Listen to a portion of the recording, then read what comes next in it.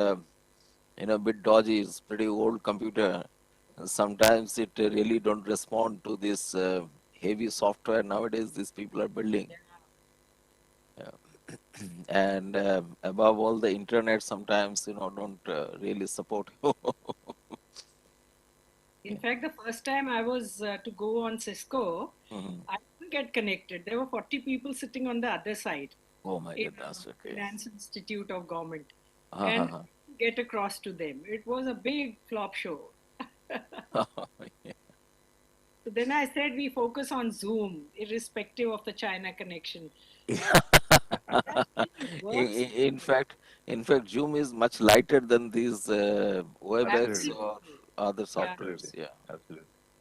And if you want to insist on the China connection, then we'll have to quit using laptops and computers altogether anyway. That's true. All Yeah. are Everything is You said it. manufactured there. You said manufactured it. there How much only. can you leave? Yeah, yeah.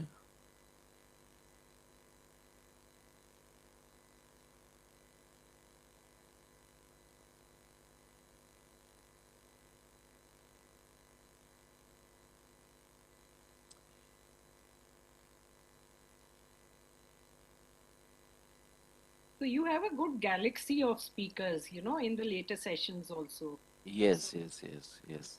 That is a masterpiece of Professor Tare. He uh, connects everybody so nicely. yeah. And I think in the platform now in Sigonga, uh, almost anybody who has some kind of interest, he yeah. always invite and, you know, opportunity to have interaction. That's a great thing. And in fact, this is the sixth one which we are running this time. Um, and I'm coming for the first time in your seminar. yeah, yeah. In fact, Sem- that yeah. was we have missed you. We should have got you before. Yeah. In fact, in 2013, Mhm. uh, we decided to, because that conflicted, there was an international meet of governance scholars Okay. on rivers and forests, the ecosystem. How Mhm. much land does a man need? That was the theme of the conference. Okay. The way land was being grabbed Right. affects everything, right? Right. So Right. MC Mehta, because the roads got washed away, Mhm. our dates were with that Kedarnath crisis. Right. Right. Right. Plus flood. Yes. First Yeah, flood. so we couldn't reach Masuri Mhm. Administrative School. So Right. Right. MC Mehta gave us that Doiwala ashram in the midst Mhm. of the forest, and we Yeah. Yeah. organized our conference there. So the second day was for Ganga. And then Okay. everyone said, we are not going to sit in the ashram. We are definitely going to go to the banks of Ganga, wherever the devastation has occurred.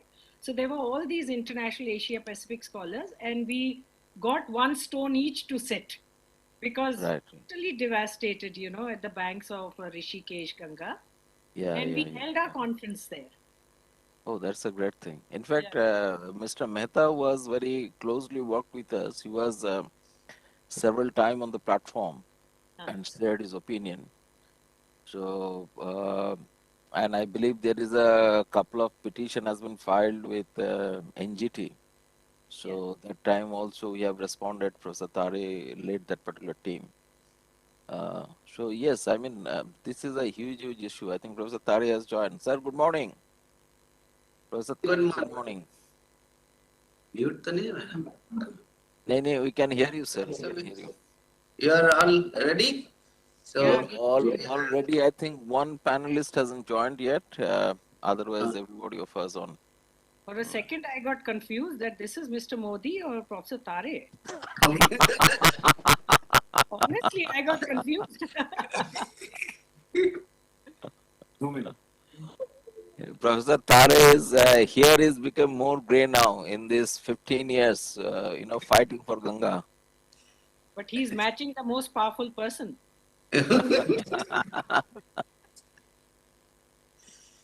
Screen share का permission है ना? ले लो उनसे। हाँ start कर दे से और वो मेरे को दोगे ना और कहाँ से ऑपरेट करोगे?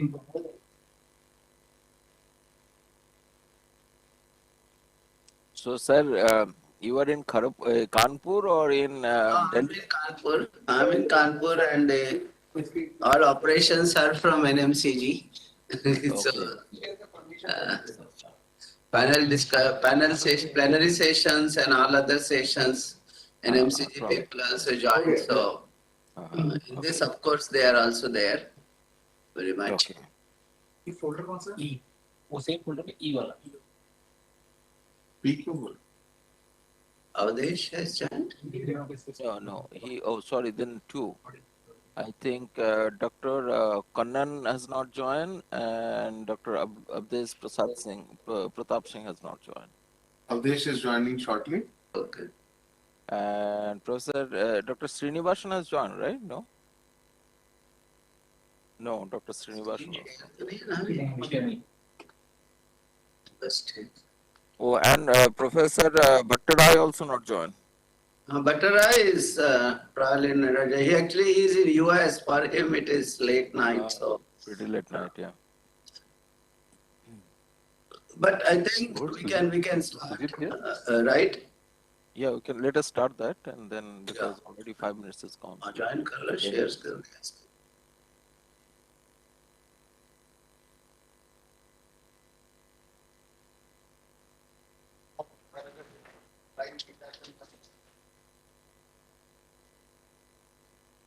So, good morning and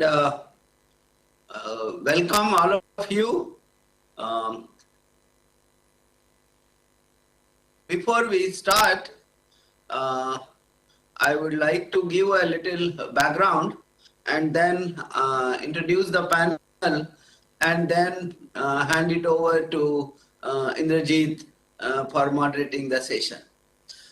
Just to give you a background,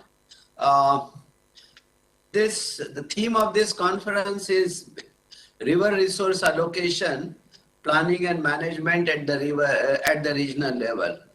Now, this is something which probably has not been done earlier. Rarely we have talked about river resources.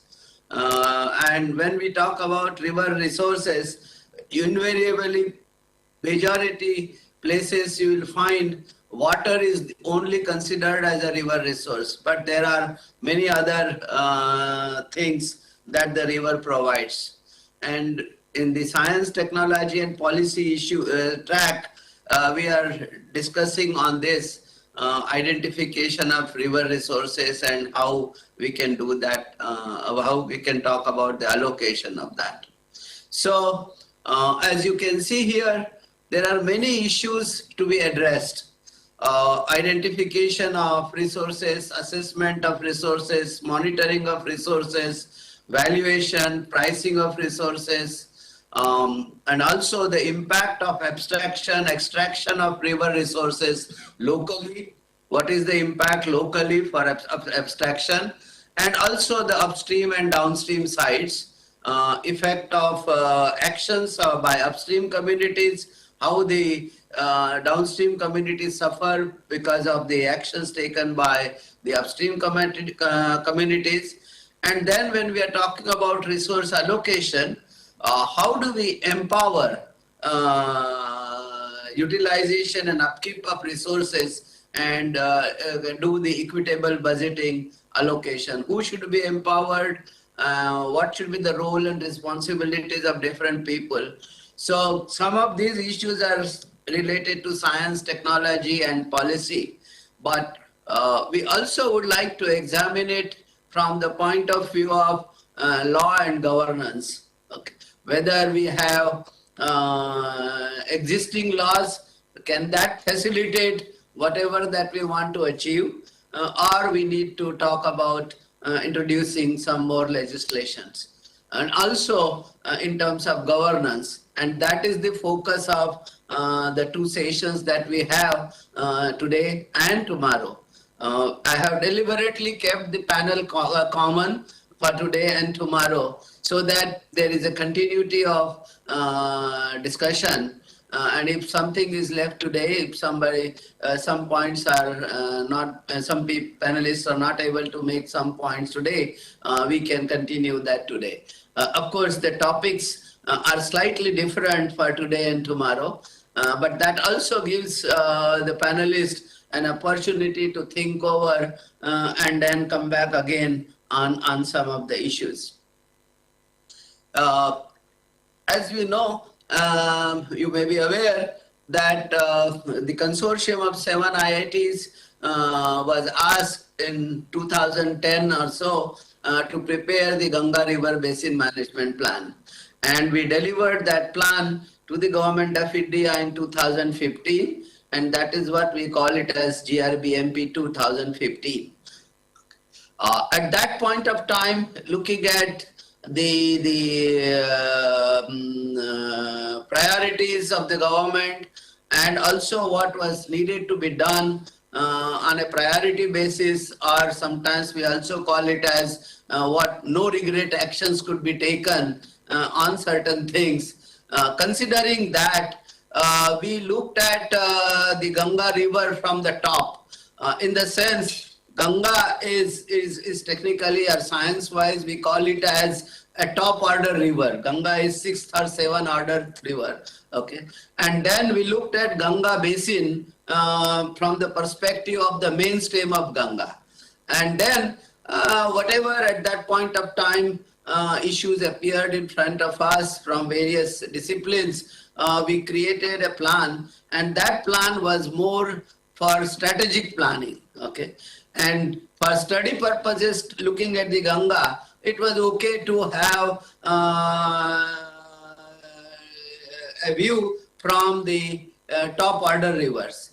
But when we want to build this kind of structure, obviously it is unrealistic. We cannot start building from the top and go to a wide base.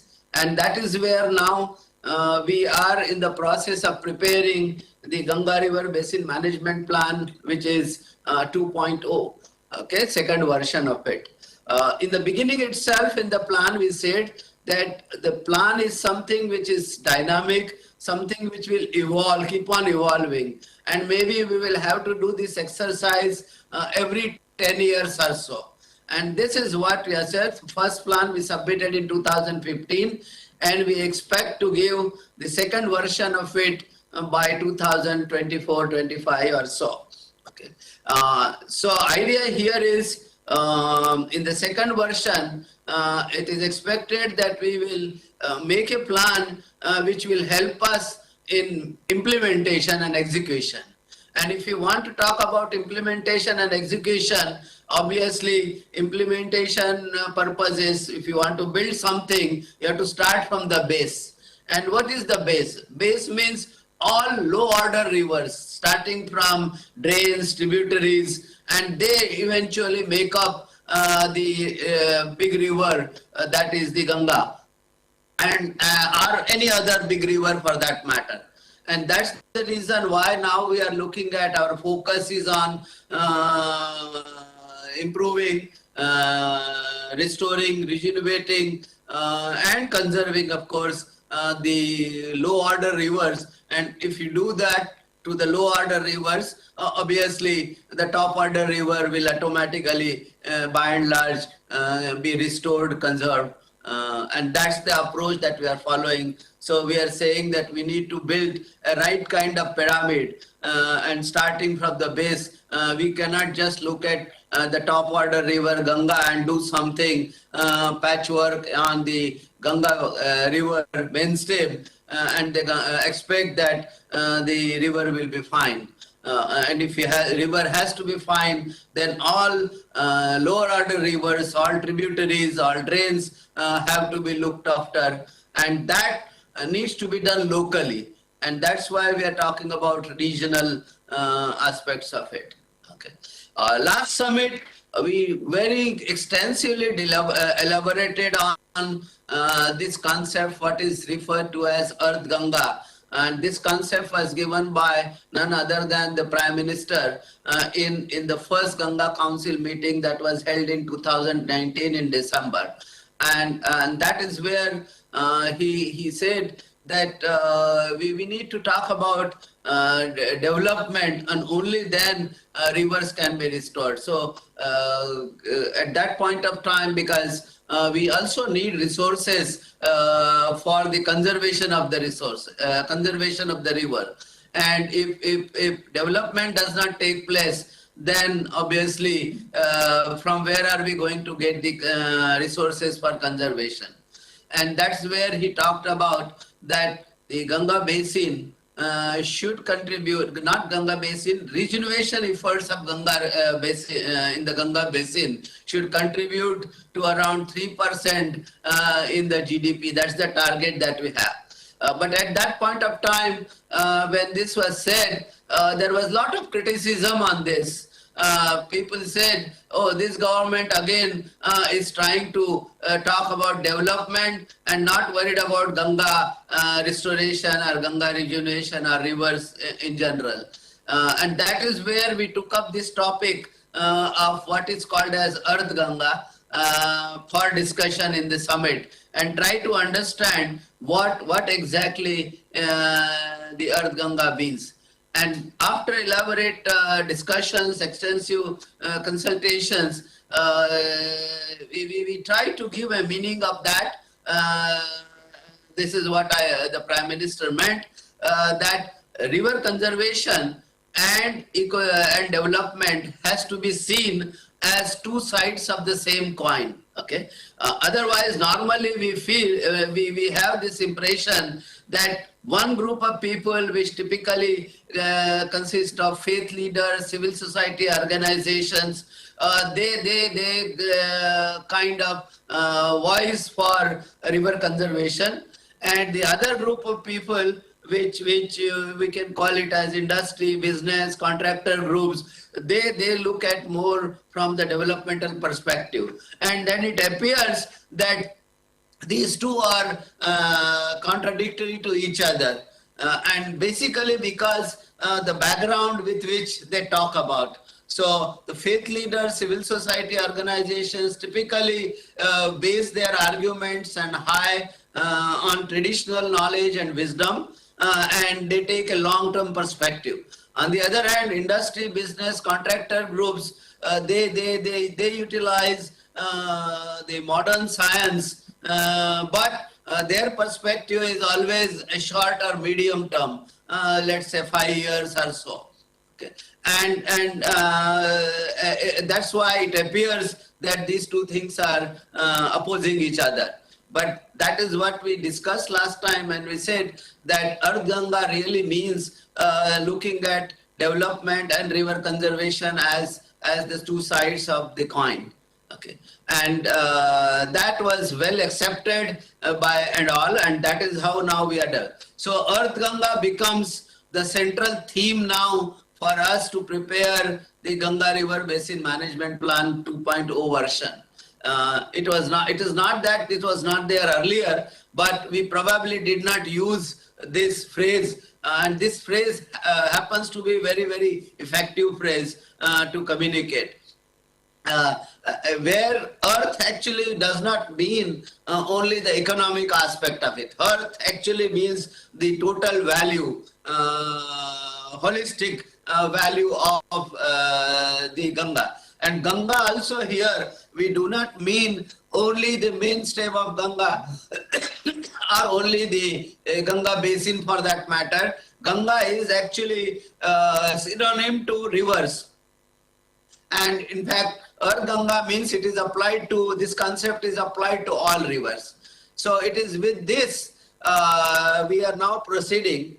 And obviously earlier also when we prepared this plan, our guiding principles were apply modern science and technology, but with understanding of ancient knowledge and traditional wisdom. We cannot have all the scientific ways. It's good for research and understand, but when it comes to implementation, we need to have our different developmental pathway. Okay. At the same time, we need to think globally of the entire Ganga basin, but we need to make sure that actions have to start at the local level. And this again will be kept in mind when we prepare the second version of the Ganga River Basin Management Plan. The Prime Minister has been talking about the concept of Vasudhaiva Kutumbakam world over, and obviously when we talk about planet as one family, it means not only human beings but all life forms are part of the family, and that's the approach that we need to take. But at the same time, for implementation purposes, we need to make sure that we start acting at the individual level, at the family level, at the community level, locality, city, state, and country. And that's the approach that we are now taking. And when we talk about the holistic value of the river, if you have interventions, human interventions, obviously the river health changes. If you have pristine river, and you can have on the other side completely critically degraded river. And when we talk about the holistic value, probably we get the maximum value when the river status is maintained somewhere between pristine to the degraded form, probably more close to the pristine form than the degraded form. So this is what we are now trying to look at. And then when we do the planning and study, okay, so for planning and study purposes, we need to look at natural boundaries, okay, and that is where we look at basin. Basin, of course, is part of a continent, subcontinent, or a continent, and in the basin we have sub-basins, we have river and tributaries. Okay, for example, if I look at the southern part of one of the tributaries of Ganga, it's Khan River, which originates somewhere in Indore, Madhya Pradesh, and then that joins Shipra. Shipra joins Chambal, and then Chambal joins Yamuna, Yamuna joins Ganga, and so on and so forth. So for study purposes, we have to look at the natural boundaries. But when it comes to implementation, obviously we have devised the governance mechanism wherein the implementation is done through an administrative structure. And that is where we need to look at administrative boundaries. And for that, we need to look at countries' boundary, nations' boundaries. Within the nation, we have a number of states, and within the state, we have a number of districts. And obviously, all our actions are starting from the district level and going down up to Gram Panchayat, RDM level. So we need to kind of have a synergy between, while we do the study and planning and implementation, we'll have to have plans from the point of view of administration boundaries. And the last slide that I want to show is, when we talk about river resources, there are a number of resources that are part of the river system. Water, sediments, dissolved solids, bed material, sand, boulders, biotic component, microbes, flora, fauna, and of course, river also has its own energy, which with potential energy at times gets converted to kinetic energy. The nature also does that, and we tend to utilize that probably more extensive to make sure that we get hydropower and energy from that. And there are a number of interventions that the human beings do in the form of dams and barrages, canals, wastewater disposal, navigation, riverfront development, dredging, water intake structures, groundwater pumping, and so on and so forth. And all of this together lead to what we call it as ecosystem services. And they are broadly classified as provisional services, regulatory services, cultural services, supporting services. Now there is a lot of confusion in terms of if you call all of these, even with human intervention, as ecosystem services, it's not very practical to use that. And that's where we are debating in this particular summit, what should be the best way. Yesterday we had a discussion on that, and we will continue that discussion for the remaining 4 days as well. But here, what we would like to look at is from the perspective of law and governance, what are the kind of bottlenecks in the law and governance, if there are any, or what are the provisions that are there in the laws which we can effectively utilize to what we want to do, and that's the kind of discussion that we would like to do. Okay, so with this I would like to introduce the panel. We have a very diverse kind of panel based on their discipline, the areas in which they work. So it is really people are coming from different kinds of discipline. Also, their professional affiliations are different. Some are with the government, some are with academics, some are with NGOs, and some are in private, and so on and so forth. So we have and we read such kind of diverse opinion coming. And then we can converge to some ideas, basically to have convergence, because if you want to achieve something, we need to make sure that everybody is on board. Okay, and it is from this, and also from the age perspective also, we have some young people, we have very experienced people as well. Okay, and that I think makes a very good panel. So we have with us Krishna Rao, the advisor, Program and Management, Water Sanitation and Hygiene Institute. Is a trained development expert with an academic background in international development and non-profit management. By training, he is a chemical engineer. Krishna has more than 20 years of experience working in developing countries in Asia, Africa, and Latin America on provisions of infrastructure service, and specifically on sanitation service such as fecal sludge management, solid and liquid waste management, incorporating reuse and energy access for undeserved communities. Krishna has also developed business models for resource recovery and reuse from agro and domestic waste, and tested them for feasibility using multi-criteria assessment in multiple cities in developing. So this background obviously will help us in discussing the issues that we are looking at. Then we have with us Dr. Sujit Kannan from Delhi University. Sujit Kannan completed his doctoral research on the right to sanitation in India, a multifaceted right in search of a comprehensive framework. That was his PhD topic.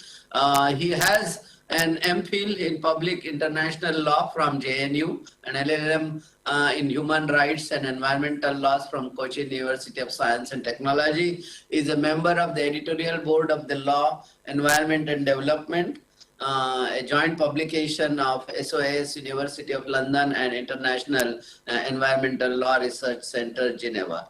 Okay, then we have with us Dr. Philippe Coulet. Is a professor of international and environmental law. He came to teach at SOAS with qualifications in law and development studies from Geneva University, London. Philip's main areas of interest include environmental law, natural resources, human rights, and the socio-economic. So this background again is very important when we discuss the topic. Then we have with us Dr. Tony George. Is an associate professor at the Jindal Global Law School. He is a senior research fellow with the International Ocean Institute, Canada. He is also a member of the World Commission on Environment and Development of the International Union for Conservation of Nature. Dr. George was earlier at the National Judicial Academy, India. And then, of course, he has experience in laws and regulations and governance, and that will again help us. We also have with us Dr. Srinivas, a research chair established by the Ministry of Jal Shakti on water conflicts and governance at Center for Policy Research, New Delhi. He again has a very wide experience, very much relevant to the topic that we are going to discuss. Then we also have with us Dr. Sharad Lele. He's obtained his PhD in Energy and Resources from the University of California. He worked at Pacific Institute, Howard University, and Institute for Social and Economic Change. He co-authored the Center for Interdisciplinary Studies. He co-founded the Center for Interdisciplinary Studies in Environment and Development and led it till 2009 when it merged with Ashoka Trust for Research in Ecology and the Environment, what is popularly known as ATRI, Bangalore. And then, of course, he's continues to be associated with that. And this background is also very much useful and helpful in discussing. Then we have with us Dr. Avdesh Pratap Singh, a chartered civil engineer and a doctorate in water laws, have been actively practicing law since 2001, starting at the district court to now actively in Delhi High Court and Supreme Court, and has also been engaged in teaching law and taking visiting lectures on water laws across the country. He has been a member of the group of legal experts for interlinking of rivers under Task Force for River Development and Ganga Regeneration, Ministry of Jal Shakti, Government of India. And then we also have with us Dr. Amita Singh, who is a very excellent academic record and a lot of experience in this particular area. So I think we have a very good panel. And then, of course, I have my colleague with me, Dr. Indrajit Dubey, who is a professor at the Rajiv Gandhi School of Intellectual Property Law, Indian Institute of Technology, Kharagpur. He has gone on to work as a practitioner, legal executive, academicians, etc. I'm sure we all know him. His areas of interest include corporate laws, corporate governance, and corporate environmental law. More important to me is he was a lead in the policy law and governance group of the IIT consortium that prepared the Ganga River Basin Management Plan. So he brings in that background and he continues to be associated with Team C Ganga. So with this, I now hand it over to Dr. Indrajit Dubey to take the subject matter and discussion forward. Indrajit, please. Thank you so much, sir. Thank you. You have really set the stage pretty well, and we understand now what should be the focus of our discussion today. Uh, as Professor Tare told, we need to think, the role of policy, law, and governance, the background which he has set. But before we go into this, let me give you some,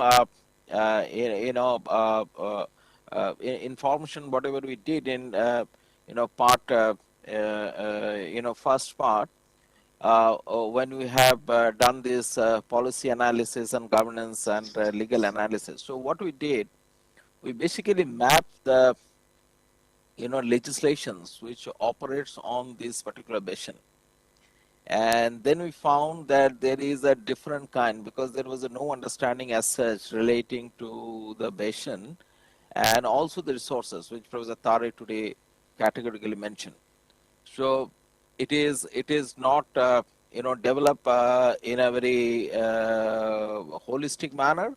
Rather, it was more of organic development. That means, whenever whatever is required, there is an enactment or the policy or the governance issues has been brought in. And within that, there is also several legislation which are of a colonial enactment. And those particular legislation are still in operation. And also some finding which we also, put forward there, that sometimes these particular legislations are act against each other. That means there is some governance bodies has been created or institution has been created or certain policies has been created where there is no clear demarcation of the jurisdictions, and then they act against each other. And possibly that is one of the reason in case of difficulty in implementation. And I think we need to talk about that because you know we might have a best plan for conservation and the development, which Professor Tare explained. But if you don't have a right frame of the policy and you know the institutional mechanism, then there is a difficulty to implement and translate that. So initially the idea was a top-down model, but as we are going ahead in the discussion, we are understanding that it should be a bottom-up model. Otherwise, it is difficult to address this. In this background, we'll do like this. First, I will request all the panelists to give your opening remark. Maybe you have got all these particular questions. I'll say just look into this particular question and give your opening remark. And I believe we have around 40 minutes at our hand. So maybe 5 minutes or 6 minutes we can utilize in the first round. Then we'll take up the point and then we'll go back into the second round also to finish this. And then we'll kind of, you know, take home from this particular session itself. So let me start with Professor Philip Collett. Professor Philip Collett, if you can have your opinion on the question which has been circulated to you on E1.2.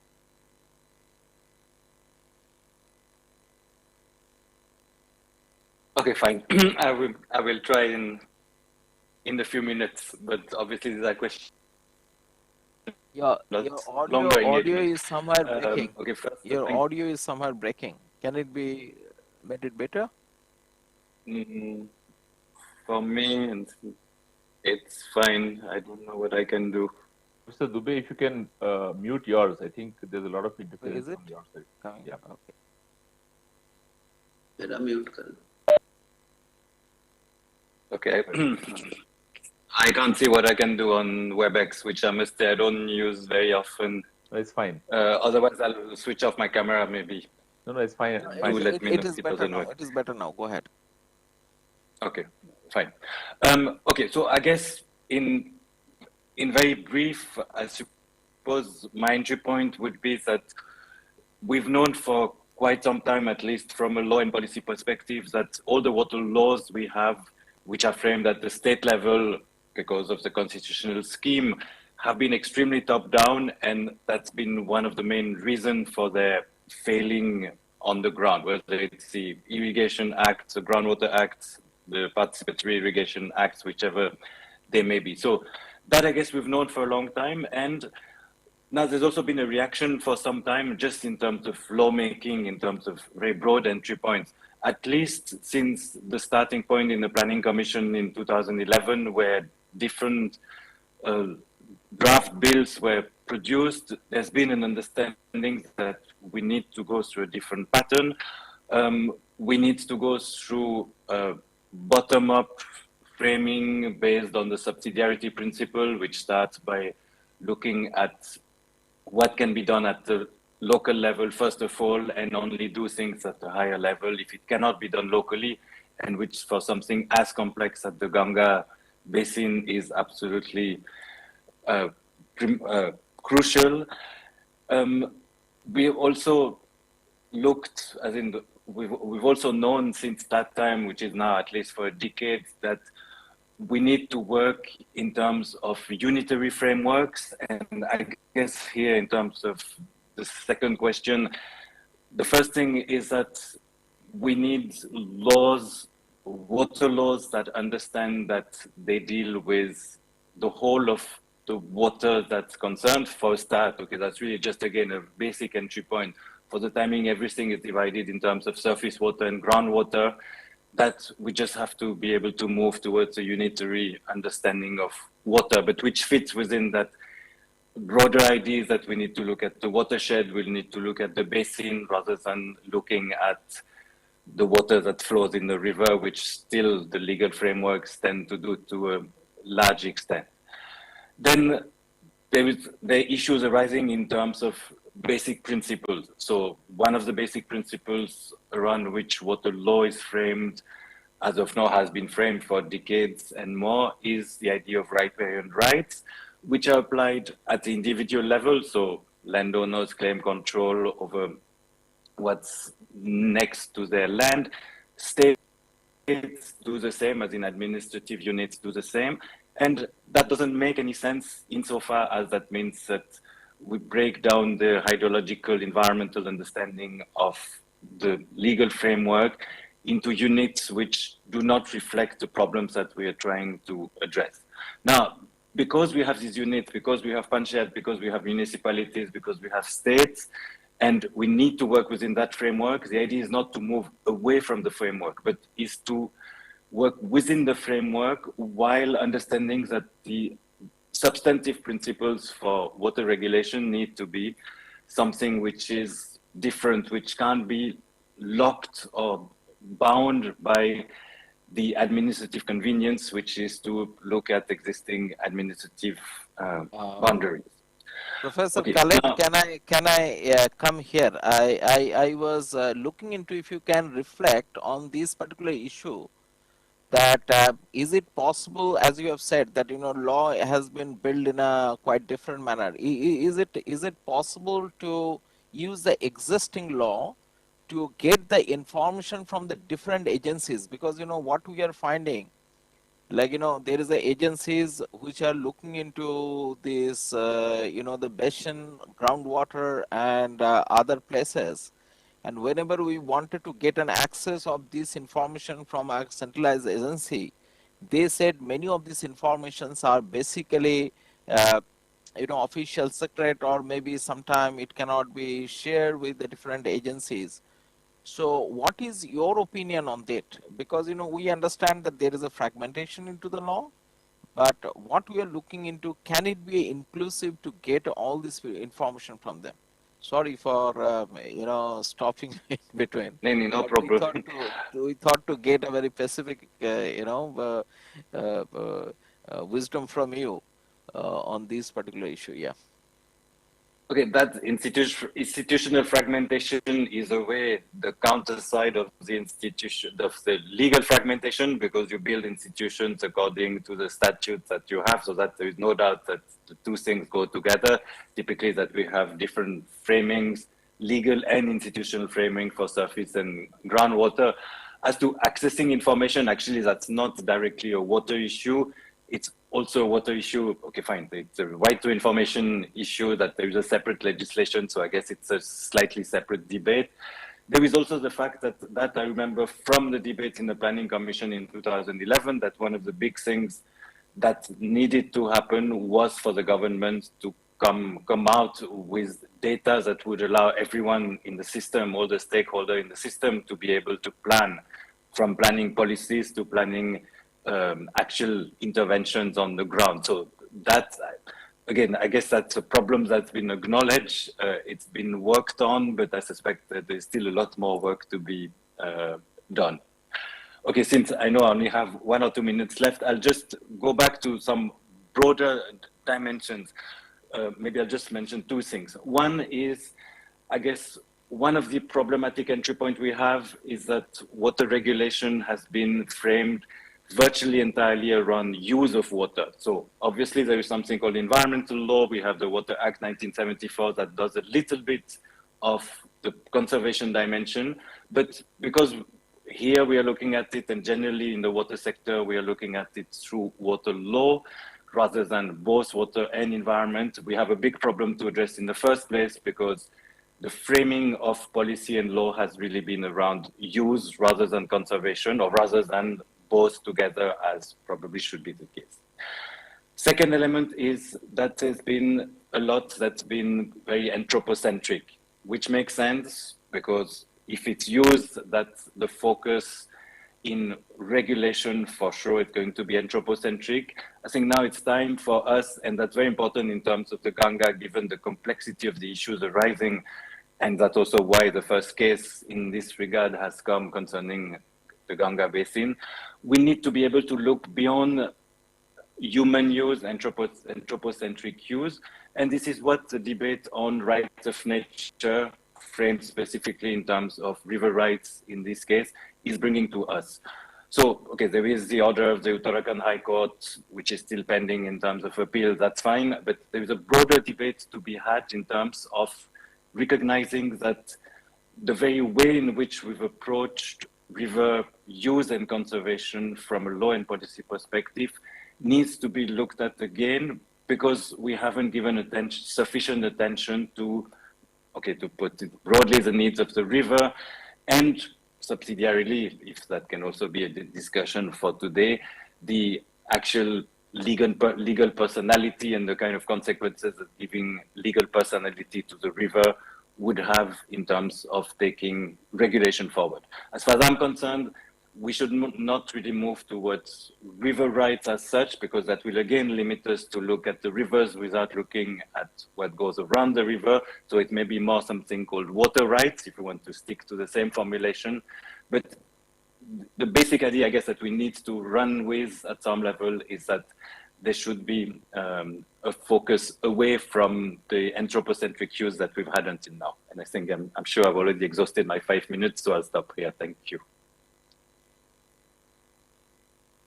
Thank you so much. It's really good because we have got a couple of points we'll revisit after hearing from other panels. Panel member. May I request now Dr. Lele to come in and to, give your thoughts, maybe within 5 minutes if possible. I will try, definitely. Yeah, sure. Thank you, Professor Dubey, and thank you, Professor Tare, for this invitation to participate in this very interesting panel. I see a lot of friends around here, in fact, including friends who are pestering me for book chapters that I haven't delivered. So maybe I should switch my video off. But anyway, it's a pleasure to be here. And I think I want to make just in the first round, just make sort of three points, which I will say one is a hydrological point, one is a normative point, and one is a governance related point. And my hydrological point picks up on the tail end of what Professor Tare said in one of his slides, which is that what is influencing the river, and the fact that river basin management or river basin planning tends to focus on what's in the river or in the stream or in the channel. So it's all about surface water management. And the hydrological point is that there's a lot going on in groundwater, which is not reflected if we only focus on surface water. But all the impacts of groundwater use show up in the form of reduced base flows in the rivers. Unfortunately, groundwater has not been incorporated into all the calculations of the water dispute tribunals. The earlier tribunals simply declared they don't know enough about groundwater to talk about it. The Kaveri Water Disputes Tribunal actually talks about groundwater, but only in one side of the story, which is how surface flows recharge groundwater in the Kaveri Delta, but they don't talk about how groundwater actually contributes to base flows in the entire basin in the upstream or of the delta. So I think that is a huge factor now, especially with the borewell revolution that we have had over the last 3 or 4 decades in India, where we are the world's biggest groundwater user. And although each borewell is small, but the scaling up of that in terms of millions of borewells has had a phenomenal impact on the flows of rivers. And I think that's completely missing from our discussions, number one. Associated with that hydrological point is of the influence of soil and water conservation structures. We have spent thousands of crores of rupees on watershed development programs. And to the extent that these structures are still standing, they do influence the flow because they convert surface water into groundwater through infiltration processes. And again, that groundwater is not staying there, but it is picked up by the farmers immediately as they see more recharge their wells. They start pumping more and irrigating more. So you have a reallocation of water from downstream towards the upstream, which might actually be maybe a fairer use of water than was historically possible, but certainly has implications for surface flows. And the third, which is perhaps a lower order impact, which is the impact of vegetational changes, beyond, of course, converting rainfed agriculture to irrigated agriculture, is the influence of converting, for example, drylands to eucalyptus plantations, or replacing natural forests with eucalyptus and teak plantations or acacia plantations. And as we talk about carbon forestry more and more, we might see more and more of that. So I think that's something to really watch out for. We have well-established evidence for the impacts of all of these three phenomena, which is especially ground pumping, but also soil and water conservation structures, and the influence of single species fast growing plantations and other kinds of changes in vegetation, which are not seen as hydrological interventions but have hydrological impacts on the flow of rivers.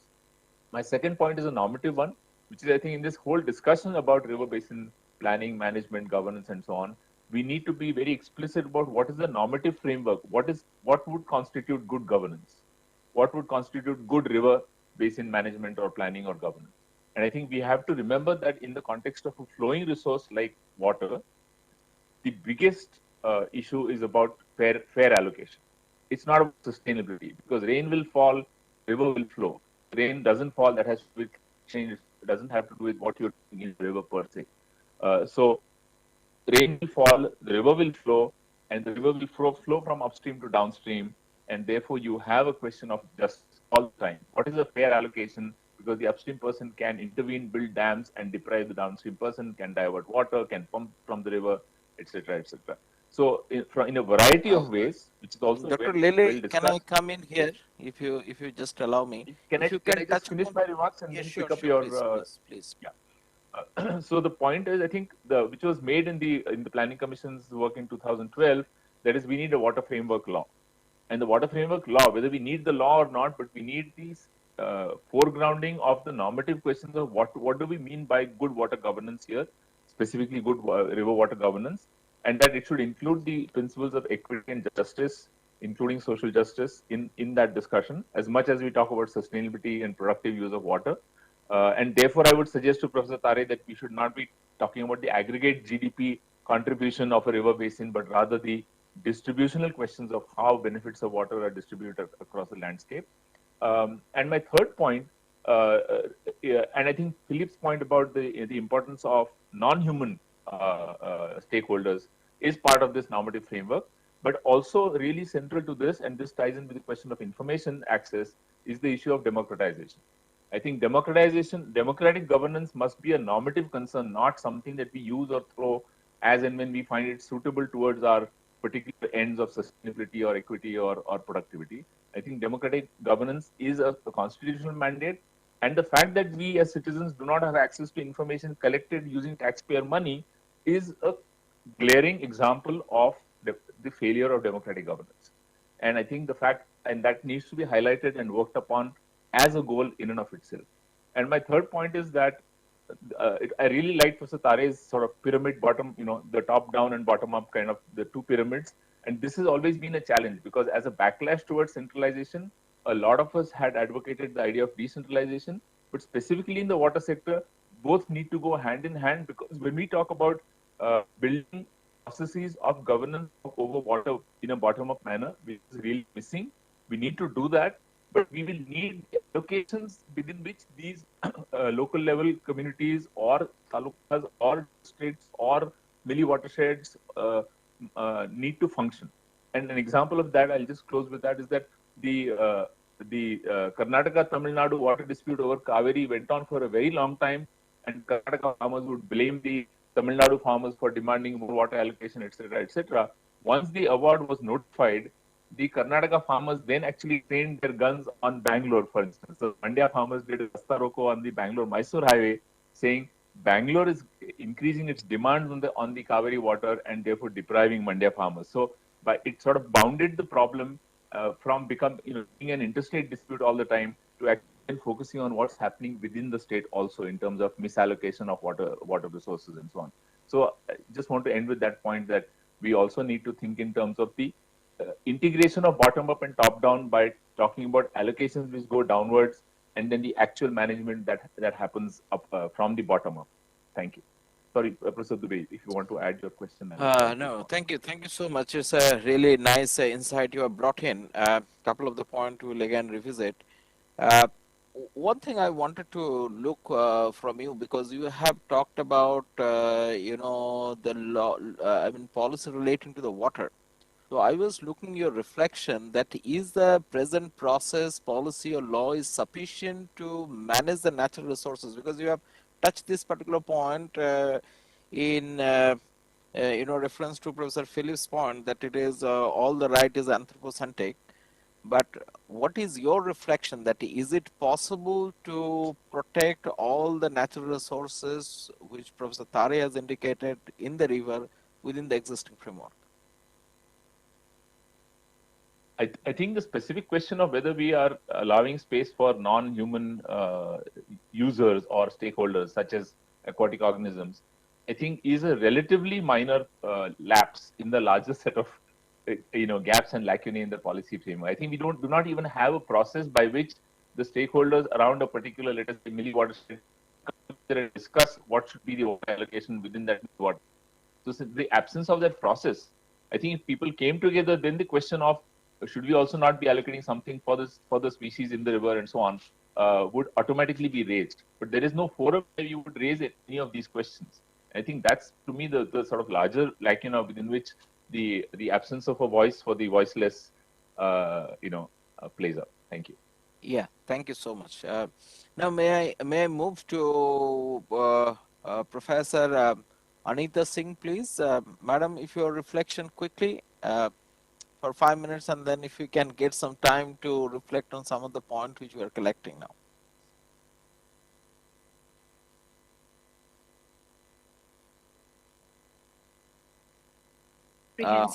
Yeah, we can hear you now. Yes, please. On a very comprehensive analysis that Professor Tare has given in the beginning, I would rather focus on the four major points, very, very relevant points around which the whole discourse on law and governance moves around. One is the river resource sharing. The second is, of course, unanimous agreement on development and conservation, two sides of the same coin. The synergy which is needed in administrative and decision-making bodies. And the fourth one is, river's own energy. A very powerful point that he's made is that, the potential energy gets converted into kinetic energy. And as a result of which, certain activities are produced, and those activities can be translated into, major productive activities for the communities and for society at large. This is a very powerful point, and a lot of court debates have sometimes in the past gone on this factor, whether the river has personhood, identity of its own, or the same standard operating procedures could be applied to all the rivers at one go. So these are four contextual issues in law and governance. I start from the river resource sharing. Resources, that come from the origin of the river, various, streams, smaller streams, they combine together to form a Ganga that goes down and ends up, at Hooghly, Diamond Harbor, the delta management that has to take place, the source management and the delta management. If we compare the two, what is river at its source and what it becomes at the end, what we are providing to the downstream communities. Now, much of the legal phenomena is on this very socialistic concept that we have been very irresponsible about management of river in the upstream so that the downstream communities get the share of what they deserve for being part of this river. Now we have seen that when the damming occurred in Narmada Basin, then the downstream communities had completely lost their livelihood because simply one fish, hilsa fish, could not be made available to them, which was freely available. But then we have, the alluvial soil, we have, the contents, the minerals, who is going to calculate the worth of, biochemical oxygen degradation, who's going to evaluate the value of the pH that dissolves in oxygen, who's going to talk about the hardness. How do we take all that, incorporate all that in law? Is a massive study. But what Professor Tare said, we need it. It is indispensable because unless we have data in our hand, the judges would be absolutely, in no capacity to pass a judgment of who is right and who's wrong. Now, The second point, of course, is about environmental conservation and development. We know that industrialists and the civil society local leaders have to be brought together. We have never done that effort. You know how many meetings of Namami Ganga has taken place with the panchayats? How many times have we gone down to Bihar to talk to people? What are they losing? No, not a single one. I don't come across. It is only the university researchers, civil society organizations which are actually working for them. So it is important that we try to bring back that data. You know, I'm sure some of it would be political, some of it ideological, but whatever it is, we do get the data at least from somewhere, and that need to be incorporated into the decisions which are taken. Now, talk about, you know, repeated flooding of Ganga tributaries in Bihar. What amount of it is lost? You know, what amount of it turns into sullage? What amount of it turns into metal streams because effluents are freely discharged? You know, there's so much of disasters happening repeatedly. We are not having enough data to tell the judge that this is what the decision is, unless we are clear about data, because today judiciary doesn't decide and should not be allowed to decide on the whims and fancies of the parties on both the end, the respondents and the petitioners, but it should have a data. The way MC Mehta was able to get through, you know, the lead-free petrol in Delhi was simply because Marshalekar committee had actually brought the data and produced it at the table of the judge. That is missing out in Ganga, and there's a lot of irrelevant talk, scattering going on. And I do understand that there is so much of legal scattering because there are so many people working for Ganga, but they are not in dialogue with each other with reference to the judiciary. So that synergy, which is very relevant, you know, very important point he's made, the synergy is deeply missing out. And there are lots of cases we can say. Take up, for example, you know, Geeta Mittal's judgment in the Yamuna riverbed management case. There were judges repeatedly, and they ended up with judges who could not define a riverbed. Now, it was Geeta Mittal who gave, you know, number of points to define what a riverbed is.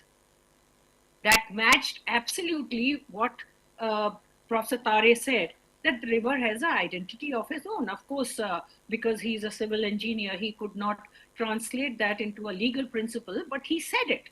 He made that point that river has its own energy. That means the river has an identity. It has a personhood. Why do we worship rivers? Because there is something scientific about it that we have not been able to translate in terms of legal language, but that exists. It is unsaid, but it exists. So this personhood, and he made an important point that potential energy and kinetic energy can be the starting point for defining personhood for a river, an identity for a river. And once we say its identity, Geeta Mittal's judgment goes very straight. She had said that river may not be using this amount of land in one season, but the next season it comes into over it. It overflows that land. If it goes away, it doesn't mean that the government has a right to construct all these big buildings over it. You may not use your bed for some time, but ultimately to sleep on a bed, you would need the whole bed. And riverbed defined in many of the judgments that have been taken across the world should be come together in a comparative case study and be produced in the River Ganga Management Authority. And that is where we empower the judges to talk about it. Lastly, I would say what we have been missing out immensely. We are having a dialogue amongst ourselves because all of us unanimously agree that Ganga should be saved, it should be cleaned, it should be respected, because there is, you know, the sharing which is important, you know, just as it is, you know, intragenerational and intergenerational sharing, which we discuss in law. There is upstream and downstream sharing, which is a legal principle, but we have not been able to define it into the form of a legal principle. So why we have not been able to define? Because our judges are not trained. If you look at the number of judgments that have been given regarding the rivers, you would laugh on the IQs of the judges who have been sitting over there and defining rivers as, a concretized building, a stable form. Rivers are never a stable form. Rivers are never a concrete jungle. They have a life of their own. They have an ecosystem of their own. They have a philosophy of their own. Maybe 50 years from now, scientists would come out of the lives that are within the river. Say, for example, a dolphin is only one of the notions that the river is made of. It is saying something. It's the language of the river. We have not been able to define it in terms of legal principles. Chandrachud in Harvard Law Journal many years ago had said third party rights, legal rights. We have not been able to give the voice to those third parties who are there when we talk about Ganga.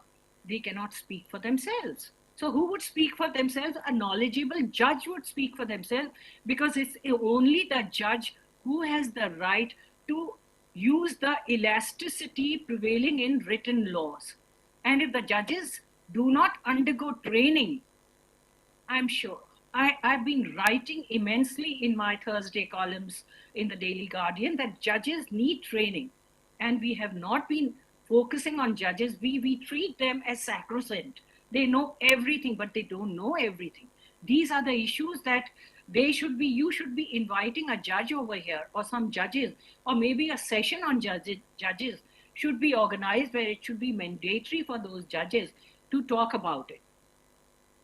And I would end up with the fact that, in issues of not just Ganga, for all rivers, we definitely should have transdisciplinary studies, but we also need to understand the history of a river, the history of the river, of how it was, what it did, and how it provided the economy. Now, from there, if we start, we say that the law should focus on primarily accountability and transparency of decision making. If there are water treatment plants, how many of them are functional? What do they do? Have they been able to reach the objectives they were invested into? These are accountability questions, and they're very, very weak. And they are in themselves so elastic that the judges just keep them giving dates and times. The comparative case studies would show the number of dates that the judges have given for the developer and for the government agency to take time for the law to be dead.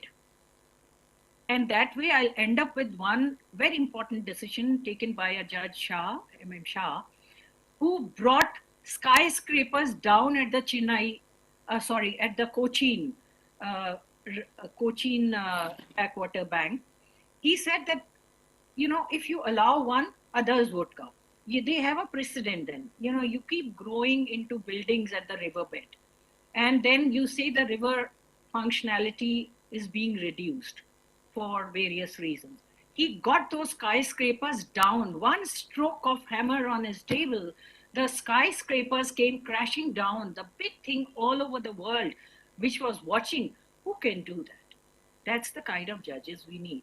And decision making ought to be something that they don't leave a precedent behind for other lawbreakers to follow, either developers or government organizations that have been very lax, very lethargic about understanding the philosophy that goes behind rivers. Thank you very much. Thank you, Professor Singh. I mean, it's very nicely you have put that river has an energy, and most of the law has been developed, socialistic, social centric. That means, it has not considered the other element into this thing. Thank you so much. So before I ask you a question, let me check with Professor Tare how much time are available, because I find only 2 minutes are left with us. Yeah, maybe So, we can take another 10 minutes. so we'll try to quiz everything within 10 minutes, but But we can Professor, continue tomorrow also. So, yeah, and yeah, tomorrow yeah. we will not have this introduction. So all the time we will spend only for discussion. That's great, sir. That's great. Yeah. Thank you so much. Professor Singh, can you give a 1 minute answer on this particular question, that how you look into this natural boundary versus administrative boundary? Because we found that it creates a more travel, and what is the perceived, I mean, how it can be assimilated in existing framework? Can we Yeah. think about yeah, because you have These touched are upon this very, particular point, but I want a yeah. little more illustration on this. Yeah. Absolutely, very perceptive questions. Actually, natural boundaries should become the administrative boundaries. And uh, when that So actually, then, in that case, it will be a problem for the constitution scheme itself, isn't it? no, How? What it is will your not be. reflection on that? It will not be, because in 48A and 51A, in the Constitution, we have enough to say that natural boundaries, should be respected as administrative boundaries. Problems come in, disasters happen, hazards occur only when the administrative boundaries try to intrude into the natural boundaries, whether it is forest, whether it is rivers, whether riverbed. The problem comes there. And there is no problem. It can happen. There's not a big question that it will not happen. But we haven't been able to, of the various studies that we've done, we have seen that we've not been able to give enough investment of thought and funds into alternatives. I And think this point we need to speak little more. Maybe tomorrow we'll pick up this particular point, yeah, and I will also request you if you can elaborate this point in the context of list also, because that will be more helpful. yeah, Because yeah, natural resources are all been distributed within the list itself. So thank you yeah. so much, Professor Singh. May I now move to next person? I think Dr. Konan, can you come in, please? Dr. Konan, you are there in the meeting? Sujit Kannan? Can you hear me? Yeah, I can hear you. Go ahead, please. Yeah, yeah, So yeah. can you just within 1 minute Yes, reflect yes, on the questions, and I think it is not yeah, possible, but maybe you choose whatever you want to reflect, maybe yeah, one. yes, yeah. Because I'm aware of the time constraint, and I would Yeah, just stick to one point, and hopefully we can take other things further tomorrow. yeah, So, right. I mean, because I'm straight away to this one very interesting point, which is related to what maybe Philip and Sharath have already mentioned, and others, I mean, including Professor Singh. That point is, I mean, what is this puzzle related to this natural boundary and administrative boundary, natural boundaries of river and administrative boundaries we are following? Because as far as the operation of law is concerned, it is, I mean, invariable. The benchmark is, in fact, administrative boundary, and that indeed is creating a lot of obstacles as far as governance of particularly large rivers like Ganga is concerned. And there comes, I mean, these two things. One, I mean, any effort, I mean, the major puzzle that I mean we have been observing for last several years is any effort to address this problem of administrative boundaries, and that by default leads to this solution that I mean we need some sort of coordination or cooperation between different administrative units, and that is particularly at the interstate level between different states or more than two states in cases of certain rivers, including like Ganga.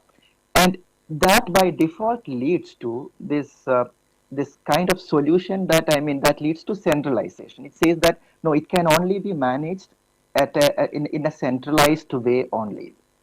So there comes this problem of information exchanges and information assimilation.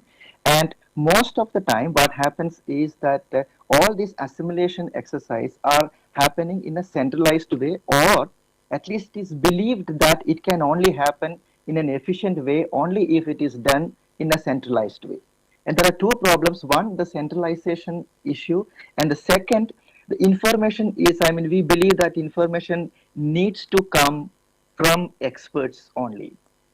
And these two problems together, I mean, this is what, for example, one, I mean, innovative way in which, I mean, at least in law, that how, I mean, one innovative way, I mean, introduced is that you can see in some of those bills recently introduced, for instance, the model groundwater bill, or in framework water law. I mean, those are only, I mean, tentative documents so far, but still, I mean, there an effort has already been introduced, that, I mean, we need to go beyond this in terms of one, I mean, I will just end with these 2 points.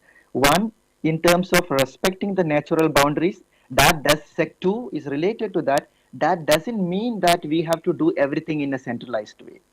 We can respect the natural boundaries, and at the same time, we can have this kind of coordination from top to bottom, as well as from bottom to top. So, and that, I mean, in law, I mean, we call it as a subsidiarity principle. So this might be an opening for us to tackle the issue of institutional coordination and the problem of centralization, and also the problem of, I would say, the dominance of, I mean, the experts, and which, I mean, some academics say it as rule of experts, which means, like, I mean, we completely undermine whatever the knowledge system, whatever the alternate knowledge system exists. Yeah.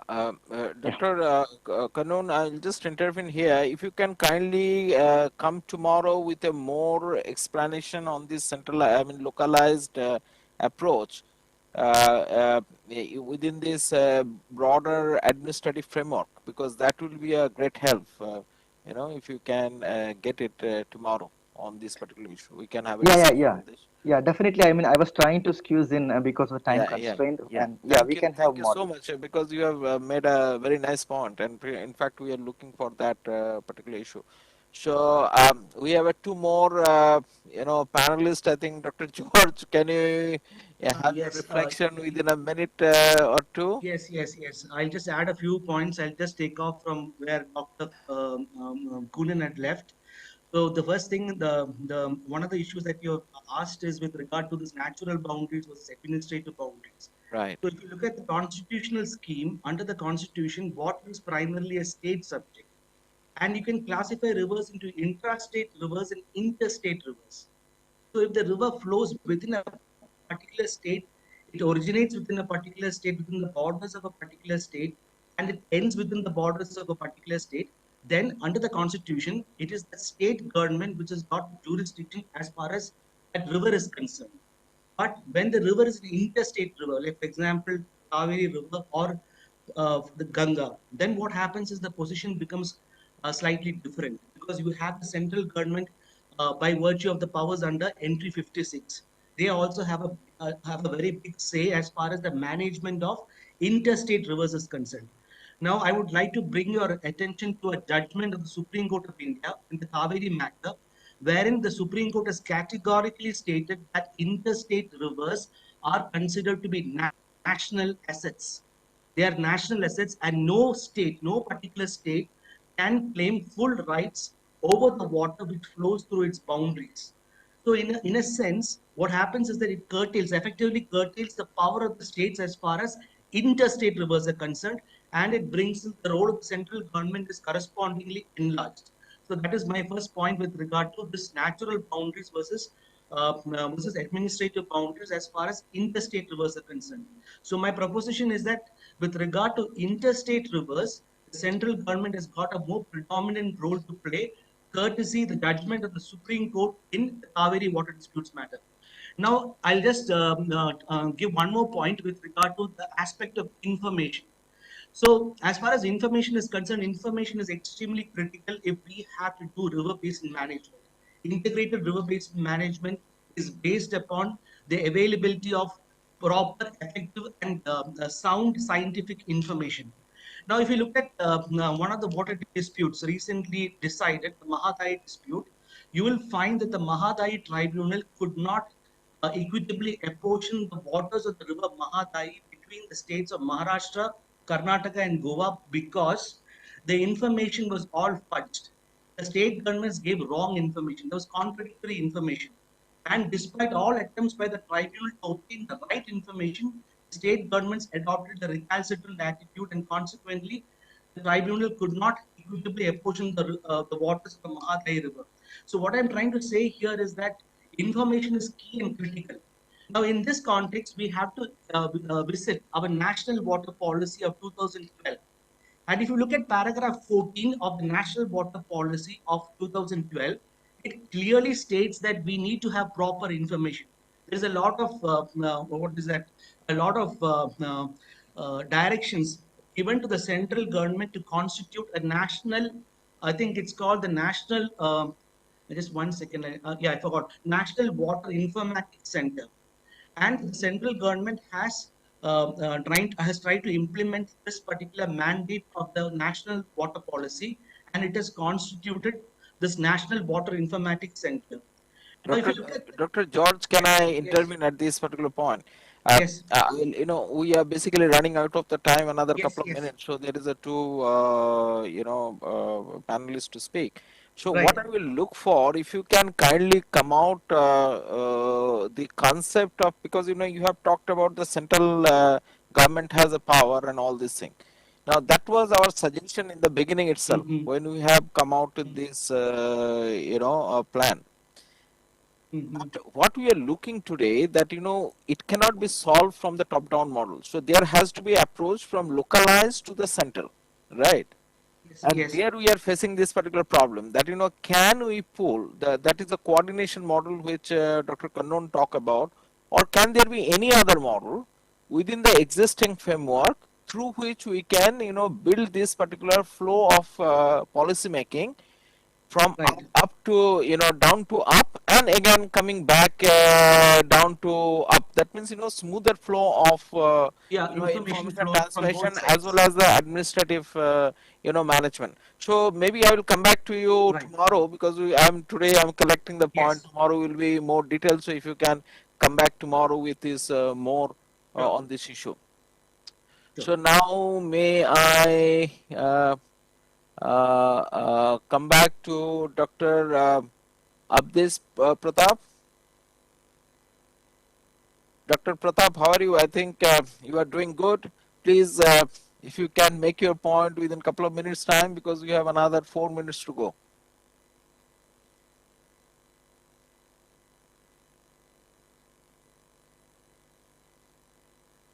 Okay.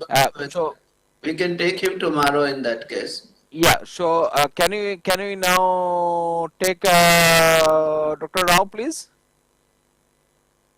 Dr. Rao, can you come in now and can you give your comment maybe within couple of minutes, whatever you want to choose a point to pick and then speak. Yeah. Thank you, Dr. Dubey. It's very, very, very difficult to concisely say for such a large topic in 2 minutes, and I would just put in one point which we can take it forward more for discussion for tomorrow.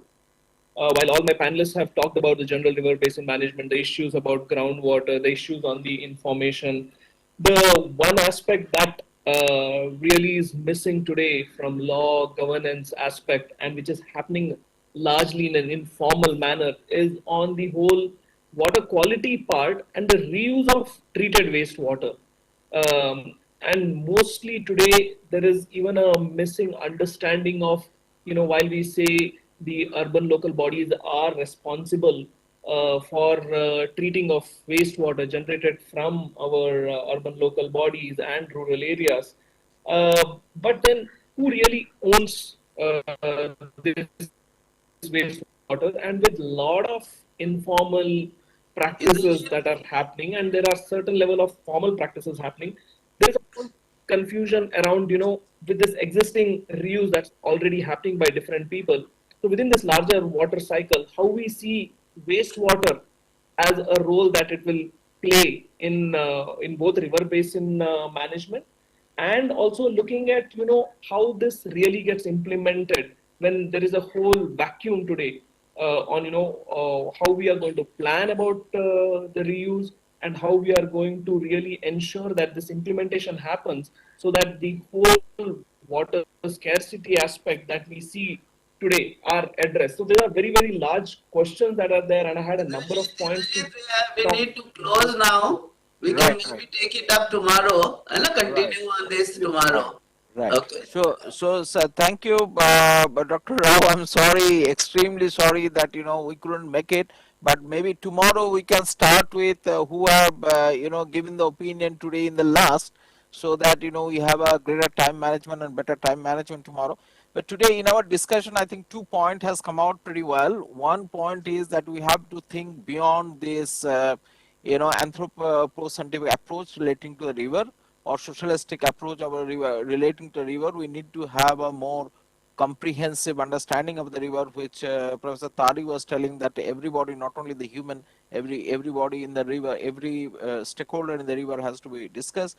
And second one is, can you really look into this localized approach to the centralized approach, and what is this legal and administrative difficulty in this? With this, I think we'll conclude the session today. Thank you so much to all the panelists, and tomorrow I think we'll have a greater time to speak.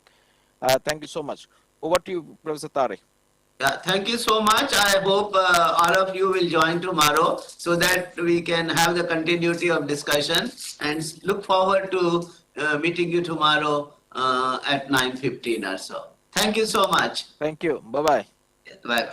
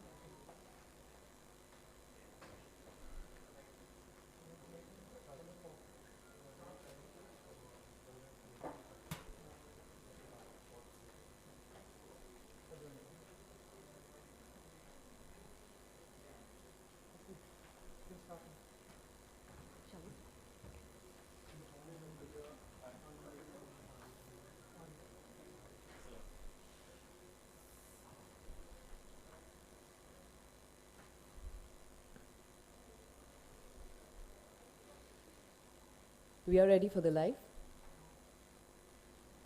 Okay.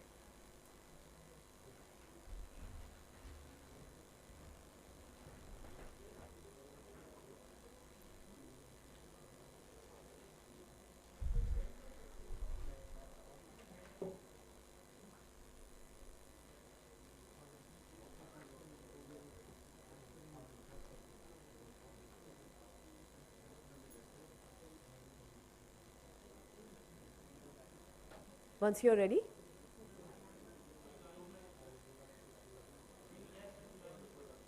एक guest को join करना है, doctor Mendoza. Join नहीं किया है उन्होंने. We can get started. Okay. हम लोग शुरू करते हैं. They will join.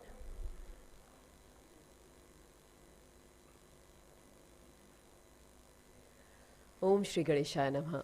हर हर गंगे नमामि गंगे. आप सभी का दिल से स्वागत है 5 दिवसीय महासम्मेलन में. This is 6th India Water Impact Summit organized by NMCG, Ministry of Jal Shakti and Sea Ganga IIT Kanpur. इस साल की theme River Resources Allocation, Planning and Management at Regional Level, जिसमें आज दूसरे दिन चर्चा होनी है स्पेसिफिकली अपर सेगमेंट की, अर्थात गंगा नदी जो कि गौमुख से अवतरित होती हैं, जो आगे बहती हैं, फिर हिमालय की और कई सारी स्ट्रीम्स इनमें जुड़ती जाती है और आखिरकार अपने पूरे बहाव के साथ, जोर के साथ ये एंटर कर जाती हैं प्लेन्स में.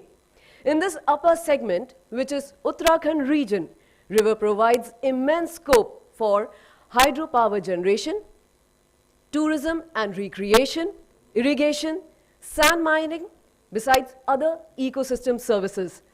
Availing such services, however, needs to be planned with minimal interventions to fulfill the river's own resource needs. On this crucial topic, we have detailed discussions lined up for the entire day. I am Mahia, and it's my true honor to be a part of this summit. And of course, welcoming our very special guests for the inaugural session for day 2. Our respectable dignitaries, Shri G. Ashok Kumarji, Mission Director, National Water Mission, Dr. Lior Asaf, Water Attaché, Embassy of Israel, Dr. Mendoza, International Program Manager, who will join us soon virtually, our prestigious speakers, guests over here, और वो सभी लोग जो कि virtually हमसे जुड़ते जा रहे हैं नमामि गंगे के अलग अलग वर्चुअल प्लेटफॉर्म्स पे. हमारी संस्कृति में जब भी किसी भी चीज़ की शुभ शुरुआत करते हैं तो दीप प्रज्वलित करके करते हैं, और इस समिट के दूसरे दिन भी शुभ शुरुआत के लिए मैं आमंत्रित करना चाहूँगी हमारे सभी आदरणीय गेस्ट को. मैं रिक्वेस्ट करूँगी आदरणीय श्री जी अशोक कुमार जी से, आदरणीय doctor Asaf, water attach embassy of Israel, आदरणीय श्री डीपी मथुरिया जी, ईडी टेक्निकल एनएमसीजी, आदरणीय श्री रोजी अग्रवाल जी, ईडी एनएमसीजी, दीप प्रज्वलित करके शुरुआत करें इंडिया वाटर इम्पैक्ट समिट के दूसरे दिन की.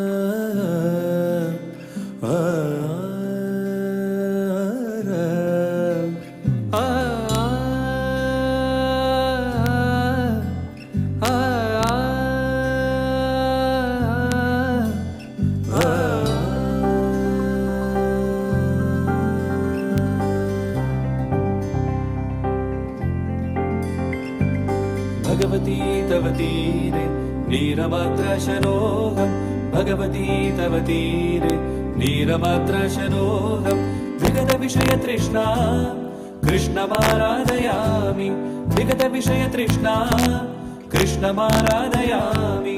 सकलकलुषभङ्गे स्वर्गसोपानसङ्गे, सकलकलुषभङ्गे स्वर्गसोपानसङ्गे, तरलतरतरङ्गे देवी गंगे प्रसीद प्रसीद प्रसीद प्रसीद. नमामि गंगे नमामि गंगे नमामि गंगे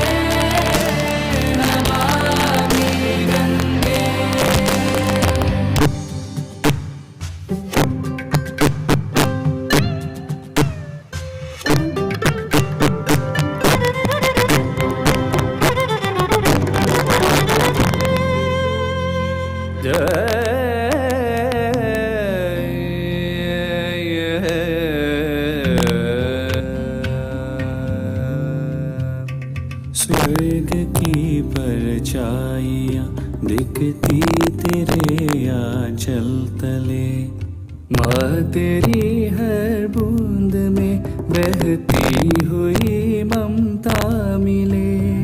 तू हथेली तन पे फेरे, मन को भी निर्मल करे। जिस तरह को तू छुए, जीवन से उसको सींच दे।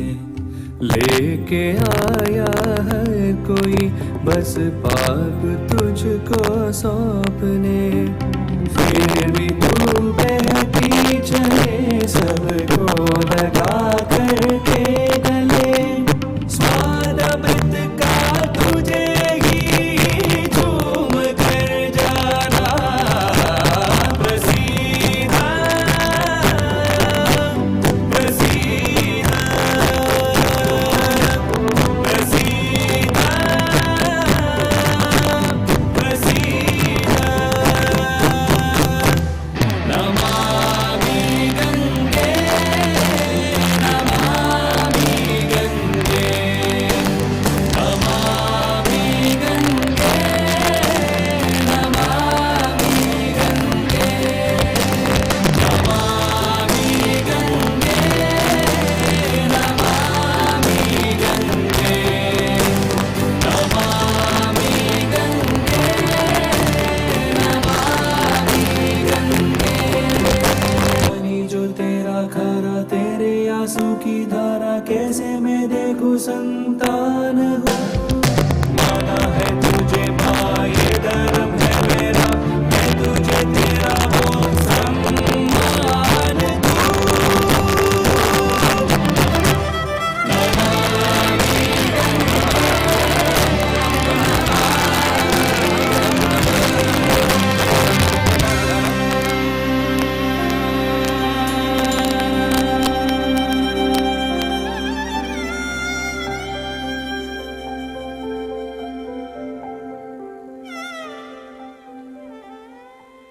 गंगा एंथम के साथ नमन गंगा माँ को।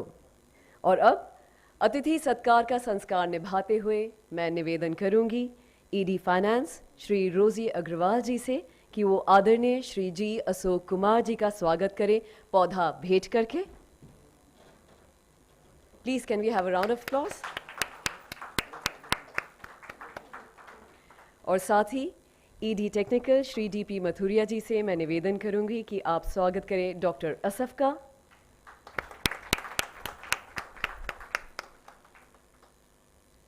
Thank you so much, sir. 6th India Water Impact Summit organized by NMCG and C Ganga आज डे 2। इस सम्मेलन का दूसरा दिन जिसमें नदियों का बहता पानी किस तरह उपयोग में लाया जाए अलग अलग रीजन में, उस रीजन की नीड्स के हिसाब से इसके ऊपर चर्चा नेशनल और इंटरनेशनल स्टेक होल्डर्स द्वारा।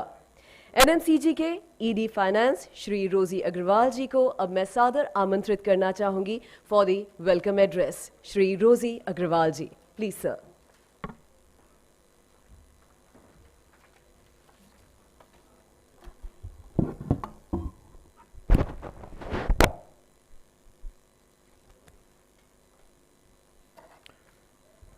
Good morning, ladies and gentlemen, and a very warm welcome and greetings from National Mission for Clean Ganga to the plenary session of day 2 of 6th edition of India Water Impact Summit.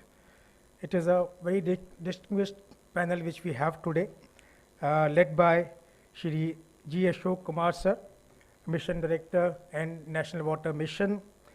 Very warm welcome to you, sir, to this plenary 2 session of India Water Impact Summit.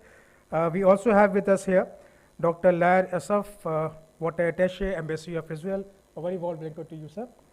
We also are joined by Mr. Mendoza, International Program Manager, Institute of Water Resources, USRB Corporation, COPS, who has joined us today live. I'm told that he is imparting training somewhere in India. Most welcome to you, Mr. Mendoza. I also have my colleague, Mr.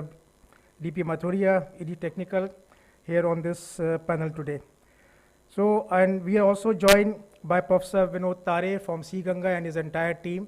And we are also joined by a number of experts, technical experts, members from scientific community and other parts of the country also, as well as from the world also. We had a wonderful beginning yesterday. The first day of the India Water Impact Summit went off very well, which was inaugurated by the honorable ministers, and thereafter we had very interesting discussions on technology and also on refinancing reuse platforms. And later in the day or in the evening, we had a discussion with the Norway internationally during the international dialogue. We had discussions with the Norway. Today we began with a very good dialogue, which was chaired by Professor Tare on challenges for policy, law, and governance, so for river resource management. And today now we have this plenary session 2, which will be where we will have discourses and addresses by a variety of speakers and people who are experts in their field.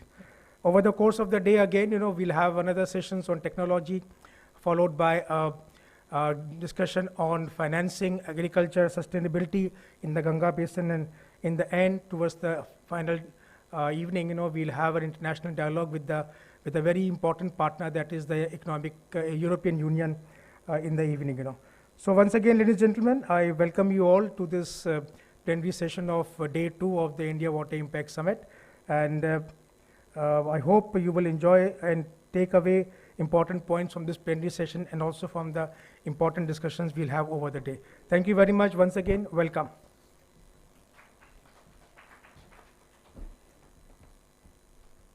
Thank you so much, Rosie sir. Ministry of Jal Shakti द्वारा स्थापित Center for Ganga River Basin Management and Studies, IIT Kanpur, इसके founding head doctor Vinod तारे, जो कि हमारे साथ virtually जुड़े हुए हैं. Dr. Tare is the founding head of Center for Ganga River Basin Management and Studies at IIT Kanpur. Dr. Tare led the consortia of 7 IITs that prepared Ganga River Basin Management Plan. Dr. Tare began his professional career with a short tenure at the Engineers India Limited and subsequently chose to serve the academic world and engage in research and development activities. 6th India Water Impact Summit के दूसरे दिन की पूरी जानकारी देने के लिए, विस्तार से इस दिन में क्या क्या आगे चीज़ें लाइंड अप है वो बताने के लिए मैं इनवाइट करना चाहूँगी डॉक्टर विनोद तारे जी को. Over to you sir. Thank you. Namaskar and good morning to all of you. I would like to, on my behalf, welcome all the panelists, and I am really grateful to the panelists for having accepted our invite. I really do not want to take the time of the speakers. We already have circulated. But the most important thing that I would like to say is that we look forward to the views of the expert members. In fact, that is the strategy or that's the flow that we follow. We look at the expert opinion, expert views, their knowledge coming across the world, and also doing work within India on ground. And that is the reason why we have requested Mr. G. Ashok Kumar, Chairman NWM, to share his experience on Catch the Rain campaign, its impact, its verifiable indicators, and this we will take it up as a discussion in the science, policy, and technology session, and then come out with the recommendations on that. Okay, so it's a very important feedback, sir, you will give, and it's very relevant from the point of view of rejuvenating our local rivers, because that will improve the situation in the groundwater, and then groundwater actually feeds into our rivers, and that is what makes our rivers perennial. And that's a very important thing, and so it's a very important initiative of the Government of India led by you. So we look forward to your experience on that and how do we want to take it forward. We also have with us the expert from Israel, who will be talking to us about water security. Again, there's a very important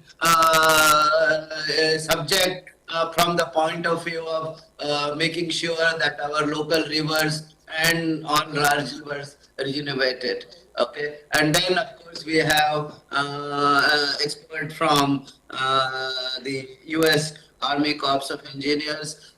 We would like to share, and all this feeds into information on the preparation of Ganga River Basin Management Plan 2.0 version, and that information is very useful for us coming across the globe. So without taking much time, I would hand over back to LMCG and request that we give as much time as possible to the speakers, and if possible, also have some question answers after the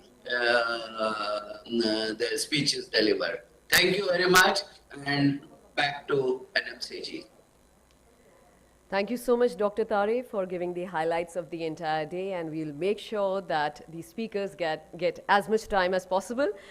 Taking forward today's summit, now I would like to invite our very special guest, Dr. Mendoza, International Program Manager, Institute for Water Resources, U.S. Army Corps of Engineers. Dr. Mendoza leads all international cooperation activities planned and executed by USAC's Institute of Water Resource across the world. He is the lead author of the UNESCO publication Climate Risk Informed Decision Analysis, which is technical guidance for bottom-up decision scaling in the planning of water resources. With a background in hydrology, his work includes river basin planning, IWRM, urban resilience, flood risk management, and nature-based solutions.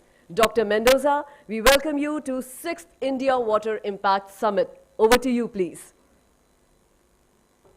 Hello, can you hear me okay? Very much clear. Okay, it's an honor to be with you all, and I'm sorry I am not there in physical presence. I'm doing a workshop in IUA, but I'm going to talk a little bit about a story. What was the story? In 2011, November 2011, I was invited to a meeting at the World Bank, and the opening remarks were started by a gentleman, an engineer, senior engineer called Luis Garcia. And in 2011, at the World Bank, climate change started becoming a real concern for infrastructure investments and how to make investments robust and resilient to climate change. And there was new trust funds being created, money. There was the Global Environment Facility, and the problem was there was still a problem, right? So the World Bank manager would hire a contractor, spend a year to do a climate change analysis. They would pay them maybe a quarter, $250,000, come back a year later with a report about an inch thick. And the conclusion was that the future is uncertain. And it is not helpful to the planner, the economist, the designer, on how to deal with climate change. So in 2011, we started thinking, what is the problem? And the problem became very clear was that we started thinking about climate change as a science problem, that we had to predict the future. And that's not really reasonable. We cannot predict the future. That is the problem with climate change, that the past is no longer a good indicator of the future. So we were stuck, we are still stuck in this vicious circle, that we're trying to predict the future in order to plan. And it's very hard, because if you think about it, when you grab, the climate, the general circulation models, and you get them, they're very good. They're the best science humanity has. We have never known as much as we know today about atmospheric science. However, there's huge uncertainty, because there's uncertainty on policies, emission policies. There's uncertainty on the models you use. There's uncertainty on the key dominant processes. So you grab a downscaled model for anywhere in the world, and you get a big variety of results. In some places, even when you think about IWRM, you can get a future in 50 years that will be drier, or a future that will be wetter. And, some scientists will say, well, plan for all of them. You plan for medium, high, low scenario of the future. Well, that's a problem too, because decisions are about economics. Once you do your analysis, you're asking your planners to do 3 analyses, let's say low, medium, high. You spend a lot of money doing this. You do your cost benefit analysis, which is usually what you're required to do. And the problem is that because your analysis is, your discounted cash flow analysis, your benefit cost analysis is about risk. You're looking at what is the most efficient way to address risk. What ends up happening is your end result will be to recommend the least robust solution. So all this work you've done has been not very useful. So how do we plan against that? How do we pragmatically use the tools today? Because efficiency is important. We still want to have a project that's benefit outweigh the cost. That is still very important. But how do we add and justify robustness to a project?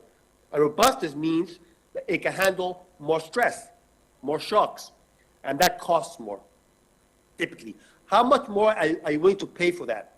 So Cryotech, it's a tool that you can find online. It's endorsed by UNESCO, and we've been applying this successfully in Thailand.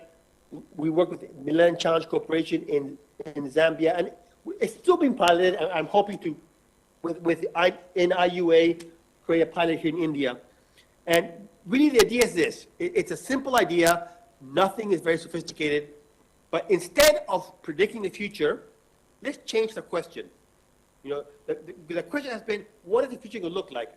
And we're saying, let's change that question and ask a different question, a more human question. And that question is, what keeps you awake at night? And if you ask that question, what keeps you awake at night, any water manager will tell you a long story. And that story is happening more and more frequently around the world. And all of a sudden, you have engaged everybody.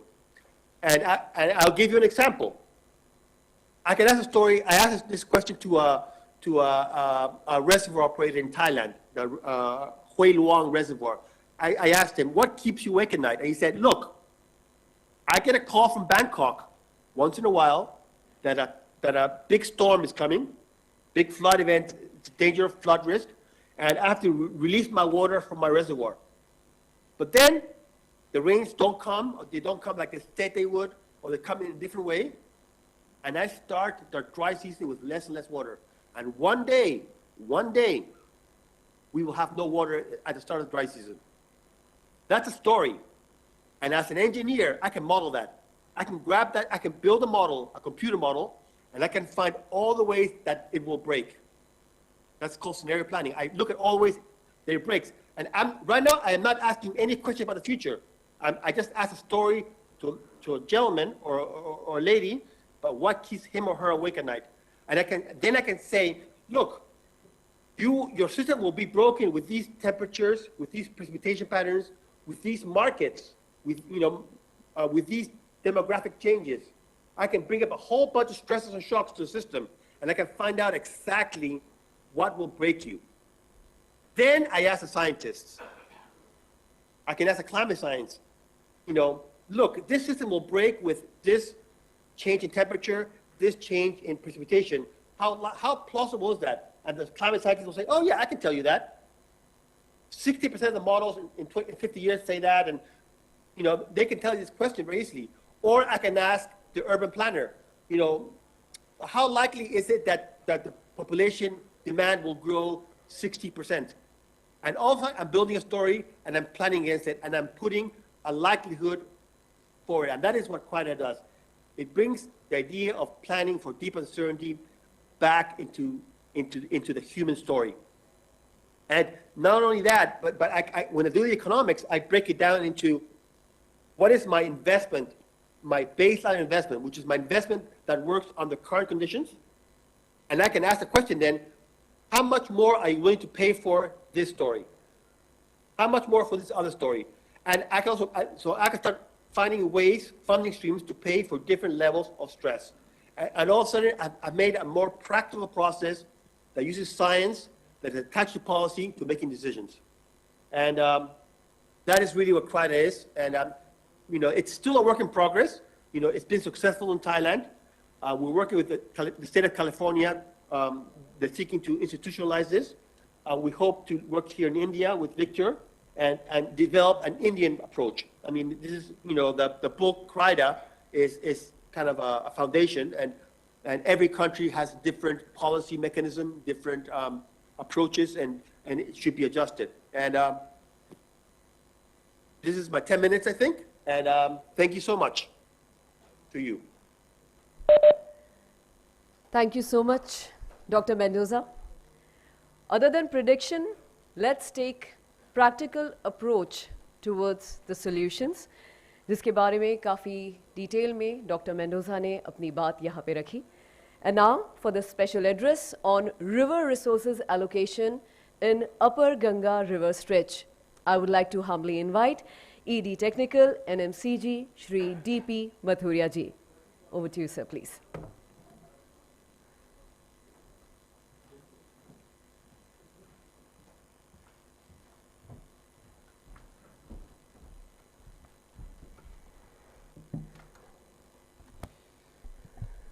Good morning. Respected Mission Director, National Water Mission, all the dignitaries on the dais, and I have been asked to speak on resource allocation in the Upper Ganga Basin.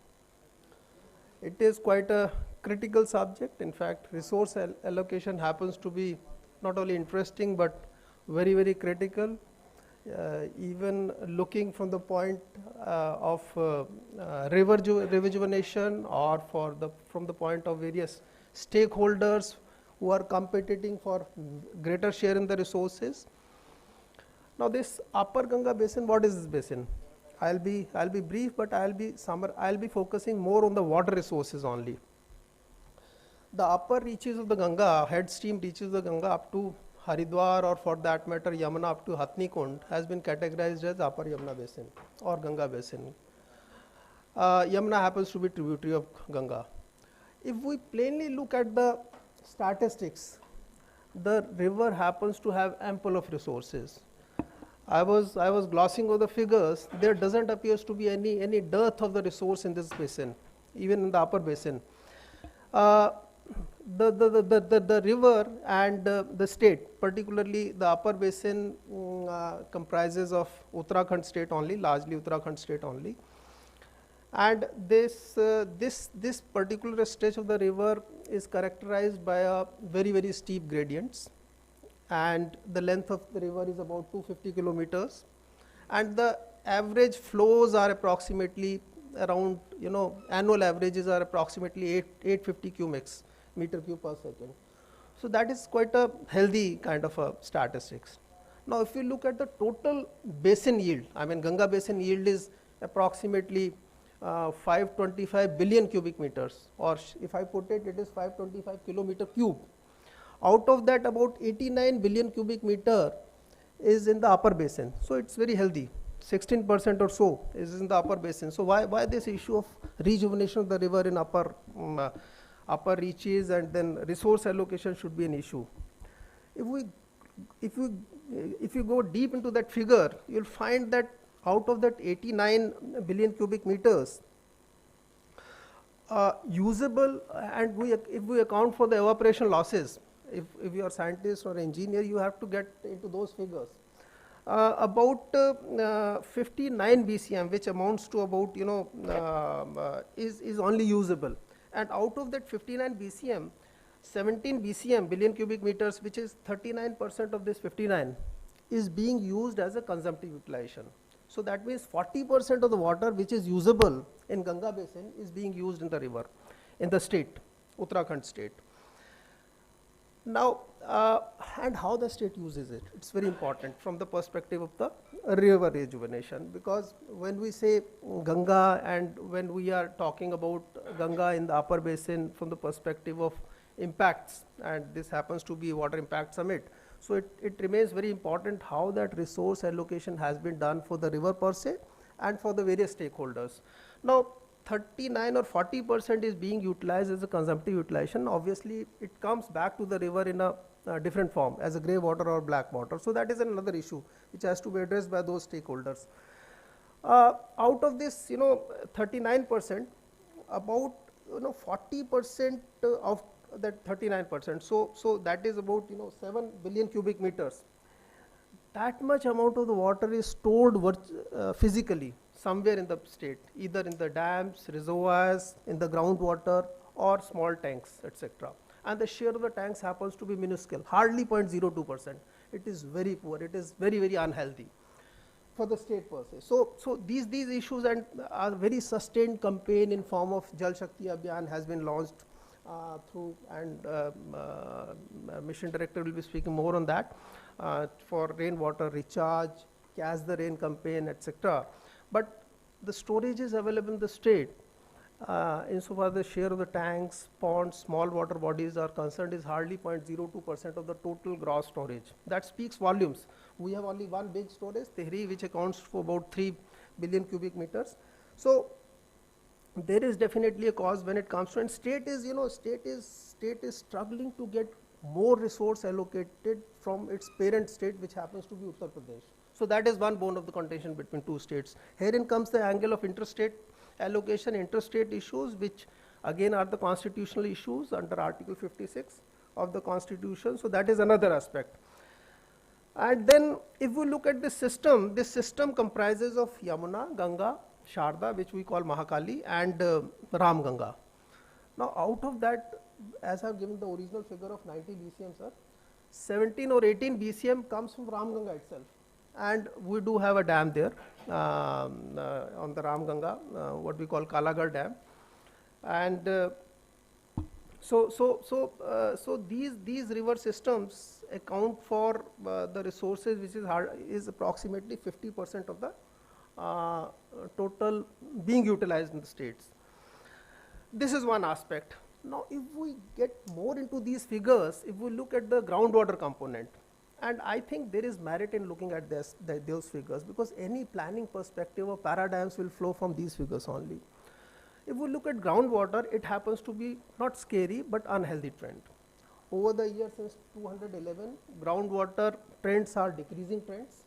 They vary from all the 7 blocks in the state, Udhampur blocks and all other blocks, they were falling groundwater trends. The groundwater has fallen from an order of about half a meter to 6 meters. So and more compounding the problem is that these are all ferritic zones. These are the zones which are the natural recharge zones for this vast Gangetic plain. Entire groundwater is sourced from this ferritic zone. So falling trend means, and the stage of development, groundwater development has happened to increase. It has increased from 50% to about 55%. So that means people are pumping more, and recharge is happening, and few of the blocks are extracting even up to 98%. That means if 100 units of the water is getting into the groundwater, entire of it is being pumped out, and that is a very unhealthy trend. So there is a cause, there is a sense in carrying forward the missions like Jal Shakti Abhiyan, educating the people, creating small storages, as well as looking for other viable storages. And this is how all these efforts will ultimately translate into what we conceptualize and think of as rejuvenation of the rivers. These are the long-term strategies under Namami Gange program. Obviously, we have taken number of programs both for sewerage interventions as well as for non-sewerage interventions in form of rejuvenation of the springs, as well as supplementing the groundwater efforts, recharge the groundwater efforts. I have been speaking to people in the state when it comes to resources. Yesterday, in fact, if we remember in first plenary session, Director General was telling that we have an assignment at hand, which is preparation of a concept note on water security. And yesterday there was a meeting with the states chaired by Secretary Jal Shakti, in which Engineer-in-Chief of the state was telling that they have a vast plan of constructing check dams in the entire state. And then they are also constructing large number of barrages. Now, they had a problem at hand. All these check dams, whatever they are constructing, hydrologically all those rivers are such that they get silted up in a period of 2 years or 3 years. Now, what is to be done after that? So that means you will have to assign rights to the stakeholders, that means general people, to desilt it. And therein comes a new issue of mining. looking at the mining policy. So when it comes to resource allocation, providing a security of water, because as I've said, 17 BCM is being used for consumptive utilization, which is industry, which is drinking water, which is irrigation, etc. When it comes to resource allocation and proper resource allocation between the stakeholders, this is intra, and inter, that means between the states, these issues has to be looked into. How to see that this consumptive utilization, which happens to be, and it is ever increasing, the trends are all rising, whether it is groundwater extraction, whether it is figures of the consumptive utilization, whether it is net sown area, and whether it is a share of irrigation, and the industries, all are showing the rising trend. So there is a sense in saying that inter-stakeholder resources, allocation of the resources has to be looked into from the perspective of better processes, better conservation strategies, as well as resource allocation between the two states. Obviously, we cannot exclude politics from all these concepts. It happens to be part of the constitution and part of our federal polity also. So that has also to be thought of. And then surprisingly, I was glossing over a document prepared by the state on this subject, on the water budget. I was finding that apart from all those figures which have been arrived after making few assumptions, there was no allocation of the resources in terms of water for the river. So that was the biggest component which was missing, and I must compliment my statement by saying that in Namami Gange, under Namami Gange program, we had initiated the first step of notification of environmental flows for the Ganga, and it ensures that all the hydel development projects in state, as well as irrigation projects downstream in the state on the Ganga, they have mandatorily to release the certain quantum of the water, and that is the part of the reserve which is meant for the river. And this practice, this paradigm is being replicated in other rivers also, Yamuna and others, Ramganga also. These are part of our better governance policies, and with all those steps, the river will ultimately be a gainer. So this is how I'll complement the efforts under Namami Gange as well as in partnership with the state. I think I have consumed my allocated time. Thank you.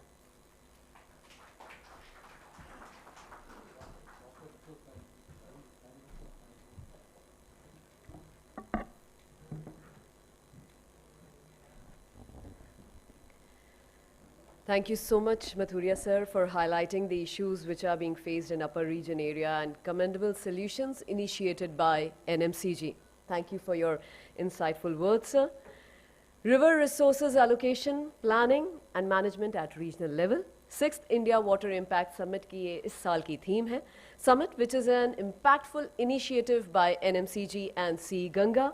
Summit, which attracts more than 1,000 national and international stakeholders. Summit, which creates and leaves an everlasting mark. And now in this summit, it's my privilege to invite our very special guest, Dr. Asaf, Water Attaché, Embassy of Israel. Dr. Asaf has over 20 years of experience in division management, project management, and technical consulting in various environmental fields associated with groundwater hydrology, surface water hydrology, soil investigation, and environmental impact analysis for a variety of projects in many countries around the world. He specializes in groundwater hydrology, water supply design, water supply master plans, surface water and watershed management, dewatering design, environmental monitoring, integration of computation methods, and visualization with geographic information systems. Please welcome with a round of applause Dr. Asaf, Water Attaché, Embassy of Israel. Welcome, sir. As you are comfortable.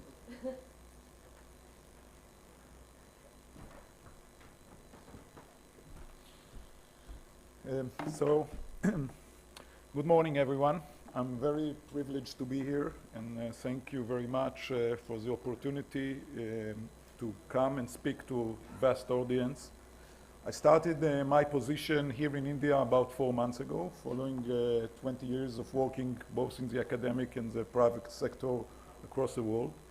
And my mission is to work together with the central government and the federal government and states government across India to promote sustainable water management and to tie and to bring over the Israeli knowledge gained through very long experience to project here in India.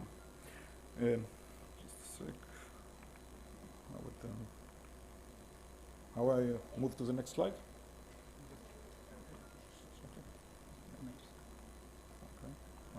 Okay. So I would start maybe to speak about the key issue of sustainability. If we look at the world and India, there is now predictions that by 2050 the world will reach 10 billion people. And in India will become the first populated nation on earth with about 1.6 billion people. So the major question is how India can supply water needs for domestic, for agriculture, for energy consumption, for economical development, and for nature in a sustainable model. If we look at the situation that exists already in India today, 54% of the continent of India is face high to extremely water stress. Specifically in northern part of India and some south and eastern part of India, there is severe water shortages and both retained for economical and for food production and for water supply for cities. If we look at the big picture, India water mass, there is a large availability of natural water. However, the usable water is sum up to more than 1,123 BCM. This is almost 2/3 of it come from surface water and about 1/3 of it come from groundwater. If we compare to India to Israel in this sense, Israel is a very tiny country comparing by area and comparing by landmass with only 1.2 BCM. So this is something that I made as a table to compare between the two countries, Israel versus India. If we look about the area, we're speaking about more than 3 million square kilometers for India versus 22,000 square kilometers. So the factor is about 170. By population, the factor is about 150. However, if we compare the overall water consumption of natural water that within the system that are utilized, the factor is almost reached to 1,000.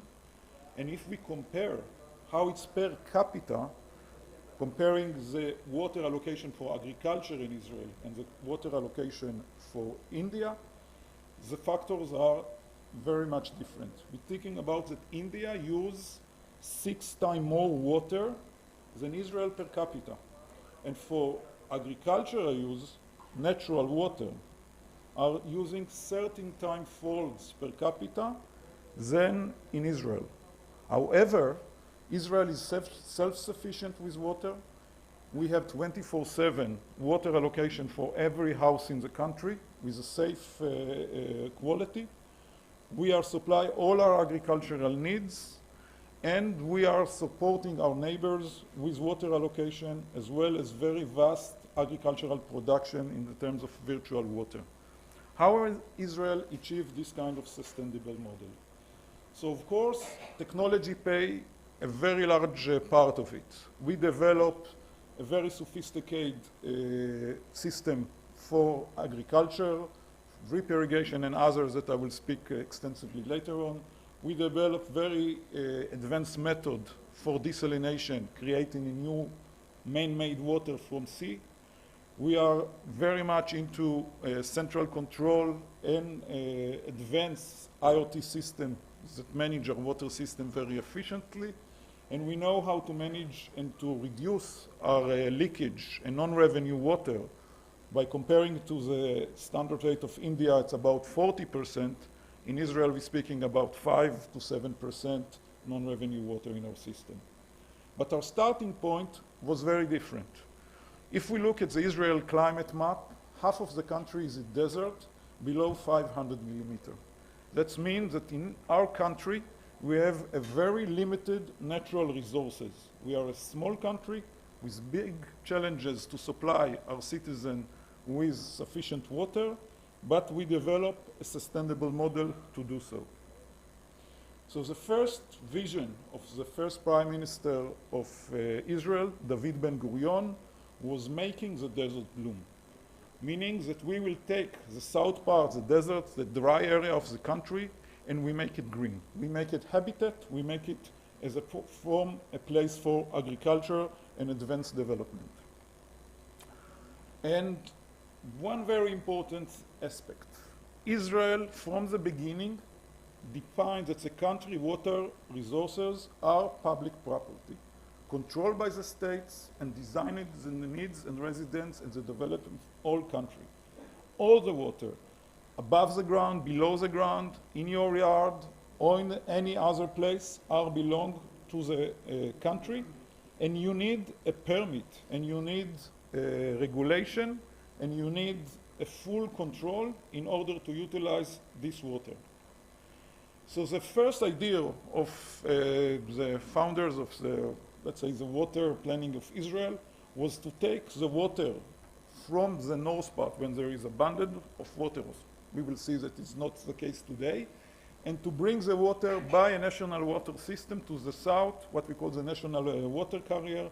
This was founded in 1964, and it was the largest engineering system at the time, consuming 10% of the total energy of the country at the time. So this system was built very similar to the projects that carry on in some of the big projects around India, to take water where there is surplus water and to bring them to the place where the water are needed. But if we look how rainfall and how situation of climate is changed over time, we see that our natural allocation of water is around 1.3 BCM or 1,500 MCM, depending on the year. And in many years, water allocation was below this number. And we have been over and over again in a crisis after crisis of water allocation across the country.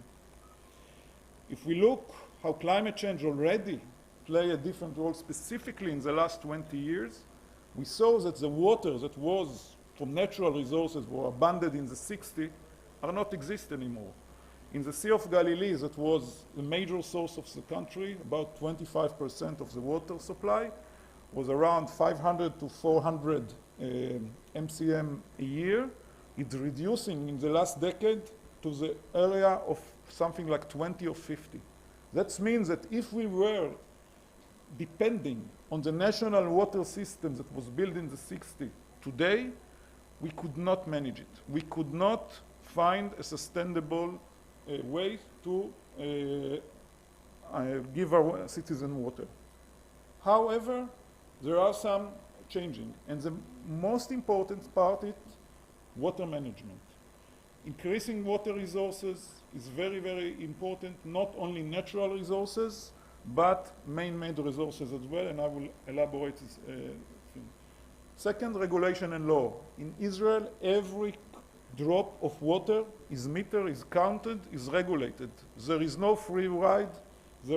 People pay the full price of water, and therefore there is a very much investment to efficient water management. Optimizing the water use efficiently across all sectors, in the agriculture, in the urban, in the industrial sector. We try efficiency as part of any project. And the last pillar is promoting an awareness of education of the public. Without public support, without political support, you cannot make any changes for the model. So Water Authority is one organization leading all aspects of water, managing and operation and development of water resources prevention and regulation of natural water resources, development, alternative new water technology, supervise every project, and design regional master plan for all users. That means there is one authority that manages all the water allocation across the country, include domestic, industrial, agriculture, and last and not least, nature. Under the water authority, there is one table that all the different parties are sitting. Public representative, Ministry of Agriculture, Ministry of Water Resources, Ministry of Interior, Ministry of Environment, and Ministry of Finance to ensure that any regulation, policy, or design of new project will be accepted and coordinated by all parties. And this is very crucial and important to build a sustainable model for water allocation. Metering. Every drop of water across the country is metered. Every well, every spring, every stream, every pipe that provides water for public consumption in the house or in the network in the urban setup is metered. Therefore, we have a full knowledge and control on all our water resources, and decision could be made according to a data. And the data stored in one national system.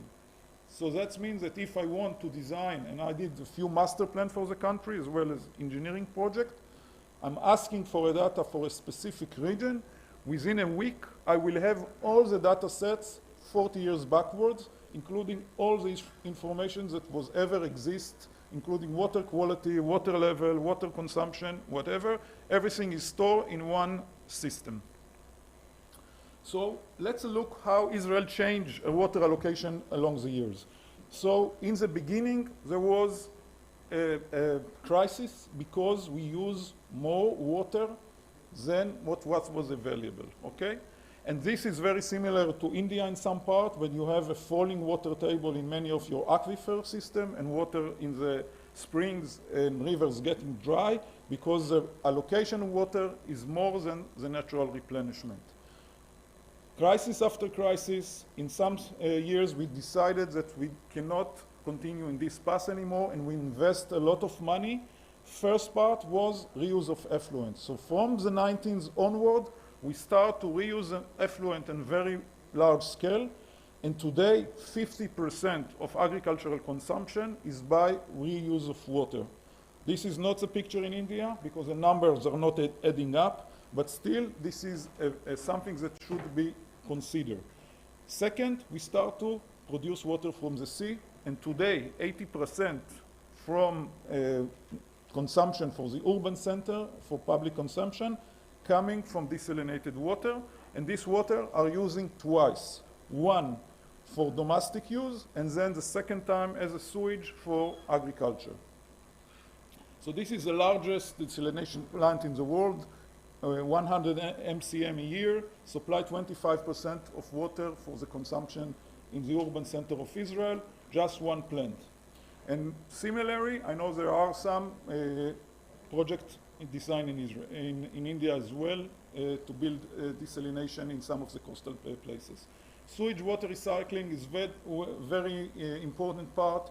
We have a very strict standards. We have, and we use it in very large scale from urban centers to agriculture. Israel is today 90% water are used. We're #1 in the world. And the question lies is that because we didn't have a choice. And I think in this regard, India may face a similar approach, that you need to reuse this valuable source on large scale. And the decision was made to do it on the most efficient and high-level treatment. That every treatment plant that is now building in Israel is going to be to tertiary level. All the water, 90% are used in agriculture for all crop. That means that we grow lettuce, we grow cucumber, we grow tomato on reuse wastewater. And health is okay as if you have a very restrict and high standards of treatment. If we look, so now 50% of our water coming from man-made sources, either desalination and recycle, and this should be our, let's say, policy to extend these resources through the future. Another very important aspect is public participation. In Israel, every child in kindergarten, every child in school is being taught, is being educated about the importance of conservation of water. There was a very huge public campaign over television and in the social network that people be aware of water scarcity. We call it Israel is getting dry. And following this campaign, 10% of dropped in water allocation across the country. This is a very impressive number. And second was that once the public awareness is been accepted, they are willing to support any political or any other reforms that connect water. What we do in agriculture. So technology was a very important. Drip irrigation that we invented in Israel during the 70s now is a very wide approach. Any crop, any topography, any climate to give the water allocation very sufficient to the plants in any kind of crop. This brings the efficiency from, let's say, 40 to 50% in flood irrigation that is very common in India.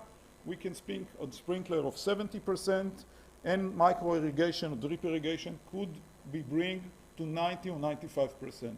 That means that if you compare water allocation for agriculture by using drip irrigation, you can either save 50% of water allocation or irrigate double of the area and bring resilience to your system against climate change impact and so on.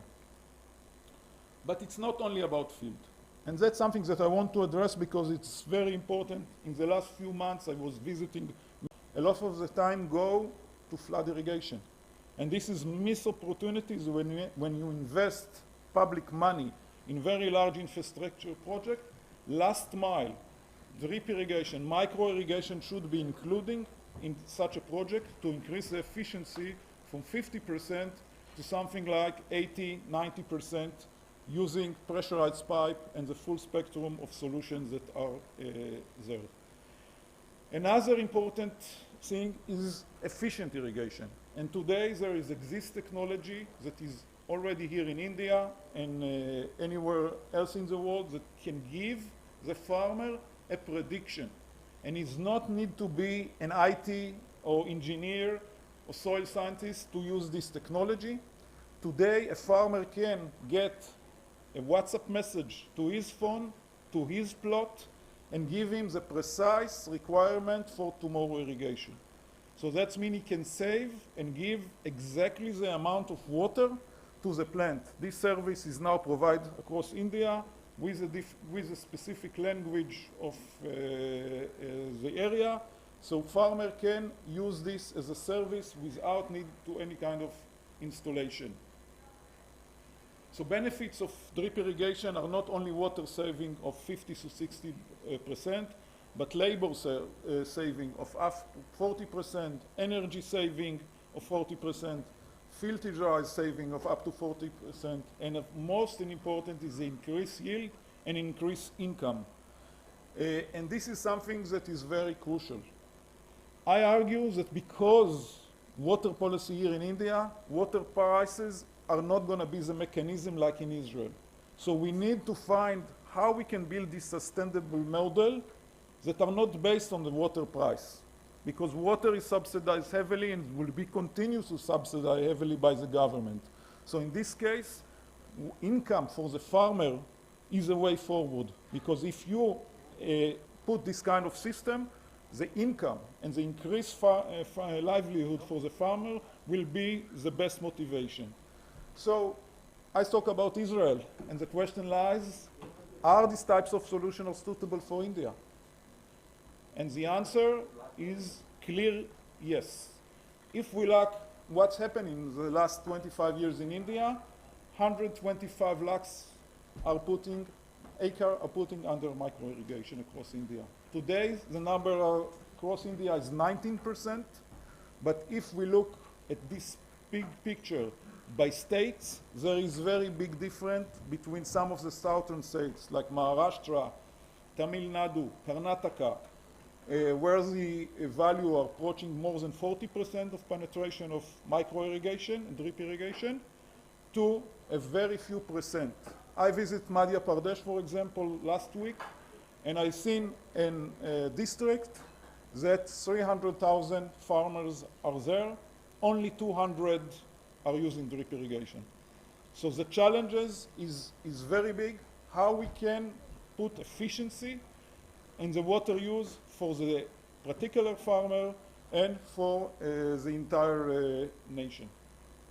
So one of the key innovations that we do is that we build what we call Center of Excellence. In these days, Israel operates 30 centers are active across India, and another 10 are in the pipeline, where we teach people how to use both the farmers and some of the agricultural sector, agrotechnology, tailor-made approach, drip irrigation, new variety, new climate, and new agricultural practice in order to build this capacity within the community. Last and not least, that is very important for the audience around here, and I think I was very happy to hear that you already taking this approach, that you need to get a quota. You need to have quality assurance for your river and for your system. So determining the amount of water and water quality required to sustain ecological system in a sustainable manner, it's very crucial in every scale of every project. If it's from starting from a small project to national master plan, everything should be including, so nature will not be the last couch on the train. Because if you look at from the bigger picture, always there are some urgent issues. And if you will do sustainable approach for any other sector, in the urban sector, in the industrial sector, and of course in the agricultural sector, water could be valuable for maintain your ecosystem. And preparation of plan will integrate water needs with nature as part of water supply project. Because at the moment, one of the key issues that I see is that India is very deserved. There is agricultural planning of big irrigation projects. There are micro irrigation. There are water supply for cities, water supplies for villages.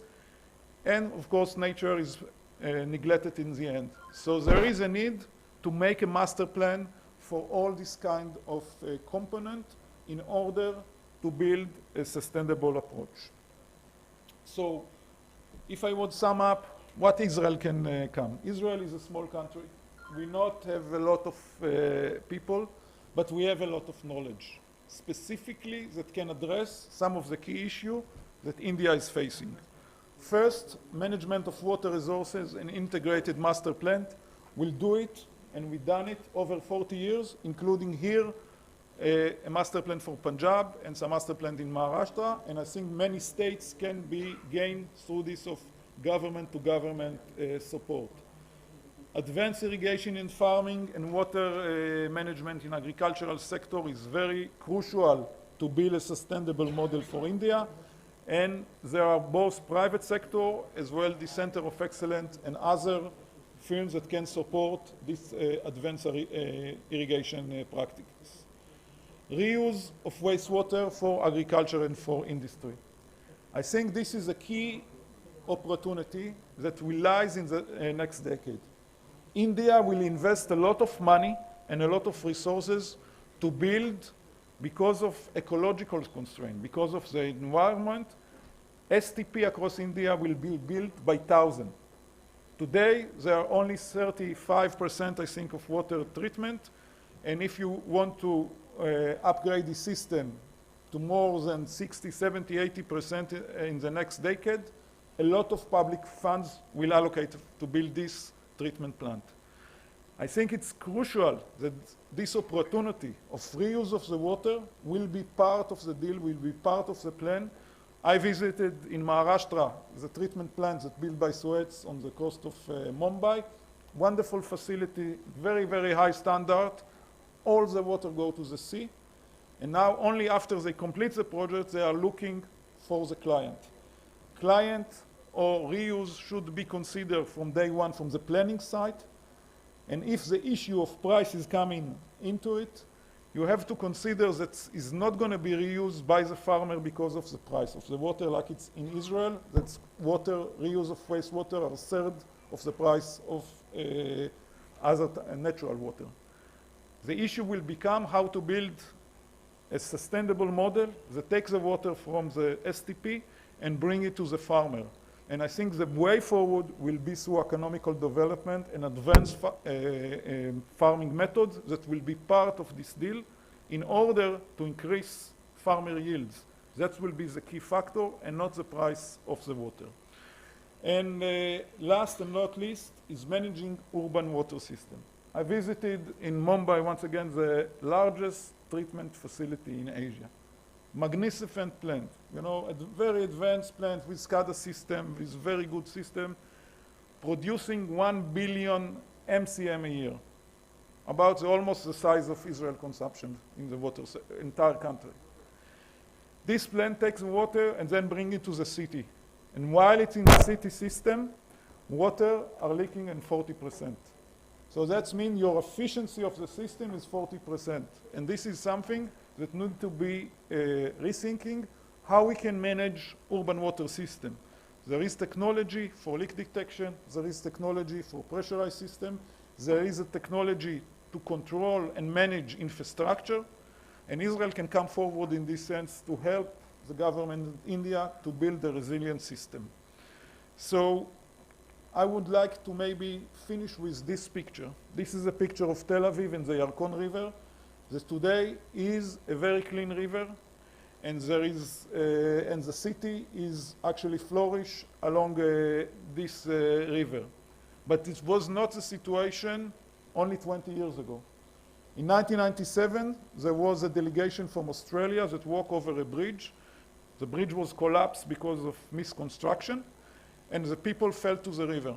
They didn't die from drowning, but 3 or 4 people following a few months later died from disease that was related to the pollution water that was in the river. Since then, there was a lot of investment in public awareness and the rivers of Israel, both because treatment of all the wastewater, as well as cleaning the river from non-point pollution source and other resources. And now, Israel rivers are relatively clean. And I think in the big picture, India has the power, has the ability, has the engineering capacity, and the knowledge to build a sustainable model in order to provide the water needs of the country. And the bottom line, the sustainability, should be included in every project. So that when you come to give a go-ahead to a project, check if the sustainability exists.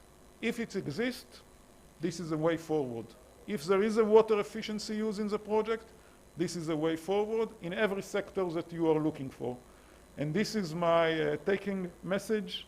And thank you once again for the audience. And I'm looking forward to work both with the government, central government, and local government in order to provide sustainable water use in India. Thank you very much.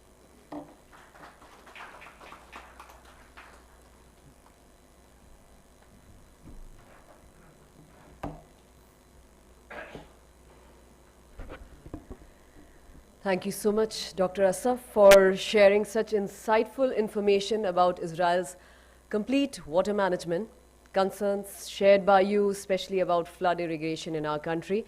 Definitely important takeaways from the presentation shared by you. Thank you so much once again. This is 6th India Water Impact Summit. आज दूसरा दिन जिसमें अब समय है invite करने का हमारे आदरणीय अतिथि श्री जी Ashok Kumar ji, Mission Director, National Water Mission. Sir is a 1991 batch IAS officer from Telangana cadre. He had earlier served at the center as Joint Secretary in the Ministry of Civil Aviation, where he set up the Aircraft Accidents Investigation Bureau and played a key role in reviving the ailing airline industry. A winner of Telangana Excellence Award in 2018 and Jal Mitra Award in 2002, he has also worked in the sectors of medical and health, information technology, tribal welfare, and even sports.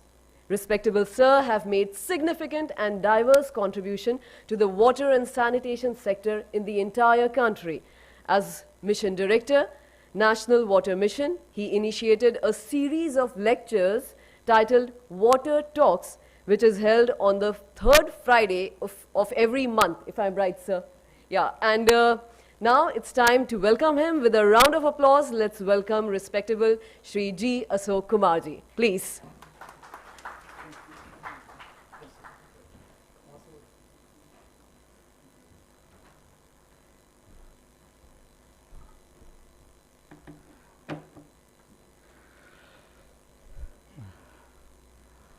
Good afternoon, everybody. It is so inspiring to hear us speaking about the improvements and the leaps Israel has made in the water side. So, my topic for discussion today is catch the rain. So we have to do a lot of catching up with Israel also. So we will definitely be catching up with you. But the basic resource water comes from the catching the natural rainwater. That's why the topic today would be on catch the rain. Many points which you mentioned is actually in the active consideration of the administration here. We have recently formed a committee under the chairmanship of our Secretary of Ministry of Jal Shakti to look at water security aspect, the quality, quantity aspect, increasing the water use efficiency, rejuvenating rivers. So it's a national-wide discussions with stakeholders are on. It's being discussed.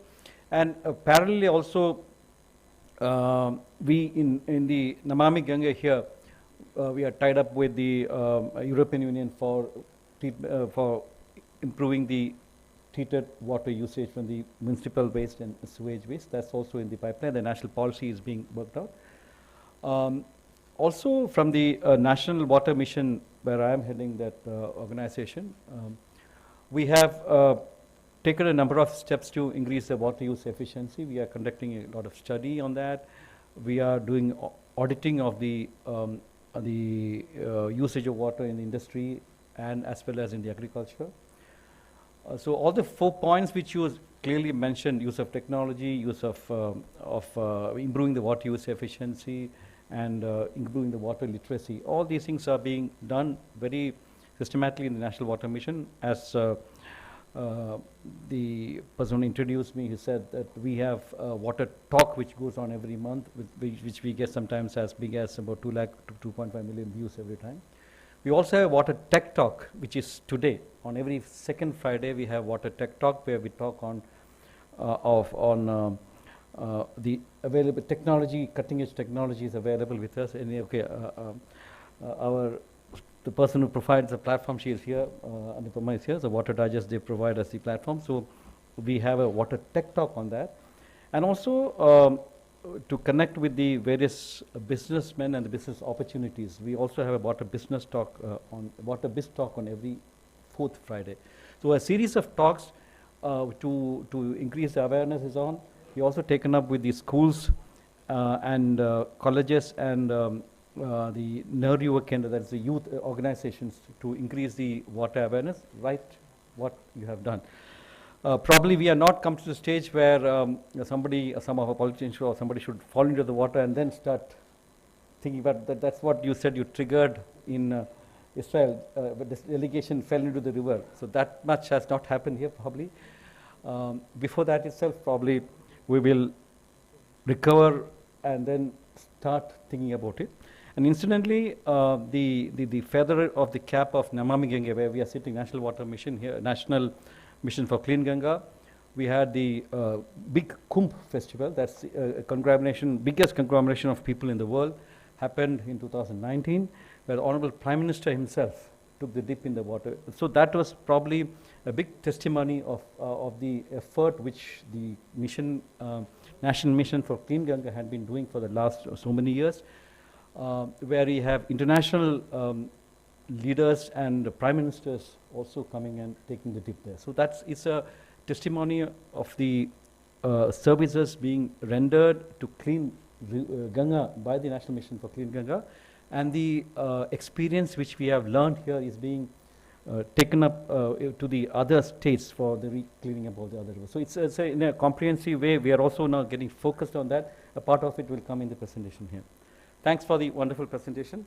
I was actually asked to speak about the impact and the verifiable results of the Catch the Rain campaign. This is one of the biggest campaigns which we had just finished about a month back, and probably this turned out to be one of the biggest campaigns in the world to conserve water. So the Catch the Rain campaign is to nudge the stakeholders to create appropriate rainwater harvesting structures. Probably Israel, you will see, it's a very small country, but India is a very vast country with various climatic zones and soil zones, and subsoil stretches are so different.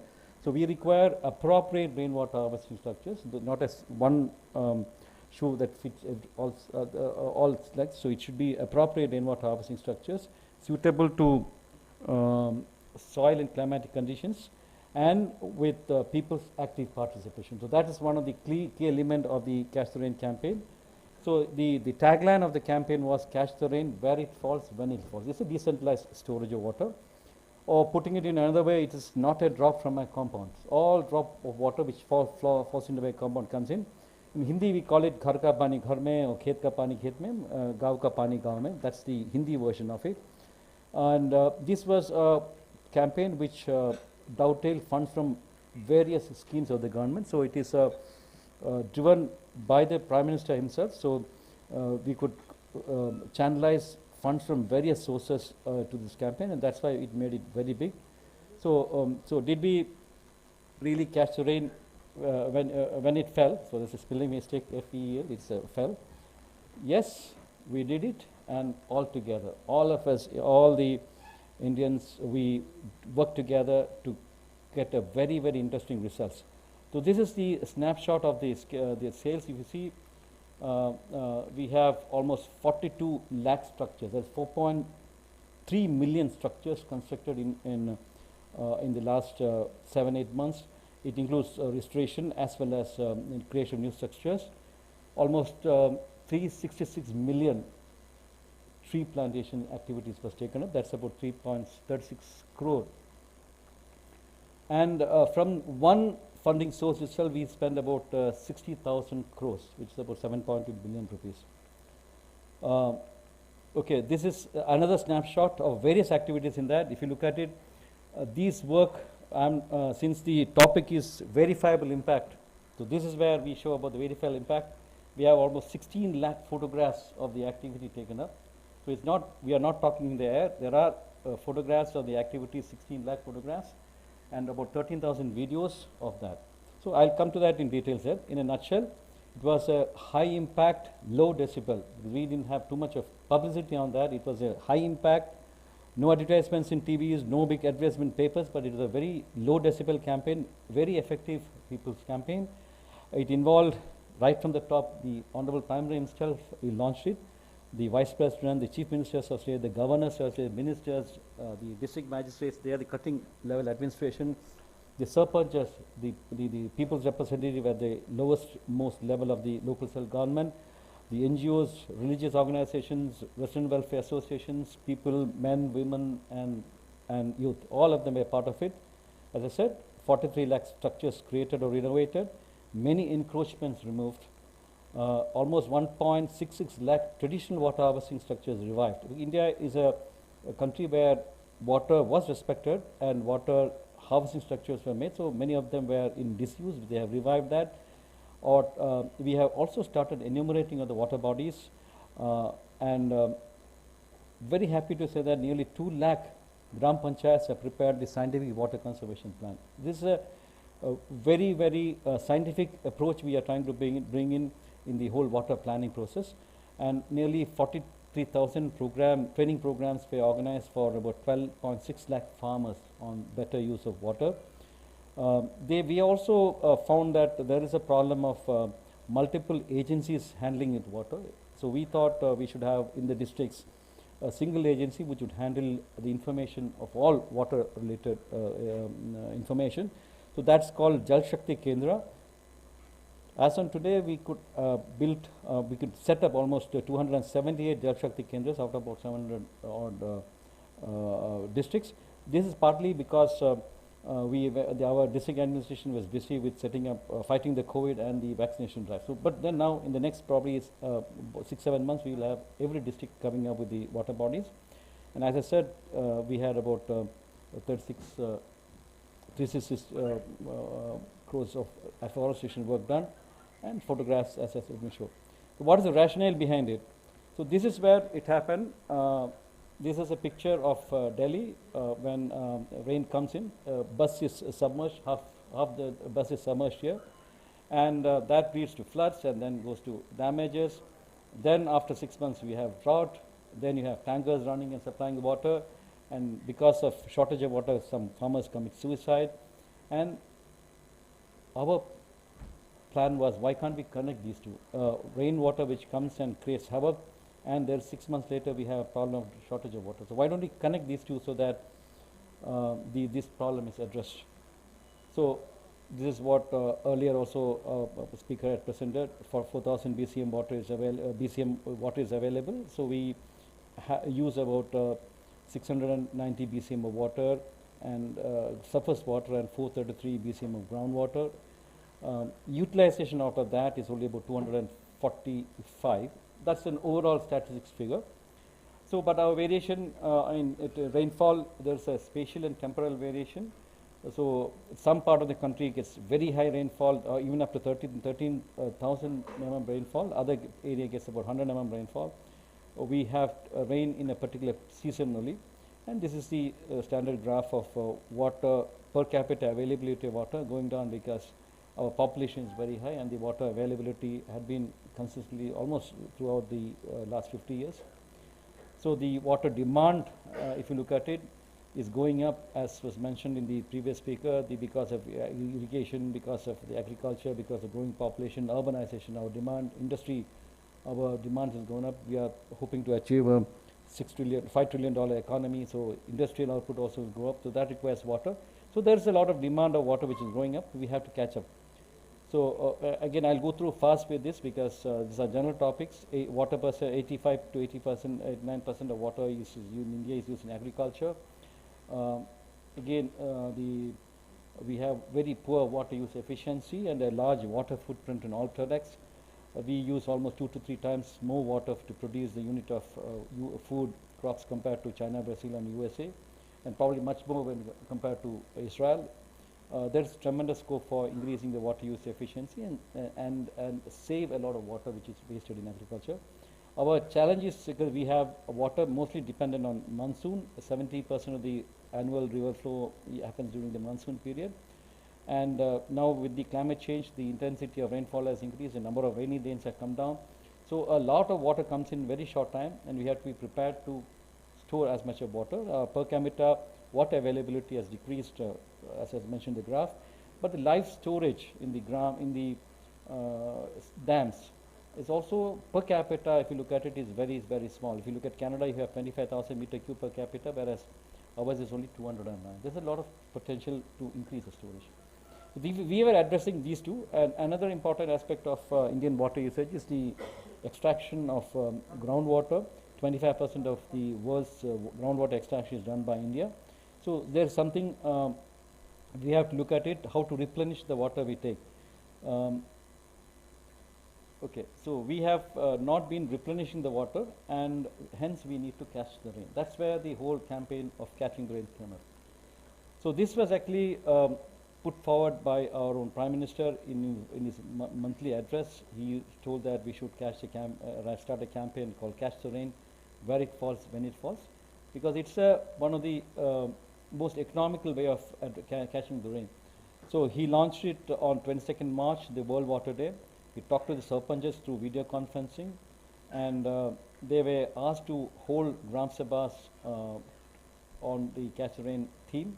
and also discuss about the water. This is to make the conversation at the district level, at the Gram Panchayat level, and they also took a Jal Shapath. This is a pledge taken on conserving water, and the campaign entered on 30th November.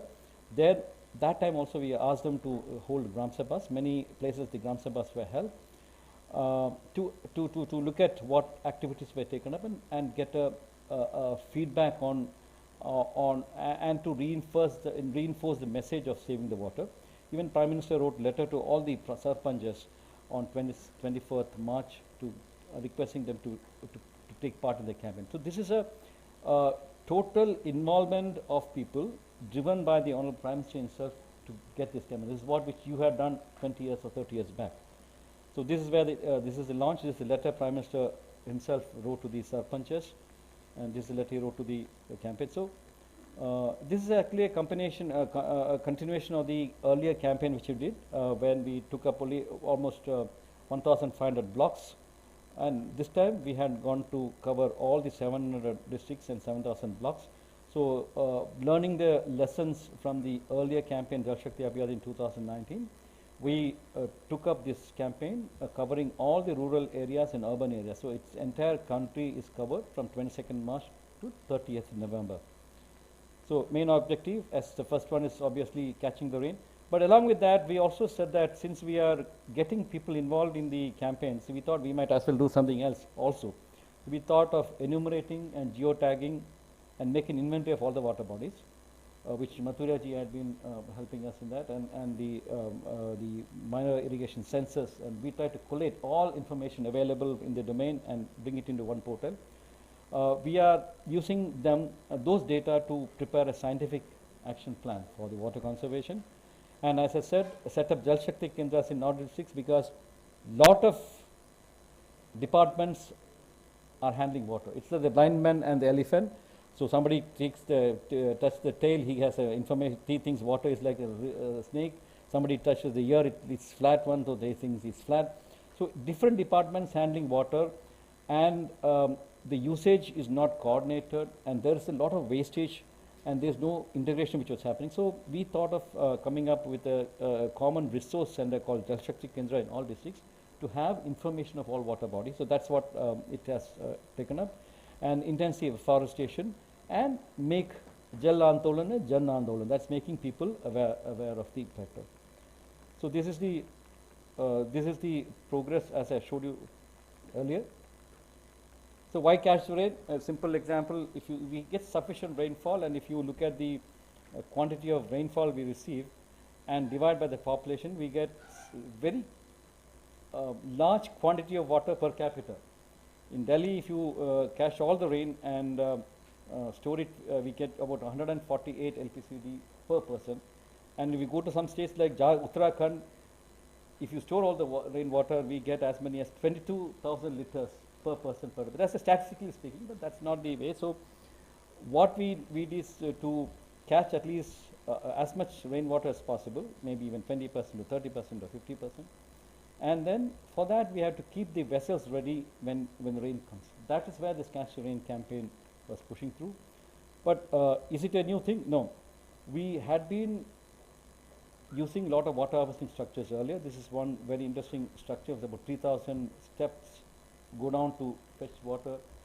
This is a traditional water body in Rajasthan, Tankasa there, where water is collected and stored. This is area you get 100 mm rainfall, but then the water tank which you see stores all the rainwater, and people use that water for the next 4, 5, 6 months.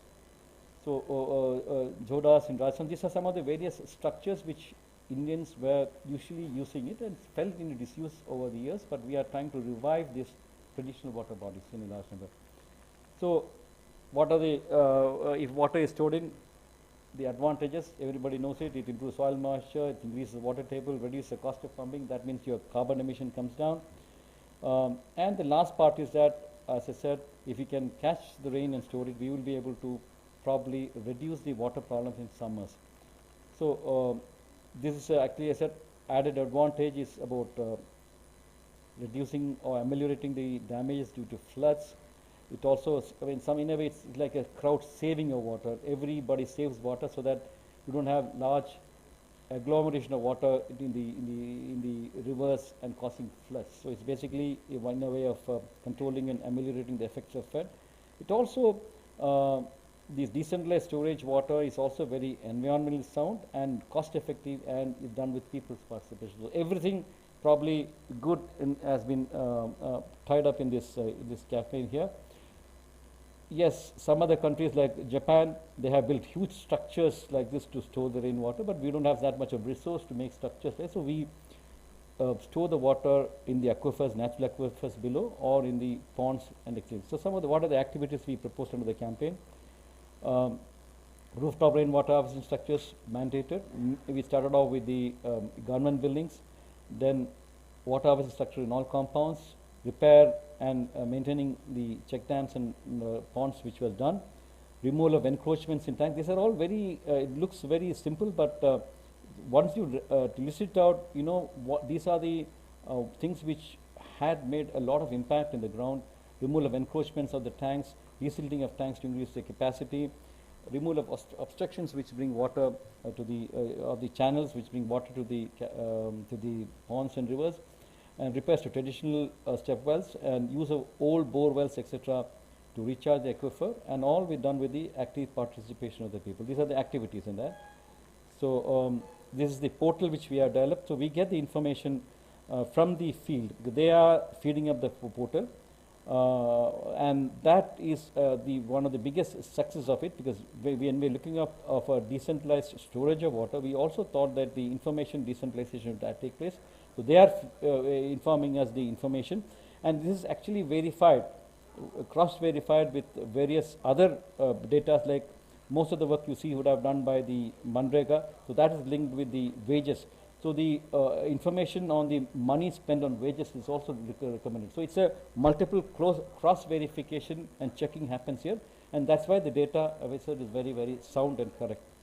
So we also, as I said, collect the information of the water bodies. It has latitude, longitude, position, the photograph of the water body. That also indicates the health of the water body, basically to increase the data for water planning processes. So this is the Jal Shakti Kendra, as I said before. The water was handled by various departments, and local technical knowledge also had to be disseminated, how to make the rainwater harvesting structures. These all will be provided by the Jal Shakti Kendra, which is being set up in all the districts of the country. As I said, they will provide technical guidance on construction of rainwater harvesting structures, on water security plan for the district. They will also try to find out what is most suitable crops there, push the concept of micro irrigation, and get those information to the farmers. So this is one of the Jal Shakti Kendras, and some of the publicity things which we did. And as I said, the awareness campaign, this campaign was actually built on a platform of a big awareness campaign which we started from this 21st of December last year, and almost 2.27 crore people have all been associated with this through the NGO. We have been meeting the district magistrates, the collectors. Our minister has conducted a review meeting with all the district collectors of the country to push this campaign, and that's why we could get so much of involvement of the people. And these are some of the effects of the campaign. You see how dirty looking Bavi. This is a traditional well. That's the first stage. On the right top corner, you can see left top corner, this was the existing photograph, an intermediate stage.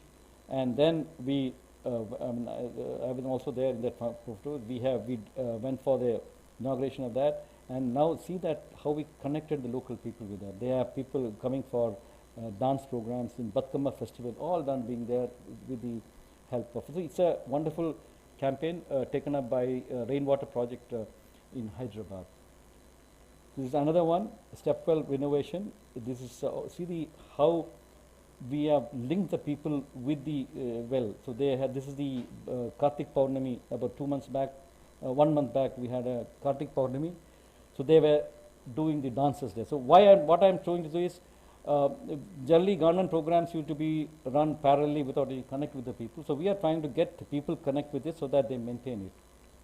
So this is a younger generation. This happened in Delhi. the young children singing and a song about water conservation. This is in Vasant Kunj. We have started this campaign here for not a drop from my colony. So they were planning that in 1 year they will ensure that all the water falling in that colony will be stored there. So other intervention, what was there about 5th June, I visited this place, and now it looks like this. In Ghaziapur, another picture. You see on the picture on the left, the level, the ground is almost in the same level as the other area. This is all silted and filled up tanks. So we have renovated and put it up in this place. So storage a lot of water here. Governors were involved. They had conducted meetings with the vice chancellors. I had conducted meeting in many places. This is from Bangalore.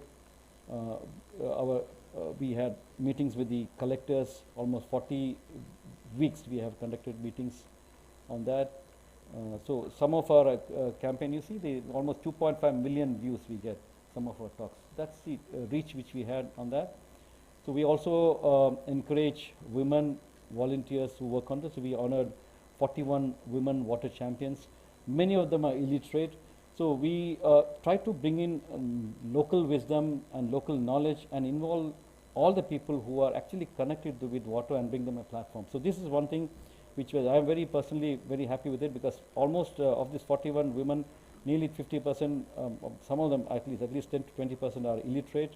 But then they hold a big place in the society because they have transformed their villages because of the interventions with water. So this is some of the other campaign materials. Many banks, almost 10,000 branches of the banks were using this portal. This is from Bank of Baroda, that was with the Central State Bank of India. So this is in Delhi Metro. This is a tanker in Delhi Jal Board. So we are trying to, for a tanker Mukt Bharat, as I said, so that we may not see these pictures of tankers in next couple of years, hopefully. So we had international meetings. This is from Netherlands. We had a meeting with all the companies which provided them. So we still have time to do it. So this is one of the tweet from a very prominent person, Kiran Bediji, who also tweeted on the campaign, which this is some of the international publications which had on the Castrian campaign. So the last slide on this is a quote from a popular film star, Amitabh Bachchan. He says that we have just changed it to this. मुल्क में चारों कोने पे rain water harvesting structures हो गया तो rain को पकड़ना मुश्किल ही नहीं मुमकिन है, which means that we can catch the rain. So drinking water tanker Mukt Bharat is mumkin. So that's what we have shown it, and I hope that the figures which we have shown would have really impressed some people, because this is a figure which has come from the field, uploaded by the people who have actually worked it, and as I said, 16 lakh photographs are available in our website. It's called jsactr.mow.gov.in. So that much of transparency we have built in it, and ensure that people are the focus and center of the campaign. And probably this would help us in improving the groundwater, and also in the long run rejuvenate the rivers. This water will slowly get released into the river, and see that the rivers and rivulets are rejuvenated, and also make water a point of discussion in the household. And this actually would be one of the major blocks on which another program of the government, which is the Jal Jeevan mission, to supply drinking water to all the households, will be based, because that Jal Jeevan mission would be providing water tap connections to all the functional tap hold connections to all the households, rural households, and to ensure that water comes through that pipe. We have to see that there's self-sustenance, and this Catch the Rain campaign would have definitely provided a lot of sustained water supply source for the campaign. Thanks a lot.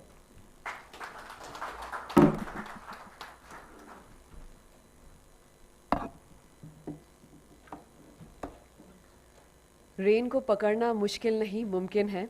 जल शक्ति अभियान, Catch the Rain, high impact initiative which brought the necessary upgradation required in the field of conserving water.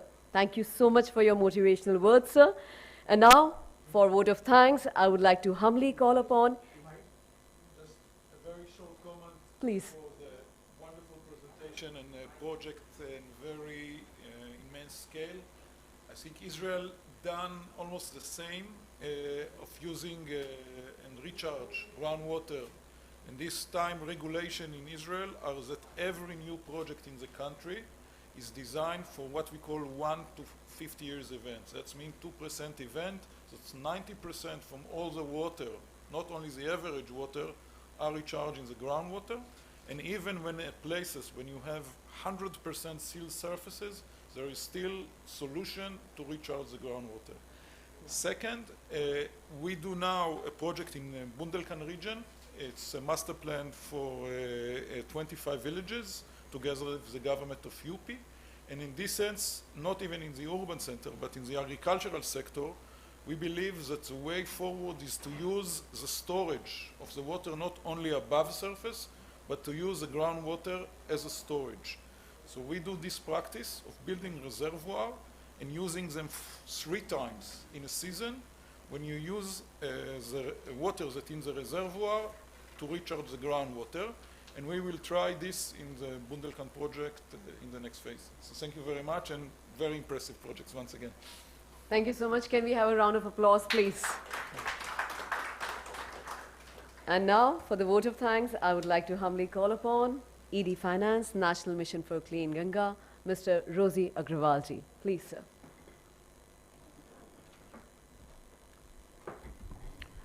Good afternoon once again.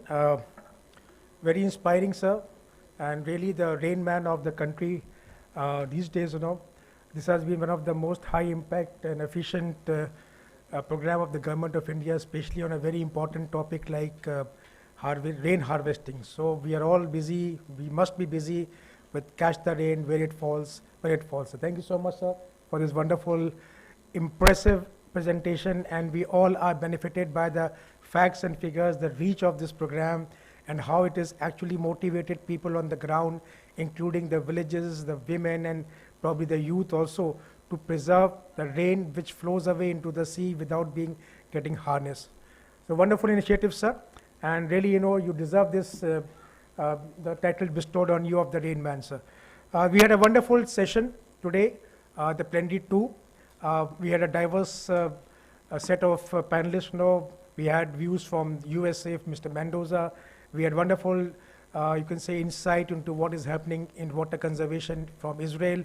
And of course, we had a view from our own NMCG on what are the real challenges for us for river resource allocations and management, especially at the ground level.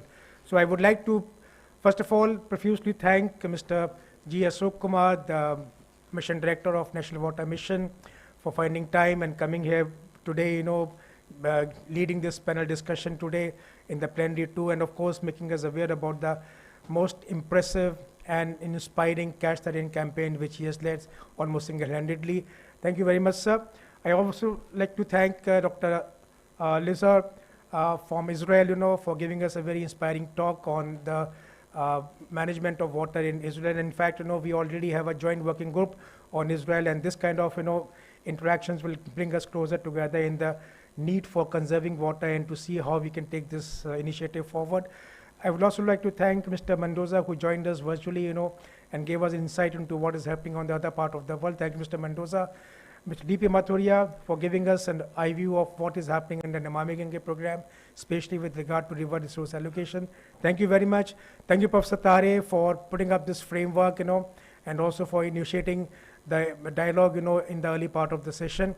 Thank you all who have joined us today physically here from our NMCG and distinguished guests who have come from outside. And thank you all to those who have joined us live from various platforms within and across the country. Thank you very much. Have a good day. Jai Hind, Jai Gange.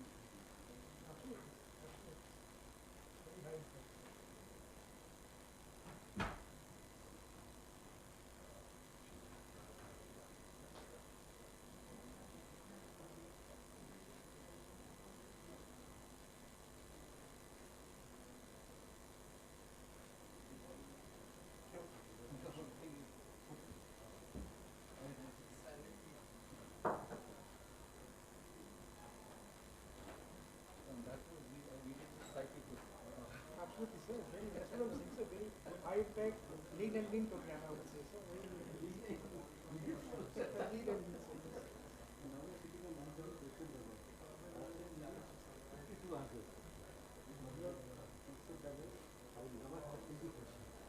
Now people don't want to ask questions. People ask questions from the thought from how do you that? That is also clean and mean, sir. That's so quite people. Hello, how are you?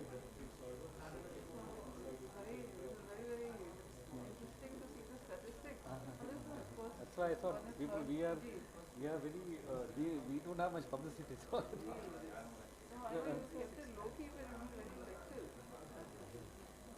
told him, either they'll come. Yeah, because I last night also email I mentioned to when I told you of so I knew that you'll be in the same family, so that's all. Until 3 o'clock you'll be there for the water lecture, no? Hello, how are you?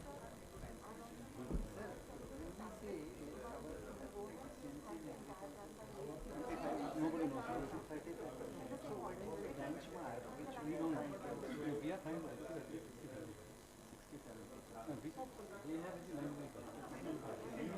at least if you can indicate the farmers to that, because therefore every water drop is that will happen.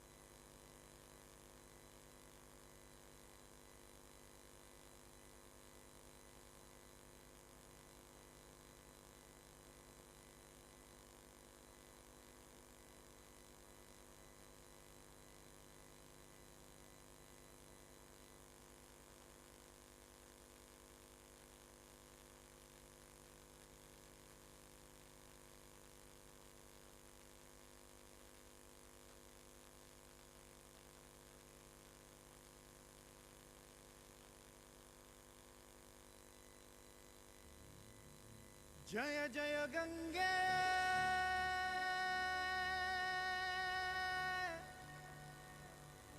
Namami Gange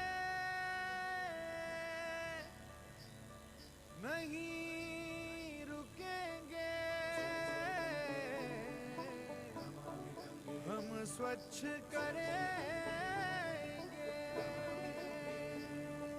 जय जय गंगे नमामि गंगे, जय जय गंगे नमामि गंगे, नहीं रुकेंगे हम स्वच्छ करेंगे। जय जय गंगे नमामि गंगे, नहीं रुकेंगे हम स्वच्छ करेंगे। जय जय गंगे नमामि गंगे, नहीं रुकेंगे हम स्वच्छ करेंगे। जय जय गंगे नमामि गंगे, नहीं रुकेंगे हम स्वच्छ करेंगे।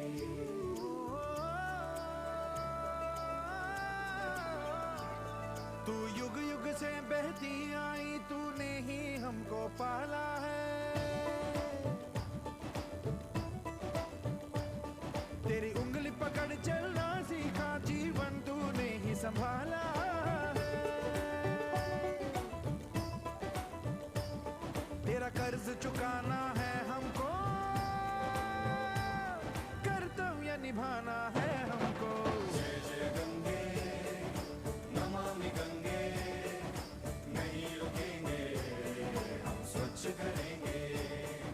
जय जय गंगे कर्तव्य गंगे, नहीं रुकेंगे हम स्वच्छ करेंगे। जय जय गंगे नमामि गंगे, नहीं रुकेंगे हम स्वच्छ करेंगे। जय जय जय जय जय जय जय जय गंगे, जय जय जय जय नमामि नमामि गंगे, जय जय जय जय जय जय जय जय गंगे, जय जय जय जय नमामि नमामि गंगे।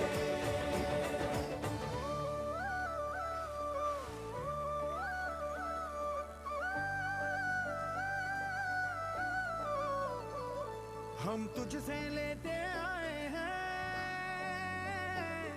पर अब तेरी पीड़ा हरनी है। हम तुझसे लेते आए हैं, पर अब तेरी पीड़ा हरनी है।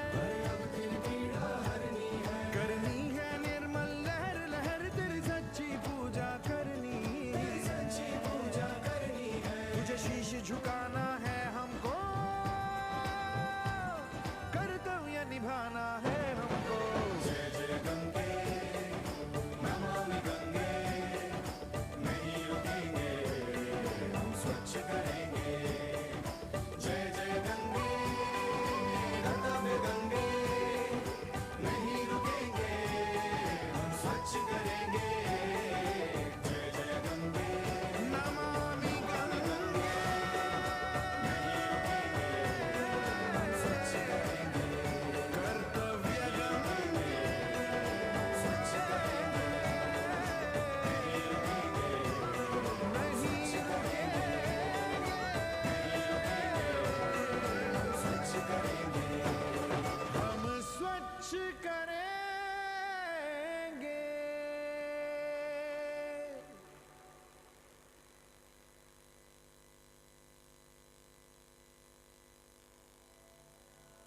गंगा यमुना सरस्वती सिंधु कावेरी नर्मदा, जले अस्मिन् सन्निधिं कुरु, जले अस्मिन् सन्निधिं कुरु।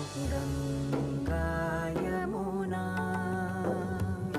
सिंधु कावेरी नर्मदा गोदावरी श्री सरस्वती।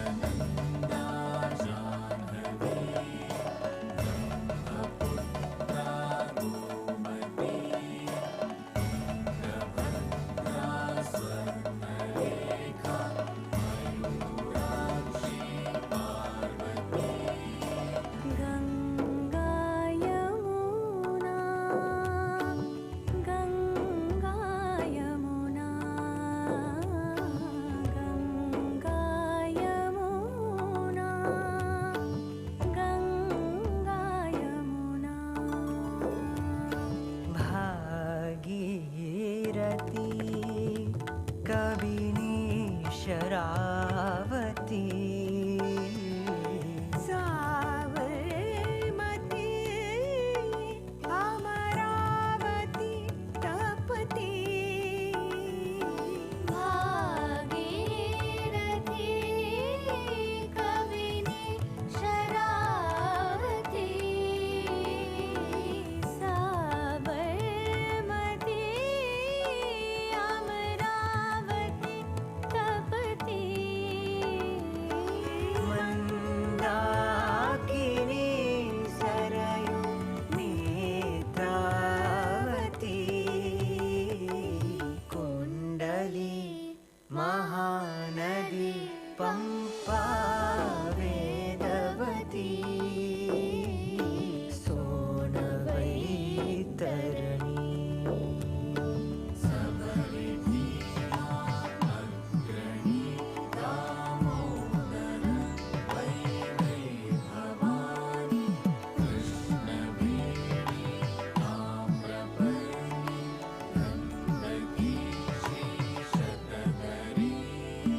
गंगा यमुना गंगा यमुना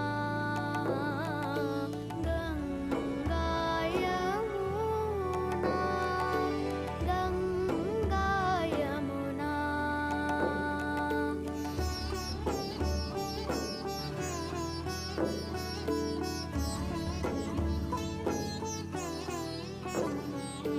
गंगा यमुना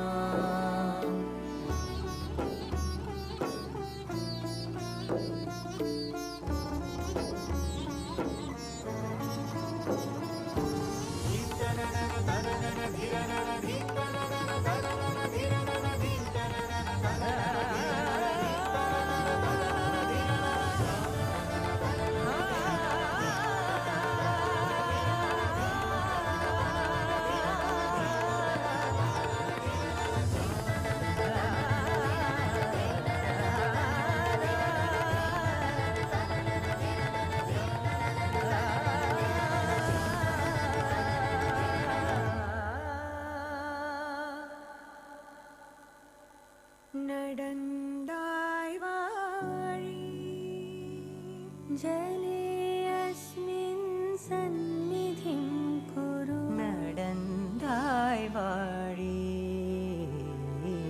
नडन्दाय वाणी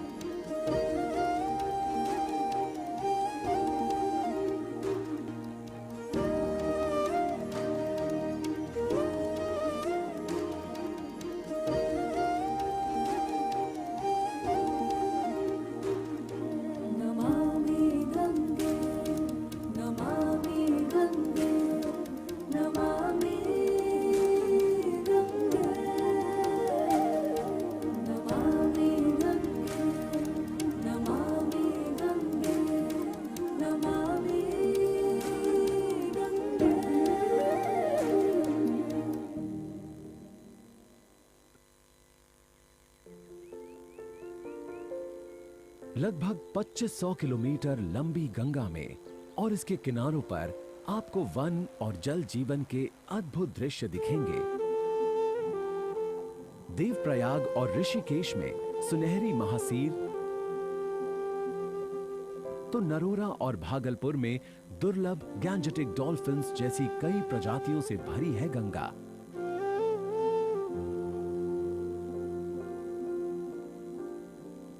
आप सबका गंगा की इस अद्भुत दुनिया में स्वागत है।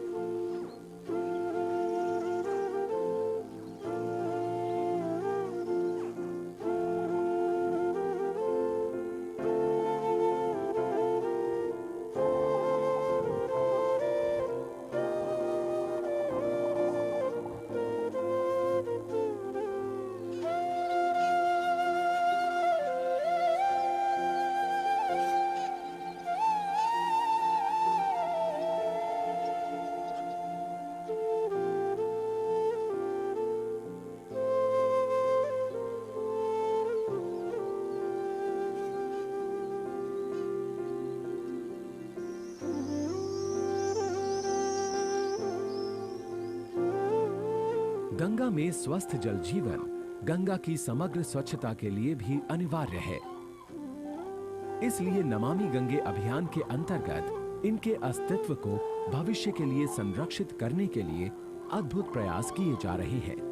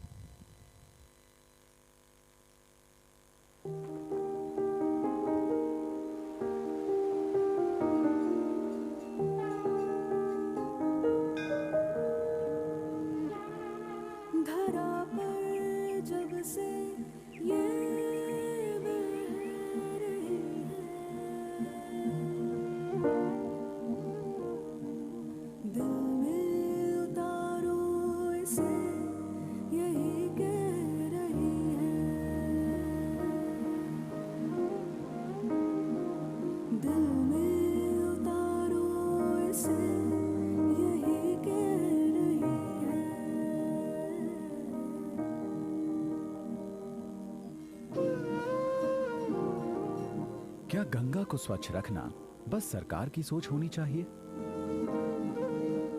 क्या गंगा हम सबकी नहीं है?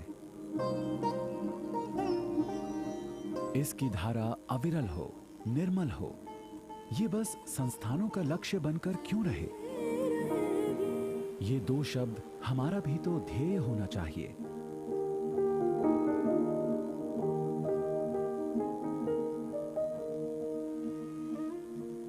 चलने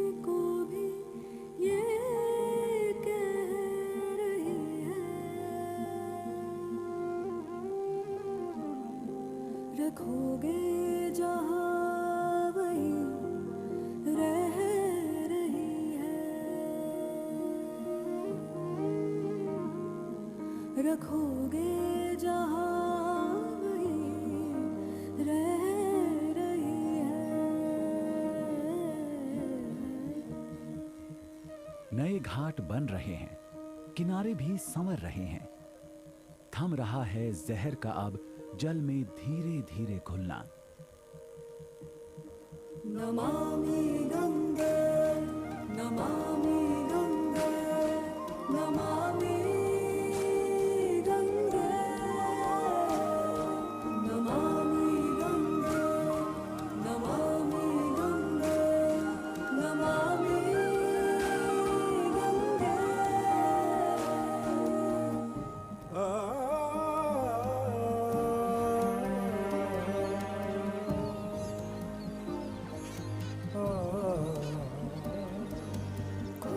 पर कल पांव तो आप ही धरेंगे, डुबकियां भी आप ही लेंगे, आप ही का जाप, आप ही की प्रार्थना।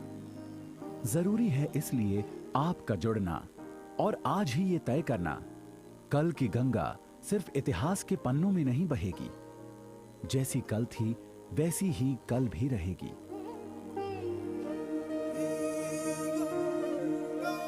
जुड़ना जरूरी है क्योंकि आज से अनंत तक भारत की तस्वीर गंगा के बिना बन ही नहीं सकती। संगम का भी ये रख रही है,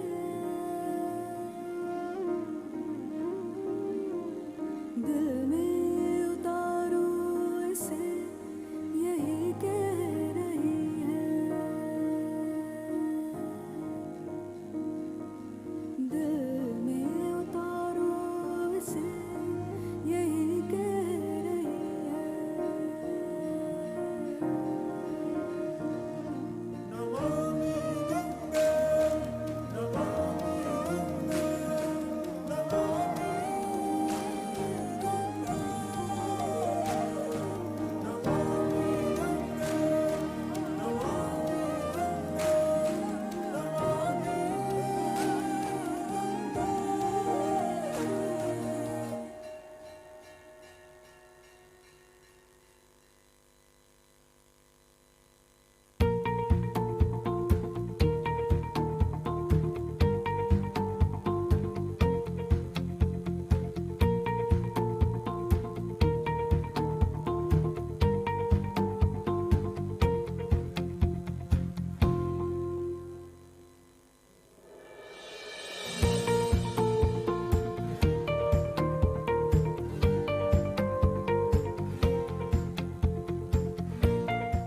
2014 में जब इस देश को एक ऐसा नेतृत्व मिला जिसने देश के चहुमुखी विकास, सर्वस्पर्शी विकास और देश के विकास और देश के भविष्य से जुड़े हुए हर एक विषय की चिंता जब उन्होंने करना प्रारंभ किया, उसी क्रम में उन्होंने कहा कि मुझे गंगा ने बुलाया है और गंगा की सेवा करने का अवसर मुझे मिला है। I can safely say that you have now achieved the Guinness World Records title for the most number of handwritten notes uploaded to Facebook in 1 hour. Thank you. Ganga उत्सव को आदरणीय प्रधानमंत्री जी यही मानते हैं, ये गंगा उत्सव जन भागीदारी से होना चाहिए, ये सरकार की उत्सव नहीं रहना चाहिए, ऐसा उनका इच्छा है। महोत्सव का मतलब होता है कि मैं, मेरे परिजन, चारों तरफ उसके रहने वाले लोग उस महोत्सव में शामिल हों, प्रसन्नतापूर्वक शामिल हों, सामर्थ्यवान होकर शामिल हों।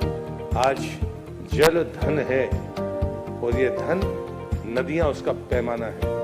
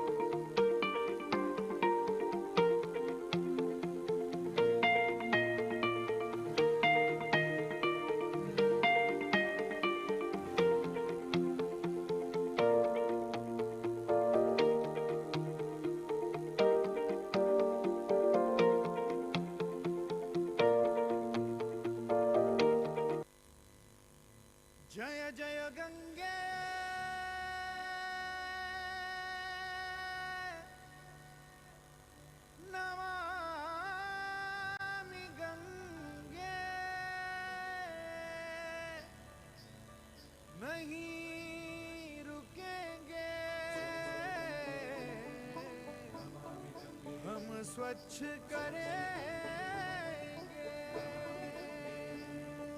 जय जय गंगे नमामि गंगे, जय जय गंगे नमामि गंगे, नहीं रुकेंगे हम स्वच्छ करेंगे। जय जय गंगे नमामि गंगे, नहीं रुकेंगे हम स्वच्छ करेंगे, स्वच्छ करेंगे। जय जय गंगे नमामि गंगे, नहीं रुकेंगे हम स्वच्छ करेंगे। जय जय गंगे नमामि गंगे, नहीं रुकेंगे हम स्वच्छ करेंगे।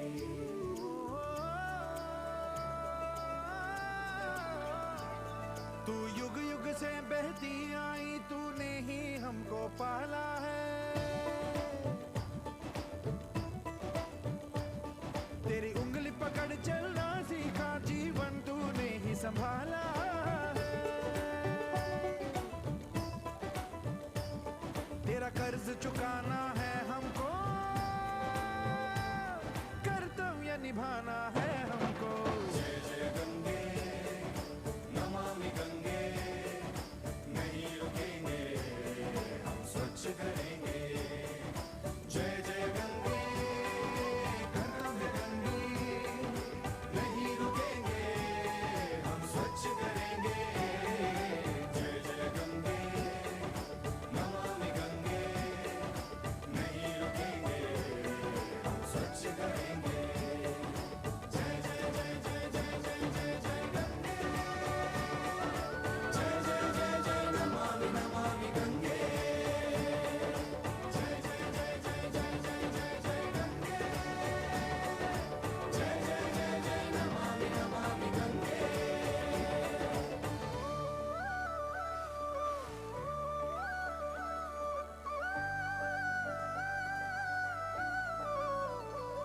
हम तुझसे लेते आए हैं,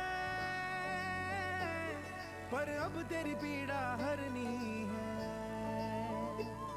हम तुझसे लेते आए हैं, पर अब तेरी पीड़ा हरनी है।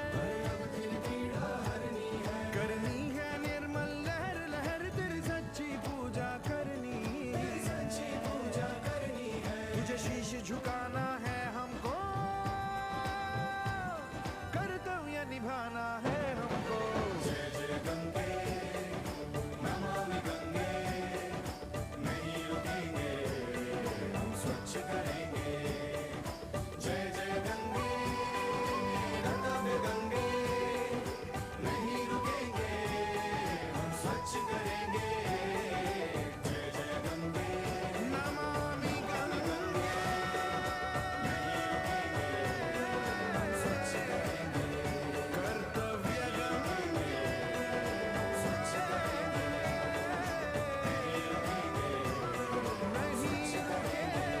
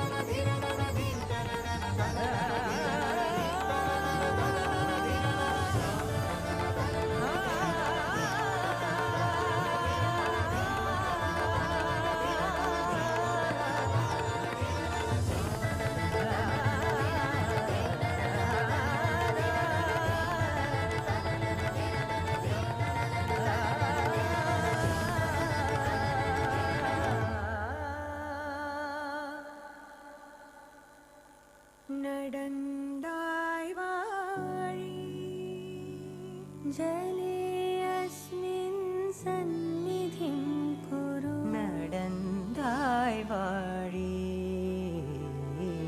നടന്തായ് വാഴി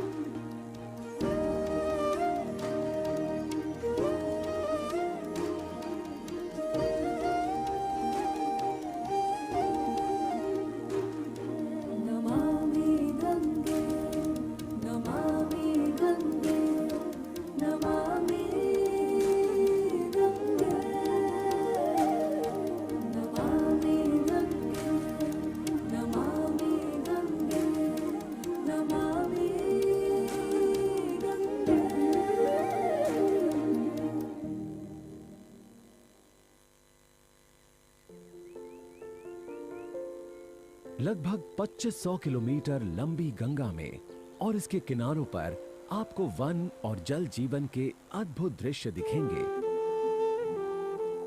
देवप्रयाग और ऋषिकेश में सुनहरी महासीर, तो नरोरा और भागलपुर में दुर्लभ गैंजेटिक डॉल्फिन्स जैसी कई प्रजातियों से भरी है गंगा।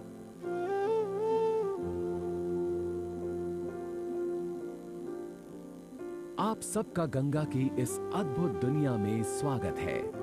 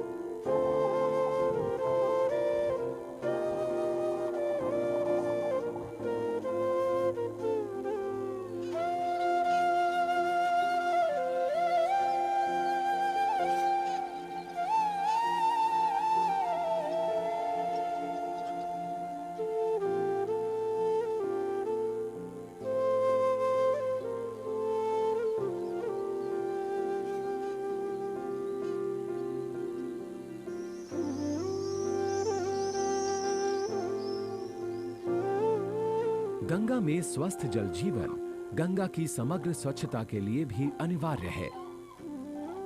इसलिए नमामि गंगे अभियान के अंतर्गत इनके अस्तित्व को भविष्य के लिए संरक्षित करने के लिए अद्भुत प्रयास किए जा रहे हैं।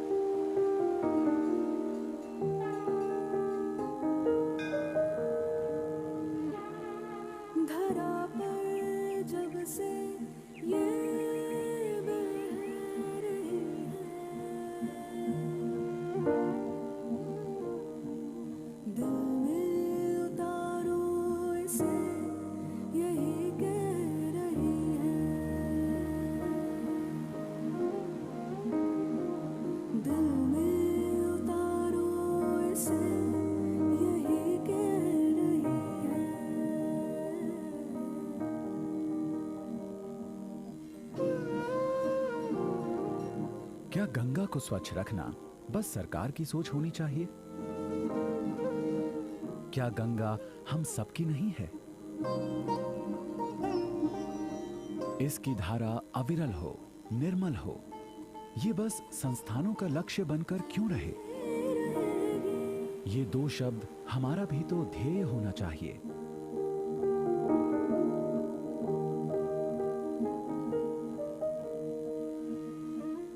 सचल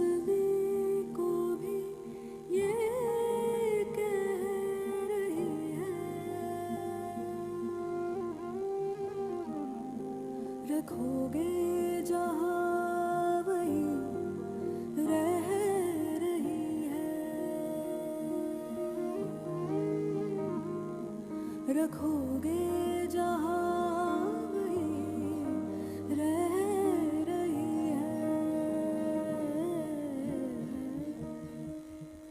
नए घाट बन रहे हैं, किनारे भी संवर रहे हैं। थम रहा है जहर का अब जल में धीरे धीरे घुलना। नमामि गंगे, नमामि गंगे, नमामि गंगे, नमामि गंगे, नमामि गंगे, नमामि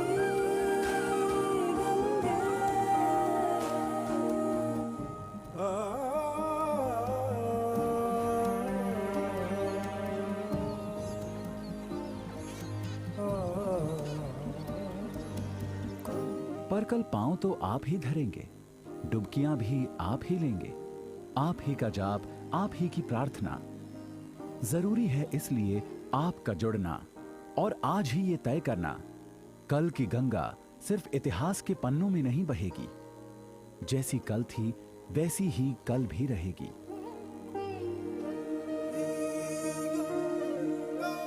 जुड़ना जरूरी है क्योंकि आज से अनंत तक भारत की तस्वीर गंगा के बिना बन ही नहीं सकती। संगम का भी ये रख रही है,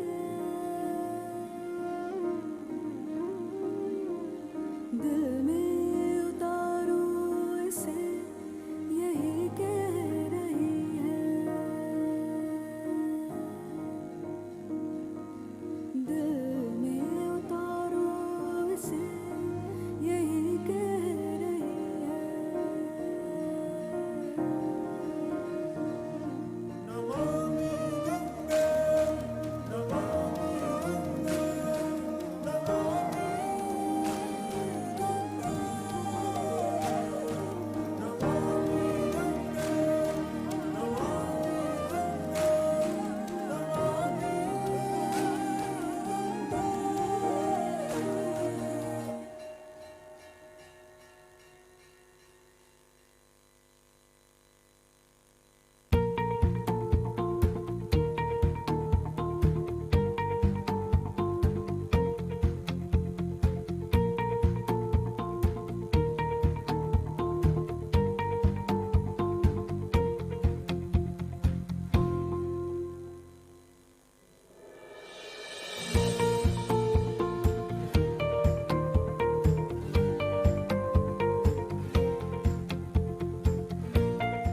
2014 में जब इस देश को एक ऐसा नेतृत्व मिला जिसने देश के चहुमुखी विकास, सर्वस्पर्शी विकास और देश के विकास और देश के भविष्य से जुड़े हुए हर एक विषय की चिंता जब उन्होंने करना प्रारंभ किया, उसी क्रम में उन्होंने कहा कि मुझे गंगा ने बुलाया है और गंगा की सेवा करने का अवसर मुझे मिला है।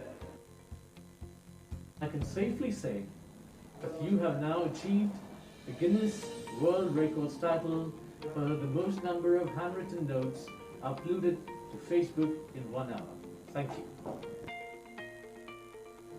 गंगा उत्सव को आदरणीय प्रधानमंत्री जी यही मानते हैं, ये गंगा उत्सव जन भागीदारी से होना चाहिए, ये सरकार की उत्सव नहीं रहना चाहिए, ऐसा उनका इच्छा है।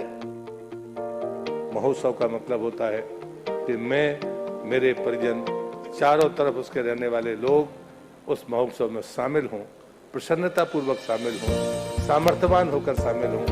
आज जल धन है और ये धन नदियां उसका पैमाना है।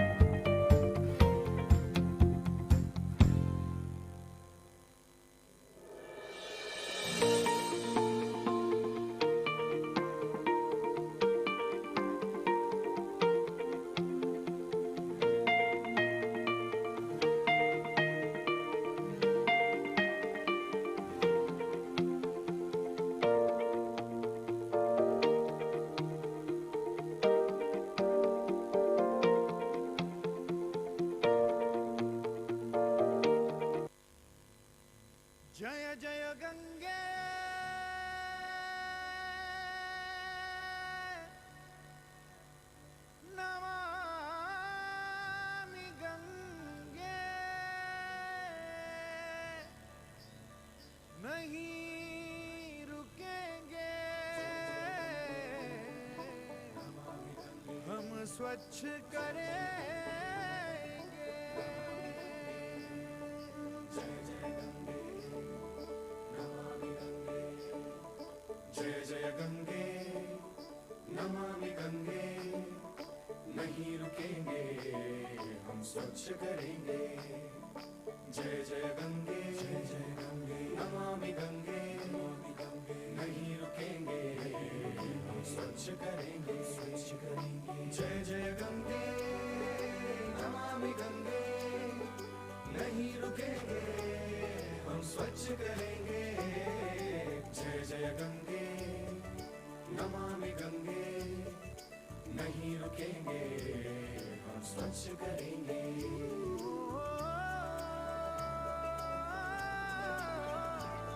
तू युग युग से बहती आई, तूने ही हमको पाला है। तेरी उंगली पकड़ चलना सीखा, जीवन तूने ही संभाला है। तेरा कर्ज चुकाना है हमको, कर्तव्य निभाना है हमको। जय जय गंगे नमामि गंगे, नहीं रुकेंगे हम स्वच्छ करेंगे। जय जय गंगे कर्तव्य गंगे, नहीं रुकेंगे हम स्वच्छ करेंगे। जय जय गंगे नमामि गंगे, नहीं रुकेंगे हम स्वच्छ करेंगे। जय जय जय जय जय जय जय जय गंगे, जय जय जय जय नमामि नमामि गंगे, जय जय जय जय जय जय जय जय गंगे, जय जय जय जय नमामि नमामि गंगे।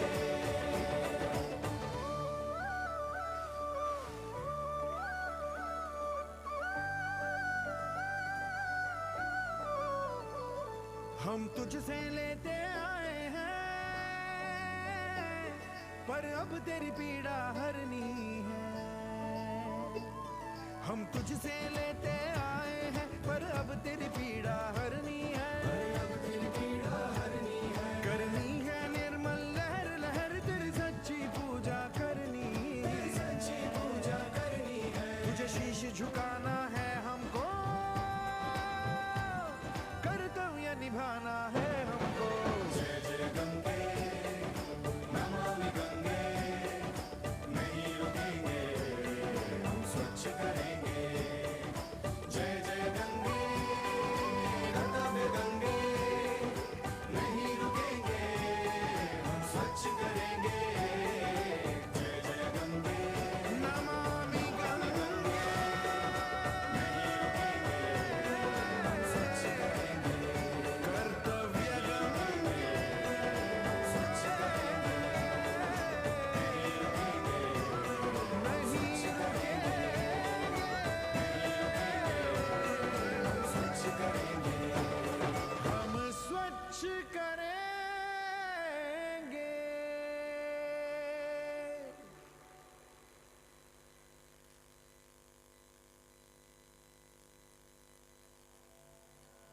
गंगा यमुना सरस्वती सिंधु कावेरी नर्मदा, जले अस्मिन् सन्निधिं कुरु, जले अस्मिन् सन्निधिं कुरु। गंगा यमुना सिंधु कावेरी नर्मदा,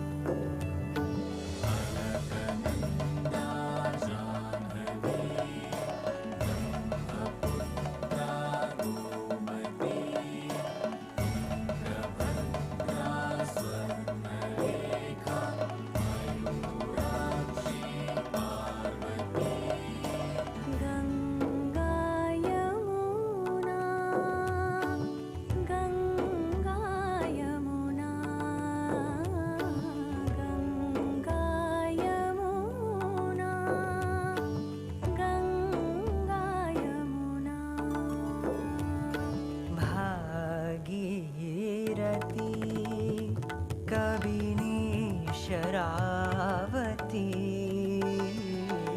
साबरमती अमरावती तपती भागीरथी कबिनी शरावती साबरमती अमरावती तपती Mandakini Saryu Netravati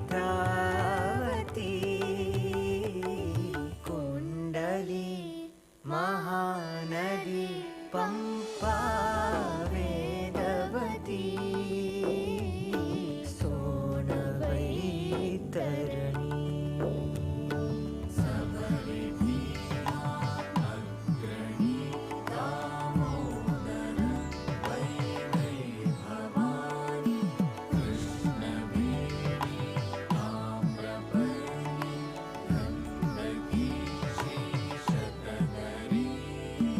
Ganga Yamuna Ganga Yamuna Ganga Yamuna Ganga Yamuna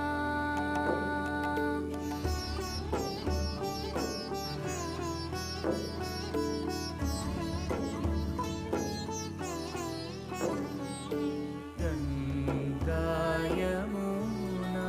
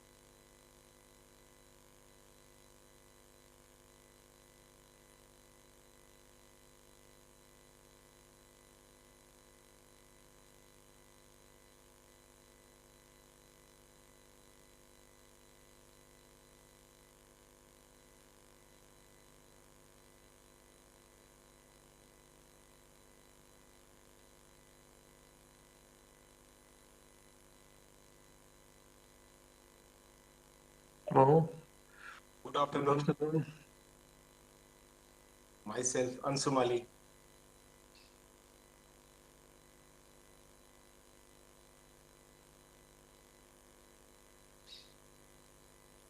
Yeah, good afternoon.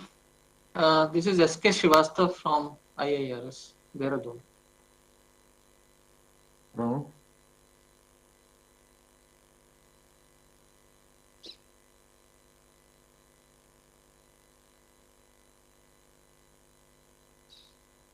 A very good afternoon. So here I am Vikrant Jain from IIT Gandhinagar.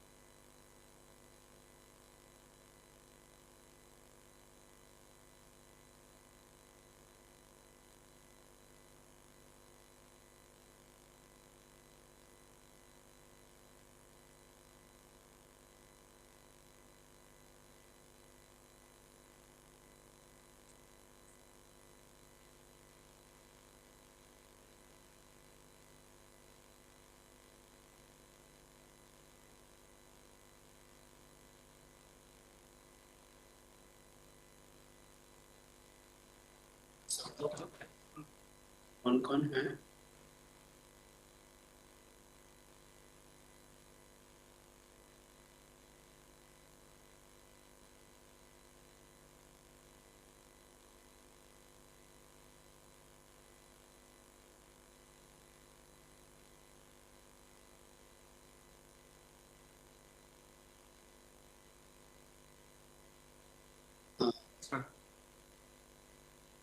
Namaskar. Very good afternoon to those who are in India. Good morning to others who are in Europe. Welcome to this panel discussion session. I, at the outset, would like to thank you all for agreeing to be on the panel. Before I move further, I would like to introduce the panel. We have very distinguished panel with diverse kind of background, both in terms of their discipline or the work area from which they come, and also the professional affiliation, and even in terms of the experience. We have some very experienced people, some very young people, and I hope we will be able to make have a good discussion and take away points from this discussion. As you know, this year's theme is on river resources allocation, planning and management at the regional level. I will give a brief background on that, and then we will have the discussion. Before that, as I said, let's have an introduction of the panel. So we have with us Mr. Kees Bons from Deltaris, Netherlands. Mr. Bons is an experienced environmental hydrologist and manager with a sound background in hydrology and earth sciences. His research experience in both surface and groundwater hydrology forms a good foundation for the integrated approach to solving water management problems, which has been his key occupation. He was a team leader in Ganga strategic planning, and that is how we know him. He knows Ganga basin very well, and also India by and large very well, particularly the issues related to the water sector and the rivers. Then we have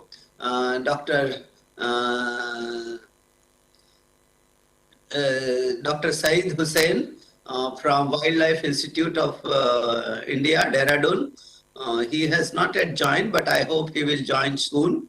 Dr. Hussain superannuated as a scientist in Wildlife Institute of India, but continues to share his knowledge and experience and engages with WII and Namami Gange program on various activities. He has been looking after the wetlands and coastal habitat management and aquatic species conservation program. He has specialization in wetlands and coastal habitat management, mountain ecosystem services, small carnivore ecology and conservation, management of small populations, protected area management. So we have a very experienced person coming from ecological background. Then we have with us a very young person, Bhavna Badola. She is from Tree Case Foundation. So Bhavna Badola is the Chief Executive Officer at Tree Case Foundation with diverse experience of around 13 experience to work in government, development and corporate sector. She has masters in GIS and remote sensing for environmental modeling and management from Netherlands. She has worked with NMCG, TNC, the Nature Conservation, and was also a member of Team Sea Ganga. So we have very wide association at various levels. So that will help us in the panel discussion. Then we have with us Dr. Anshumali from IIT ISM Dhanbad. Dr. Anshumalli is a professor and head of the Department of Environmental Science and Engineering, IIT ISM Dhanbad. Also head of Center for Water Resources Management and coordinator, IIT ISM Envis Center. His expertise is in the field of geochemistry, biogeochemistry of terrestrial and aquatic ecosystems, environmental microbiology, ecology and biodiversity, natural resource management, forests, rivers, reservoirs and aquifers. He is also a member of the team C Ganga from the IIT ISM Dhanbad, with which IIT Kanpur has a MOU for C Ganga. Then we also have with us Dr. Zaleski. I hope I am pronouncing the name well. Please correct me. He is he is with the European Regional Center for Ecohydrology, the Polish Academy of Service Sciences, Poland. Dr. Zaleski is a professor of applied ecology at Lodz University, director of the UNESCO European Regional Center for Ecohydrology of the Polish Academy of Sciences, and founder of the ecohydrology concept under the framework of UNESCO IHP program. Professor Zaleski research interests evolved from his fish bioenergetics towards river ecosystem ecology, to which he proposed a concept of an abiotic-biotic hierarchy of factors determining water communities. I'm sure his background and experience will help us take the discussion forward. Then we have with us Dr. S.K. Srivastav, Indian Institute of Remote Sensing, Dehradun. Dr. S.K. Srivastav started his professional career with National Remote Sensing Center, NRSC, Indian Space Research Organization, Hyderabad, as Scientist SB in June 1990. He is currently working as Scientist G and Dean Academics at the Indian Institute of Remote Sensing, ISRO, Dehradun. He has expertise in geologic, remote sensing, groundwater hydrology, and I'm sure his experience will help us in taking the subject matter forward. Then we have a very, very senior person with us, Dr. Alok Sikka. He is with International Water Management Institute, country representative in India. Dr. Alok Sikka served as Deputy Director General at the Indian Council of Agricultural Research, ICAR is known. He was technical expert in the rank of Additional Secretary to the Government of India for Watershed Development. He has worked with National Rainfed Area Authority and Planning Commission, Government of India. Dr. Sikka also served as Basin Coordinator for the Indo-Gangetic Basin under the CGIAR Challenge Program on Water and Food. He has expertise in hydrology, climate change, water productivity, irrigation, water management, integrated watershed management, and with his experience and wide background, I'm sure he would be able to guide us on the subject matter and share. Then we also have with us a young person, Dr. Vikrant Jain. He is the professor at IIT Gandhinagar in the Department of Earth Sciences. He obtained his PhD in civil engineering from IIT Kanpur. So he is our alma mater, alumni. He was also a member of the consortium of 7 IITs that prepared Ganga plan. He has expertise in earth surface processes, river science, external forcing and rivers future, glacioflual coupling, geomorphic applications in stream management. He continues to be a member of the team C Ganga from IIT Gandhinagar. Before now we take on the panel, I would like to give a brief background of the theme. So this year's theme, as I said, is on river resource allocation, planning and management at the regional level.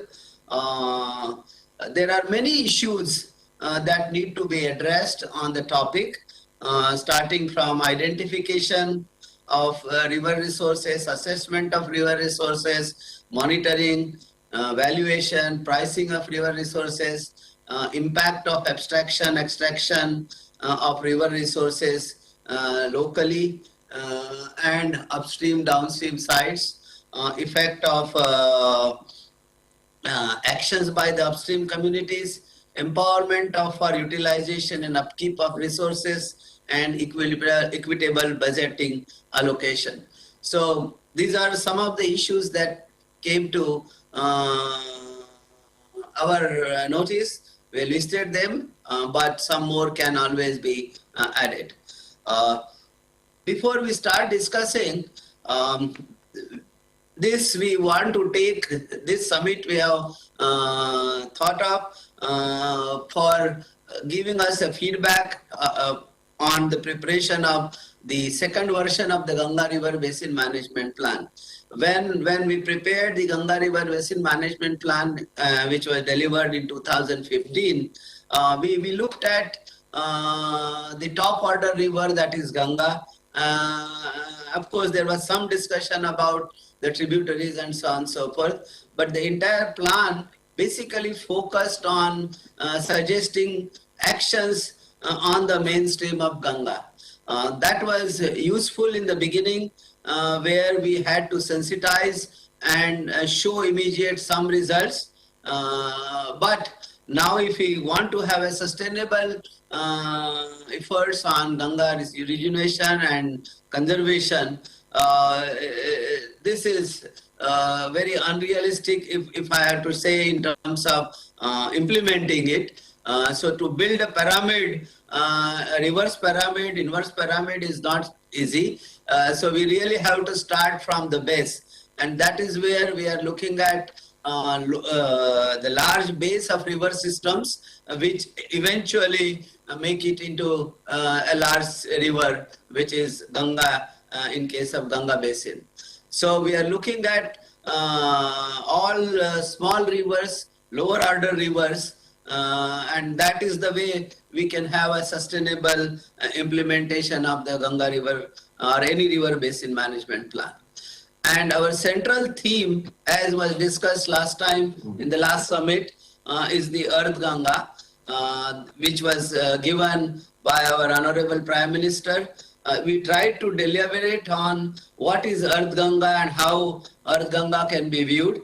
Those of you who participated in the last edition of the India Water Impact Summit are aware about the discussions that happened, and we eventually came to the consensus that river conservation and development cannot be two opposing sides. They have to be the two faces of this coin.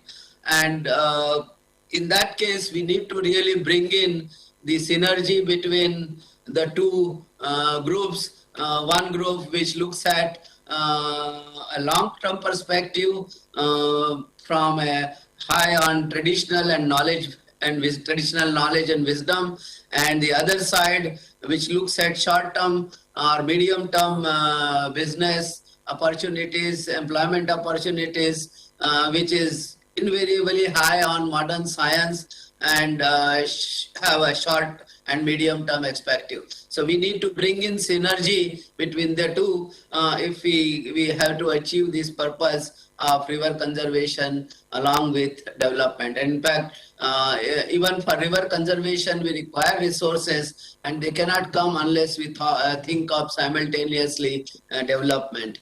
The guiding principles for us is always use the modern science, apply the modern science and technology, but with understanding of ancient knowledge and traditional wisdom. And also, no doubt we think globally, but start action locally, and that's why we are beginning from a lower order river, middle order river, and then go to the big river. Also, we need to take care of not only human beings, but also all life forms. And that is where our Prime Minister has always been talking, even in terms of the commitment of India to address climate change issues, that we need to be together as one family and act through individuals, family, community, locality, city, state, and eventually through the nations. So with these guiding principles, our objective in while preparing the Ganga River Basin Management Plan second version is to attain or achieve holistic value. Look at the holistic value of the river. That is the meaning of the Earth Ganga. And when we say Earth Ganga, Earth also partly means economics and also partly means spirit. And together we have to look at that.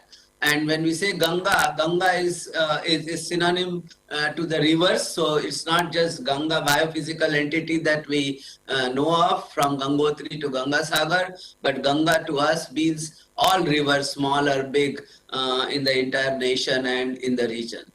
And ideally, we would like to maintain the status of the river in such a way that we get a total holistic value as optimum value or highest value.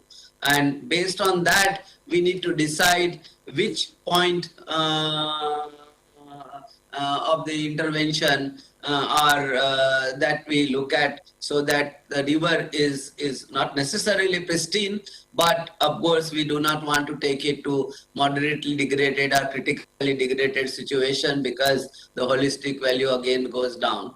Okay, so that's the objective that we have, and for that we have looked at three major components: principal components, enabling components, and engagement components. So through IWIS, this is where we engage with all kinds of stakeholders, national, international, world experts, and try to get knowledge and experience from all over the world, so that we do not repeat the mistakes that were done elsewhere, and try to minimize the time that is required for restoration and conservation.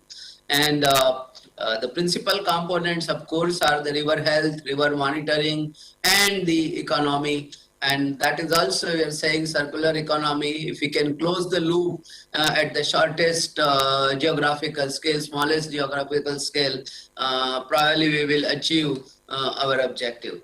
And the enabling components, of course, we need data and information, technology innovation, and novel instruments for economics, finance, and investment. So all these components, and we have different streams in the IWIS for that to achieve the final impact component, that is Earth Ganga, using science, technology, engineering, policies, laws, governance, economics, finance, and investment disciplines.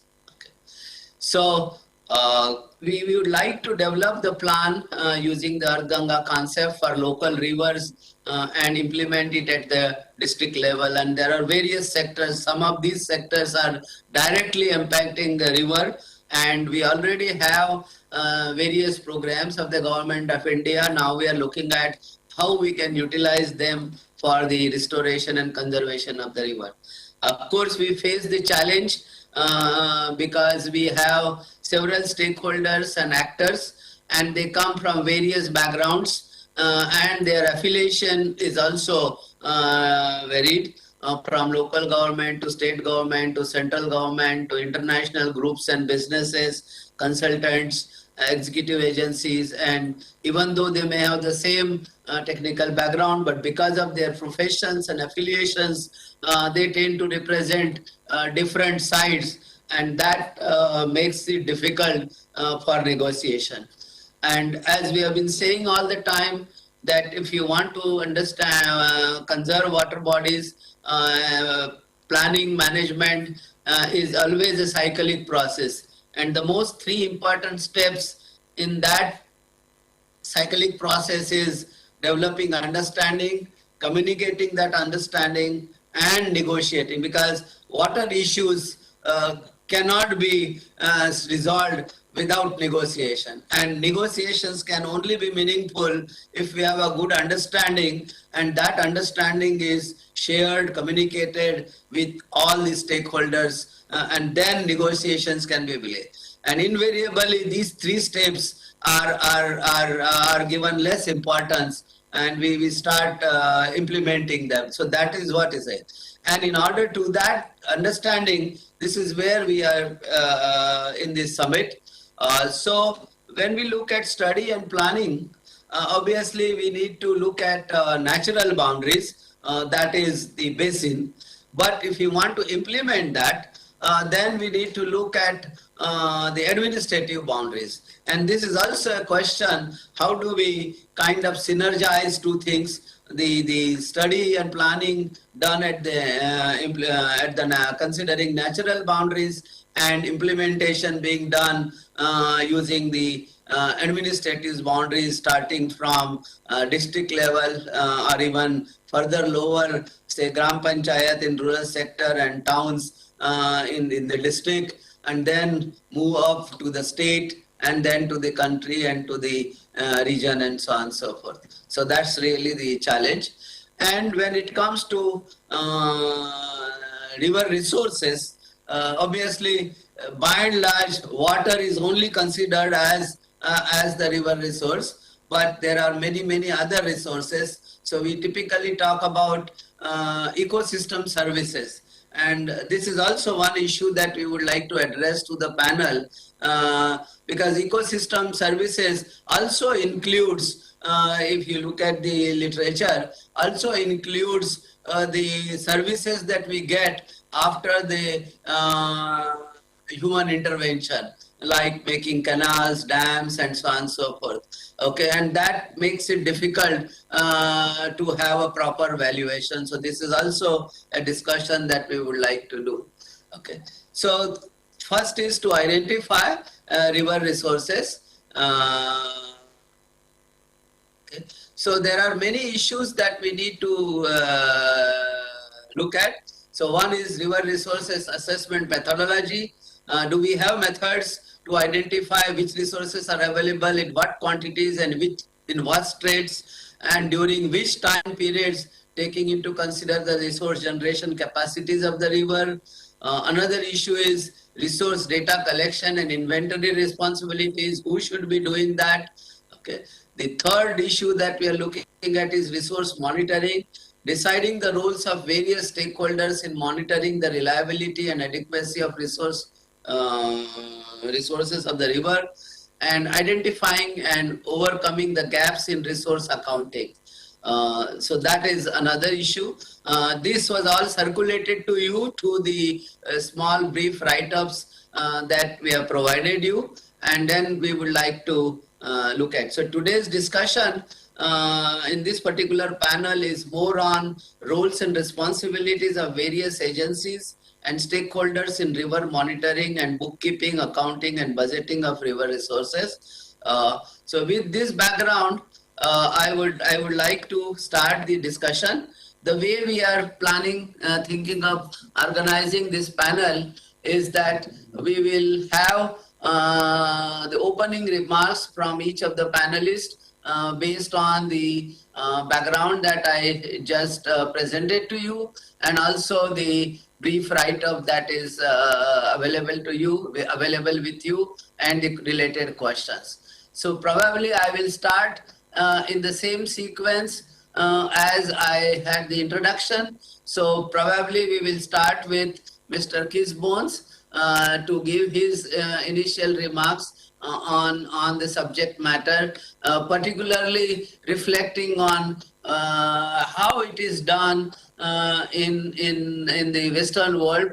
Netherlands, as we know, of course, is more advanced in this kind of thing. So what kind of definition is taken for the ecosystem services, and how the river resources are identified, valued, and allocation done? Is it done, or there is a lot more to be done in that area?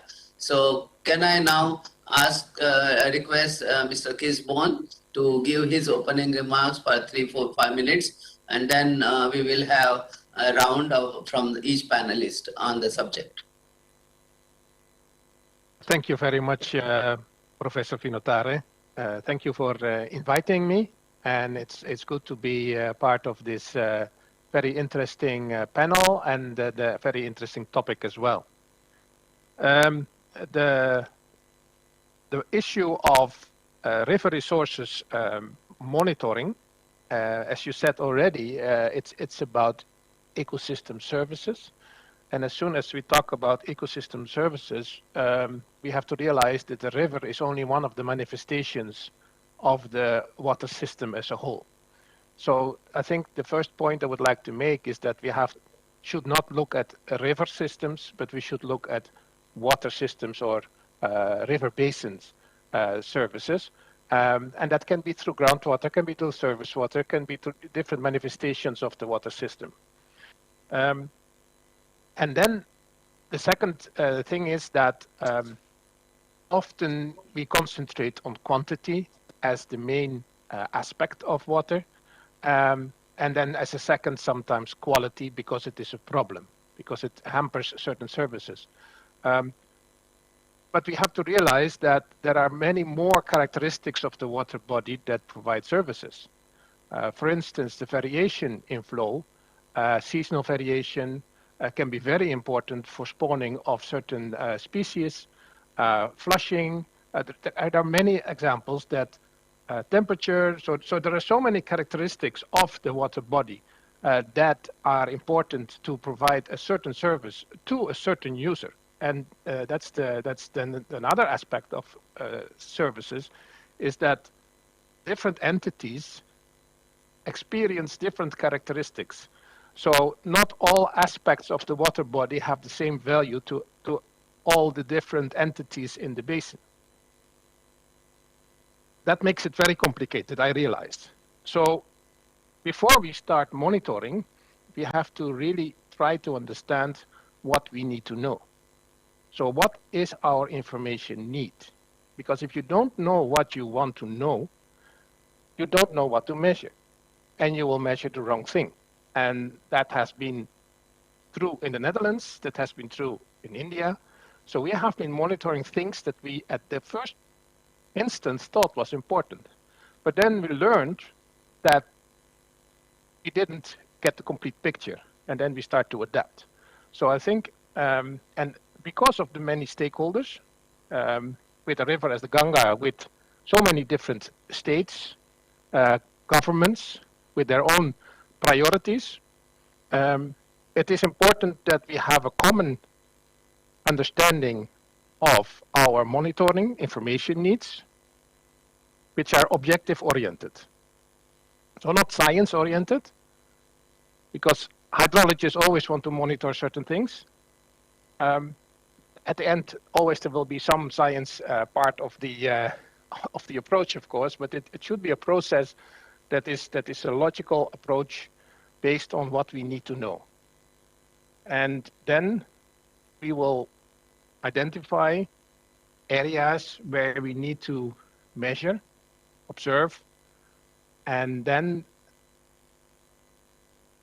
all the different parts of the basin, which may be under different jurisdictions, will need to be approached in the same way. So we need consensus on how it is done. Not necessarily at the beginning who will do it. That is a later question. So first we have to establish what we need to know and how we would like to measure that.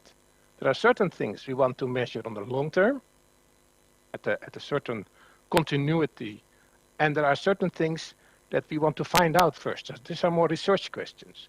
So we have to distinguish between long-term monitoring, which can be expensive, because everything you monitor costs money, and certain things you need to find out and then later maybe incorporate into the long-term monitoring. As soon as so that is the process. You start from the theoretical point of view. When you know what you want to measure, then the actual players come into the field.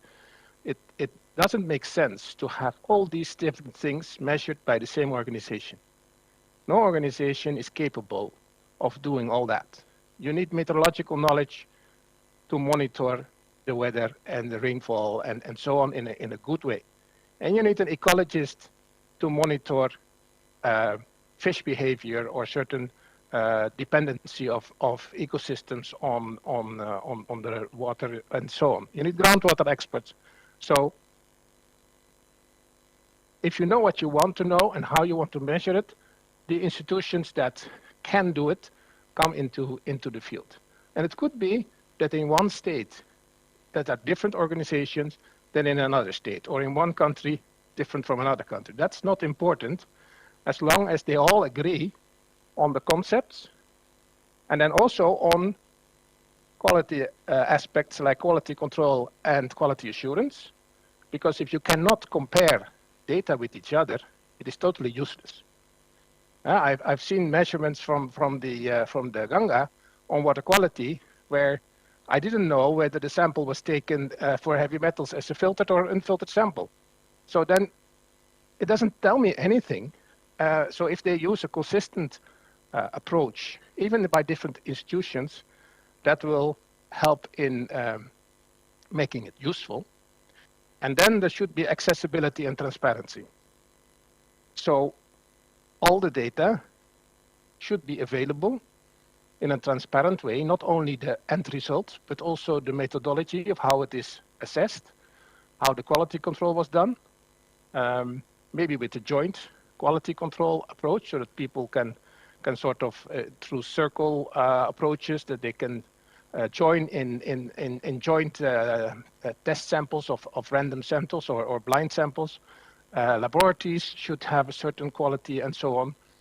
Now, if you build it up from that, starting with information need, slowly moving down to the practical aspects of who does what and how and who takes the sample, but then brings it back so that that information really needs the people who need it. And then you have a sort of a feedback mechanism where maybe based on information that you then get, you can realize that you maybe need a little bit more or a different frequency or something else. Then the system can be adapted. But it's a joint process of all these different stakeholders in the basin and includes all aspects of the water, groundwater, surface water, ecosystem, and so on. So these are my first comments. Thank you for your time. Thank you very much. I think you made very interesting points. One thing that you said is that probably we also need to keep on changing our strategy in terms of what to monitor. Because as we learn, probably we come to know that this thing is not that important that we thought at one time, but now we need to do that. The second thing that you said is there are various things to be monitored, but and one organization cannot do it. So we obviously need to involve or engage many organizations and even individuals to the organization. I would like to come back to you later, but I just want to pose a question. Do you also think there is some kind of coordination that is required, and how that coordination can be done when the different institutions, different individuals are monitoring? Of course, you have mentioned one about the quality check. So your methodology and quality check has to be maintained. But otherwise also in terms of, monitoring, do you think there should be one any organization or structure which can coordinate all these kind of monitoring? And so one more thing that you mentioned is that how do we decide what to monitor? How do we bring in consensus on that as well? So these are some of the questions that we are also pondering, and I would like to come back to you later to share your experience and thought process on this. And if you have some good experience of, if it is done in your part of the world. So I'll come back to you with that. But at this point of time, we will move on to the second panelist, Dr. Hussain from Wildlife Institute of India. Dr. Hussain? Good afternoon, sir. Good afternoon. So we are talking about a very specific topic now: what to monitor, how to monitor, who should monitor, and whatever we are monitoring, because monitoring itself costs. And as Mr. Kisbon said, some are short term, some are long term. So this itself is a community we have to develop from various organizations. So how do we kind of structure that? If you have some thoughts on that, that will be very useful.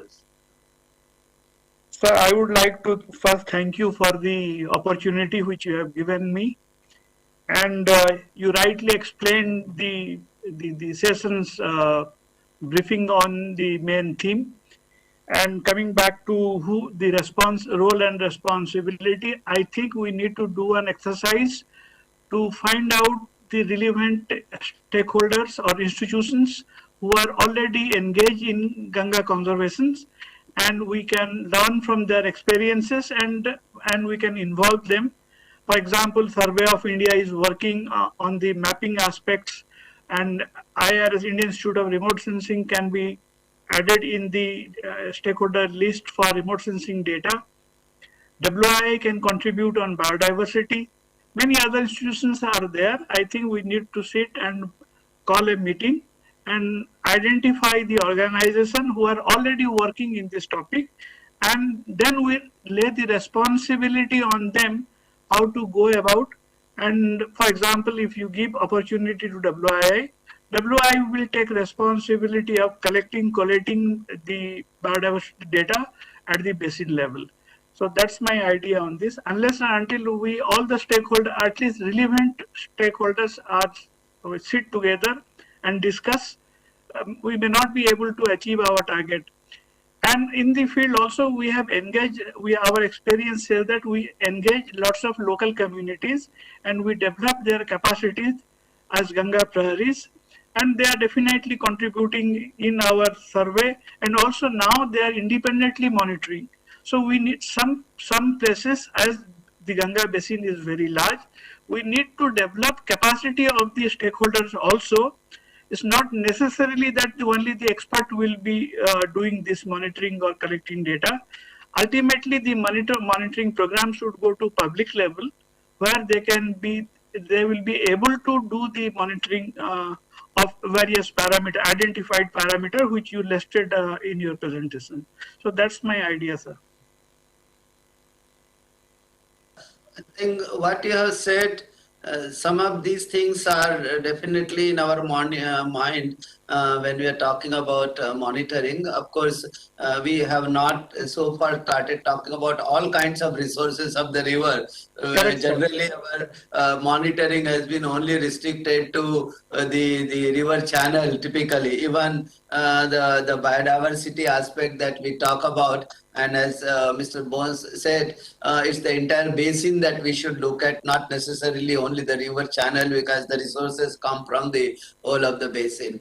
But I will like you to think on this, and I'll come back to you later. Is as to whom do we need to convince that we need to start such a monitoring program? Like you said, we have to have a meeting.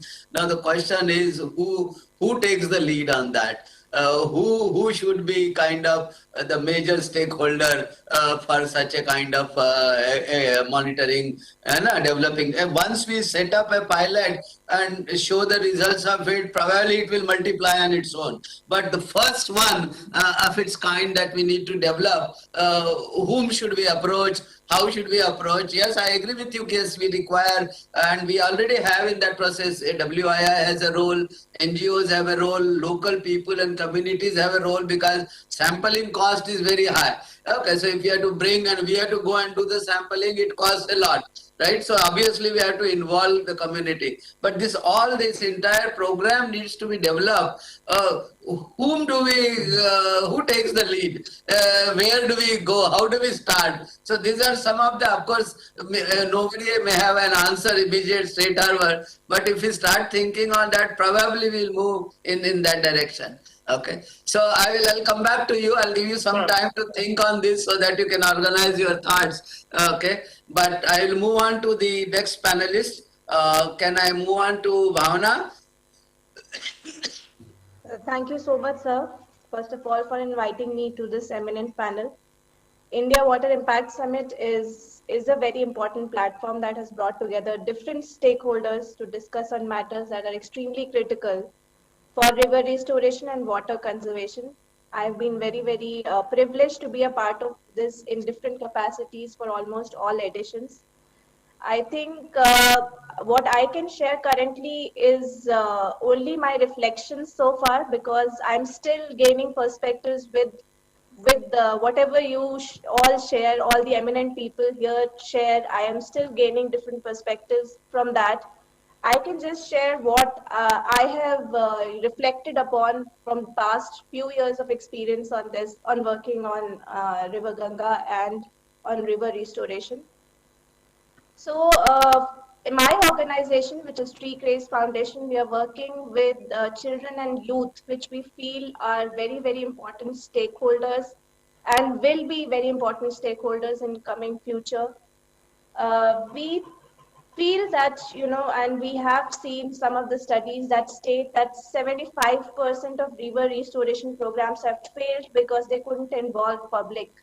And involving community, public, children and youth, I feel would be very, very critical, specifically for our program to be successful. Our vision is that we have a world where every citizen takes ownership, takes lead and responsibility to come together and act for our environment and rivers.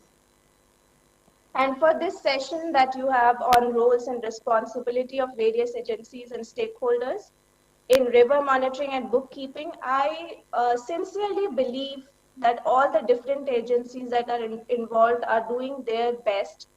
But as all of you were mentioning previously, the main challenge is that how we can bring them together, how they can collaborate, how they can trust each other, because I feel that part sincerely is missing.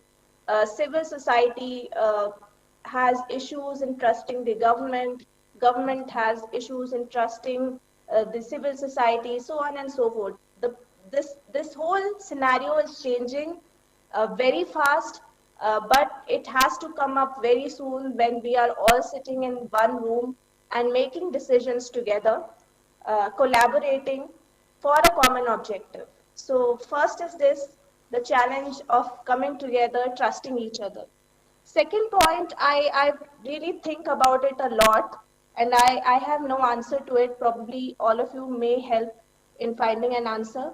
But whenever I look at the objective of Namami Gange, that no untreated sewage will enter River Ganga, by such and such year, can we just rethink about this objective in a way that our water quality in this, from this stretch to this stretch, will be this much, and from this stretch to this stretch would be this much. So can the objective, when we are laying down the objectives for our programs, can it be more specific, which can be monitored and evaluated? I feel, because when the objective is untreated sewage not entering into Ganga, then STPs are being created, and that's the success for the program. But after creation of the STP, what is the water quality improvement in the river? That part, if it is not monitored, then I feel the overall objective somehow is slightly needs to be rethought of, so that it can be monitored as a public, as a person who is sitting outside of the government. If I want to see whether Namami Gange has been successful or not, I should be able to see that so many STPs were created, and because of those STPs, the water quality has improved by this much. So that connection cannot be still, developed. So this is something that I want to put forward in front of the panel. And lastly, I believe having a kind of a robust decision support system, and a lot of such uh, dashboards, individual dashboards, I would say, exist for every department in the government. The idea is whether we can have a single decision support system that where each and every department is contributing in updating the system, in managing the system, and it is being used by the overall decision makers. And it is not only for the government, it is also for the public. It is in the public domain where they can see what's being happening. So the point that Mr. Keys Bose mentioned about accountants, being accountant and also being transparent. was something that should come forward as this decision support system. And having been, I have seen several decision support system in government, in different kind of agencies who have developed it, but still not being adopted as a central kind of a thing which is being used by number of stakeholders. So with this few points, I would like to currently stop my discussion and would like to hear more from the different other eminent panelists. Thank you, thank you. I think you really posed a problem that what is really the indicator? How do we say that the river is improving? Okay, and of course, water quality is one of the thing, but that also we need to look at when do we say the river has become okay? Is that the water quality alone is good enough? Our water quality is probably a diagnostic to something that you want to see in the river. Okay, like for example, ultimately it is the indigenous biota that we would like to see in the river. So is that the one that we should take it as a kind of verifiable indicator that if that comes or that we see in each and every river, if that is there, then probably water quality is automatically there. That's why they are there, because they require a certain kind of quality. So these are of course the issue. And the other thing that you mentioned, of course, is the trust. How do we bring in all? And you said yes, children and youth have a big role to play.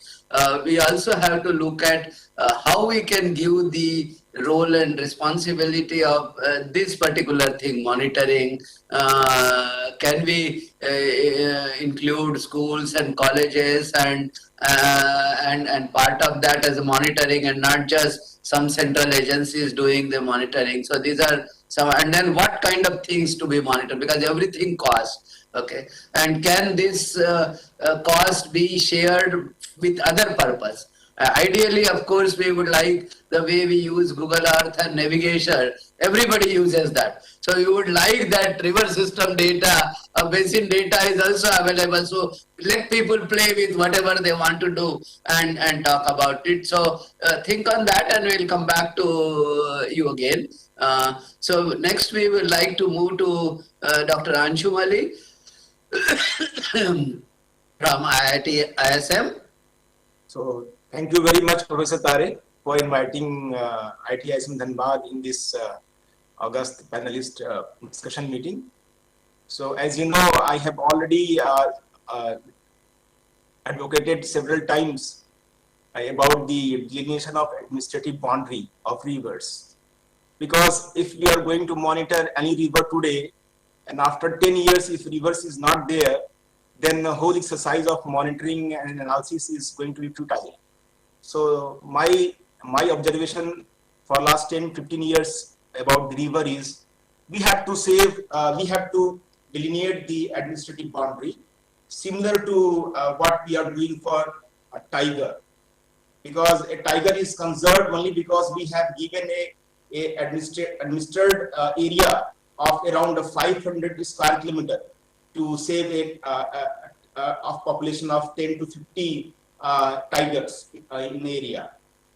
So if we save one river, we can save 100 tigers. We can give water supply to almost 500 square kilometer area. And not only that, we will supply water to almost 50 lakh tree plants in a given area. So it is very, very important that we have to take into account, and you have advocated this one in your GRBMP2 framework, that we should advocate this policy, how to do this job, how can we delineate the administrative boundary.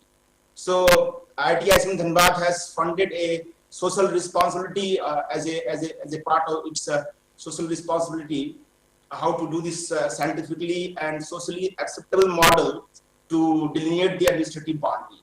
So we are going to take up this project in southwestern part of Jharkhand. That is a very popular district is Garhwa district. It is a very remote rural part of our India. And there is a one river, what we call Baki river.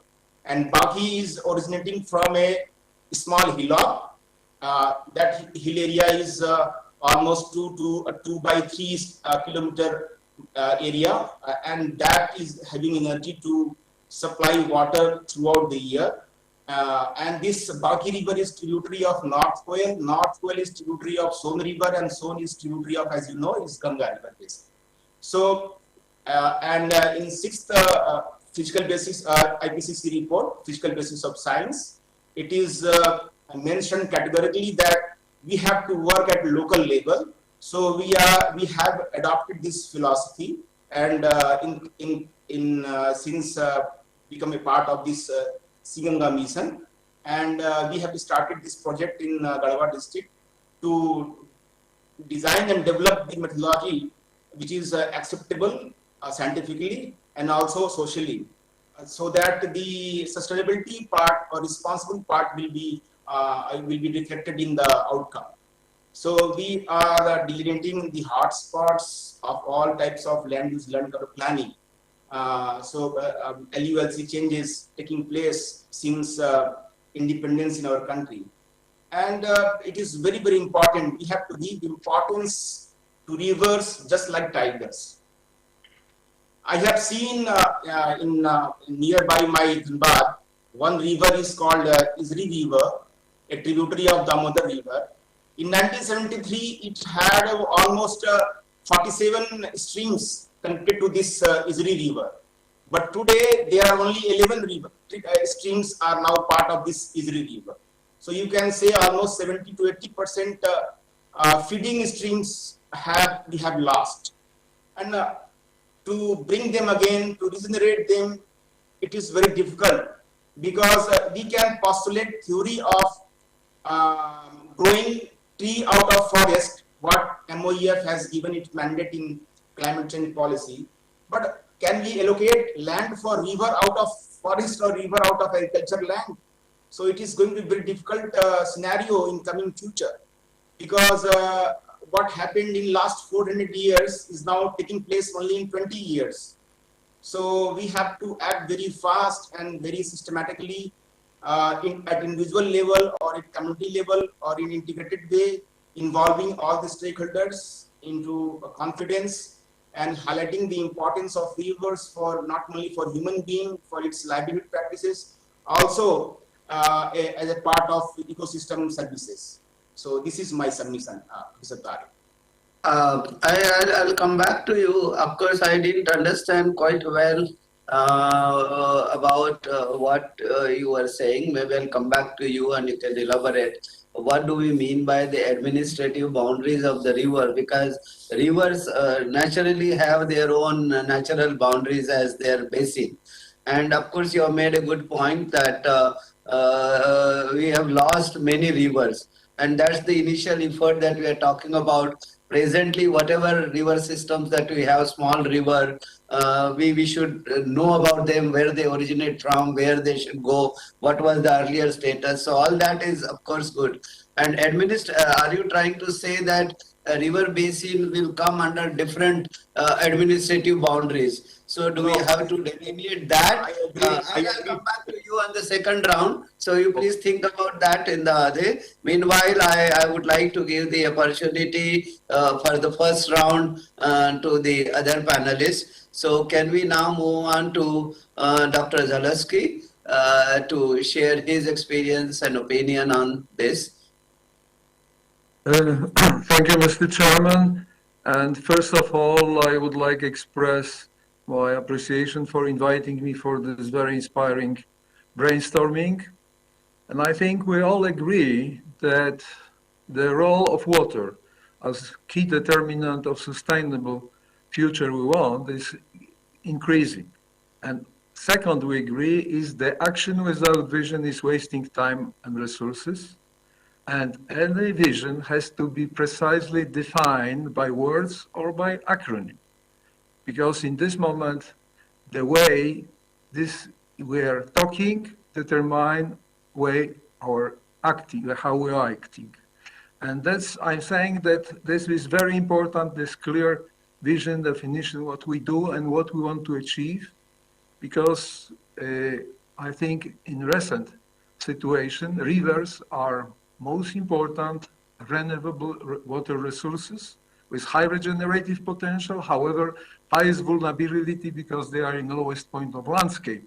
So everything happens in catchment can influence negatively or positively. That's why river in catchment perspective, of course, is our, let's say, reference point. And because this cumulative impact increase, Intergovernmental Hydrological Program of UNESCO, 9-phase 2022 to 2029, defined the goal 4 letters, WBSR. It means that every action concerning water management in the basin scale has to improve not only water quality and quantity, but also in parallel, bioproductivity and biodiversity. Bioproductivity, because if we have a higher production, we can generate ecosystem services. However, if we should take care about bioproductivity as element which is giving different pathways, enhancing biodiversity, because biodiversity has been stabilizing water ecosystem interactions, which in turn, according to recent document of UN, in 60% in global scale, stabilize hydrological mesocycle in the basins. So I'm giving this introduction because if we have to know what we should monitor, how. And I'm showing the complexity increase, so complexity of process increase, and monitoring cannot be done by randomly selected parameters, but top-down, it means from understanding the processes. And in this moment, we can well focus parameters which we understand. What kind of most important? The primary element is interaction water ecosystem, as this element which are pumping water, recirculating water, and filtering water. And this is our reserve for enhancement catchment sustainability potential, because society expects us not only conserve the water and the ecosystem, not only restore, but enhance sustainability potential, which is expressed by this WBSR. Because if we have a water, biodiversity, bioproductivity, we can optimize ecosystem services for society, considering cultural background and all the traditional method of solution. And having these 3, water, bioproductivity, biodiversity, services for society, we can optimize resilience to the increasing impact. So in this moment, having these 4 elements in mind, every manager in this moment has to really think holistically, as you suggest on your figure, Mr. Chairman. This is forcing holistic thinking and also thinking that we cannot focus, as we are usually educated as a narrow specialist, on one aspect only. If I'm decision maker, usually I have some preferences. This 4 letter is determining, and what is important, in recalling to your figure, you're showing that we have the holistic status like a kind of parable with this area. Ecohydrological nature-based solution working perfectly in this phase to improve this WBSR. However, also working very well as hybrid solution for enhancing engineering solution in this heavy impact mitigation range. So this is something which really we have to consider in our strategy of monitoring. And I would say 2 major dimensions exist. First is the hydrological patterns if given river system as first reference point, because this is determined abiotic template. And second, ecosystem metabolism, because metabolism is based on thermodynamic law, determine all the function, transpiration, filtration, biofiltration, bioproductivity, biodiversity. And these 2 dimensions giving us a chance to predict what we can achieve in given condition, how we can optimize our action, and how we enhance the sustainability potential by low-cost advanced technology. Why low cost? Because our experience, translation this information into knowledge and wisdom. It means nature-based solution already implemented, and UNESCO established some demo site in the world already, which is very nice to check and come. And I think I encourage our colleague from India to participate more intensively, because the mission of UNESCO is to share not only information, but knowledge and wisdom. And my institution, European Regional Center Ecohydrology, will be very glad to just welcome some colleagues who are interested how this already implemented nature-based solution, low-cost advanced technology are working. So I think this is something which we can think that IWRM build a bridge between the water resources and society. Put attention to society is important game maker. But ecohydrology in UNESCO, transdisciplinary ecology, it is not only integrating science, but translating this understanding of processes from integration of science into solution, is something which is giving another dimension to our let's say, vision of solving problem and creating sustainable future. Thank you very much. I'm sorry, but I have another obligation, so I will be not able to stay till the end. However, in any question, please address to me by mail. I will be glad to keep contact with organizers and participants. Thank you very much. Thank you very much. One of the things that I would like to request, of course, I'll share this presentation. One is we need some kind of interaction in terms of what are the river resources, whether it should be at the basin level or it should be only restricted to river channel resources. And second thing is also we typically talk about ecosystem services. Okay, and the ecosystem services have provisional services, supporting services, but they are also we obtain them through anthropogenic intervention. So should that be also included in the ecosystem services? Because then that gives a confusion. Now yesterday we had a discussion wherein some experts opined that ecosystem services are the services without the human intervention that the rivers provide. Now some kind of concept, but if you look at the literature and definitions, that is not the generally that is used. So if you can, later on share some of your things in whatever way, that will be very useful to us. Thank you very much. I just always underline that systemic solutions are based on such integrative knowledge. I will give simple example. We had a small town with problem with efficiency sewage treatment plant, which negatively influenced river tourism development, toxic algal bloom in reservoir. We only advise to transfer this, convert the sewage from threats into opportunities, because we put the sewage as fertilizer to our bioenergy plantation. In this moment, we create employment opportunity for people maintaining. We reduce expenses of the city for buying the coal, because in our climate, you have to heat in winter the building, so we use bioenergy. And in this moment, you see, understanding how is system functioning, immediately you can convert. We have some examples in Ethiopia, how to do it, completely different condition, but again, understanding the eco-hydrological processes from molecular to catchment scale. And that's why I wouldn't keep the definition of these four type services. I will focus on just understanding for these two dimensions: hydrological pattern specific for given region, given catchment, and second dimension, metabolism ecosystem, which is fundamental for optimizing the interplay between the water cycle and ecosystem, and to generate services for society, of course, on the basis culture education, because we have to develop sustainability culture.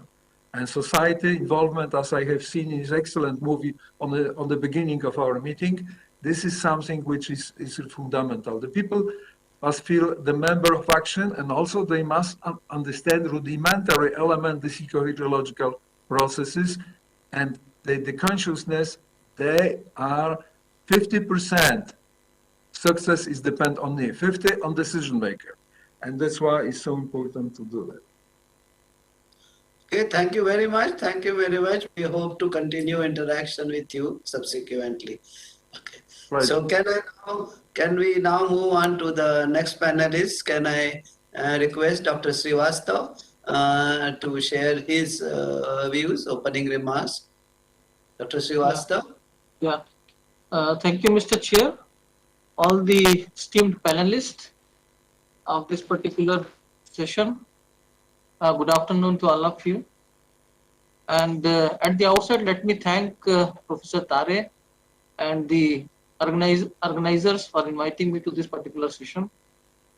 Now coming to this session, when I see the topic, budgeting of the river resources, I strongly agree with Professor Zalewski that when we talk about the river budgeting, we should not only concentrate on the channel resources, but we should concentrate rather on the whole basin resources. Because the two things, the water present in the channel, the sediments present in the channel, they are dependent or interdependent upon various other resources. So I am supporting that particular view. That is point number one. Point number two is when we say river budgeting, a river resource budgeting, we should treat the surface water as well as the groundwater as one resource. We should not treat them in isolation, which is generally in practice, at least in our country. That's what I see. That is number two. Number three, as many of you have spoken, that many of the organizations, both at the central level as well as at the state level, they are collecting a lot of data, field-based observations. But many times what we see that these data sets are not really available at one place. So there is a strong need to have a central repository of all the data sets related to the river basins. So this is one suggestion. The other suggestion, related suggestion is, I think one of the speakers have mentioned earlier, that there should be a system, centralized system, wherein all the stakeholders, all the mandated organizations, they should be able to populate their data sets in the central repository, and they should, and these data sets which are populated by these various organizations should be accessible across different stakeholders, and also part of the data should be accessible to the public as well. So this is another related thing. Next point which I would like to mention before the panelists, that many times what we see is that the data are available, data is not really available in the usable form. When I say usable form is, many times we see the data is not digital, and even if it is digital, it is not having the geo coordinates. So there is a strong need to have the GIS ready data sets when we talk about any kind of resources, whether it is water resources or any other resources available in the basin. So this is another thing. Then these days, a lot of new techniques and technologies and tools have come in. So remote sensing, of course, it is not new, and it has become part and parcel of any kind of investigation.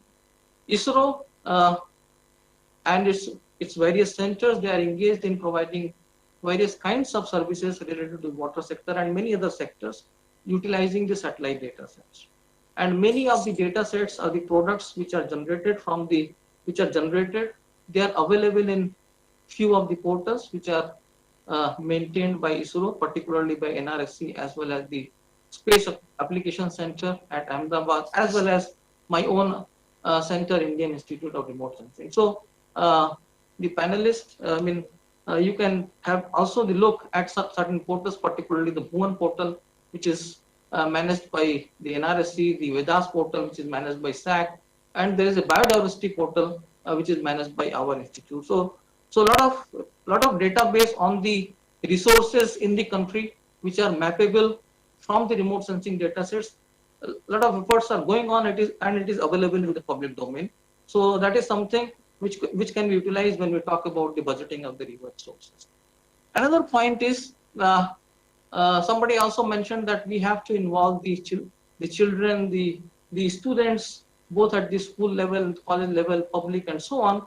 So these days, all of you are aware that crowdsourcing technology, particularly using mobile applications, a lot of data sets can be collected. So these data sets, when we can involve the public in bringing the data sets from the field level to a central repository, only challenge would be that we have to curate that data. We have to do the quality checking of the data sets, and the good ones only are which basically pass through the quality checks that should go in the portal and should be accessible to the public. So some kind of mechanism will have to work out. And lastly, what I would like to say is that we need to have a strong capacity development in different organizations, in different stakeholder departments. So this is all at this moment, but definitely I look forward to more questions. And we have prepared a systematic response to all the key questions which were circulated as a part of the background document. And if the time is not available, I can share with you, Professor Tare, and maybe it will be of some use to you. Thank you so very much.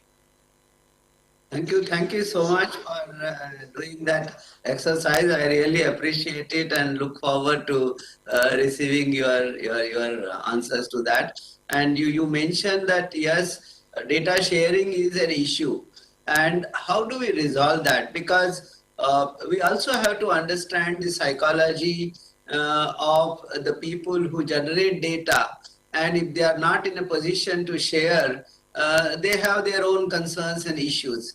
How can we address that? Only then this will happen. So I think everybody says this, that the data should be shared, should be made available.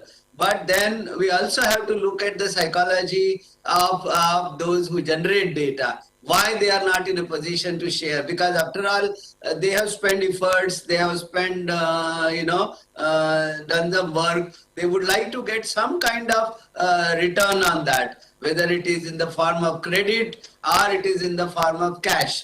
And that's the reality. We have to accept that. And I think somehow we have not been able to address that issue. So I think it is time to think about that whichever agency, because they spend their resources, how do they sustain that unless there is a cost? Like, for example, even IMD or whatever, there is some data purchase policy or whatever, something is in free, something is, okay, so there is some, of course, not all cost is recovered, but then the government gives the money to them to do those programs. So if you are talking at individuals, children or other parties doing that, or even research organizations like IITs or whatever, okay, they look forward to, sustaining those programs. So I think some kind of, that is what we have not been able to probably crack, and that's an important issue. So maybe you can, second time when you come, if you have any thought on that,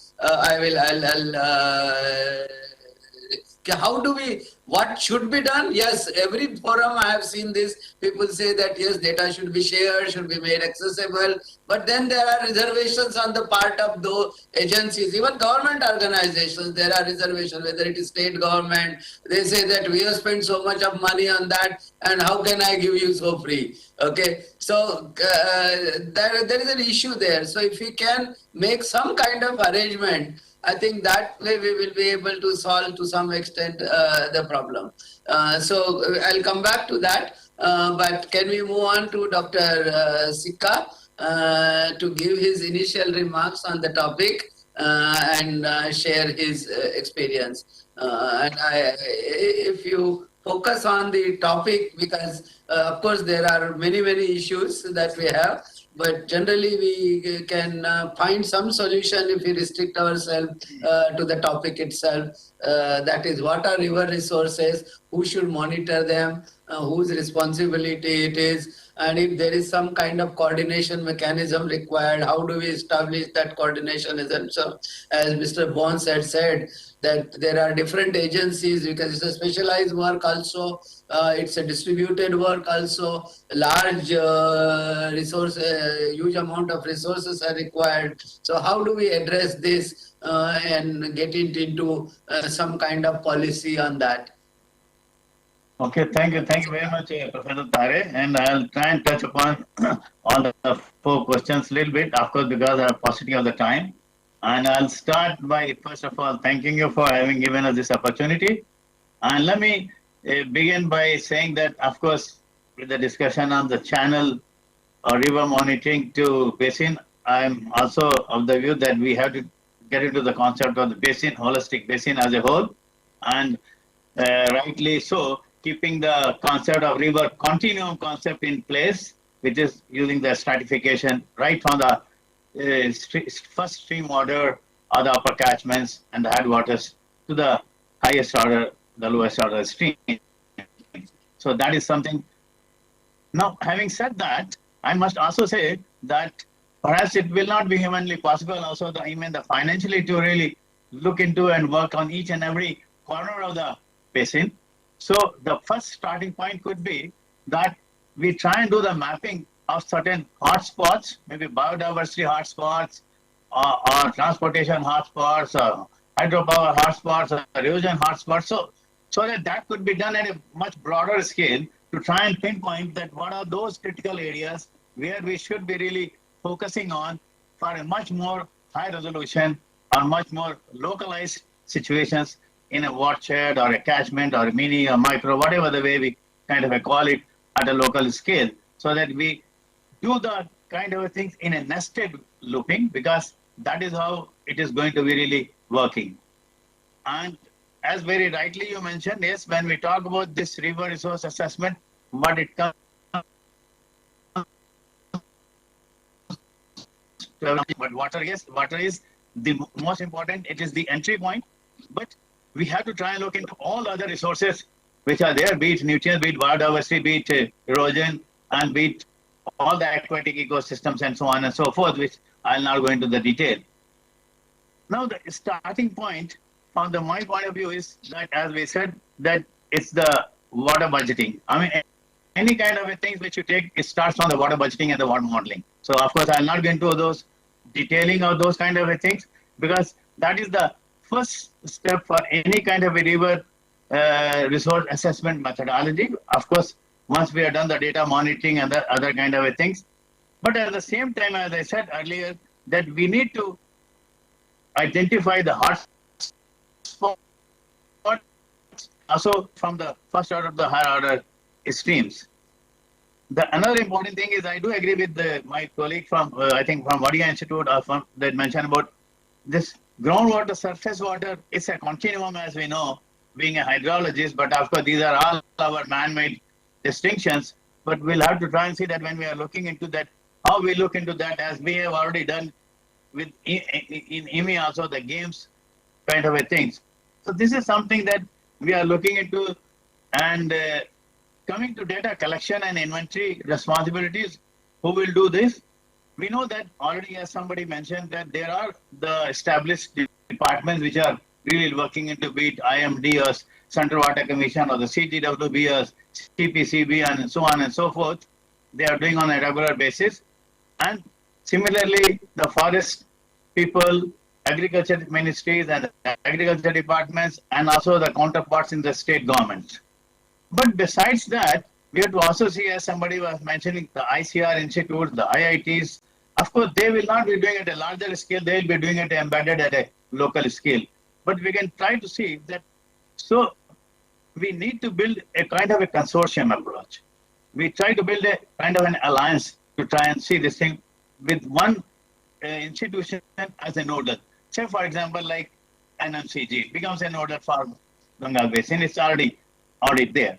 So those are the kind of things that we try to see, that then we link it with the other important water related departments in terms of water use, in terms of the water management, in terms of the pollution and so on and so forth. So that's the kind of a thing. Now, when we come to monitoring part, as we were thinking about, we need to really establish some kind of a regional or a basin level consortium of eminent institutions, government bodies, and as I said, it would be loosely embedded, because as our system works, state where we cannot perhaps go into a very well knitted thing, but we can have a loosely knitted system. So this is something that we can try to look into resource monitoring. And when I say the resource monitoring, because what comes to my mind is, and what we have been really looking into, is more of integrated resource monitoring framework under a nodal agency. I do not mean the nodal agency has got all the stipulated powers bestowed to them, but they are only the facilitating organizations, because as we know that a gamut of institutions and organizations are going to be involved. So somebody has to be the anchor. So let that be the anchor. So as a nodal agency, as I said, the example of NMCG in some of these cases. Unless we have an integrated resource monitoring framework, perhaps when we are looking into the river resource assessment, we cannot really move forward, because it is much more beyond the water, and it goes to biodiversity, forest ecology, and so on and so forth. So we need to establish the basin-wide, sub-basin-wide nodal points, or the consortium and the alliances. Another issue is that while doing this thing, we have to also look into, because what we are doing is we are doing the assessment in our bits and pieces. I do hydrology, somebody else do ecology, somebody else do agriculture, somebody else do water demand. So we need to really look into integrated modeling framework in the form of a decision support system, where we work on a modular modeling framework, where everybody can bring into their own module and try and fit it into that. So kind of a dashboard or whatever, that kind of thing. So that is something which we really we have to see, where we are bringing hydrology modeling, ecological modeling, and non-point source pollution. And so all those kind of things that we can try and see with the improved tools and techniques. Of course, with the best possible use of the satellite and the remote sensing technology, because now we have got, as the previous speaker said, we have got a whole lot of advances which can really look into that. River basin organizations, as we have been talking, we all know we have been talking, but it is still a good concept, but it is still not happening, although the National Water Policy also talks about it. But let us set how at least, because the purpose, the way forward is, that is why we say it's a co-planning, it's co-monitoring and co-management, because that is how perhaps we have to really look into. And finally, all these things, there is a nexus. There is interconnectivity of water, energy, food, forest, and biodiversity. So far, we all have been talking about even the water, energy, food nexus. Now we are talking about water, energy, food, biodiversity, and the forest interconnectivity and the nexus.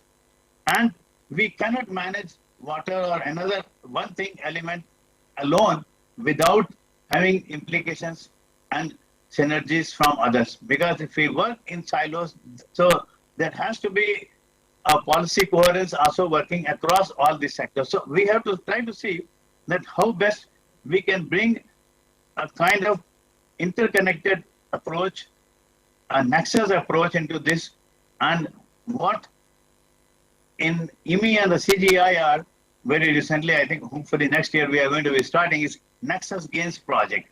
Of course, we are going to be working in the Ganga basin. There are 5 basins in the world. One of them is Ganges basin. And so this Nexus Gains approach is really required to synergize the integrated management of water, energy, food, all these linked resources to really strengthen and address the trade-offs for more inclusive and sustainable development to be more under the climate crisis. So this is something that I guess that we have to be really look into, and in the process, we also have to talk about, when we are looking into the data monitoring, somebody mentioned also the standardization of the data collection protocols, SOPs, because we'll have the multiple organizations collecting the information. So if the multiple organizations are collecting the similar information at various spatial scales, we have to have a common SOPs. Otherwise, data inconsistency will be there, the quality and the repeatability will not be over there. So that is something which is really very, very important from our point of view, as we have been really thinking about it. Now, So this is where I think I'll not be taking much of your time because I think I've already perhaps overshot my 5 minutes, I guess. But I'll be very happy because I also have got the points note made for each and every 4 of those questions. Maybe I'll share with you subsequently as well. And I'll also share with you what we are contemplating to do as our Nexus Gains project, looking into the nexus between water, energy, food, forest, and biodiversity. Over to you. Thank you very much. Thank you very much, and I really appreciate your efforts and offer to share that. I look forward to receiving that. We have now, and of course, you have made important points that we have noted. Particularly, you have been saying that it has to be loosely embedded structure, many organizations and institutions at very level. Another point that you made is instead of starting in the whole basin, maybe we have to take a small portion, whether it is on the basis of hotspots or whatever may be the criteria, and do a kind of pilot which gets replicated. Okay, so that is something very interesting and need to consider.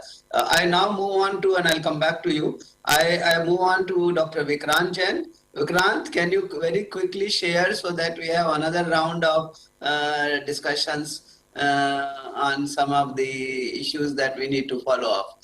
Yeah, sure. Yeah, I will take only 3-4 minutes. So first, many thanks, sir, for the invitation. And I will highlight 3 main gaps. Most of the things have already been discussed. So the gaps related to resource assessment and monitoring, which is the fundamental aspect of river management whenever we go. So first thing is, of course, the data gaps. The data is not only the water, sediment, but nutrients, microbiology, different kind of data sets are there, and that needs to be developed at the different spatial and temporal scale. So sharing we have already discussed. I will not go in that part, but before sharing, what is the existence of data? How much data is available? So if that kind of information may be compiled at one stage, at one organization, so that we know that, okay, this much data which exists. Now that available or not, there are the different dimensions, but the first order things will be there. Second thing, of course, the sharing is important, and sharing in terms of academics, we know that whenever nowadays we are going to the funding agency, there is a clause by the government funding agency that the data generated through this fund needs to be shared. So at least we can start working at that small scale, and it will be like a bank where the person who will share the data, only they will access of the bank of that data set, and maybe that family will enlarge. And of course, data set is being generated by the government organization, NGOs, academics, all the different kind of data sets are there. And once we can compile the type of data that what exists, then the need may be defined further. And of course, need will define that what are the different applications part is there. So that was the one aspect. Second aspect is the methodology. And there are 2 aspects I would like to highlight in methodology. First thing is that the methodology cannot be same for all the time. So for rare event, methodology needs to be very different, and it needs to be pinpointed. And as some of our panelists members have highlighted, that standardization is the key, and it is difficult to standardize, but at least at the platform of Ganga, if the eminent river scientists will discuss and decide, okay, this is the better methodology to help, then slowly this family will grow, and they will suggest, okay, they followed this particular methodology or not, because whenever we will define a standard methodology, not 100% people will follow, but at least the initiation will be helpful. Second aspect is the application of modern tools like ATCP, drone, different sensor, lidar data. Now the very high resolution remote sensing data sets are available. So at the field data sets, also generation has changed a lot compared to the last 2 decades, and it's become much more finer and much more faster. There is a need to advocate these modern tools, and so that more and more data will be generated in time, then it should be disseminated. Last thing is the major gaps. So once the data set is there, and there was also talk about the river channel scale or the basin scale, I will advocate at the basin scale, and it not only water or groundwater, which could be considered as the same, but there are different components. There are the hill slopes, floodplains, channel, groundwater rock pools, then hyporheic zone. So we don't, there's no need to think as a single component, but it is better to first work out the number for the different component. And the most important thing nowadays is the connectivity. How well the different components are connected through the different data sets. So the connectivity for water may be different than the connectivity for the sediment. And even within sediment, it may be different for the bedrock transport compared to the suspended loop transport. So depends on the data set, our connectivity will be different. And once we will have the connectivity structure in place, then we can talk about the basin scale and your data set in a better way. And based on these two aspects, I will conclude this part that process understanding through the connectivity aspect and the flux understanding through the measurement, we should aim towards the quantification of ecological services in this case, because in the absence of that, it is very difficult to highlight that what are the major advantages by the preservation of those things, because there is a give and take in terms of the anthropogenic utilizations for the financial purpose and then the management of the river system. So with those three main points, I will end it. Thank you, thank you. Based on the first round of discussion, I kind of gather that it has to be done in a holistic manner. But whenever we talk about holistic, comprehensive, it necessarily looks for a particular organization or whatever. That means it brings in centralization. Or on the other hand, we all know the work has to be done in a decentralized way. So how do we kind of, resolve this dichotomy? That's one question. Second thing is what Mr. Bones had said. I'd like to come back that how do we decide on what to monitor? Where do we start from? Because if you have been already monitoring, whenever there is a greenfield project, it is easier to do. But if it is already something is being done, there is a lot of resistance to change. And if you say, no, we have been monitoring this and that is no more required, it creates a big issue. And I have been facing this particularly because my own experience is we do so much of water quality monitoring, but much of it is not used. So should we really continue to do that? And can we have simple but more useful kind of this thing? So this is what to monitor is a very important, and who decides this and how do we resolve this issue of coordination which brings in holistic comprehensive as a centralization versus the actual work needs to be done in a decentralized way. Mr. Bones, do you like to comment? And second thing is, what is the status in your part of the world to resolve some of these, even in Netherlands or Europe, if you can give some this thing, that will be very helpful. Yes, of course.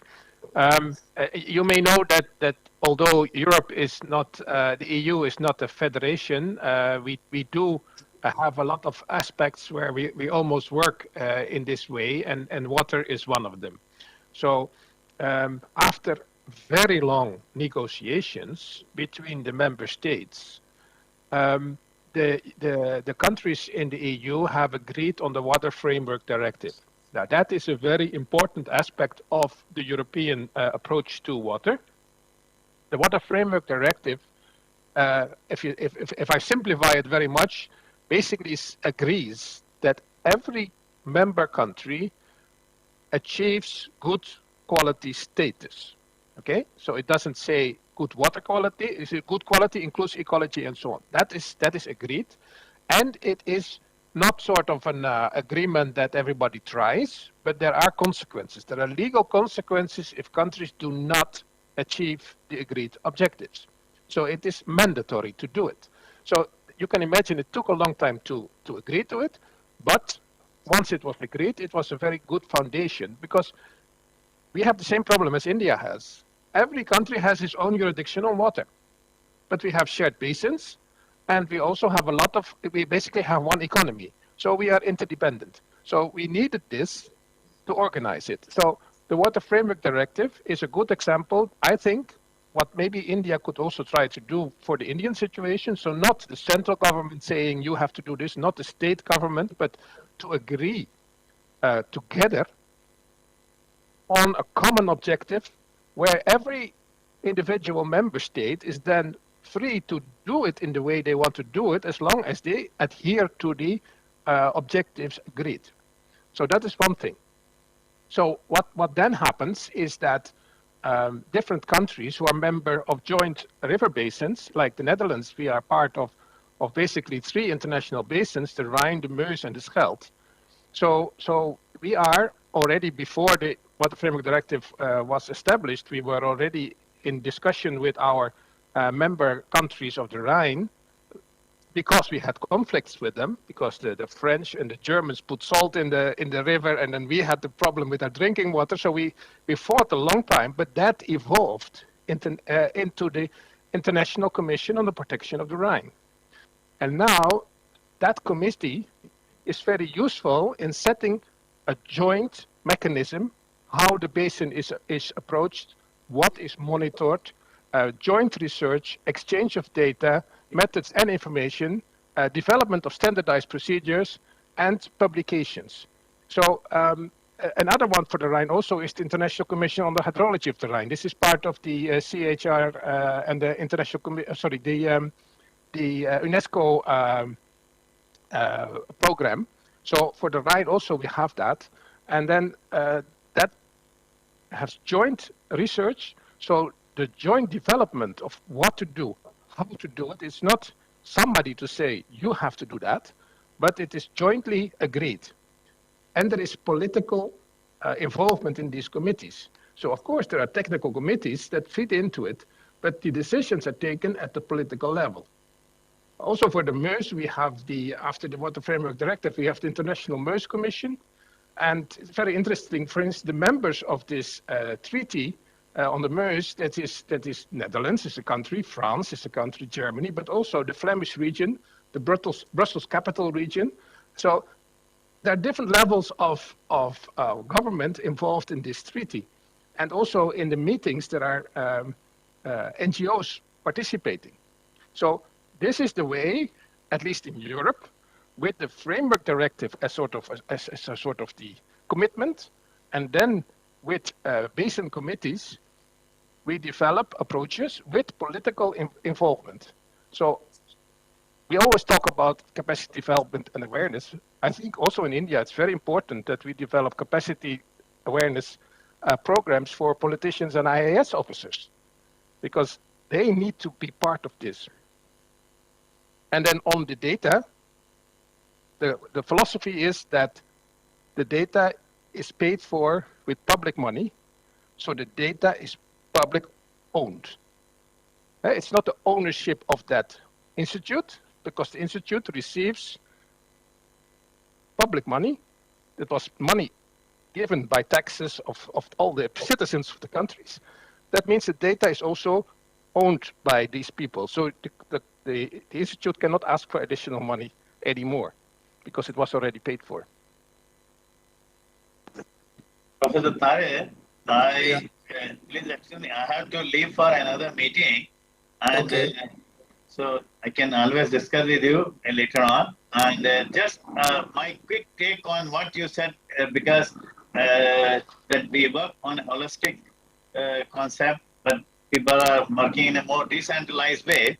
Yeah, I mean, of course, we can't change, but the thing is, we make a holistic planning, because if there is a nodal agency, we make a holistic plan and then distribute the responsibilities for monitoring, assessment, implementation to all those things with a well-defined action plan with the times.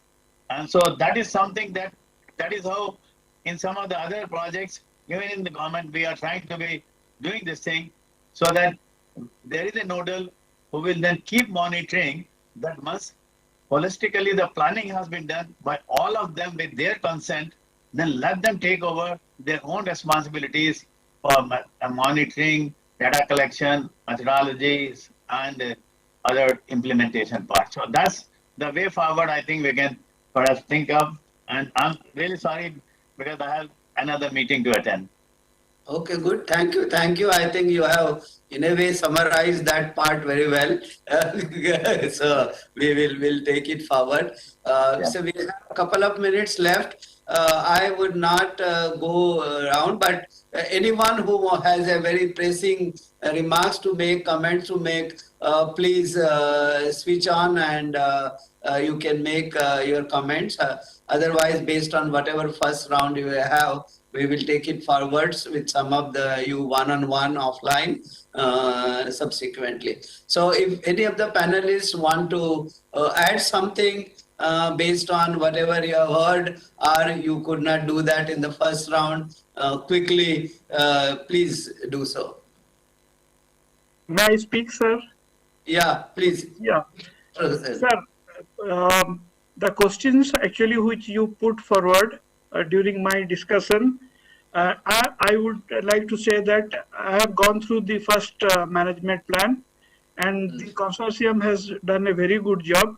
And definitely, I will say that with your experience and leadership, it had come up nicely. And now that you are preparing the second plan, I think you take the lead in that. So this question you had asked me, so I will definitely say my opinion on this. And you need to form a core team who will actually assist you in the planning process. The second point which I would like to say that we must consider, as Dr. Badola said, that that we need to keep in mind the objectives and the aims and objectives of the NMCG.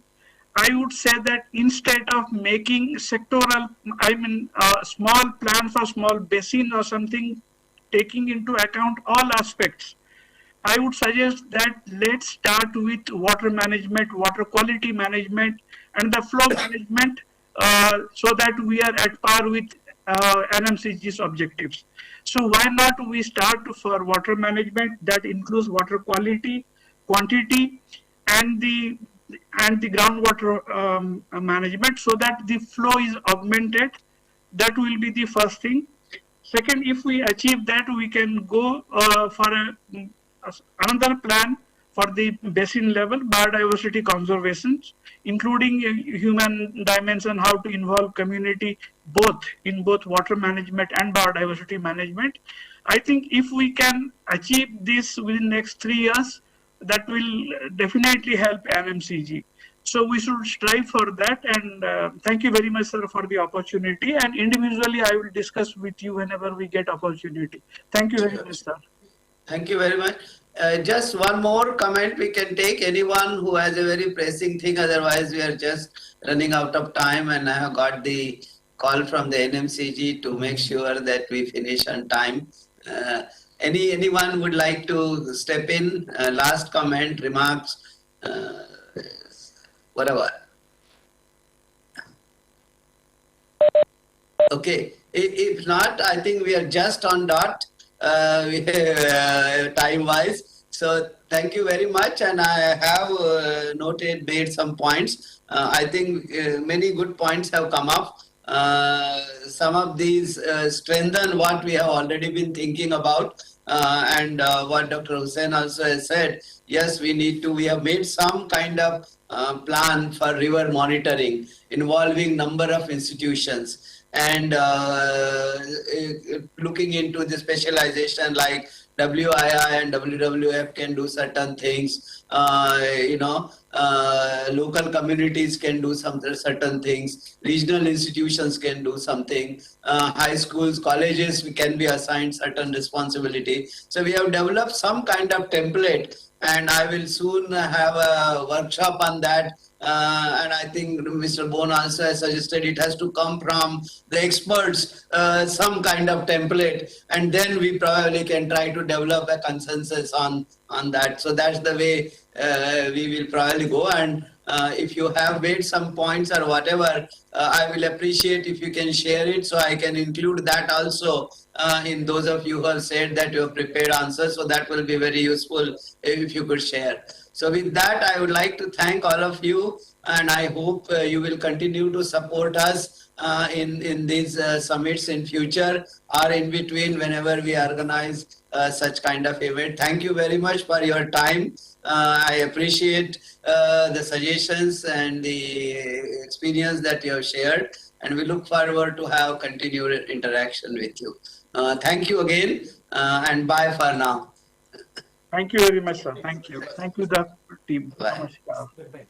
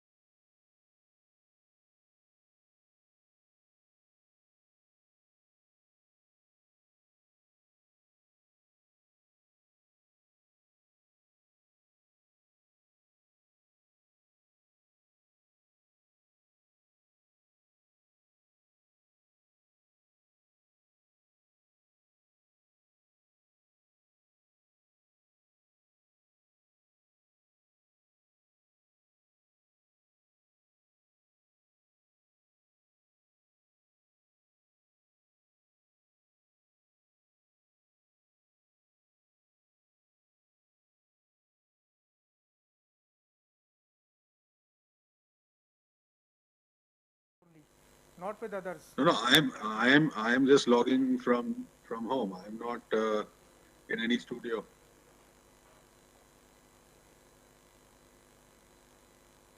Anyway, we'll worry about that later.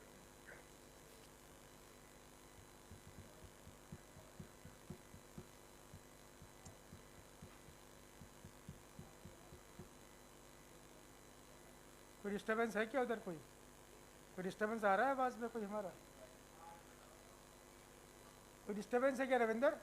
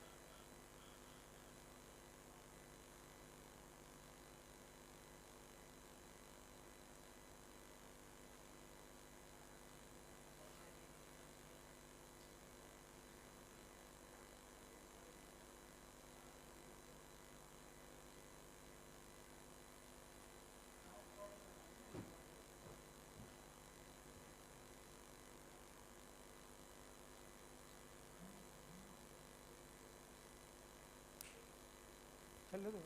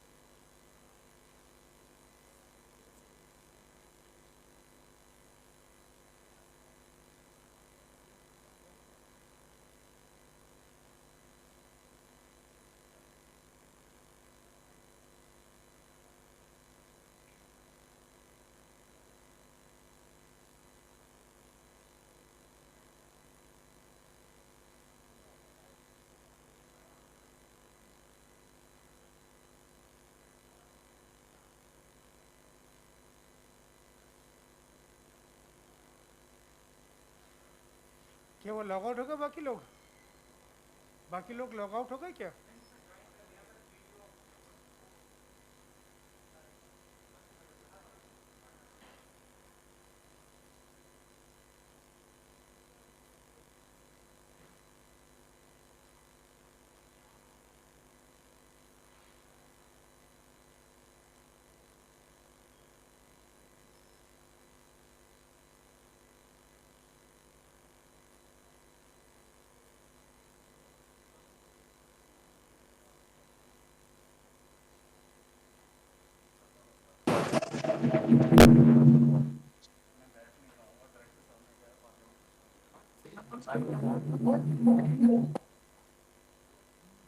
कोई हमारी तरफ से pending तो नहीं है?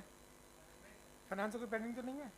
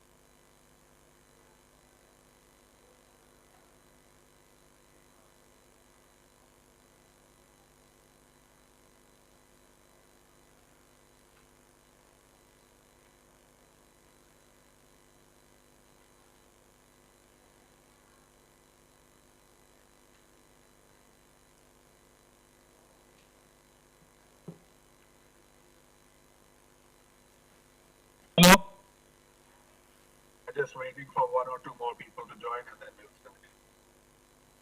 मेरी आवाज आ रही है क्या? Am I audible? Yes. Sorry.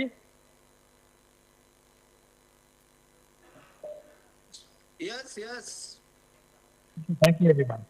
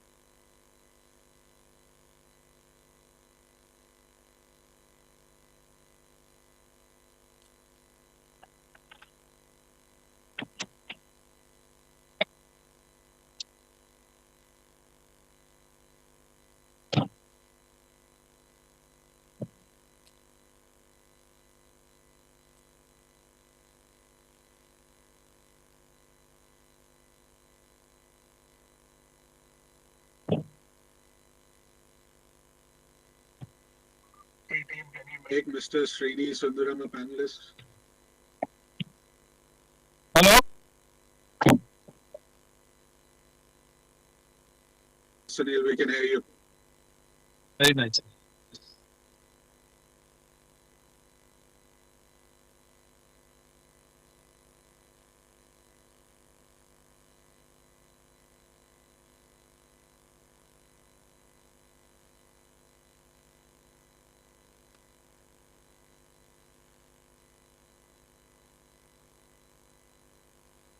IT team, can you please make Srini Sundaram a panelist? He's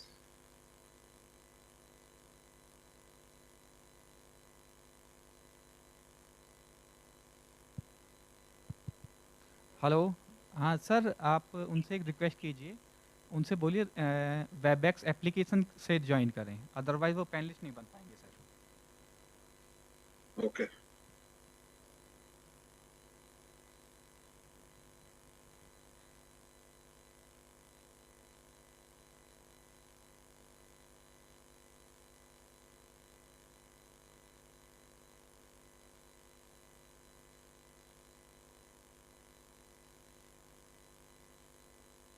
Okay, we should start.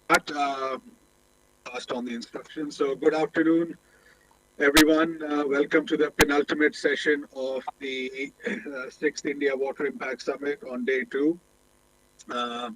This session is about sustainable agriculture and how we are going to finance the process and various initiatives.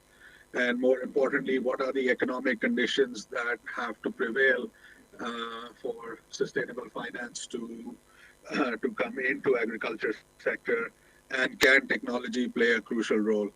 We have a very esteemed set of panelists, of course, starting with the host team, Mr. Rosie Agarwal, Executive Director Finance of National Mission for Clean Ganga, Dr. Vinod Tare, founding head of Sea Ganga, Mr. Sunil Kumar, who's COO of Agri Junctions, Mr. Ganesh Kulkarni, who's the lead technical director of Baby Farm, Mr. Ramakrishnan from NABARD, Mr. C.B. Singh from APIDA, Mr. Shiva Subramaniam, who's a bond specialist, Mr. Srini Sundaram, who is CEO of Agvesto Specialist Insurance Entity, and Mr. Ashok Kumar Meda, who was with the Krishi Kalpa Group. So welcome to all the panelists.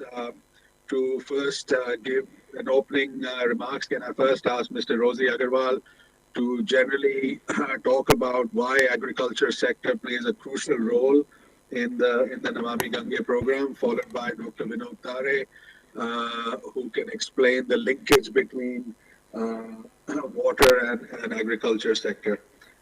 So to kickstart the proceedings, Mr. Agarwal. Good evening to all of you, and welcome to this platform of India Water Impact Summit.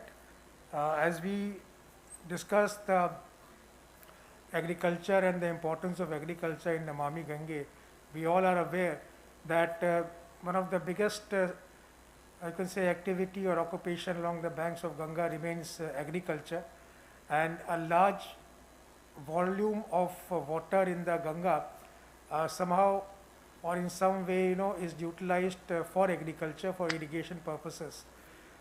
One of the important, I would say, pollutants in Ganga is because of the runoff which we see from the agriculture side.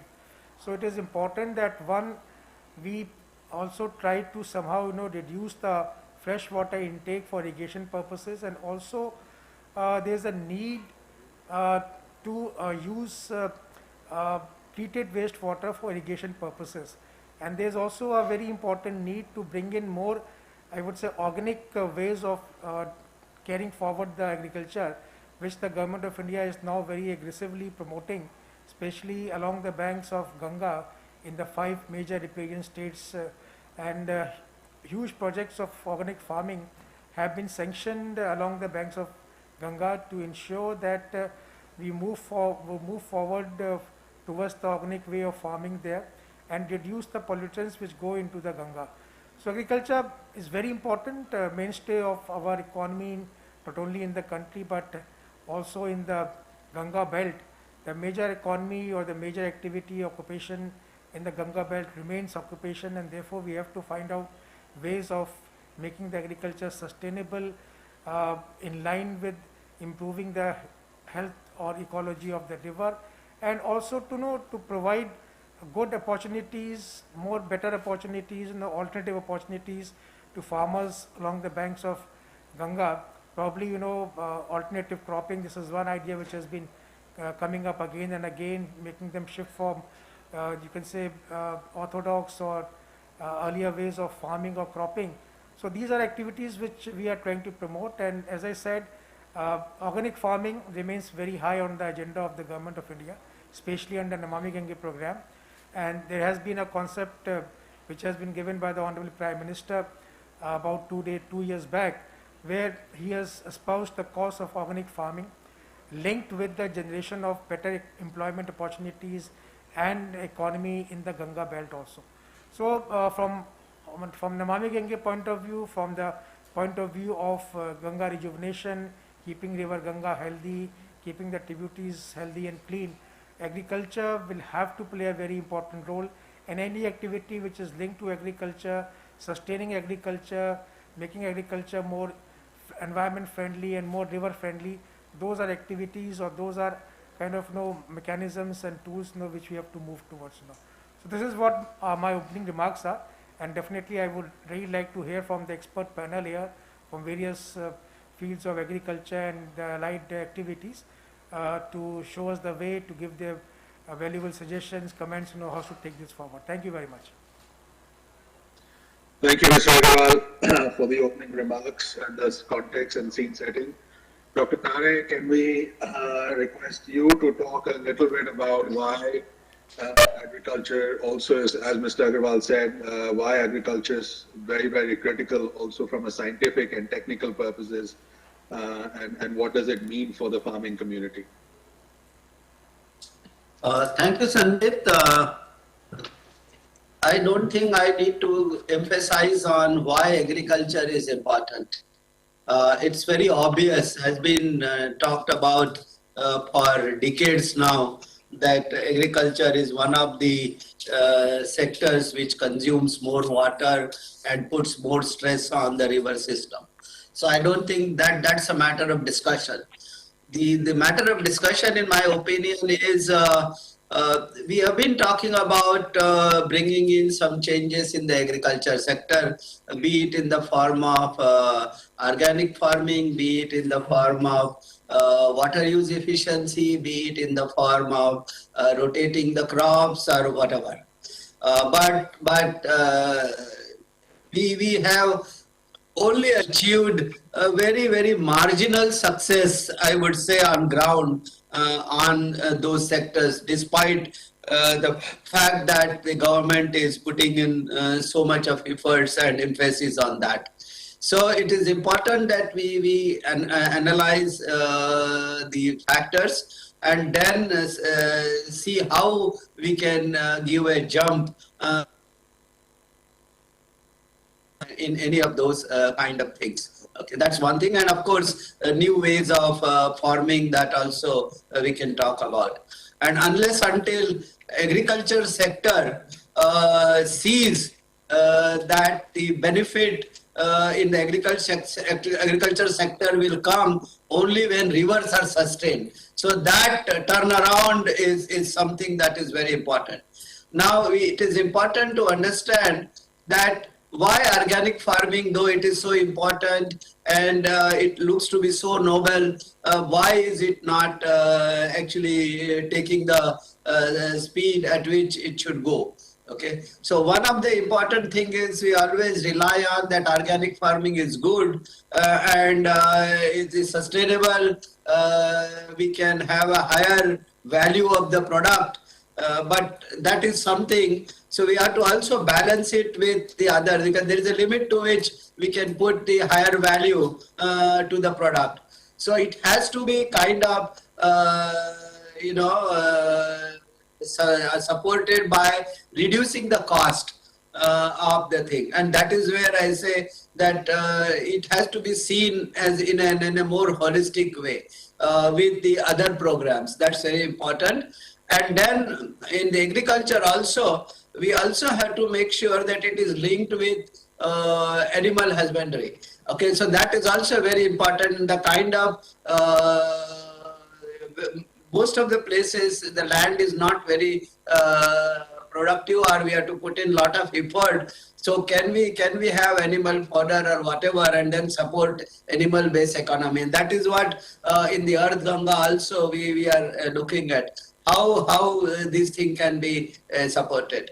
Okay, so the important thing is you cannot have a high value for the high price for the product, because then it doesn't go far. So how can we bring it down? And the labor cost is probably the maximum in the organic farming case. So can we support that through the other programs like Manrega and other things? So if that can be done, then the organic farming will, in reality, will become more acceptable to the farmers. Right now, we only say that it is acceptable, and it only remains really in the workshops and seminars that it is good. But in reality, we have done survey of at least 2 districts like Bulandshahr and Balia. This point very clearly came out.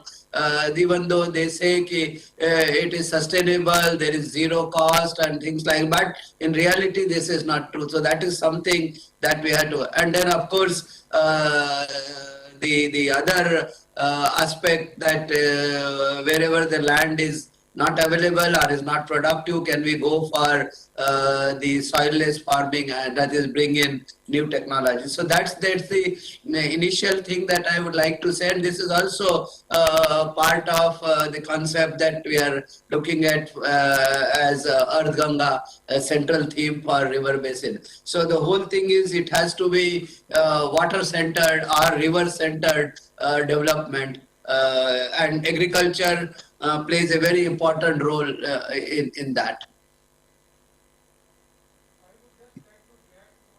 Thank you, Dr. Kaveri. Hello. Sanmit, just a minute. I would just like to react to what Professor Tari said. Yes, there are some problems, which we are facing for promoting organic farming, but this is something, which we need to take it forward. And our experiences also with some districts, where the team from Siganga and from IIM Lucknow also went.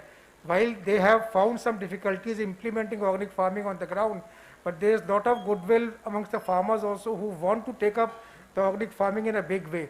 So let us not write it off at the very beginning, and this is a model which we have to take it forward in the interest of the agriculture, you can say economy, in the interest of the farmer, in the interest of the ecology also, and the river also. Thank you, sir, for that clarification and additional point. I'd like to conduct this session in 3 parts. Part 1 is what is the role of technology in addressing or bringing the farmer onto new platforms, onto take up of progressive innovations. That's part one.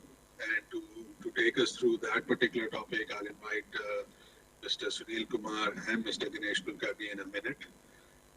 Part two of the session would be what are the Indian financing institutions and governments doing to support the farmers? What are the schemes available? And for that, I'll invite Mr. Ramakrishna from NABARD and Dr. C.B. Singh from APEDA. And finally, part three is what are the innovative financial models and instruments that are coming through the market.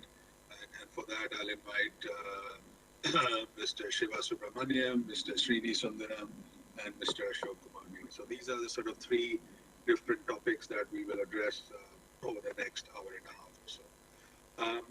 So going back to topic number one, what role is technology playing in transforming the farmers' lives and the agriculture sector in India? First, I'd like to invite Mr. Sunil Kumar of AgriJunctions, followed by Mr. Ganesh Kulkarni of Manufacturing. Sunil, your comments and thoughts, please. Thank you, everyone. I'll be speaking in Hindi and English for our both national and international audience. आप सभी का अभिनंदन और वंदन यहाँ पे. मैं agree junction को यहाँ पे रिप्रेजेंट कर रहा हूँ और अभी दोनों महानुभाव को सुनने का मौका मिला. And what I found that all the big plans which we talk about, the most important thing is empowering the farmer. If they're not empowered, all the plans, all the activities which I personally have seen, to large extent, it is not delivered. And technology can play a very important role. कल मैं कहीं बैठा हुआ था, एक farmer से मेरी बात हो रही थी और अक्सर ये बात होती है और हम लोग ने अब पाया है इस बदलते परिवेश में कि डाटा जो है आज के जमाना में आटा से सस्ता हो चुका है. डाटा जो है आज के जमाना में आटा से सस्ता हो गया. इसका लिवरेज हम कैसे करें इसको? आज हिंदुस्तान की economy, if you talk about the contribution of agriculture is 18% in the GDP, and the number of people employed indirectly, directly is 50%. And if we improve it by our effort, by using, leveraging the latest technology, by the use of data in terms of AI, machine learning, software as a services, we can very easily, as in India, we can become the kitchen of the world and we can increase the farming contribution to at least 25 to 36%. This which we have found. So what we have done, we have developed AgriJunction as a platform. The whole purpose of this platform is to develop an ecosystem on a profitable manner, empowering social entrepreneurship by the use of technology, as I said. So presently what we are doing, we are trying to work on the input side. On the input side, what we are doing is that the farmers don't have to come to the dukan now or to the shop. It is delivered to them. And AI optimization is happening there, search engine optimization is happening there.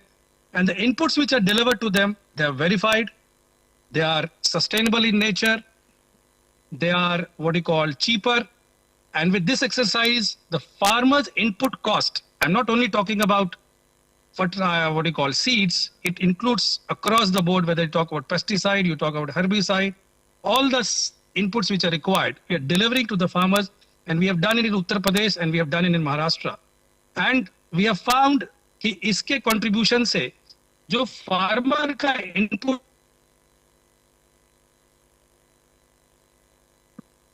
25 से 30% ऊपर बढ़ रही है. तो farmer, जो young farmer है, जो data को बहुत अच्छे तरीके से यूटिलाइज करते हैं, उनके अंदर बहुत जागरूकता आ रही है और जो लैक ऑफ एंटरप्रेन्योरशिप था वो बहुत जल्दी उस पर डेवलप होते जा रहा है. साथ में हम लोगों ने एक मार्केट प्लेस भी बनाया है.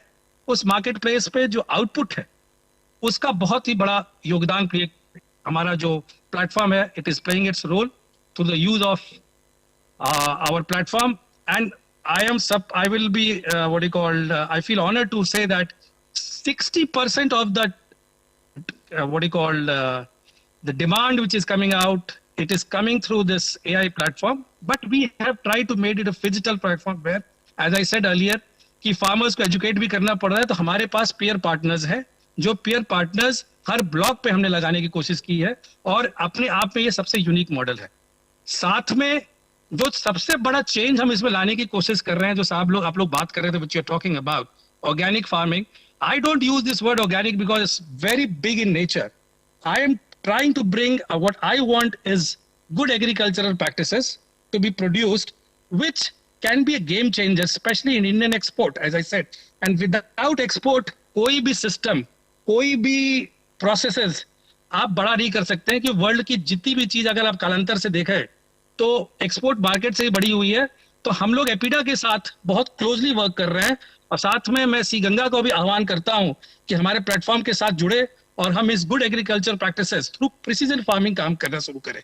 प्रिसीजन फार्मिंग में हम बीएचयू के साथ कोशिश कर रहे हैं काम करने के लिए, और क्लस्टर बेसिस काम करने की कोशिश कर रहे हैं, जहां 10-10 हजार फार्मर्स का क्लस्टर बनाया जा रहा है. और अभी एक मॉडल जो हमारा है प्रिसीजन फार्मिंग में, वो 10,000 फार्मर के साथ हम उनको इनपुट, आउटपुट और एक हमारा चैनल पार्टनर है जो डेटा मैनेजमेंट के थ्रू, जो क्रॉप वेरिएंस के थ्रू, जो ड्रोन के टेक्नोलॉजी के थ्रू यूज करते हुए उनको प्रिसीजन फार्मिंग बजाएगा, और एपिडा के माध्यम से हम इसको एक्सपोर्ट करेंगे. इसके में से सबसे इंपॉर्टेंट पक्ष ये और देखा जा रहा है कि जो सोशल एंटरप्रेन्योरशिप की हमने बात की है, वो भी एक सस्टेनेबल मैनर में हो रहा है, और औरतें बहुत they are joining us in a big way. So probably I personally feel, I would like to cut short the whole thing because it can be a big discussion. All these things combined together can be a game changer, with joining hands with institutions like APIDA, joining hands with institutions like BHU and IIT and C Ganga, and our platform can be leveraged by the use of technology for sustainable farming, for sustainable output and sustainable input. Thank you very much. Thank you, Sunil. Very interesting. You say that data is cheaper than atta now. Which itself is a remarkable feat. You say that farmer needs to be empowered. What are the trends that you are seeing? That are the farmers able to adopt to new technological advancements like your digital e-commerce platform, or you think they're still struggling and a lot of capacity building has to be done and technical training has to be imparted? Sir, we have just started. It has been only 6 months when we have started, and 3 months we had suffered a teething problem. We have got around 5 lakh farmers on board, and it's only after targeting eastern part of Uttar Pradesh and some parts of Maharashtra. So we can see a huge traction, and most of the people, as you saw in India, is a young population. 70% of the population, you are very young, or less than 35 years of age. So we can see there's a big traction which is coming from the age group of 18 to 35.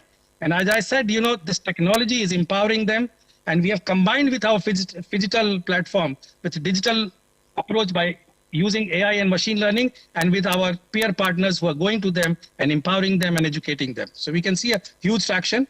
And with the algorithm, which is, we are interpreting, we believe that we'll have a reach of 1 crore farmers in next two years. Great. So in 6 months, you're saying you've got 5 lakh farmers. That's great going. How do you suppose Namami Gange program and C Ganga can partner with you? Is it for generating more awareness? Is it to roll out new technologies? Could you give some ideas and suggestions, which we will then take it up? Profit is the best word. Profit is the best word. I was going through your technology called Maybe Farm, which is introduced by C Ganga. 11 lakh hectare, Hindustan, especially Uttar Pradesh, में shorted land hai. With the use of the different programs which is being done, it can be leveraged to develop these things with the concept of precision farming and integrating with the export market, and as well as the Indian market, which is matured in cities. That can be a game changer, I tell you honestly. So as I said, I urge the Ganga, again I say urge Namami Ganga, to let's join hands on the technological platform so we can do things together by use of institutions like APIDA, BHU and IIT to develop these things on a cluster format by bringing innovative models of financing through NABARD and other development institutions, which I mean to say that government has got access and we have got access. It can be a game changer in Indian agriculture, Great. Thank you, Sunil, for your contribution. So the messaging is very, very clear. The demographic dividend of India is very much prone to adopting technology, but we need multifaceted, sectoral partnerships to come into play. Use precision farming, produce high quality premium product, and link it to both the premium segments within India as well as the export market to bring more money into the hands of the farmer. I think that's the message. I would like to add before I agree. Everywhere when we talk about, we are talking about third revolution which is happening in the agriculture. It is nothing, the food security has moved towards not only feeding yourself, it has moved towards nutritional feeding, okay? And that has become very important. There is a mindset which has changed across the board, across the planet now. And even the Honorable Prime Minister, the academics of the country, the academicians of the country, they're pushing forward for it, I don't want to divulge. Thank you, Sunil, for your participation and inputs. And talking about precision farming, can I now invite Mr. Ganesh Kulkarni to take us through what you are doing at Maybe Farm, Mr. Kulkarni? Yes, good evening, everyone. With definitely the help of C Ganga, we got introduced with one very good technology called the membrane-based media technology. I have been in this field from last more than 20 years of the greenhouse and precision farming, and we have also adopted many techniques like hydroponics and aeroponics and aquaponics. But I want to give some introduction about the technology which we have introduced just now, which is a membrane-based media technology, where the plants are grown only on one thin film. The thin film is having some nano holes, which is very porous, and that is made up of hydrogel. If we use that film or the membrane as a media, you get a very high nutrient produce. Like if you calculate the nutrition value of any kind of product, like tomatoes and cucumber and whatever. So in the normal field, you will get some average nutrient value crop, but where in the membrane-based technology, membrane-based media, you can adjust the nutrient value and you get a very high nutrient product, which is coming out of the membrane-based farming, and which is definitely giving some very high value in the market. Because I'm giving one example, like if you see the tomatoes or cherry tomatoes, the normal bricks or the value of the product is about 5 to 6 in normal, even in the greenhouses. But we are able to achieve 9 to 10 bricks of the nutrient value of the cherry tomatoes. So this is basically a Japanese technology, and in Japan already more than 20,000 hectares farming is been done there, and after Japan it is introduced first time in India, of course through C Ganga, and we successfully implemented it in Pune, nearby Pune, and we are very confident that this system definitely give some revolution and add to the income of the farmers. So this with this Maybe Farm technology from Japan, we also got some seeds from Japan, which was having some different varieties. We first thought that if we got the seeds from some different variety, because of that we are getting the high nutrient value of the product. But we also tried our normal Indian vegetable seeds, which is been grown in some other techniques, in soil or in coco peat or some hydroponic media, and we also see some phenomenal extra nutrient value in the normal varieties also, which we grown on the Maybe Farm techniques. Maybe Farm technique is very simple to use. Obviously, you require very high precision nutrient intake, water intake, and the climate control. Of course, it should be grown in the greenhouses. So this technology doesn't need any kind of special soil. Basically, it don't need any soil. So if it is any barren land, it is, if you want to grow in urban farming, like the concept is coming in the big cities, where in the terraces of the big buildings are being used. So you can use anywhere this soilless technology, this membrane, and you can give formulation and special nutrient value to the product. Obviously, we have seen in the market, even in the Indian market, many such products are being imported for the special class, for the premium class. The value of the product, like cherry tomato, we found about, say, about 2,000 rupees a kg in some special kind of shoppies and some new grocery apps. But the same kind of product we can produce in a lesser value. Definitely, it is much above the normal value, but we can save on the import cost, and we can not only save in the import cost, but same product, if we export to the countries like European countries, or in some Gulf countries, or even in Japan, we can earn very good revenue as well. So the product which we are getting out of the membrane technology, and we compare it with the product which is coming, or which is imported by these big grocery shops, is having a huge difference.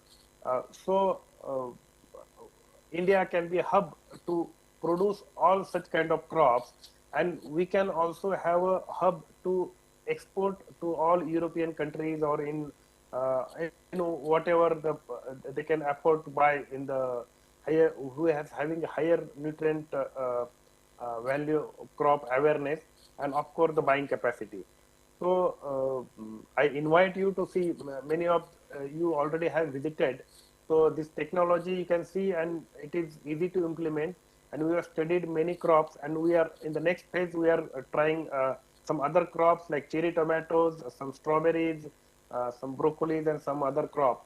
So we are very sure that with this technology, we can, if you give to the farmers, we can increase the income of the farmers in a very large extent. Like, even we have made some model that the farmers can make about 80,000 to 1 lakh rupees in per month, and we can extend all the support from all the government bodies to grow, to implement, and to export these kind of product, not only in India but all over the globe. So this is all about the membrane-based technology. So we can explain more on the techniques, but for this session, I think this is enough. Thank you, Mr. Kulkarni, for explaining the technology that you referred to for the benefit of the audience was brought through the ETB program that we are running under NMCG and Gange jointly. The farm was inaugurated a few months ago, so everyone's most welcome to go and see the farm. For the first time ever in India, the farming technology has been implemented. A question to you is,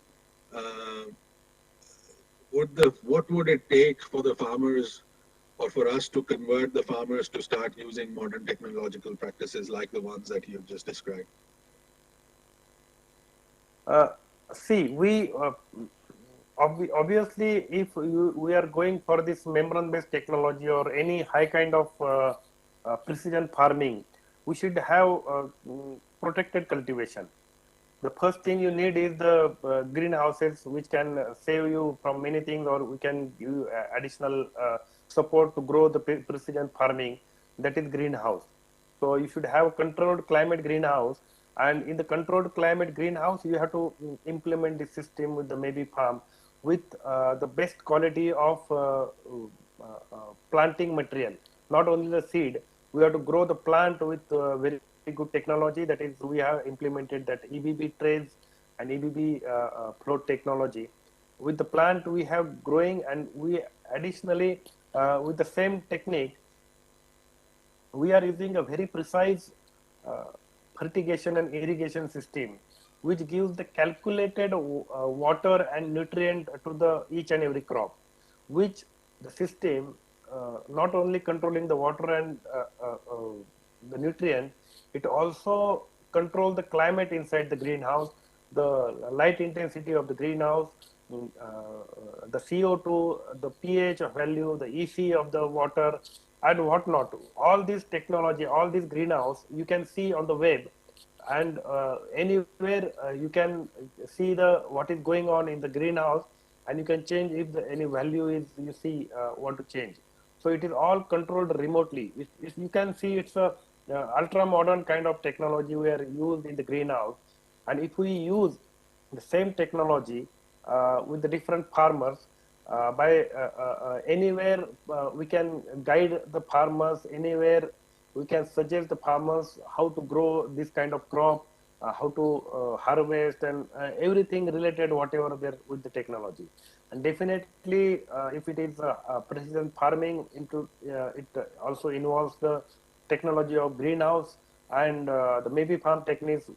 At this moment all these having a require some big capex, but definitely there are financial institutes which are helping to grow this technology, and once the technology is implemented in some areas, definitely the cost of the capex will come down.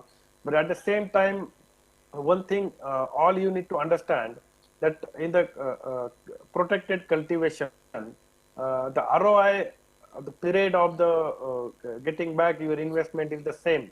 Only thing, if you invest more or if you give the some precision farming, then you get all your investment return very soon, and you are definitely getting a very high value of the ultimate product. For example, the cherry tomatoes which we are selling at the moment is at the rate of 300 rupees a kg in B2B market, which is a very high value, where some companies are importing the same kind of tomato. In the Indian rupees, it is 2,000 rupees a kg, which they are selling in the market. So this is the huge gap of the product and the value. So if we sell on the 300 rupees also, the farmers will get a very huge benefits. So we can select a very different kind of crops, and we can grow and supply high nutrient value. Definitely after some days, the prices of all the input material will come down with our all, once it is go in mass scale. That is my view.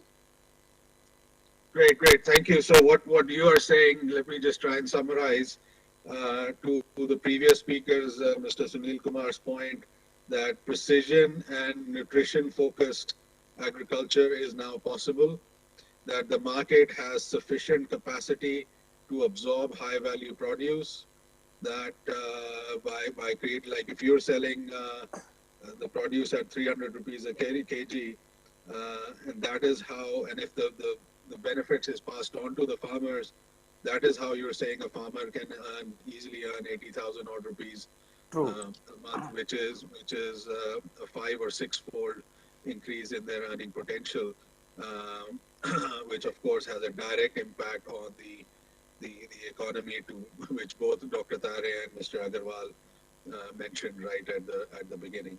So by using technology, modern practices, forward market linkages through digital platforms, it is now possible for Indian farmers to earn a lot more than what has been possible in the past. So I guess that's the summary of the message that you both have given. So thank you very much for both of your contributions, and we'll move on to the next topic. Both of you alluded to access to finance. And can I invite Mr. Ramakrishna, followed by Dr. C.B. Singh, to give your viewpoints and thoughts on what is possible or what the current government institutions are doing to support the Indian farmers based on what you have heard so far. Mr. Ramakrishnan first. Welcome.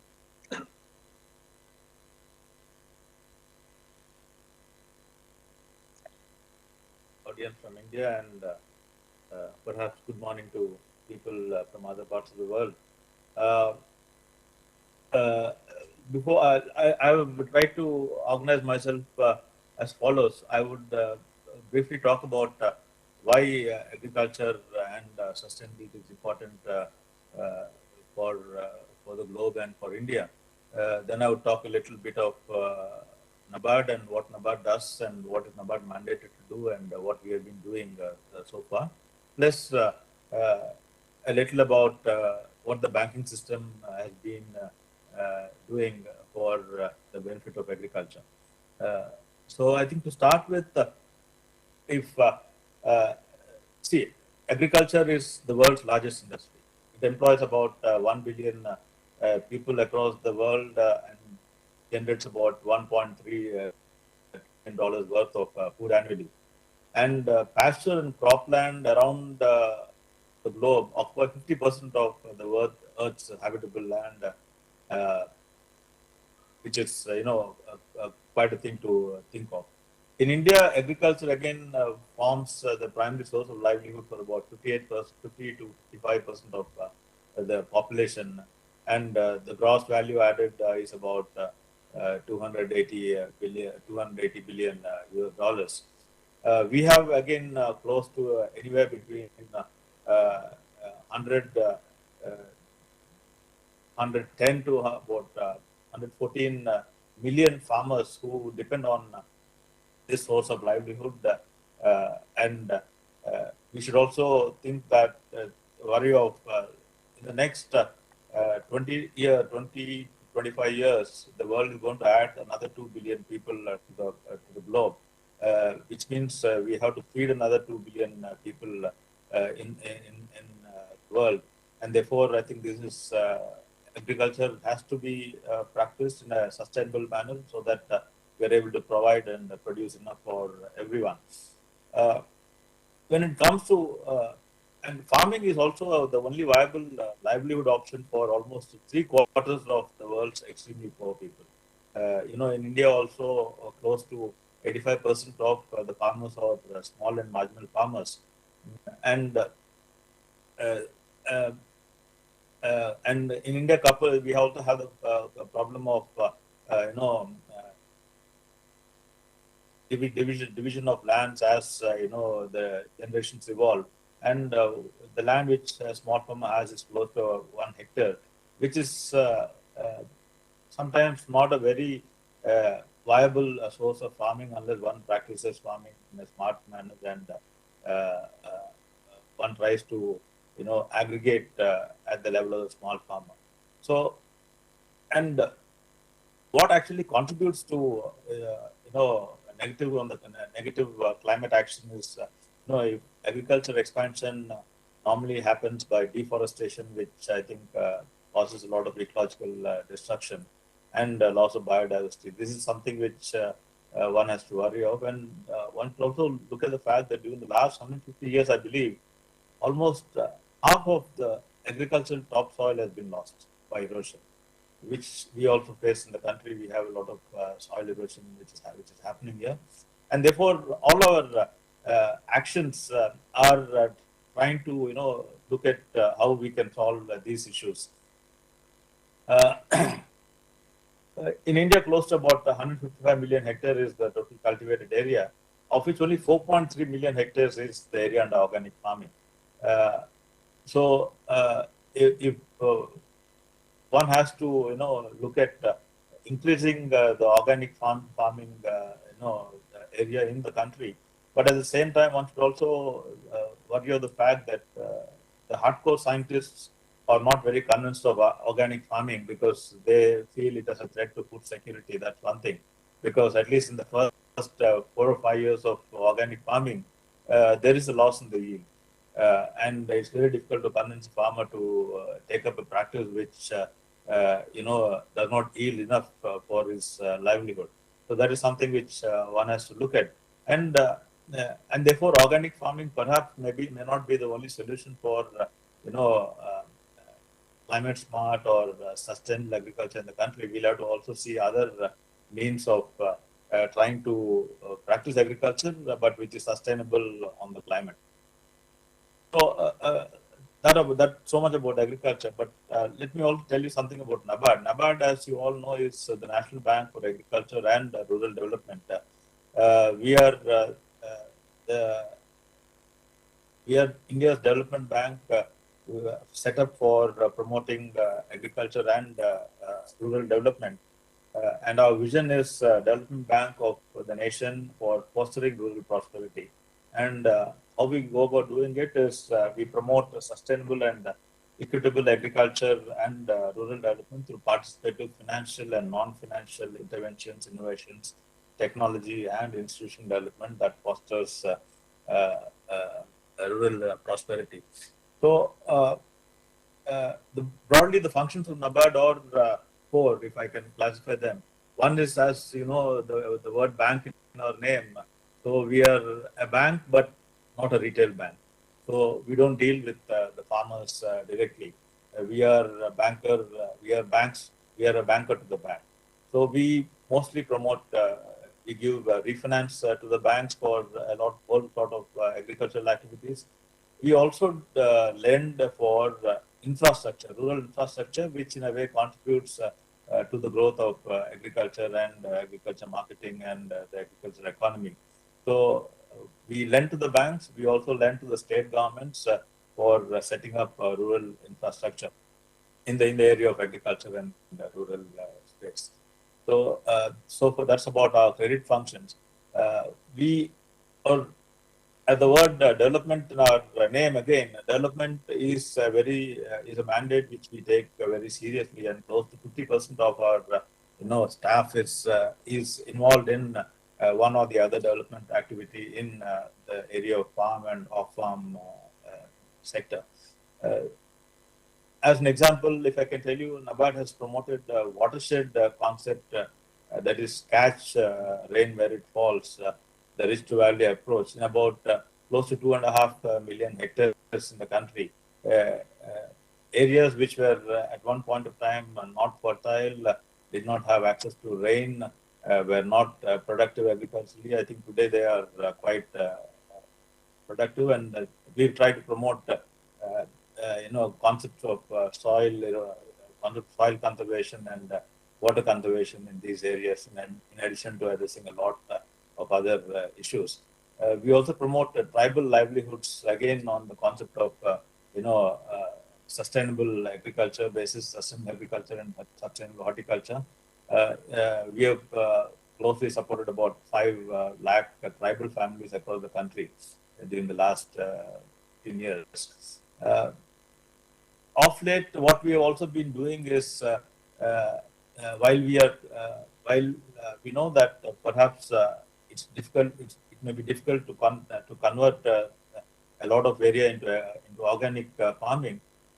We have come up with the concept of Jiva, which is life, because soil is basic to agriculture, and soil has life, and it's our duty to ensure that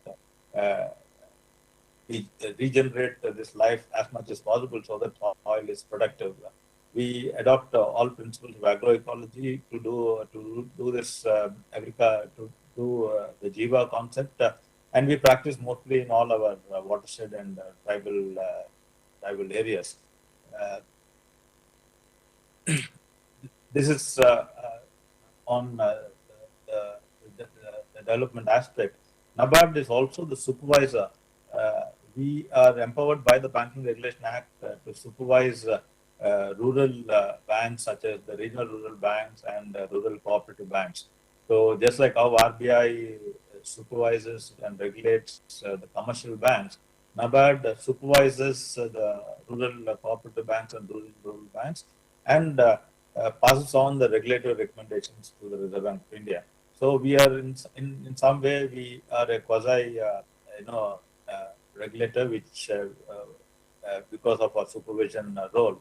Plus, we are quite entrenched into the field as far as agriculture and rural development is concerned. So we pick up a lot of insights and knowledge which we try to utilize for feeding back policy in the government of India and also in the state governments, because we are quite well connected with both the state governments, because we have regional offices across the country, and we have about close to 420 odd district offices also, where we through whom we try to prepare what is called as the potential linked credit plans of the district, where we coordinate with the banking system and ensure that all aspects, all the areas which are key to agriculture and the rural development get enough credit for the purpose. So. Uh,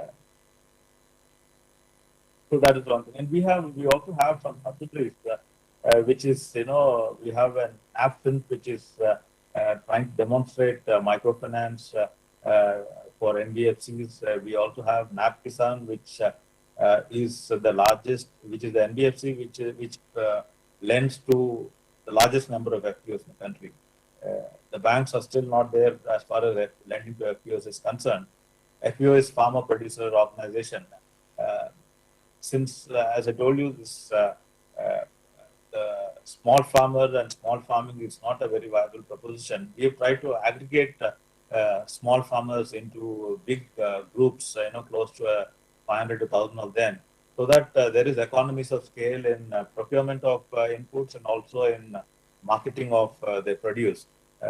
Small farming is also not viable because in our small farmer, they buy their inputs retail and sell their output wholesale, which is always a difficult thing, because that is where you not able to make enough out of the activity. And therefore, I think by organizing farmers into large groups and ensuring that there are economies of scale in procuring of their inputs and selling of their output, farmers are able to have some margins in their production. So this is as far as yeah. So NAP Kisan lends hugely to the farming community through FPOs and other farm activities. We have a subsidiary called NAP Samriddhi, which again lends to the off-farm sector. It's also an NBFC. We have a wholly owned company called the NAP Ones, which provides consultant services to the government, to the international organizations and the private sector in the field of agriculture. Of late, we have also set up a organization called NAP Ventures, because we felt that a lot of agri startups are coming to the fore with the new startup policy of the government of India. And agri startups do require focused, players who can help them in their evolution to become, as we say, unicorns. So NABARD earlier used to invest in agri venture capital funds, but now we are directly, trying to invest in the startup companies in the field of agriculture, and also to promote the agri startup ecosystem. We have set up about 7 incubators across the country, working very closely with the university systems, where these incubators help the startups during their initial fledgling days and handhold them and provide the necessary domain expertise, provide them the necessary wherewithal to manage themselves, to test their products and to market their products. So agri startup, we take our agri startup role very seriously, and most of our direct investments have really turned out to be good investments in good agri startups. Now coming to what the banking system does for agriculture. See, Mr. Ramakrishnan, can I just intervene? Just in the interest of time, can we just get into a dialogue with you? Would that be possible? Yeah, just another 5 minutes shortly for bank financing, and then you can do that if you don't mind. Just if you can wrap up in a couple of minutes, that'll be 2 minutes. 2 minutes. Yeah. So the banks lend for crop production close to about $1.16 billion have been lent last year, and this year the goal is about to lend $1.24 billion only for crop production in the country. This is done by the banks, and NABARD facilitates this. The government of India has got this program called doubling of farmers' income, where government has been seriously trying to look at how farmer can double his income on the field. This is done partly through agriculture and also partly through diversification to other allied activities like animal husbandry, poultry, and cattle and things like that. So this is a very important, initiative of the government. And the government has also taken up this initiative of promoting 10,000 farm producer organizations across the country based on the NABARD's experience. 10,000 FPOs are going to be promoted in the country across in the next 3 to 5 years to ensure that economies of scale, are applied to the small farmer, and he is able to generate more income out of his farming. Plus, also the government of India set up a scheme called the Agriculture Infrastructure Fund, close to about 1 lakh crore over the next 5 years, mainly to ensure that post-harvest infrastructure is set up in the country and is provided for. This again has some interest subvention where the banks, where private sector can set up this infrastructure and benefit from the lower interest rates. And also there is also collateral-free loans of up to 2 crores, where again the private sector can benefit out of this, and the loans are guaranteed by the CET MSC. So I think I would stop at this, and now we can have some questions in place. Great, thank you so much, Mr. Ramakrishna. A very, very large portfolio, I must say, that NABARD has, so congratulations for that. A couple of questions that have been pointed out. One is, even though you are a wholesale bank and your primary mandate is developmental activities in the farming sector, one of the key complaints that we hear from the farming community, that when they go to retail institutions to make avail of the facilities, they don't have the necessary credit rating or wherewithal which the retail banks are comfortable with. So on one side, NABARD is pushing capital down to retail banks with a view of supporting the developmental activity, but then at the same time, the retail banks are not willing to take on the credit risk. How are you addressing that particular challenge? Yeah, so I think, as I told you, last year alone, the banking system, the retail banks have provided close to 15 lakh 50,000 crores for crop production. And this has been done through almost 7 crore Kisan credit cards. See, we have what, close to 14 crore farmers, and 7 crore farmers have obtained this credit from for crop production. And they get these loans at 7%, mind you. And the government of India provides interest subvention at the rate of 2% to the bank. So the bank is able to lend 7% to the farmer. And if the farmer repays on time, the farmer gets another additional benefit of 3%. So the landed cost of taking a crop loan of up to 3 lakhs from a bank for a farmer today is 4%. 4% is quite a rate for him to ensure that he is able to do his farming profitably. That's one thing. Second thing, trying to take the risk from lending to agriculture. Again, the government has set up this fund called the Agri Infrastructure Fund, which ensures that investments are made by the private sector and the farming community into agriculture, especially post-harvest management, where the loans are provided up to 2 crores without collateral. The loans are guaranteed by the CGTMSC. The loans have again another interest subvention of 3%. So these are some of the ways in the government has been trying to address the risks, especially. Plus, also to address the other risks, government is also having this crop insurance scheme, where farmers are able to insure their crops and address the risk which comes out of bad weather and improper irrigation. Right. So thank you for that. And if I narrow the segment down, what facilities, I made a note of two, particularly the Agri-Infra Fund that you mentioned and NAB Ventures that you mentioned. What facilities would the farmers have to adopt the newer agricultural practices and innovations that the previous speaker just spoke about, or such similar activities? Okay. As I told you, we try to empower the farmers through training and capacity building. For example, if the farming community has to take up, new technologies, whether it is, technology like, the watershed development, or the hardcore technologies which today we talk of, the IoT, IoT in agriculture, or AI and machine learning and precision farming.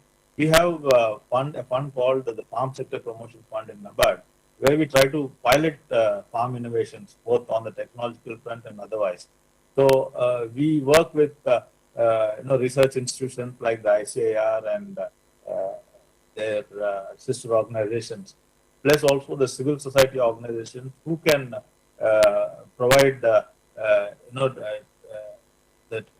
necessary training to the farmers into acquiring this technology, into using the technology, and to adopting this technology. So this is one fund which we have, which we use quite efficiently across the country. Right. And finally, what message would you have to the panelists or to our viewers and speakers? How can we partner with NABARD, or are there any particular gaps that you are seeing from where you are sitting, and points of market failure that need to be addressed? So what messages would you want to give out?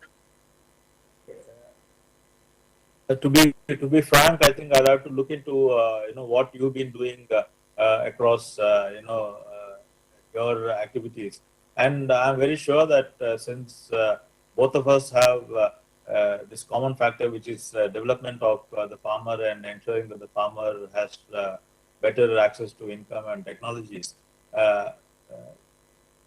NABARD would be very happy to associate with your organization into setting up pilots for farmers, perhaps who form also your clientele, into testing new technologies, for example, into ensuring that they're able to adopt these technologies. And if you have startups who are also involved in this, perhaps I think it will also be useful to work with the startup community initially through the incubators that are there in place, who can provide them the handholding support, and who then become investable, and then the venture funds can invest.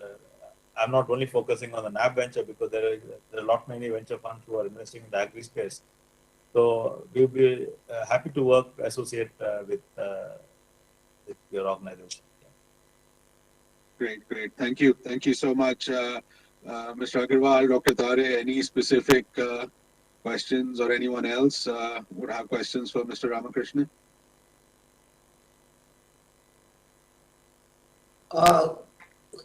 One thing is, like, for example, the technology that Mr. Kulkarni mentioned, and we have promoted that, brought it to Ganga. Would it be possible to support that in some way? Because the initial, of course, there is a return on investment in that, so it is a profitable activity, but the initial investment is high. So the farmers which are very small or cannot afford or put in that much kind of investment, would it be possible to support that through your efforts? Okay, I'm not very sure specifically whether we can do this, but then we can definitely try using the FPO system. We have this farm producing organization, which is an aggregation of close to 500 to 1,000 farmers. Perhaps I think if we work through these organizations, because ultimately profit is what matters, and if an FPO is able to adopt a technology and bring about profits, NABARD would definitely try to support the FPOs uh, uh, uh, either through form of grants or through concessional loans and things like this. We can try to engineer that. Yeah. What you're saying is that you'll fund the FPOs who will then procure the technology. Absolutely, absolutely. That could be that. I've got a question here, Sanmet. Can I ask, sir? Please, Sunil.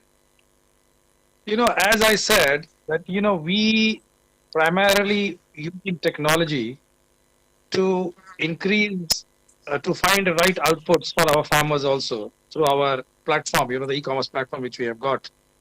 So we are very closely working with a lot of FPOs there. As I said, that we are working on a cluster format where government institutions have come up, because that is very important. Where to increase the size of the farmland as well as have a critical amount of mass into account. Is it possible that NABARD can join hands, or it can in some way support in capacity building of these clusters and in terms of financing and other things?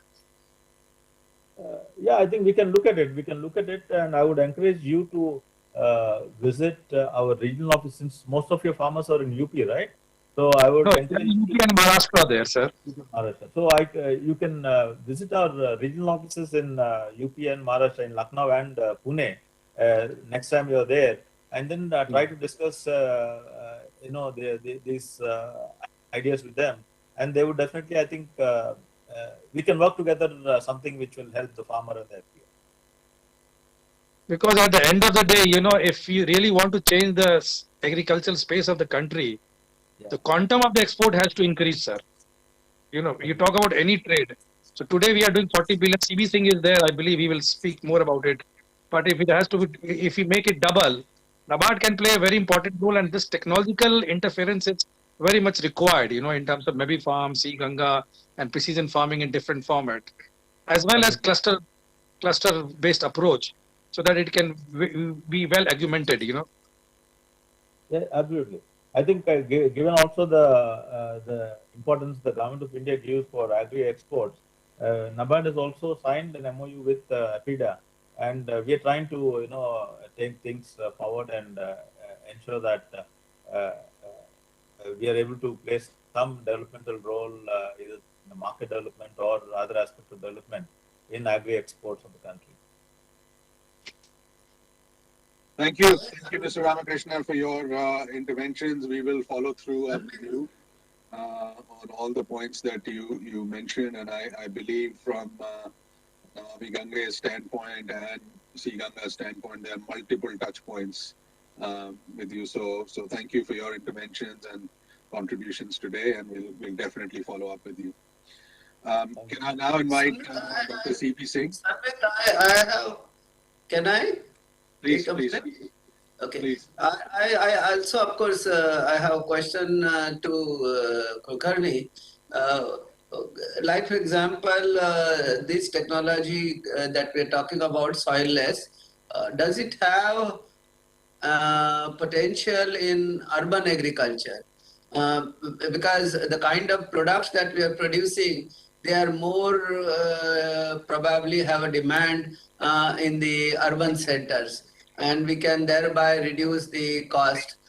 So does it have a potential in terms of rooftop agriculture, or urban open spaces are very close to the cities, like for example, if you can talk about Bulandshahr, which is very close to Delhi, that. And second thing is, what are the real bottlenecks in scaling up? What you perceive as bottlenecks that we need to kind of open up so that we really take it up to the next level? Thank you, sir, for your concern. You have asked two questions. One is for the how we can implement it in urban areas, and second thing is the bottleneck. First, I will like to elaborate on the urban farming. We already started some farming in urban areas in Pune with different kind of technology. Not, of course, with the maybe farm, but with some different technologies. And we are hiring some big terraces of the building, and on that we are growing some vegetables in hydroponic technologies and different kind of techniques which don't need any soil. We also starting one project in one school, obviously on the terrace about 1000 square meter of area, where we will introduce the technique of growing not only greenhouses but in the different technologies in soil, and to make aware the urban school student how the farming is been done. So that will create the awareness what is the pesticide, what is the insecticides, and what is the safe of the food, and they will come closer to the nature. So one project we are starting very soon in Pune. On the above of that, we are also developed the technology where we can generate a solar power, and we can put the solar panels above the greenhouse, and we can produce the solar electricity on the above the rooftop, and underneath we can grow high value crops. So many waste of the bio waste of the same building can be utilized as the manure, and the above area can be utilized for the solar electricity cultivation, and on the farm it's a multi-level income source you can avail. At the same time, if we use the rooftop, the unused rooftops can be utilized with the big government organization, offices, school, malls, shopping complex, and big building. So urban farming is definitely a very good area which want to focus, and that definitely is not competing with the farmers of the rural area, because the crop pattern is different, the technology is different, the consumption of the produce which is being produced from this urban farming is also different. So it is not the competition with the normal farmers in the rural. This definitely a very good idea, and we can use in multiple cities like Delhi, Mumbai, Kolkata, Bangalore, and whatnot. So that is a definitely a different topic to discuss on urban farming. It's a vast topic. If we want, so somebody want, I can share my presentation on urban farming, which can be utilized the large area of terraces.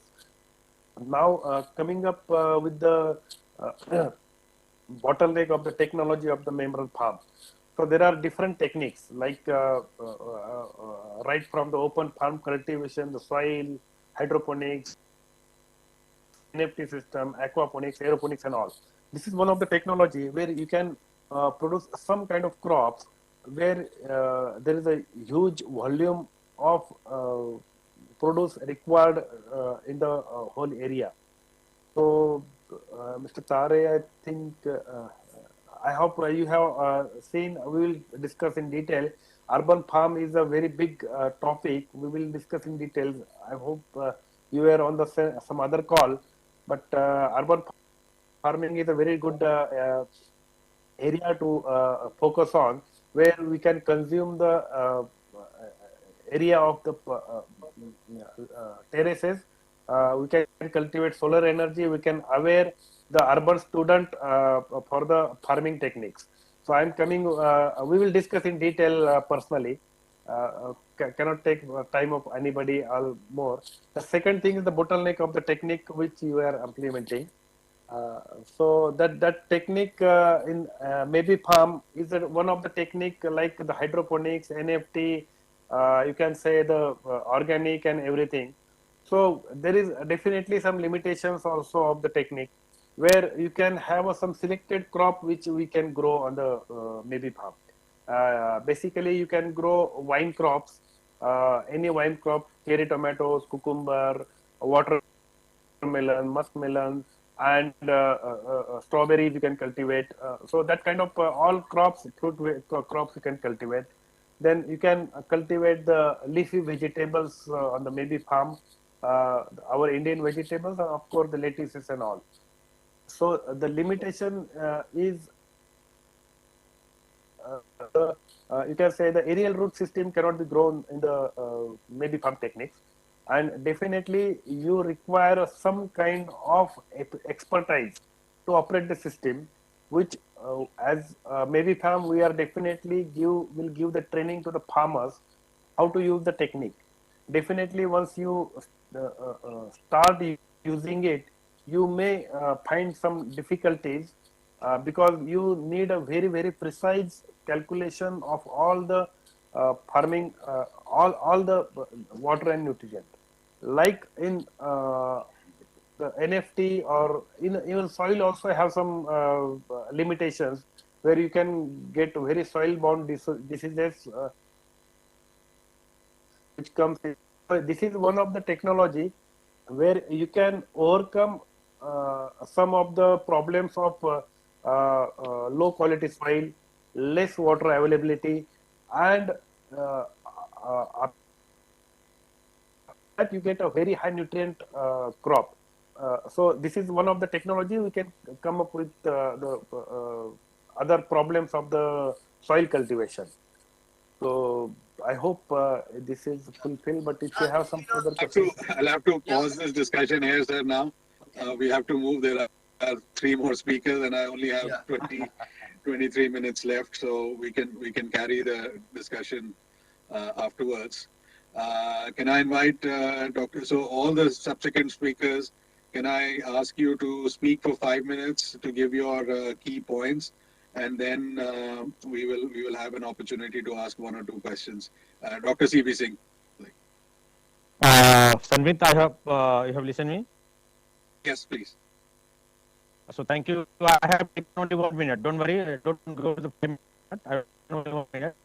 That I hope we are aware about the APIDA. APIDA is one of the organization under the Ministry of Commerce and Industry. I don't go to the brief. We have a target. We have achieved approximately 20 million export from the sector of agriculture, and we are going to achieve approximately 40 billion. So now APIDA is well connected with that entire FPOs, and we have a MU with that NABARD and all ICR institutions regarding the strengthening the backward supply chain. And we have recently opened the office at Varanasi. It's called that for looking after the Uttarakhand, UP and Bihar. So that is a small introduction of the APIDA, and I'm much happy to work with that entire organization who is looking after the Namami Gange, because that Purvanchal region is one of the potential. When APIDA have started just 1 year back, and we have achieved the maximum target, and we have opened the windows first and ever for the North Indian farmers, especially that UP and Bihar, where earlier we have targeting that western and another part of the country. Now, and we have reached to that more than lakhs farmers, and reached to the 35 FPOs, and APIDA facilitated more than 10 FPOs to the international market. We are getting the good response. Already we have worked with the IIT Kanpur regarding that one of the program, and our MU is under pipeline. Hopefully will be signed very soon. Further, we have worked with the Agri Junction and other institutions, BHU and another. And I am also invited to all of our institutions who has already concerned with that regarding if they are willing to the export, so that farmers' income can be double and export can double also. So without taking the time, and thanks to all of you for giving the opportunity, especially that C Ganga, and thanks to that entire team. Thank you. Thank you, Mr. Sanvit. Thank you, Dr. C.B. Singh. So I'm pleased to inform you the MOU is signed. So that's good news. If from your side, your MU, you have received with the MU from your side with the sign, and we are in process to sign it. So thank you. Great. Dr. C.B. Singh, one question, very important point that you make, which is how do we increase the agricultural exports? What are the trends that you are seeing? Which markets, which product segments that are most amenable for boosting the agri exports? Now I am at the farm gate, one of the FPOs concerned in just bank of the river Gange, and I have seen that there is a huge potential of the horticulture sector as well as the cereal sector.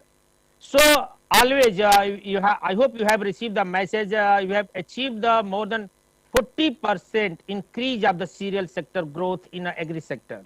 agri-export during the pandemic. And only that agri sector have a potential. What about the pandemic situation faced by the everywhere? But agri sector is going to get the good benefit to our farmers, and farmers getting the good price. When the APDA will have intervened with that concern to the FPOs, so that sector about that horticulture and cereal sector with the dairy sector also. With the dairy sector, dairy is the one of the potential sector concerned with them, especially that ghee and butter. And for kind information, first and ever as a brand of buffalo butter have exported to the New Zealand. You are aware that New Zealand is world largest exporter of the butter, but we have broken it. And this shipment has exported from the Hathras from UP. It is the first and ever as a butter with the brand of buffalo. You have never seen the butter with the brand of buffalo. So that is the product. And regarding the market, yes, you are right. You are absolutely right. You have a biggest market in Gulf country. Now we have also exporting the more than 60% to the Gulf country. And further, we have a, if you are going looking after the price wise regarding the value condition. So if you can export to the European Union as well as the American country, that we have a good market. Especially we have a good potential of the vegetables as well as the fruits as well as our basmati and new product like a scented rice. What about the fragrance rice we have in a pan India? Especially if you have potential product like Himalayan belt till from Kashmir to that Arunachal Pradesh. So kind of product we are looking after it, and we need to the support. And what about the challenges? If you are going to see the challenges to the concern of the FPOs or as well as the exporters, obviously that FPOs, yes, Mr. Official from NABARD I mentioned it, that major challenges about the financial support to the FPOs. And if the financial support not given to the FPOs, that never achieved our target, what you are going to the target. Need to the strengthen our FPOs with the financial support, but not only the NAB Kisan, need to the another bank can concerned with them. Then our economy can, farmers economy can viable and our agriculture can sustainable. Otherwise, and that is the region we have after our intervention in Purvanchal region, you have not exported, you have stopped the migration of the Purvanchal region people who has concern with the export with that and concern with the APIDA. And also we have invited the person from Bombay, etc. Now have started the work with the exporter. So that is the sector really need to that strengthen if we are working with the export concern. Thank you. Great, thank you, Dr. C.V. Singh. The message that you've given is look into exports. There are some very interesting segments like horticulture, like dairy products, like the grains, and perhaps we should also explore fresh fruit produce like what Mr. Kulkarni mentioned.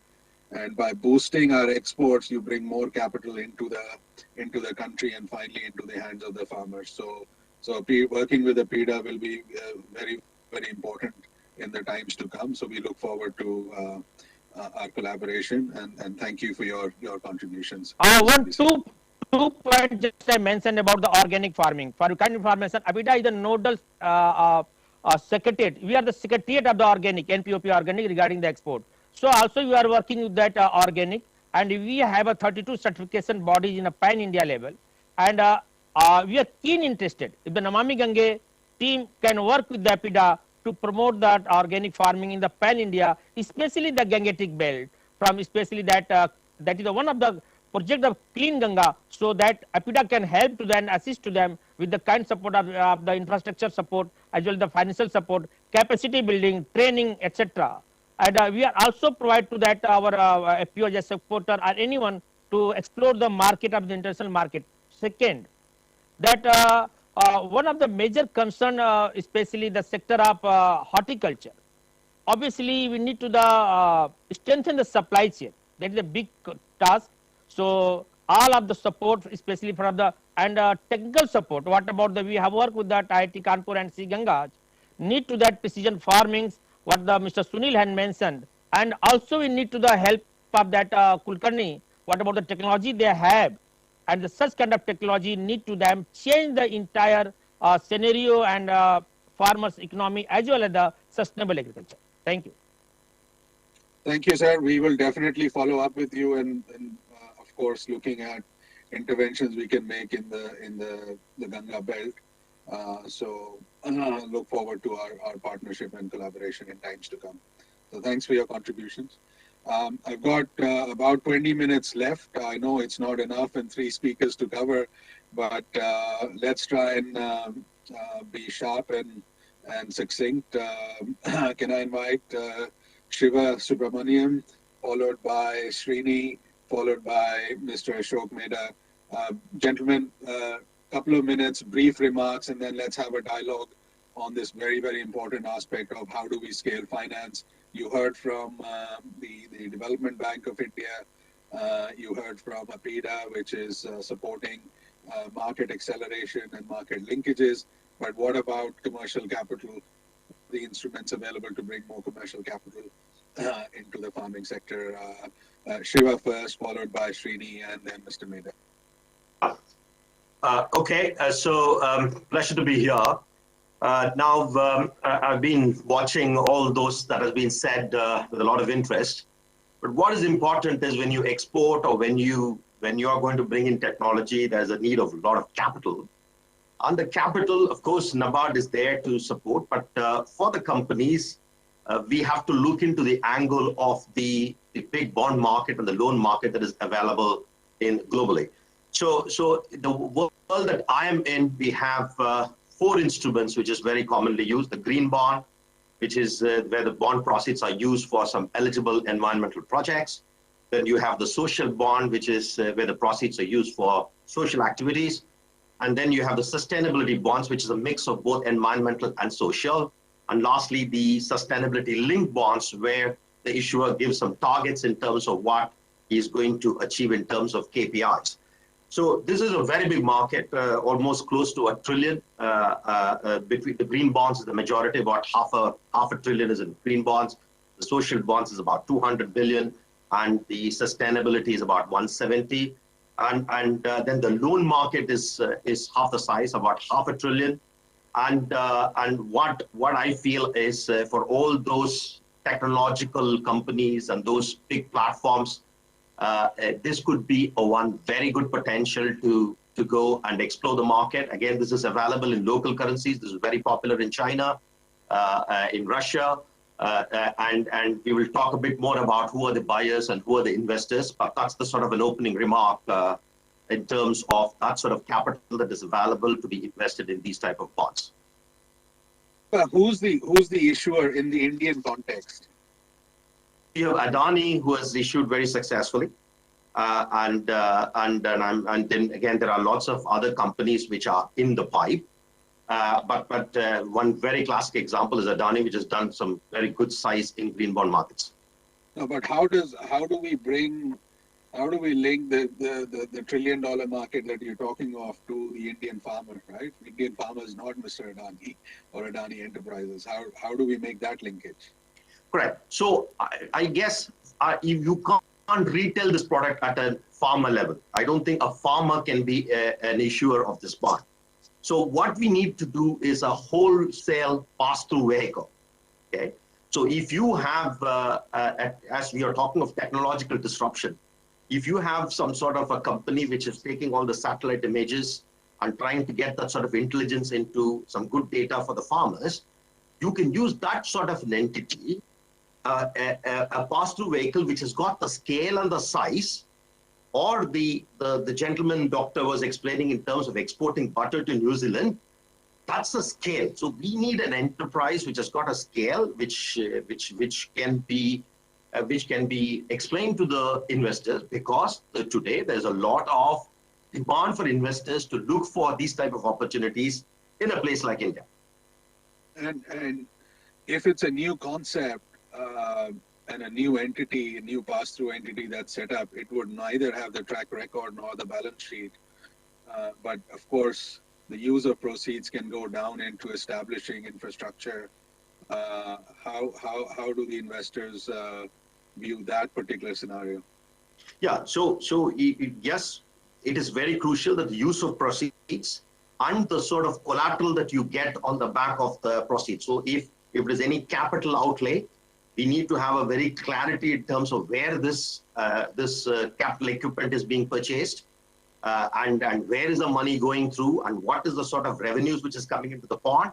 So as long as this is not thought of as a this is a bond investors are not going to just give you a check without a proper collateral. So as long as all those capital investments that we are talking of, the big ambitious disruptive technology, that can be put into this vehicle, which forms those equipments are the collateral, those export receipts are the collateral.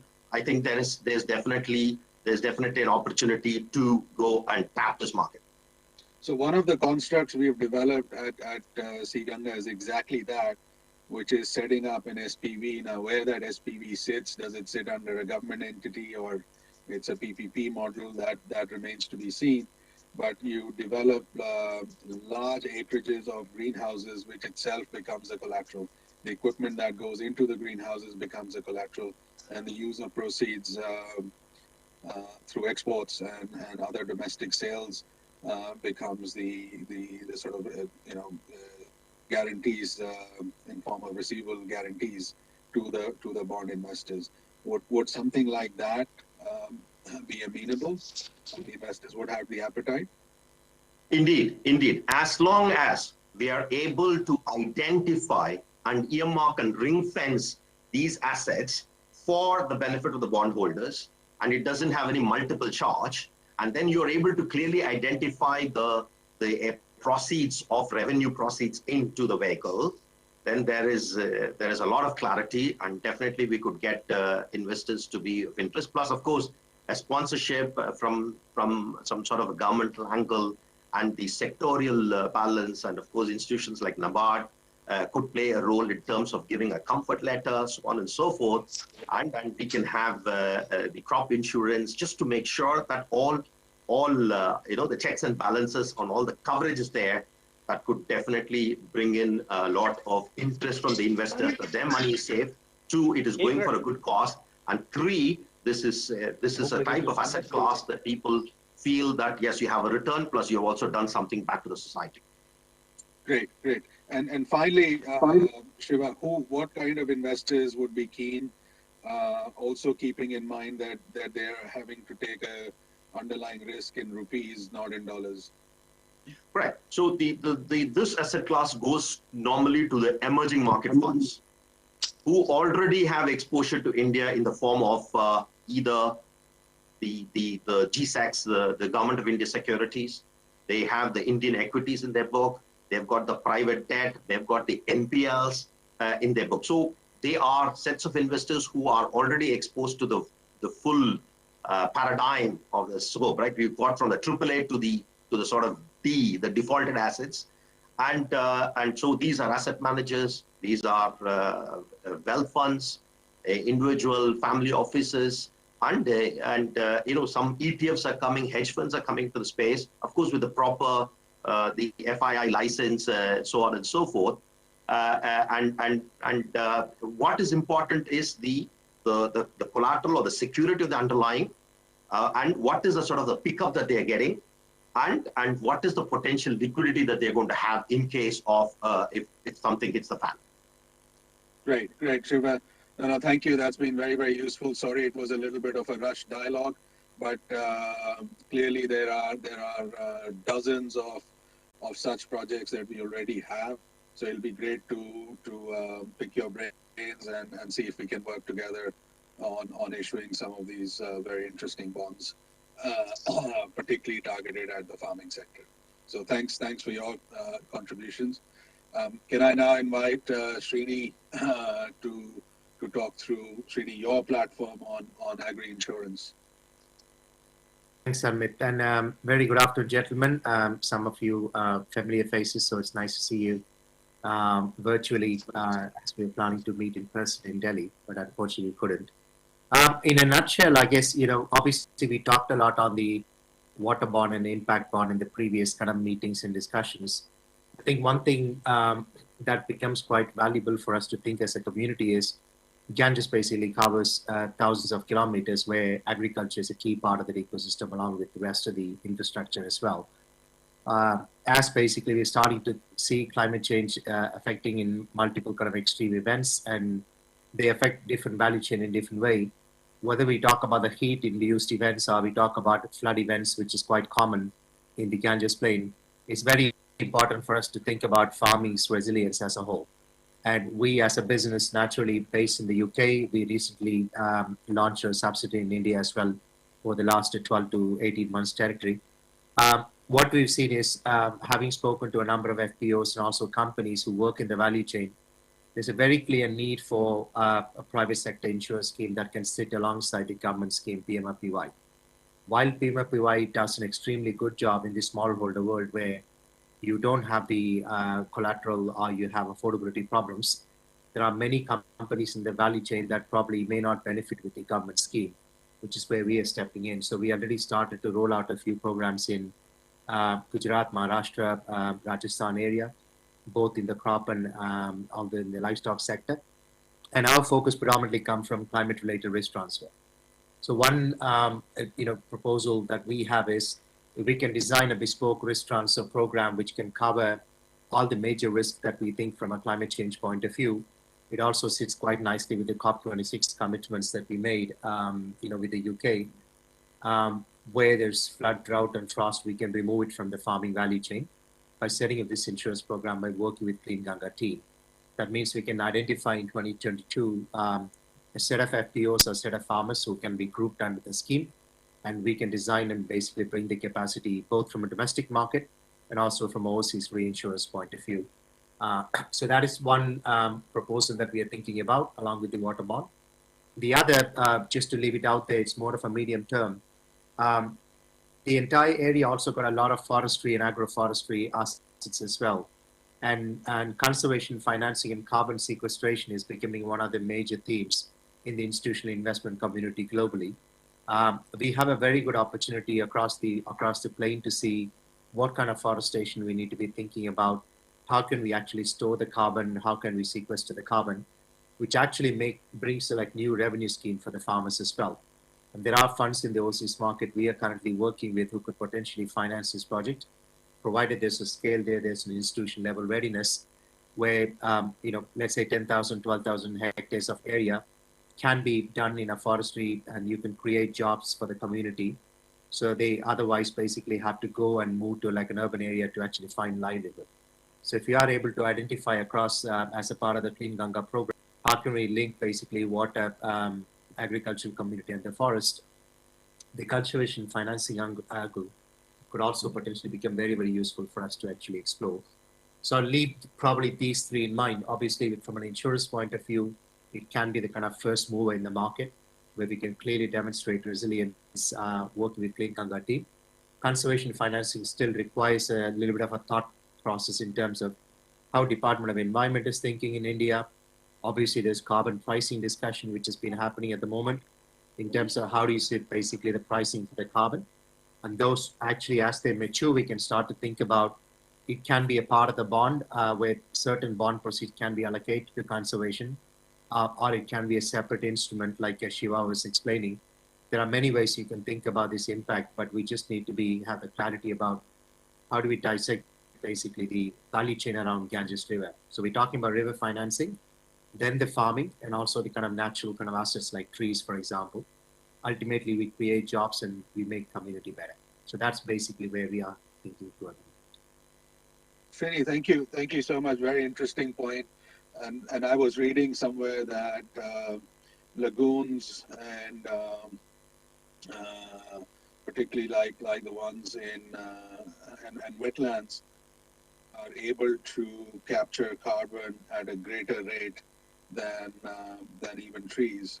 So if that scientific study does stack up indeed, I haven't seen enough technical data, but assuming it's out there, then it becomes a game changer for financing biodiversity and conservation, particularly given what's been announced and happening after COP26.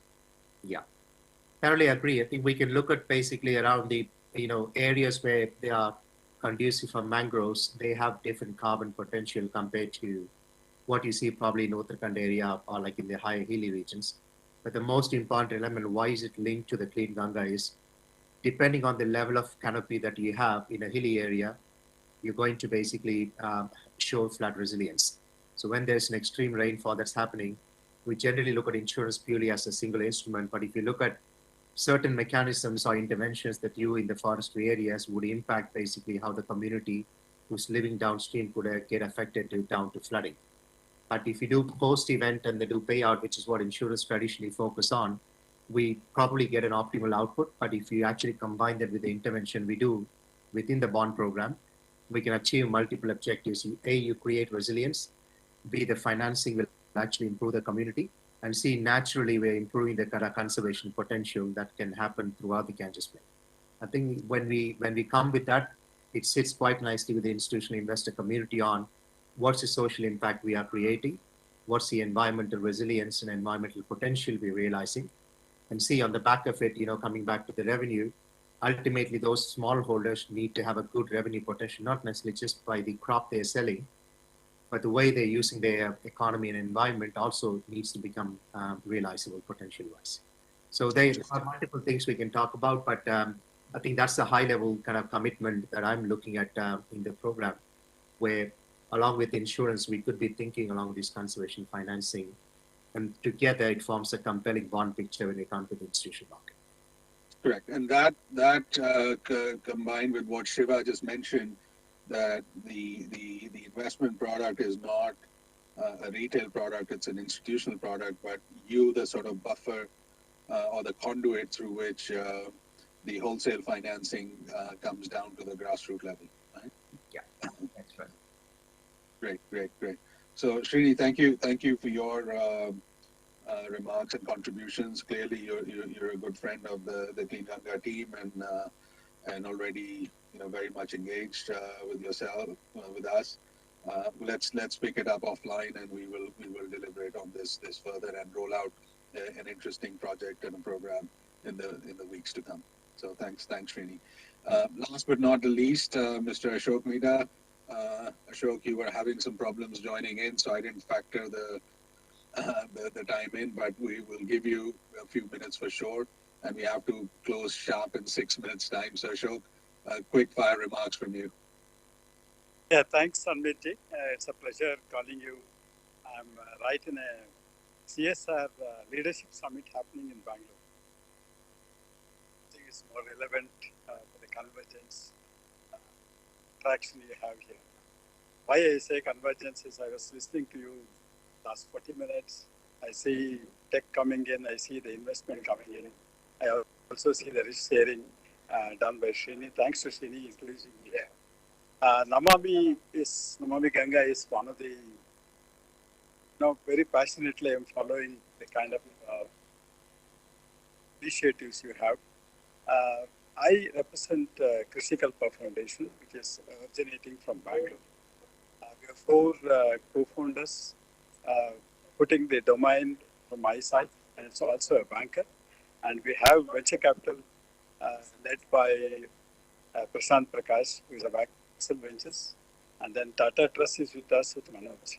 The focus for us are the theme-based activities of Krishi Kalpa Foundation, which is 1 year old, is more to strengthen the agri-value chains. We believe that if at all you want to do something, Ganges belt or river belts, unless you speak about the entire value chain, we can't achieve much. Like the stakeholders across the value chain have to be connected mutually. And that's how the entire apparatus will work. Everybody makes the investment and everybody makes money. So it should not be in silos of supply chain, silos of backward integration, or silos of the kind of value addition you do. Everybody should talk to each other. That's one aspect. Other aspect is also the access to technology. We have good networking with startups, which should actually customize the technology solutions which reflect on the demands or the needs of the farming sector. So we take the problem statements from the grassroots and give it to the startups to work on. And they should customize as required to the farming community. The grassroots level connection we usually do with the FPOs because there is a governance aspect over there. We feel the kind of strategic initiatives having country across the FPOs being formed. They could be in Ganges belt, or they could be in drought areas, they could be areas, but we feel there's a community which is expanding. And speaking to one FPO can reach us out to 1,000 plus members. Other aspect we also do is in respect of the scaling, we do the access to market, and we also do the access to finance, more of inclusive finance. So we have started doing a consortium of FPOs and also giving the scaling aspect in terms of the finance which should come in, and also the kind of market connects where volumes are built up. This is an initiative which has happened in Karnataka, but the entire approach is to the pan-India. We will be very anxious to come into Ganges belt, where Namami has its own strategic initiatives, putting the communities together. Risk sharing is one of the major aspects which brings Sreni also with us. We have been trying to do how this caring should happen, maybe think of supply chain, how we can deliver the monies, revenues straight away to the farming community, putting across and putting a stop to the long waiting they have. And the needs of the finance happens across the value chain. Maybe it's a crop financing, or it's, they want to upgrade into their best practices. There's a different aspect of financial consideration you should have. Just now I heard Apida saying, how do you translate the production systems to match the export demands? So that keeps a higher investment opportunities, both in terms of the new apparatus, new technology to be put in, or supply chain aspects where the investments happen in warehouses. So we are building a network of this kind. It's a small step in the big leap we should have. Other aspect is also the kind of insurance coverage. Can we build up a corpus fund associating with the government? And that's the effort we have started, which I learned from the McKinsey's, which I worked in Netherlands and in Africa, where we built up a corpus of $500 million, which actually encourages the financiers to come in and put. We strongly believe in the blended finance approach, where it can't be government alone, it can't be the institutional finance alone. It has to be CSR monies, which I was speaking to the CSR Leadership Summit today. It has to be a blended finance, and patient finance, like agriculture, doesn't give you the revenues immediately. It has to have a long gestation. And whatever financial products we build, it should actually answer to the kind of long gestation. And with a gestation of 3 to 4 years, it's possible that you generate next revenues. Feasible project and viable projects building, which Krishi Kalpa Foundation helps the farming community do this. I will be very glad to associate with these initiatives, Namami, in the years ahead, I should say. I think I have made a lot of new friends today. We will be offline talking to you, Sanmit and other panelists here. And I'm really overwhelmed that I was accommodated here to speak. Thank you so much. Thank you, Ashok. Sorry, we don't have much time for an interaction, but as you say, let's take it offline. And your message really is that there are entities at the grassroots levels, and with the introduction of new technologies and financial instruments, their dissemination vehicles also already exist, such as your foundation. So we'll definitely pick it up with you offline. And thanks for your contribution today. With that, I'd like to bring this particular panel to a close. We've had a great set of contributions. Final words from Mr. Agarwal in New Delhi. Good evening, everyone, once again. It was a very interesting dialogue and discussion on the agriculture sector, especially in the context of Namami Gange and Ganga Rejuvenation Program. We heard a lot of experts from the technology side who brought in a lot of tools and technologies which are available now in different sectors and different, you can say, activities of farming. And on the other hand, we have a lot of interesting, inputs on the credit and also the 3 trillion you can say, fund which is available to be invested in the agriculture sector. But the challenge for us will remain probably, to bring it down to actually to the farmer. As one of the panelists says, ki unless we take it to the farmer, all this will make no good, and the farmer also has to make some profit out of it. So our challenge remains that we must take these technologies to the farmer at the cutting edge, and also, lead him to the credit, in fact, or to reach the credit to him on the ground level. So this is the challenge which we have, which probably, Namami Gange and Sea Ganga will jointly, partner and take this forward. Another good point which came up was NABARD, who has a lot of work which has been done on the agriculture side, and there would be a lot of potential from the NABARD to fund or to, provide loan facilities for farmers or for organic farming. And as APEDA was saying, they are the nodal authority for implementing organic farming. We probably need to do much more in association with APEDA to take the organic farming in a much more, I would say, profitable manner in the Ganga basin also.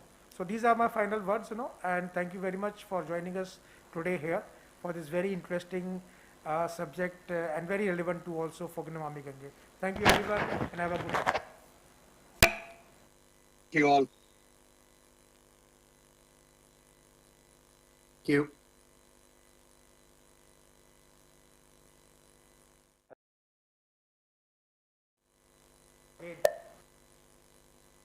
Thank you.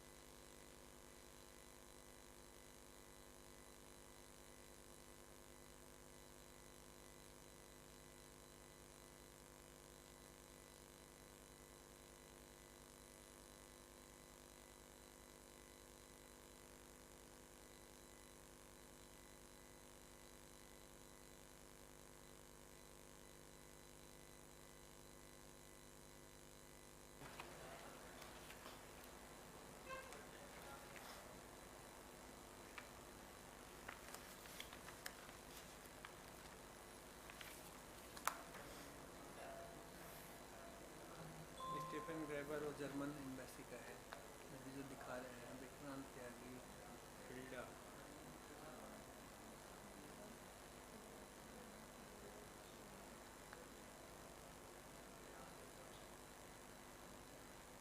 इसमें professor Tare का नाम नहीं है कहीं पर।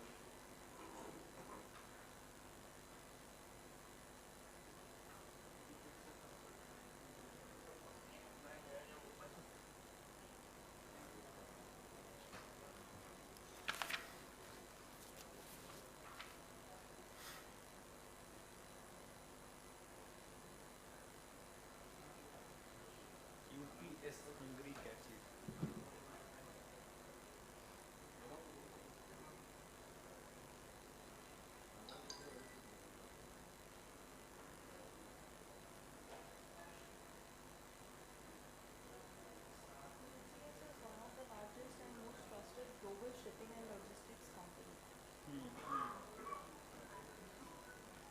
We'll start in 1 minute's time. They are going to start.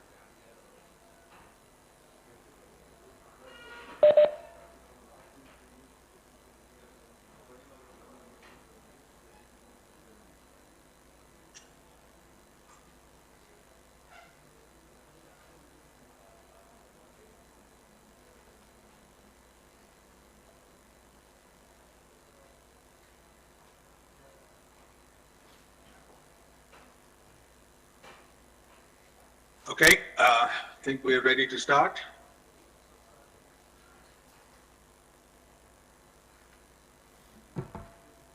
Good evening, and everyone, and good afternoon to those of us who are joining from Europe. Very welcome to this last session of the day, of the second day of the India Water Impact Summit, which is focused on our international partnerships. And today's session will be focused on our collaboration with the EU and EU member states. EU has been a great friend of India and has supported us immensely in a number of aspects, ranging from scientific inputs, river basin planning, technology transfers, and green finance and policy and regulations. To kickstart the proceedings, we are because it's a short session, so I would not go into naming all the panels. We'll name the panelists as they come in.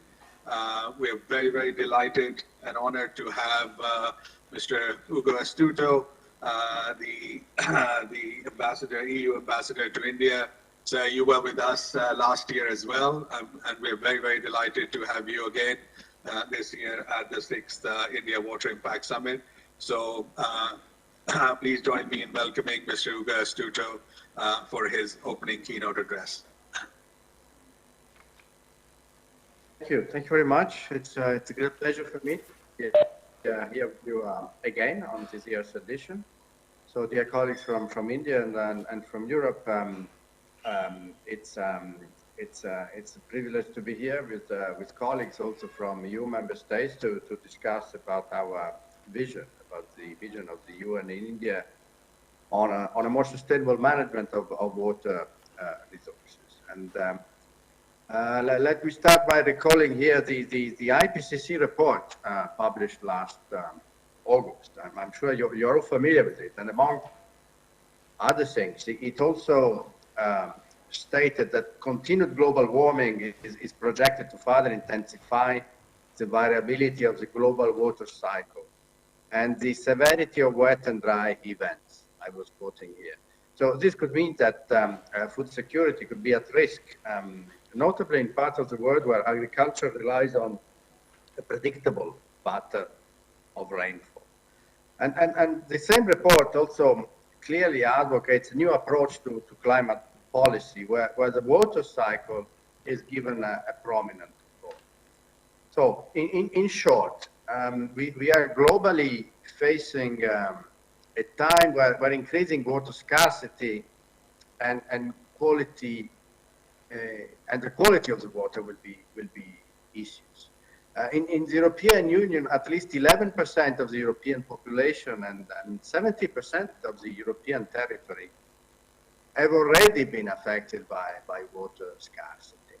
So it has become essential to prevent long-term imbalances between water demand, water quality, and water supply. And in our fight against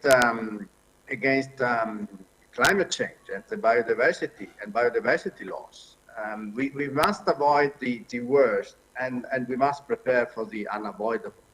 The climate crisis is already affecting every place in Europe and unfortunately we will face the effects of our past emissions for decades to come.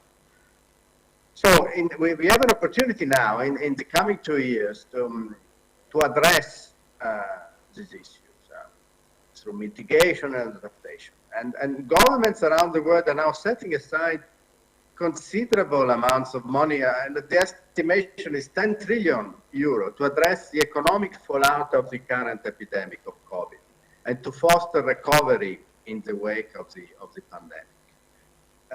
We need to use this investment wisely. We need to build back better, and we need to invest in an economy fit for the 21st century, green, digital, and resilient, and efficient. The efficient management of water resources is very much an essential element in this picture. In the European Union, with the Green Deal, we want to move to a carbon neutral continent by 2050. And we have set a very ambitious intermediate target by 2030 when we want to reduce emissions by 55%. We are working towards a clean, circular economy, preserving biodiversity and cutting pollution levels. Now, in all of these, water management plays an important role. And in order to achieve our green objectives, we need to work together and cohesively as an international community. And the European Union is working closely with international partners and particularly India, I'm glad to say. So as increasing human pressure on water resources is posing a challenge, we must ensure sustainable water use. We have to eliminate pollutants, and we need to ensure good water quality and quantity through planning and management at the regional level. The experience from the European Union regarding climate change and adaptation, I think it can also be of use in the Indian context, in coping with water scarcity and in preparing to face extreme weather events and floods. So I'm glad to note here that the joint efforts and the good spirits and the achievements under the India-EU Water Partnership and the bilateral water cooperation between India and a number of EU member states, some of them represented tonight. All these has proved very valuable, very effective, I believe. The India-EU Water Partnership action implemented by our friends from GIZ is now entering into its second phase. It will work further towards strengthening the knowledge base and effective water resources management. And it will cover now the river, it will cover topics such as river basin management, irrigation and efficient water use, environmental flows assessment, and the safe reuse of treated water. The river basin management approach, which has been used successfully with the Tapi Basin, will be replicated elsewhere in the Gange River Basin, in cooperation with the Indo-German cooperation and together with the National Mission for Clean Gange. And let me repeat here, planning and management at the regional level is key to achieve our broader objectives. So let me conclude here. Wish you all the best for the 6th India Water Impact Summit. Thank you very much.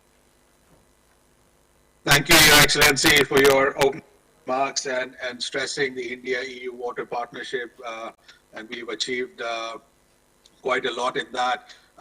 Although in the program we had kept the keynote address of Mr. Rajiv Ranjan Mishra, DG at NMCG at the end, but may I request him, sir, can you, as we go along on each session, just brief remarks from you on how our partnership with specific nations has been quite useful. Thank you, Sanmit, and thanks a lot, Excellency, for your remarks. And indeed, you have highlighted some of the key challenges before the globe, and then the adaptation and mitigation of climate. Water remains a very, very important element in our global strategy to adapt and mitigate the impacts of climate change. And I am really very happy to share with you many things which you said. I think collaboration is the answer. We have to collaborate with each other and work together. India-EU water partnership, which you very briefly told, is really gaining from strength to strength over the last few years. And in this water partnership, particularly our mission, the Ganga rejuvenation, also finds a very, very important place. And in this partnership, perhaps we have really touched upon many new areas, whether it is the environmental flow assessment or basin management planning, or several other areas on water use efficiency. As we all know, the challenge to water is more than shortage of water. The management of water is the challenge, and that management can only improve if we work with the all-round objective of improving the ecosystem of the water. So I think it's not, we have to work not alone. We have to work with several aspects, whether it is technological improvement, whether it is improving the sustainability of the environment, the global environment or the water ecosystem, whether it is looking at the rainfall pattern, looking at the wetlands, looking at the status of forest along the rivers, and looking at the quality and quantity both.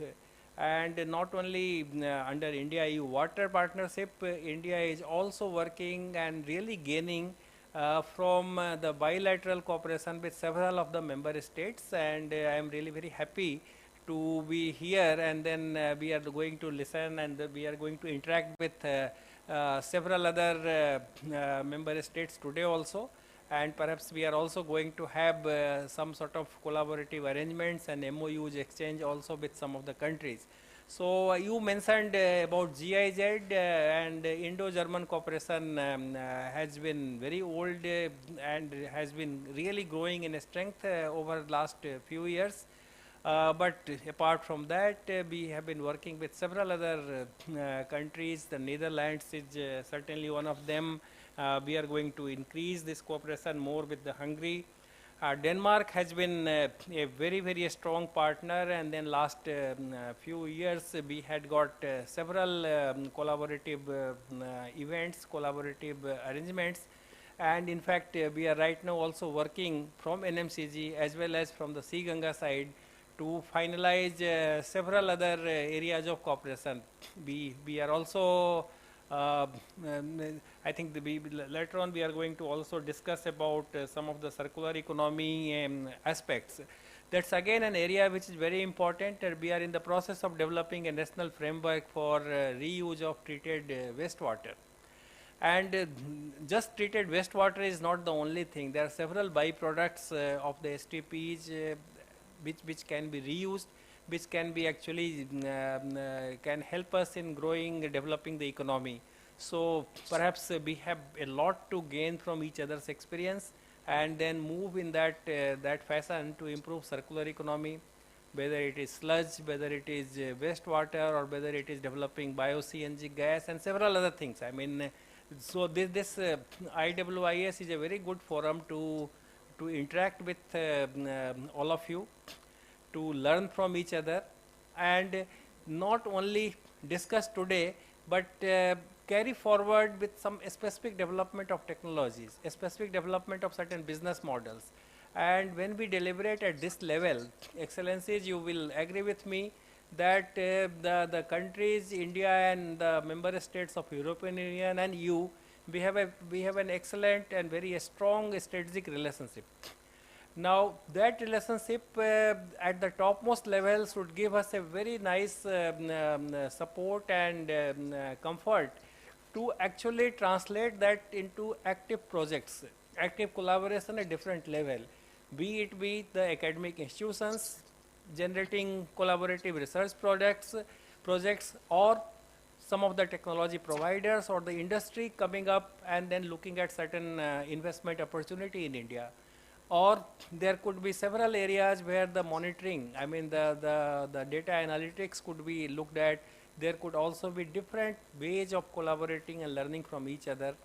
Be at NMCG, be at the Ministry of Jal Shakti, we really welcome such kind of open exchange of ideas and experience, and I firmly believe that this forum, which has become a very a strong global annual forum for such exchange of ideas.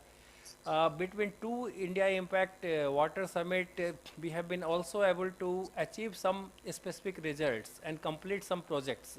But now, having done for last few years, perhaps this kind of deliberation will lead to more specific action points, either through the India-EU Water Partnership Forum or through different bilateral arrangements which already exist between India and different member countries.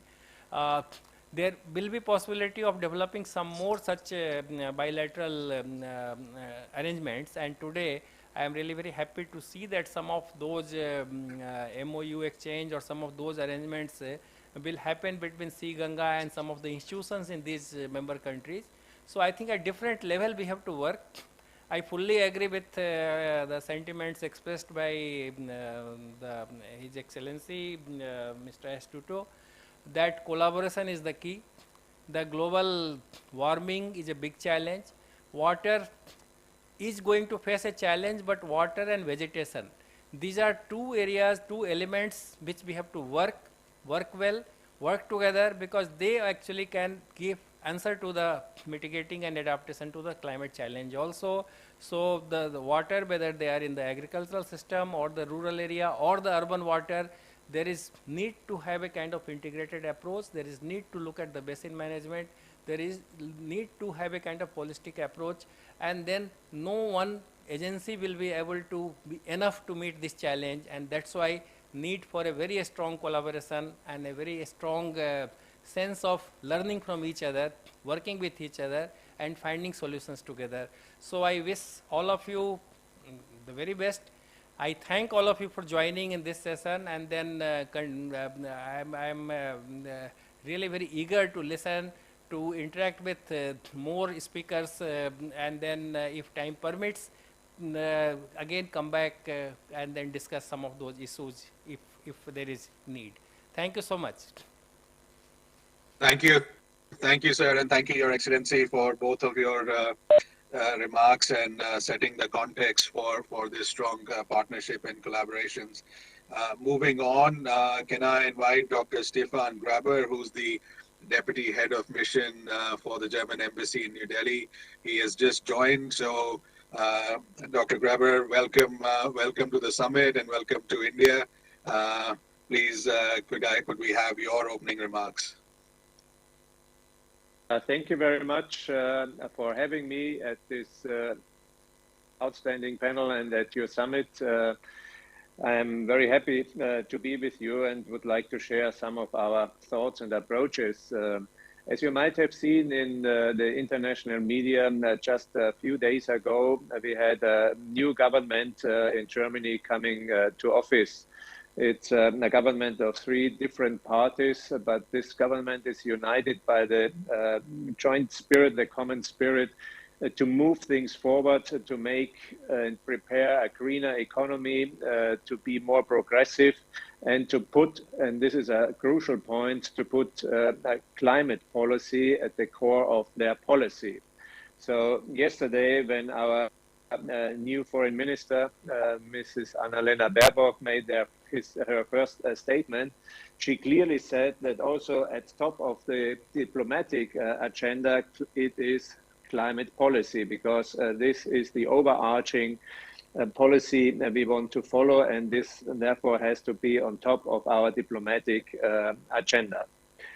This doesn't mean that Germany and together with India in our development cooperation in the last years, we haven't done anything. And so that's not a fresh start, but it's a start to give more power to this development cooperation. And some days ago, we also had negotiations and talks, Germany and India, about next year's development cooperation. This will be an amount of about more than 1.2 billion euros in our cooperation. And of course, water and management of water plays an overall and very important role. We already have quite a lot of water resource management projects, cleaning of rivers and promotion of integrated river basin management together with the institutions and the organizations here in India, Clean Ganga, Ganga Rejuvenation. I think these are excellent examples of our cooperation. We want to move forward even more in this context. Our development cooperation is concentrated first of all on technical cooperation, but also on financial cooperation. So this means reduced interest loans, for example, for a sewage infrastructure in Rishikesh and Haridwar, and also quality infrastructure for monitoring of water quality in Ganga. So there are several projects going on, and part of our climate diplomacy, water diplomacy, is a very important point. So this is the reason why I'm very much appreciate that with your summit on water, you are putting a real focus on this topic, because as you know, water is a connector. It brings people together. It brings people to prosperity. It brings nations together. So water is a connector. But unfortunately, water can also be a disconnector. Water can bring people apart, can cut people from access to prosperity. And therefore, we have to make everything possible that water becomes more and more a connector within our countries and a connector together with other countries. We in Germany, for example, we have the experience of our River Rhine that's right in the center of Germany, but it's also right on the border with our neighbor, with France. And when I look back some decades, it wasn't even possible to swim in the River Rhine. But with our experience and with our joint effort and a cross-border effort, we made it possible again that the River Rhine in our central part of Germany got clean, and water management got far better. So this is one part of our experience, but I just have been joining another forum in Germany via a digital forum, and we were talking about water diplomacy, what we can do to foster more connectivity. And as I said, water is a connector and should be a connector. Therefore, water is also about connectivity. Therefore, we have several cooperations, so the Green Central Asia process, for example, and we recently heard from the European Commission that they have this big problem, a project about European global gateway. So that's a new project coming up, and that's also about connectivity. And in this context, definitely, I think also water connectivity and water bringing people together will also play an important role. My last aspect I want to mention is when we are talking about renewable energy, water is also a provider of renewable energy, and from time to time we will increase the share of water power. And we are talking about hydrogen. We want to have more production of hydrogen, and I think Germany and India, we are also planning to have more cooperation in the field of hydrogen. In this moment, I think we have to also consider what is the role of water in the production of hydrogen. We need water to produce hydrogen, and we need energy to produce hydrogen. There's a good news when we are thinking about we need water as a source of hydrogen. When we have some estimates for 2050, estimates about the increase of energy and production of hydrogen, So that means we might need about 11 billion tons a year of water to produce hydrogen. That sounds very big, but on the other hand, if we look at the production of oil and gas, nowadays we already need 18 billion tons of water to produce oil and gas. So this might be a good forecast for the future, also using water, but not using it too much and not overdoing it with producing renewable energy, the usage of water. So I think there are so many different fields. Water is a connector and water can disconnect, and we have to do everything possible that water becomes a better connector in our future, in our common cooperation with India. So we will try to do our best. Thank you very much. Thank you, Dr. Greber. Water being a connector is the key message that you've sent out to everyone, and you also mentioned about the use of or what the role water plays in hydrogen.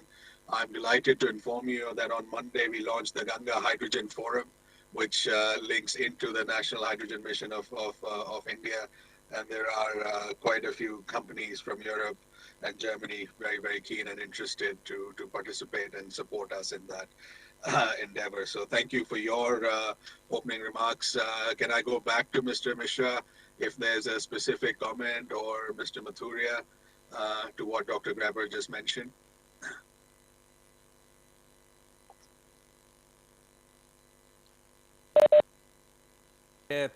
As he very rightly pointed out, different areas of cooperation, we have a very strong cooperation at technical level as well as financial cooperation with Germany. So some of the projects are being financially also supported in state of Uttarakhand. But on the technical side, with the help of GIZ, we are having several projects to improve river basin management, train people about that, environmental flow, as well as different areas of looking at basin management as a whole. So I think that's the very right kind of thing which is happening. We are also having some collaboration with PTB about the water quality measurement issues and all that. So that's also very important. So I think the points which Excellency has mentioned, the future, this the water energy nexus is very important. So when we are looking at it, and as Mr. Sanmit you told, in this particular summit, we also intentionally have kept some sessions to look at this energy part, and then there is a kind of Gange Hydrogen Forum. So I think the futuristic development in the field of water and energy is very much in our priority also, and then we will have lot to learn from global development in that. And India has given top priority to the renewals. And I had a chance to see it in Germany also, the kind of priority Germany has given to shift towards renewable energy to the maximum extent possible at the quickest possible time. So I think that's a very important thing for us to note, and then learn and work together. So we really look forward to further increase cooperation between India and Germany and all these things. And I fully appreciate the commitment, a strong commitment and commitment to the greener economy and the will to support Indian endeavor to clean the river, rejuvenate the river basin, improve water management in the country, and then we look forward to further collaboration on that. Thank you, DG sir, and thank you, Dr. Greber, once again for your contributions. Moving on to the next agenda item, we got across to Hungary, where Dr. Koller, who's the Vice Rector for International Affairs of University of Public Service, and the colleagues from the university will be joining and addressing us. I'm also delighted to announce that Gange and UPS are signing a collaboration agreement to increase partnership in the water sector between India and Hungary and get more and more Hungarian companies to come through the ETV program. Some of them have already been very successful. So welcome, Dr. Koller, and your opening remarks, please.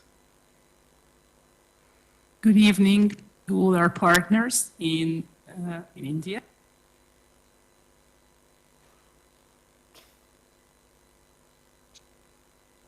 ceremony, and I would give the floor to our Vice Rector for International Affairs, Dr.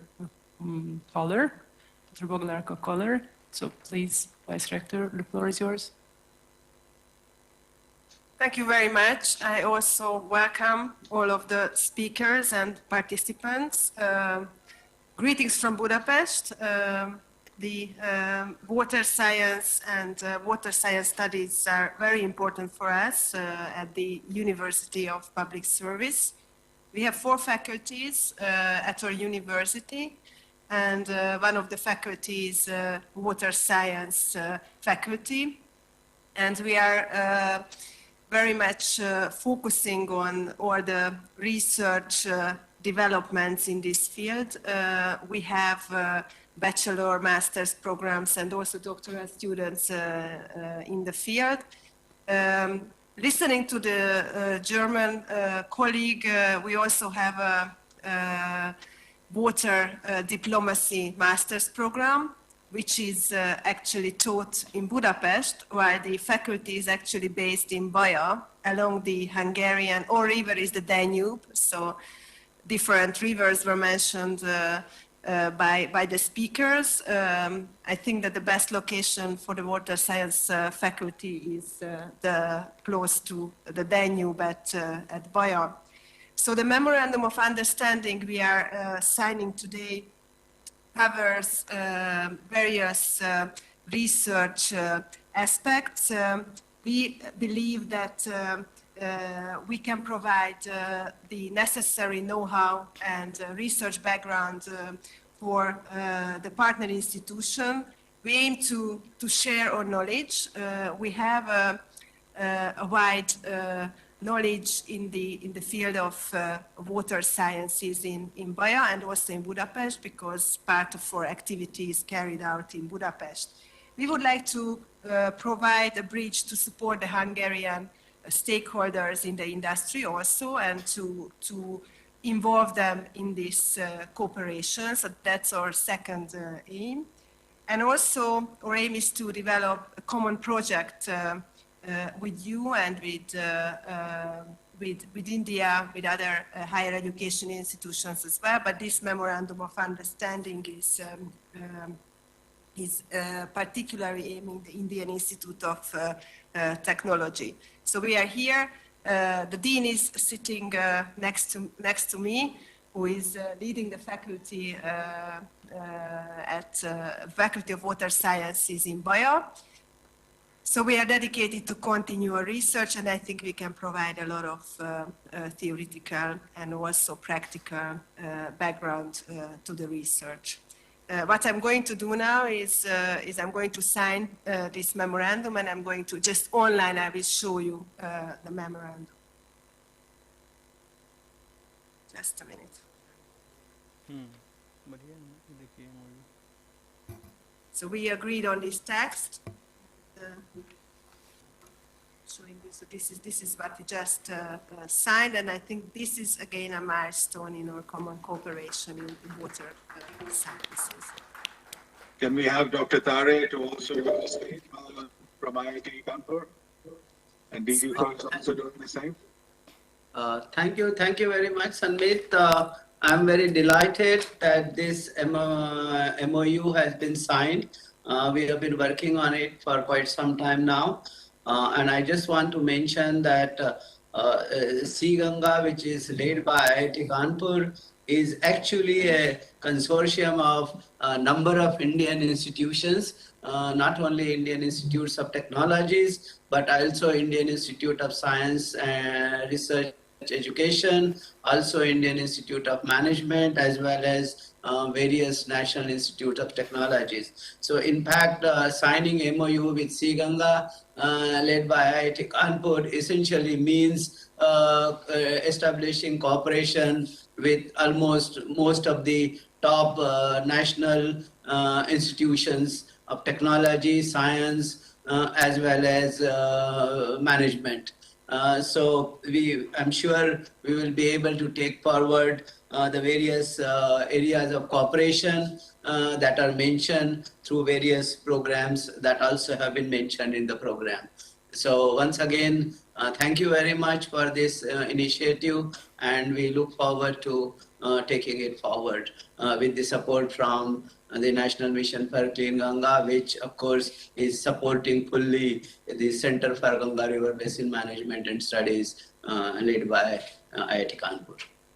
Thank you. Thank you, Dr. Tare. Could we have a short round of applause for the MOU? I know we're all virtual, but a round of applause is in order. Mr. Mishra, you had a point?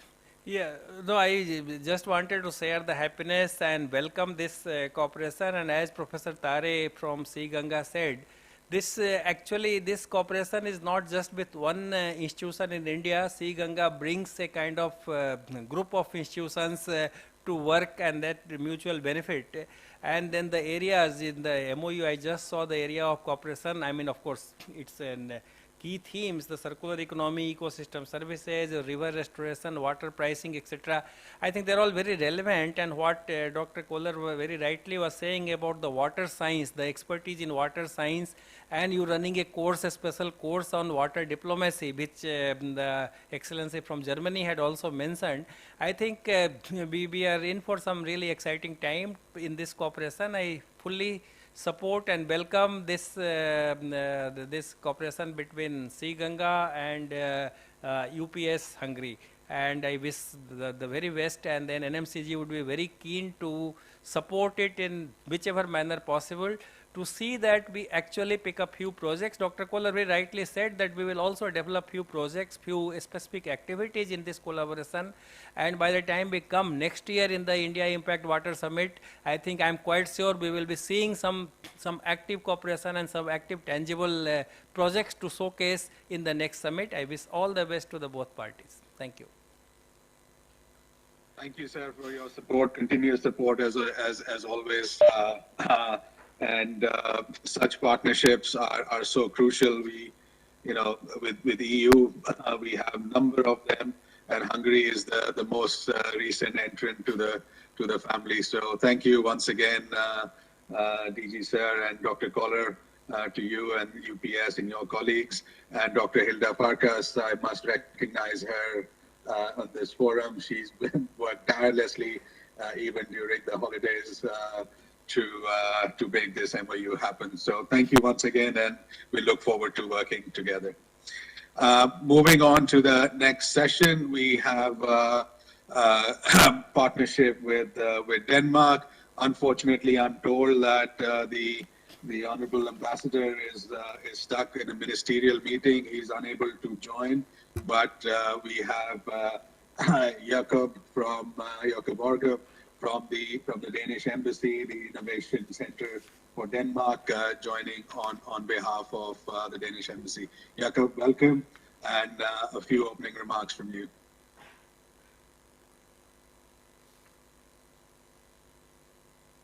Thank you, and thank you so much for inviting us to this workshop and for inviting us in to our collaboration with you under the very important mission of NMCG. We are a happy partner both to the mission and to Sea Ganga, to India in the area of water, and especially in the area of river health and river rejuvenation. We are very happy to have entered into an MOU with Sea Ganga and already seen two Danish technologies being taken up in the ETV system, and we are very much looking forward to supporting those technologies as they move towards implementation. We see water as one of the area which India and Denmark, the strongest. Our two countries have entered into strategic partnership. Two prime ministers met in October to celebrate that partnership and to road forward for it. The two key areas now and for the two countries and water. For water, we are setting up for placing our technologies in collaborative projects with Indian institutes and Indian companies, Indian infrastructure programs. And we look very much at the Sea Gange in a much larger manner than to entering into joint projects, to developing policy work, policy approaches together, and of course to continue supporting the ETV program. So with that, I would like to say on behalf of our ambassador, thank you for this partnership. We are very to be a signing partner to Sea Gange, and we are seeing it develop even through COVID. Our approach will stop joint work between our unsustainable and on climate issue, which is water. I look forward to our next steps together. Thank you, Jacob, for your support and your partnership. Please convey our regards and thanks to the ambassador. I know he's stuck in a ministerial meeting. We'd like to meet him as soon as we possibly can. Dr. Tare, could we have the show of the MOU that we have with Denmark, and if DG sir, you also have a copy, and we'd like to also recognize the partnership with Denmark. Thank you. A round of applause once again, please.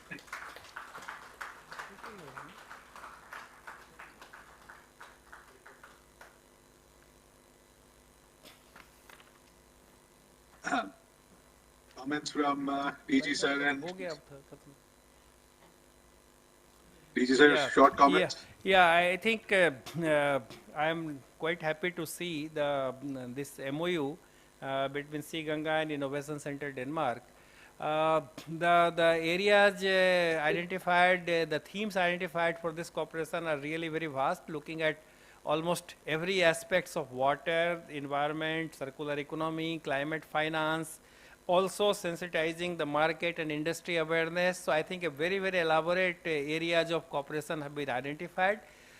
We have already we have excellent cooperation and activities between our mission as well as the water experts in Denmark embassy in India. So we have already good one-to-one relationship and then contact, and this particular MOU will further take it to the next level, and we would, I am quite sure we would come with several good R&D projects or impact projects as a result of this MOU, and I really look forward to seeing a lot more activity, lot more tangible projects in future with this cooperation between Sea Gange and ICDEC.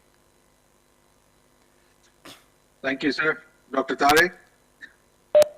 Yeah, I just want to add on what DG sir has said. I think we have been already working for last 2-3 years, and today we are just formalizing probably that because we have been participating in the workshops. I have personally participated in number of activities organized by the embassy in New Delhi, and also I have seen the participation in our activities on number of occasions. One of the most interesting thing in the areas that are mentioned, we are also looking at impact projects. So it's not about just research, training, education, exchange of knowledge, but also we look forward to having some impact on the ground. So as part of MOU, we also have this activity as impact projects together. I'm sure we'll take up some pilots and deliver on the grounds with cooperation with each other. With this, I would like to thank all parties for supporting this, and of course NMCG in this handover. Thank you. Thank you, Dr. Sanmit, just one information that will be of real interest.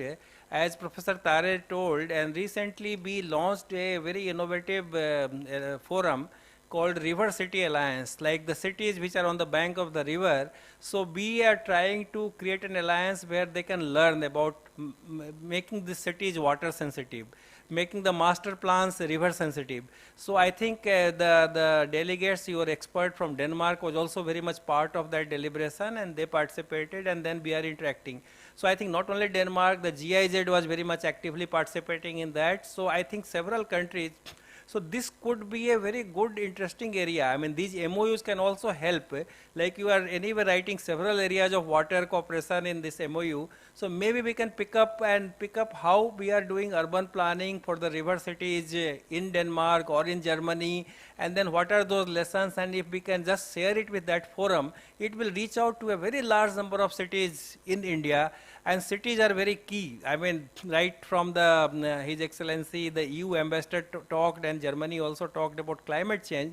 So I think that we are going to become more and more urbanized, and then the cities are the heat center. So if we can make cities water sensitive, perhaps we are going to collaboratively tackle this big challenge of future. So I thought I will share this thought also, so that we can keep it in mind when we further work out on the collaboration.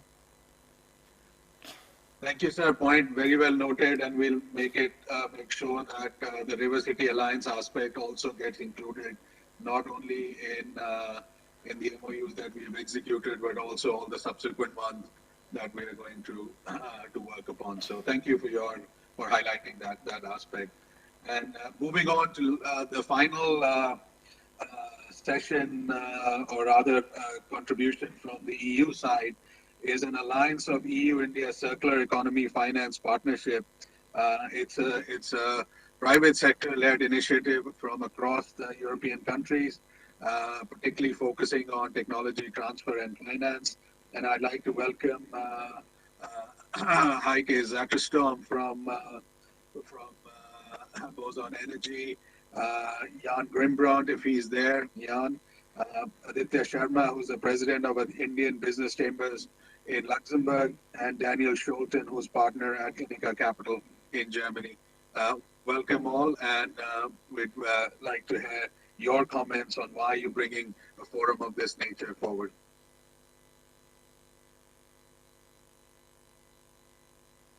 So, Samir, do you want me to start here? Please, please. Yes. So, Excellencies, ladies and gentlemen, thank you for inviting us to this. I represent the company Boson Energy as well, and we have of these forums, and we are an approved technology as well under Clean Gange.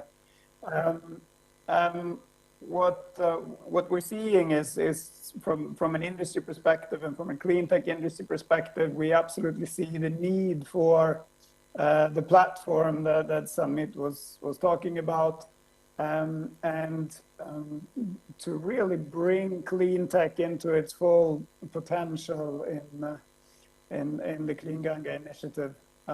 Just 2 words on Boson Energy. We are focused on realizing the hydrogen potential of solid waste and biomass, and one can ask oneself, what does that have to do with water?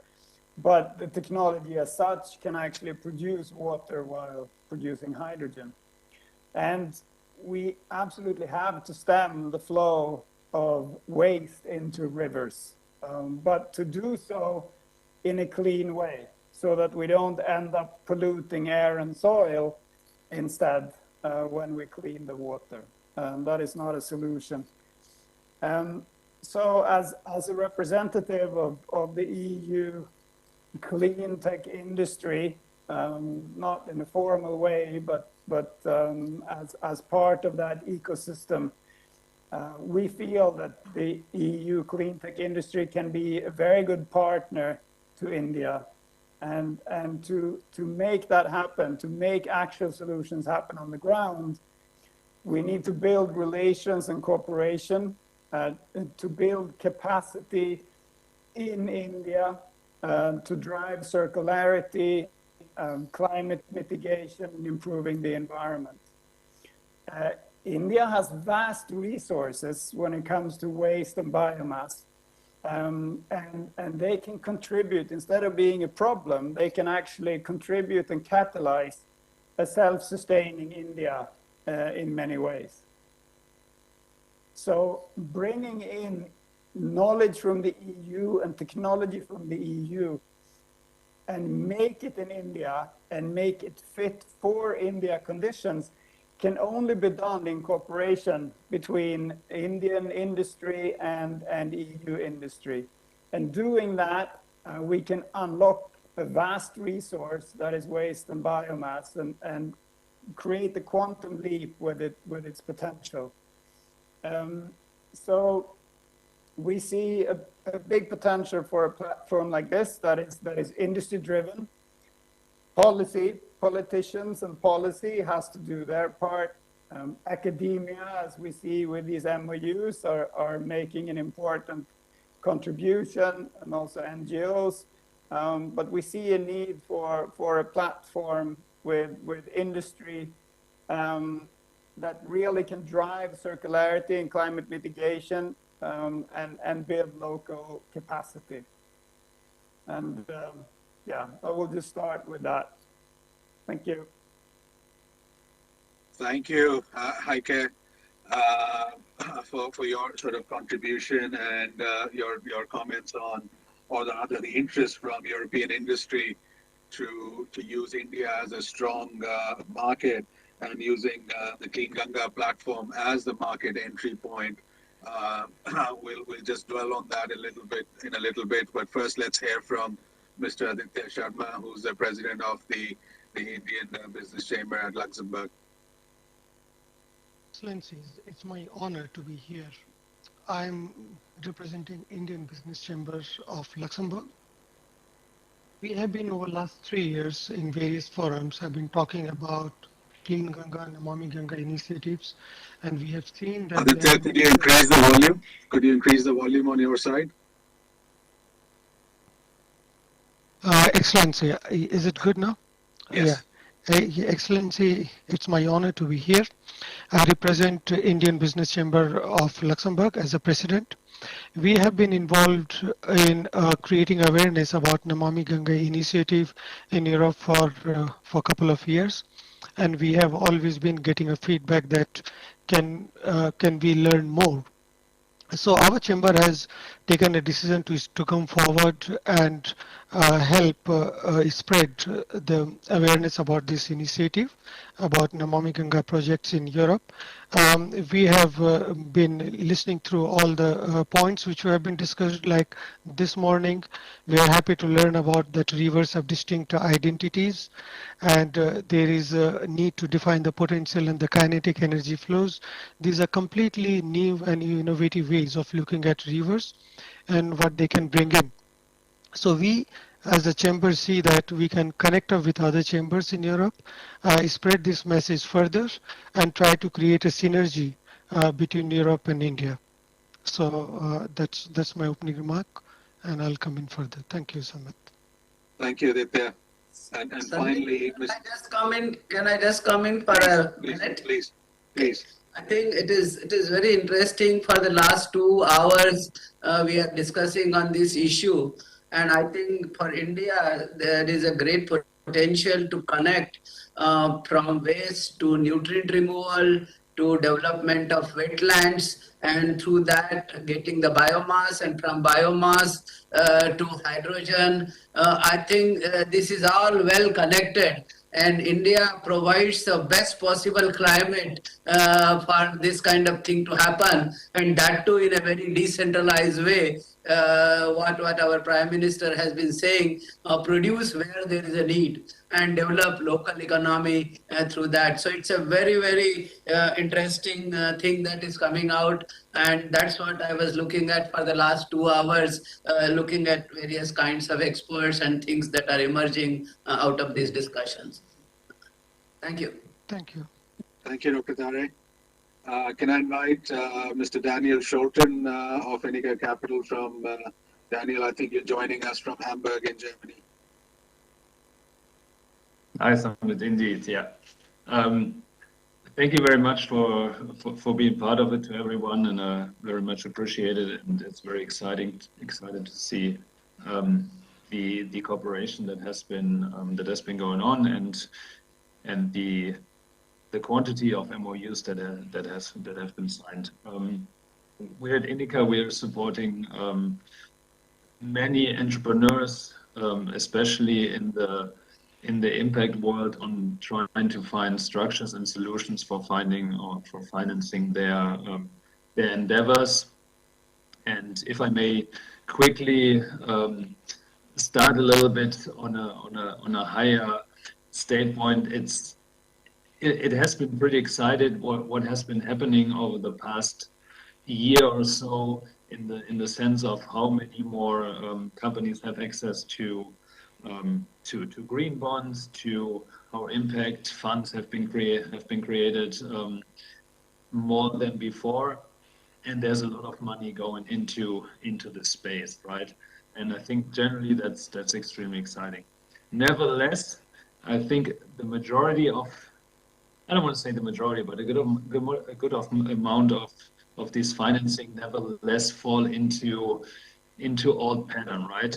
Green bonds go to oil and gas companies, and impact funds go to regular startups who have an impact angle, but are generally included into startup financing. So I think it is really important to also support and increase financing solutions for tech transfer, and especially to companies who want to participate into activities within the Gange project. Because what a little bit the pity is, a lot of the financing providers approach a lot of the companies and markets and market opportunities via the cookie cutter system, right? It has to fall into particular things that have been known and that have been seen, and they can execute it on ways that are familiar with this.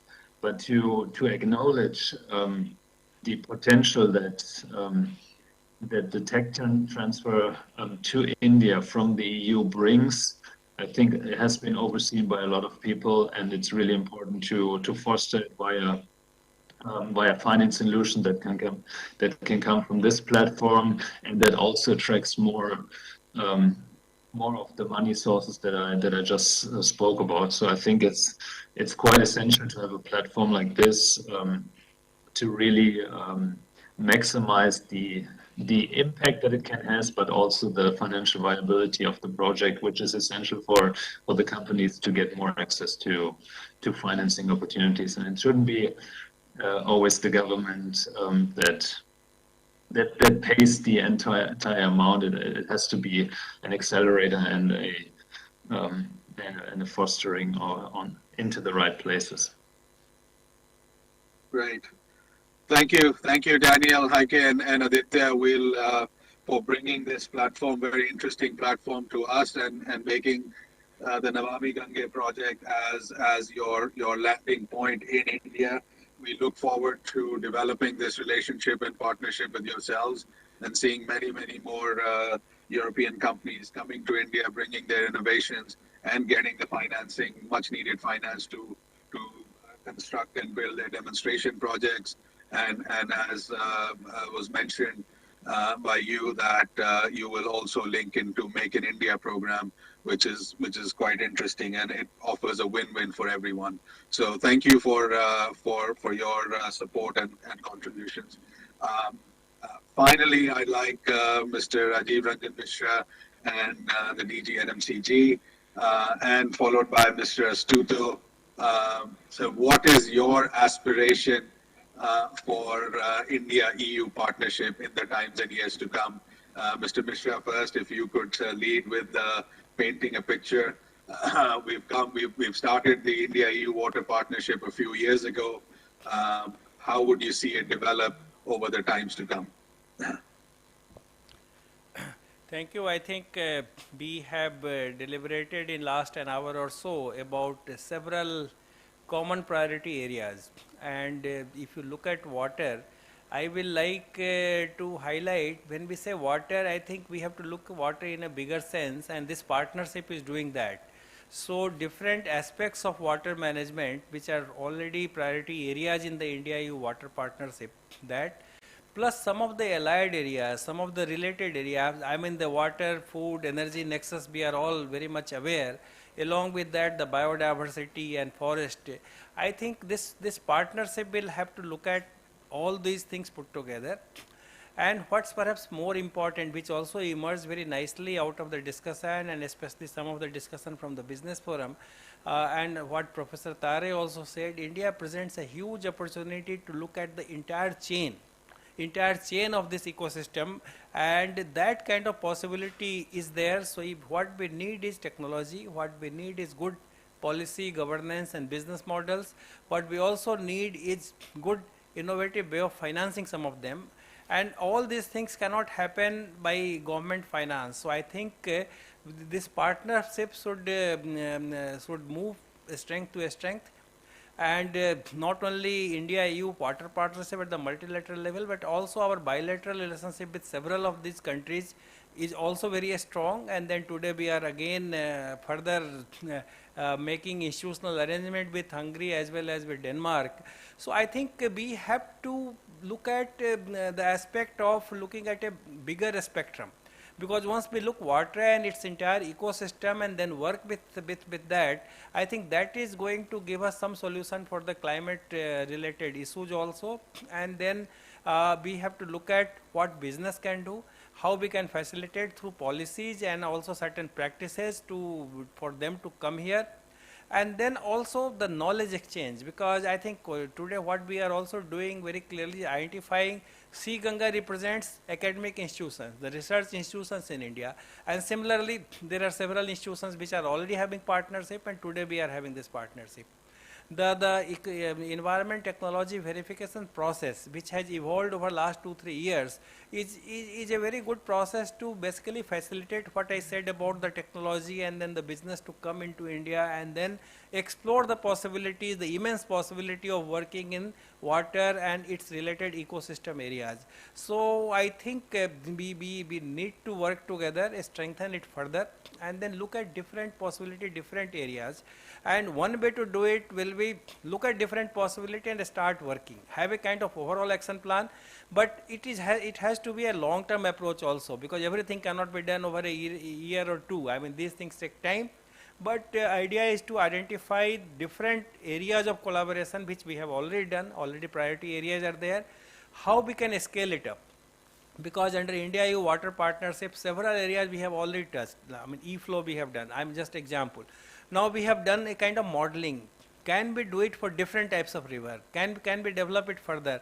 So I think that way to scale it up, and India can provide lot of scale, but it also needs resources. It also needs knowledge, and that's where perhaps this partnership and then having more partners will be useful.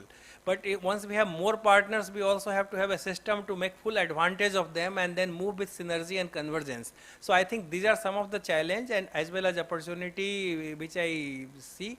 Overall, I feel very, very optimistic and really very upbeat. The kind of support we are getting, the kind of global interest is there in India, in water sector in India in particular, river rejuvenation and Ganga river in particular. So I think I am thankful to all of you for sharing your thoughts, coming forward to help us, collaborate with us, and I can promise you it will be a very, very mutually beneficial experience, because the academic institution or the research fraternity will also learn a lot working or trying to get the data, trying to know about the Indian situation, the Indian rivers, Indian water sector. I think it will be an overall joint global body of knowledge which will develop out of this collaboration in future. Thank you, sir, for those words. Mr. Astuto, what do you think from Europe's perspective is our joint aspiration in managing our water resources? Yeah, well, thank you very much. Well, I think Director General Mishra has already been very eloquent in illustrating the perspective of EU-India cooperation and our shared ambition. To put it in a nutshell, I mean, it's a fact that we are going globally to face increasing problems when it comes to water scarcity, the quality of water, and this is going to affect all of our life, basically, our economies, but also our societies at large. So we need to ensure sustainable water use. We need to eliminate pollutants and ensure that we can still count on good water quality and quantity. How can we achieve that? Well, we need planning. We need adequate planning. We need adequate management for sustainable use. And this needs to start at the local level, but then it's a regional level and global level that also need to be factored in. The international community must work together in a cohesive manner, just as we have seen in COP. We need to set targets. We need to achieve very, very clearly determined objective. And I think here the cooperation between the EU and India can be an example. We share knowledge, we try to exchange best practices, and the European Union as such is also acting as a force multiplier, bringing together member states, as we have seen tonight. So I think we have achieved good results so far, and as Director General Mishra said, I think this is a good omen for further cooperation to come. Thank you. Thank you, sir. Last question. Maybe I can ask Dr. Graber and Mr. Mathuria, what are the tangible steps that we need to take to ensure that our partnership goes over and above what it was it set out to do and delivers significant impact and shared prosperity and growth for all the population of EU and India? Dr. Graber first, and then Mr. Mathuria. Thank you very much. This is a very interesting panel because we are touching so many different aspects, and I think these are the 2 points I would like to mention at this moment.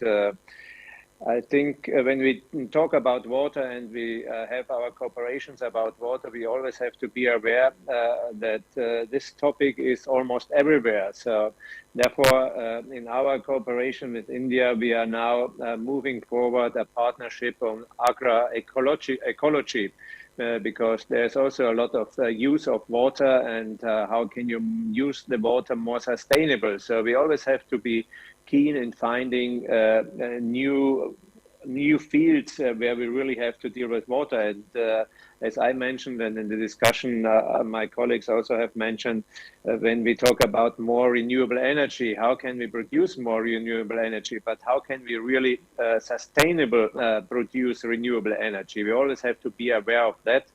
And I think this is very important to keep in mind. What I found very interesting is this idea of river city alliances as far as water management is concerned, because the closer you go to the institutions and to people who are really involved and who really have to deal with water management, you can find cross-border interests and cross-border exchange. And therefore, I think this idea of, so to say, urban diplomacy or river city alliance is a very promising idea. And last remark, as the colleagues from the private sector, thank you very much for also for jumping in, because I think the private sector will and has to do a lot of heavy lifting also in our transformation towards renewable energy and also towards a better water management. And therefore, in our programs, we are also counting on the private sector as a cooperative partner, because we need the private interest and we need the private sector involvement in transformation of our economies, in making our economies more circular and making our economies greener ones, because that's in favor of a better water management and of cleaner water. So thank you very much for having us. It's a very interesting discussion, and we will move forward in our cooperation. Thank you, Dr. Graber. Mr. Mathuria?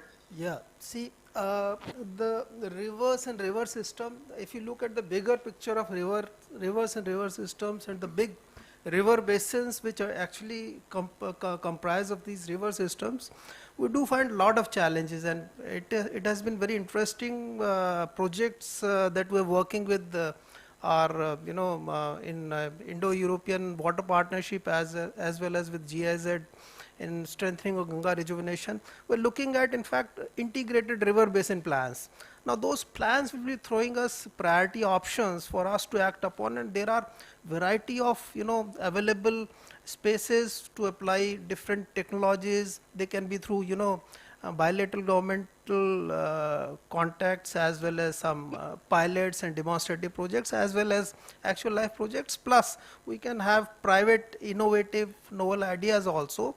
As has come up in discussions today also, these water bodies have been much bigger sources of carbon. They are sequestering carbon in a sense that they are a bigger sources. They are sinks of the carbon. So looking at the energy options of these water bodies, I mean, all those components, all those aspects can find its place in river basin plans that we are working on, and those river basin plans do throw us the options to apply new technologies.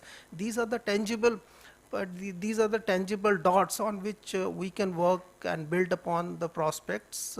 Definitely financing from various institutions for running these initiatives are very important. They can always be taken up. So I feel that there are grand scopes, lot of tangible options for us to work when it comes to rivers and river systems, and obviously water bodies. Thank you. Thank you, sir. And final word from DG, sir, and Dr. Tare before we bring this session to a close. DG, sir. I think we had a very nice session with a full collaborative approach. Several areas we have identified, and the already existing strong partnership with EU as well as with Germany, with other countries, member countries. I think today we have to basically carry home this idea and what was told about how we can sustainably scale it up, all this collaboration. I think that is the challenge, and that's the kind of promise with which we are perhaps leaving this session, that we will scale it up, we will sustain it, and then there are several areas. I don't want to again repeat all of them, so we have already identified these areas and we will work. As the Excellency from Germany said, that this River City Alliance, this forum could actually, if we can strengthen, this forum could actually become a vehicle for experimenting several of the projects or the impact projects and the ideas. So I think that perhaps has a lot of promise, as you very rightly remarked, and how we can connect the dots in different sectors, in different institutions. I think that's the challenge, and that's the challenge we have all willingly agreed to take it and carry it forward. I am quite hopeful we will succeed, and then I once again thank each one of you for giving your precious time, showing your commitment, and coming forward to support our endeavor. And actually this is a common cause, because if we succeed in management of water and its ecosystem in India, do it well, perhaps globally we achieve our SDGs, we move much closer to achieving sustainable development goals, and also come closer to finding solution to the to mitigating or adapting the climate change impact. So thank you once again, and I won't like to take more time at this stage, and we will continue this collaboration through different forum. Namaskar, thank you all. Thank you, DG, sir. Last words from Dr. Tare, and then we'll bring it to a close. Thank you, Sanmit, for giving me opportunity again. I am really tempted to talk, but I will curb my temptation today. I am already looking at the watch. We are 12-13 minutes exceeded the time. It's very precious for everybody. I can only say that I am delighted, I am upbeat, and I thank all for bringing to this stage, and look forward to continuing this effort in future. Thank you. Thank you, Dr. Tare. And once again, Your Excellency, Mr. Estuto, Dr. Graber, Thank you for taking out the time. My colleagues from Luxembourg, Germany, Hungary, and Denmark, thank you for your support. I can't go away without thanking Camilla, Christensen Rai, Martina Burkhardt, Birgit Vogel, and Vikrant Tyagi at EUD and GIZ respectively for working tirelessly with Team NMCG and Team C Ganga to make this session a success. This brings us to the close of the second day, and we look forward to seeing you tomorrow. For all the panelists who are in India, have a good evening, and for those who are in Europe, have a good day ahead, and we'll see you soon again. And thanks very much. Thank you very much. Our pleasure.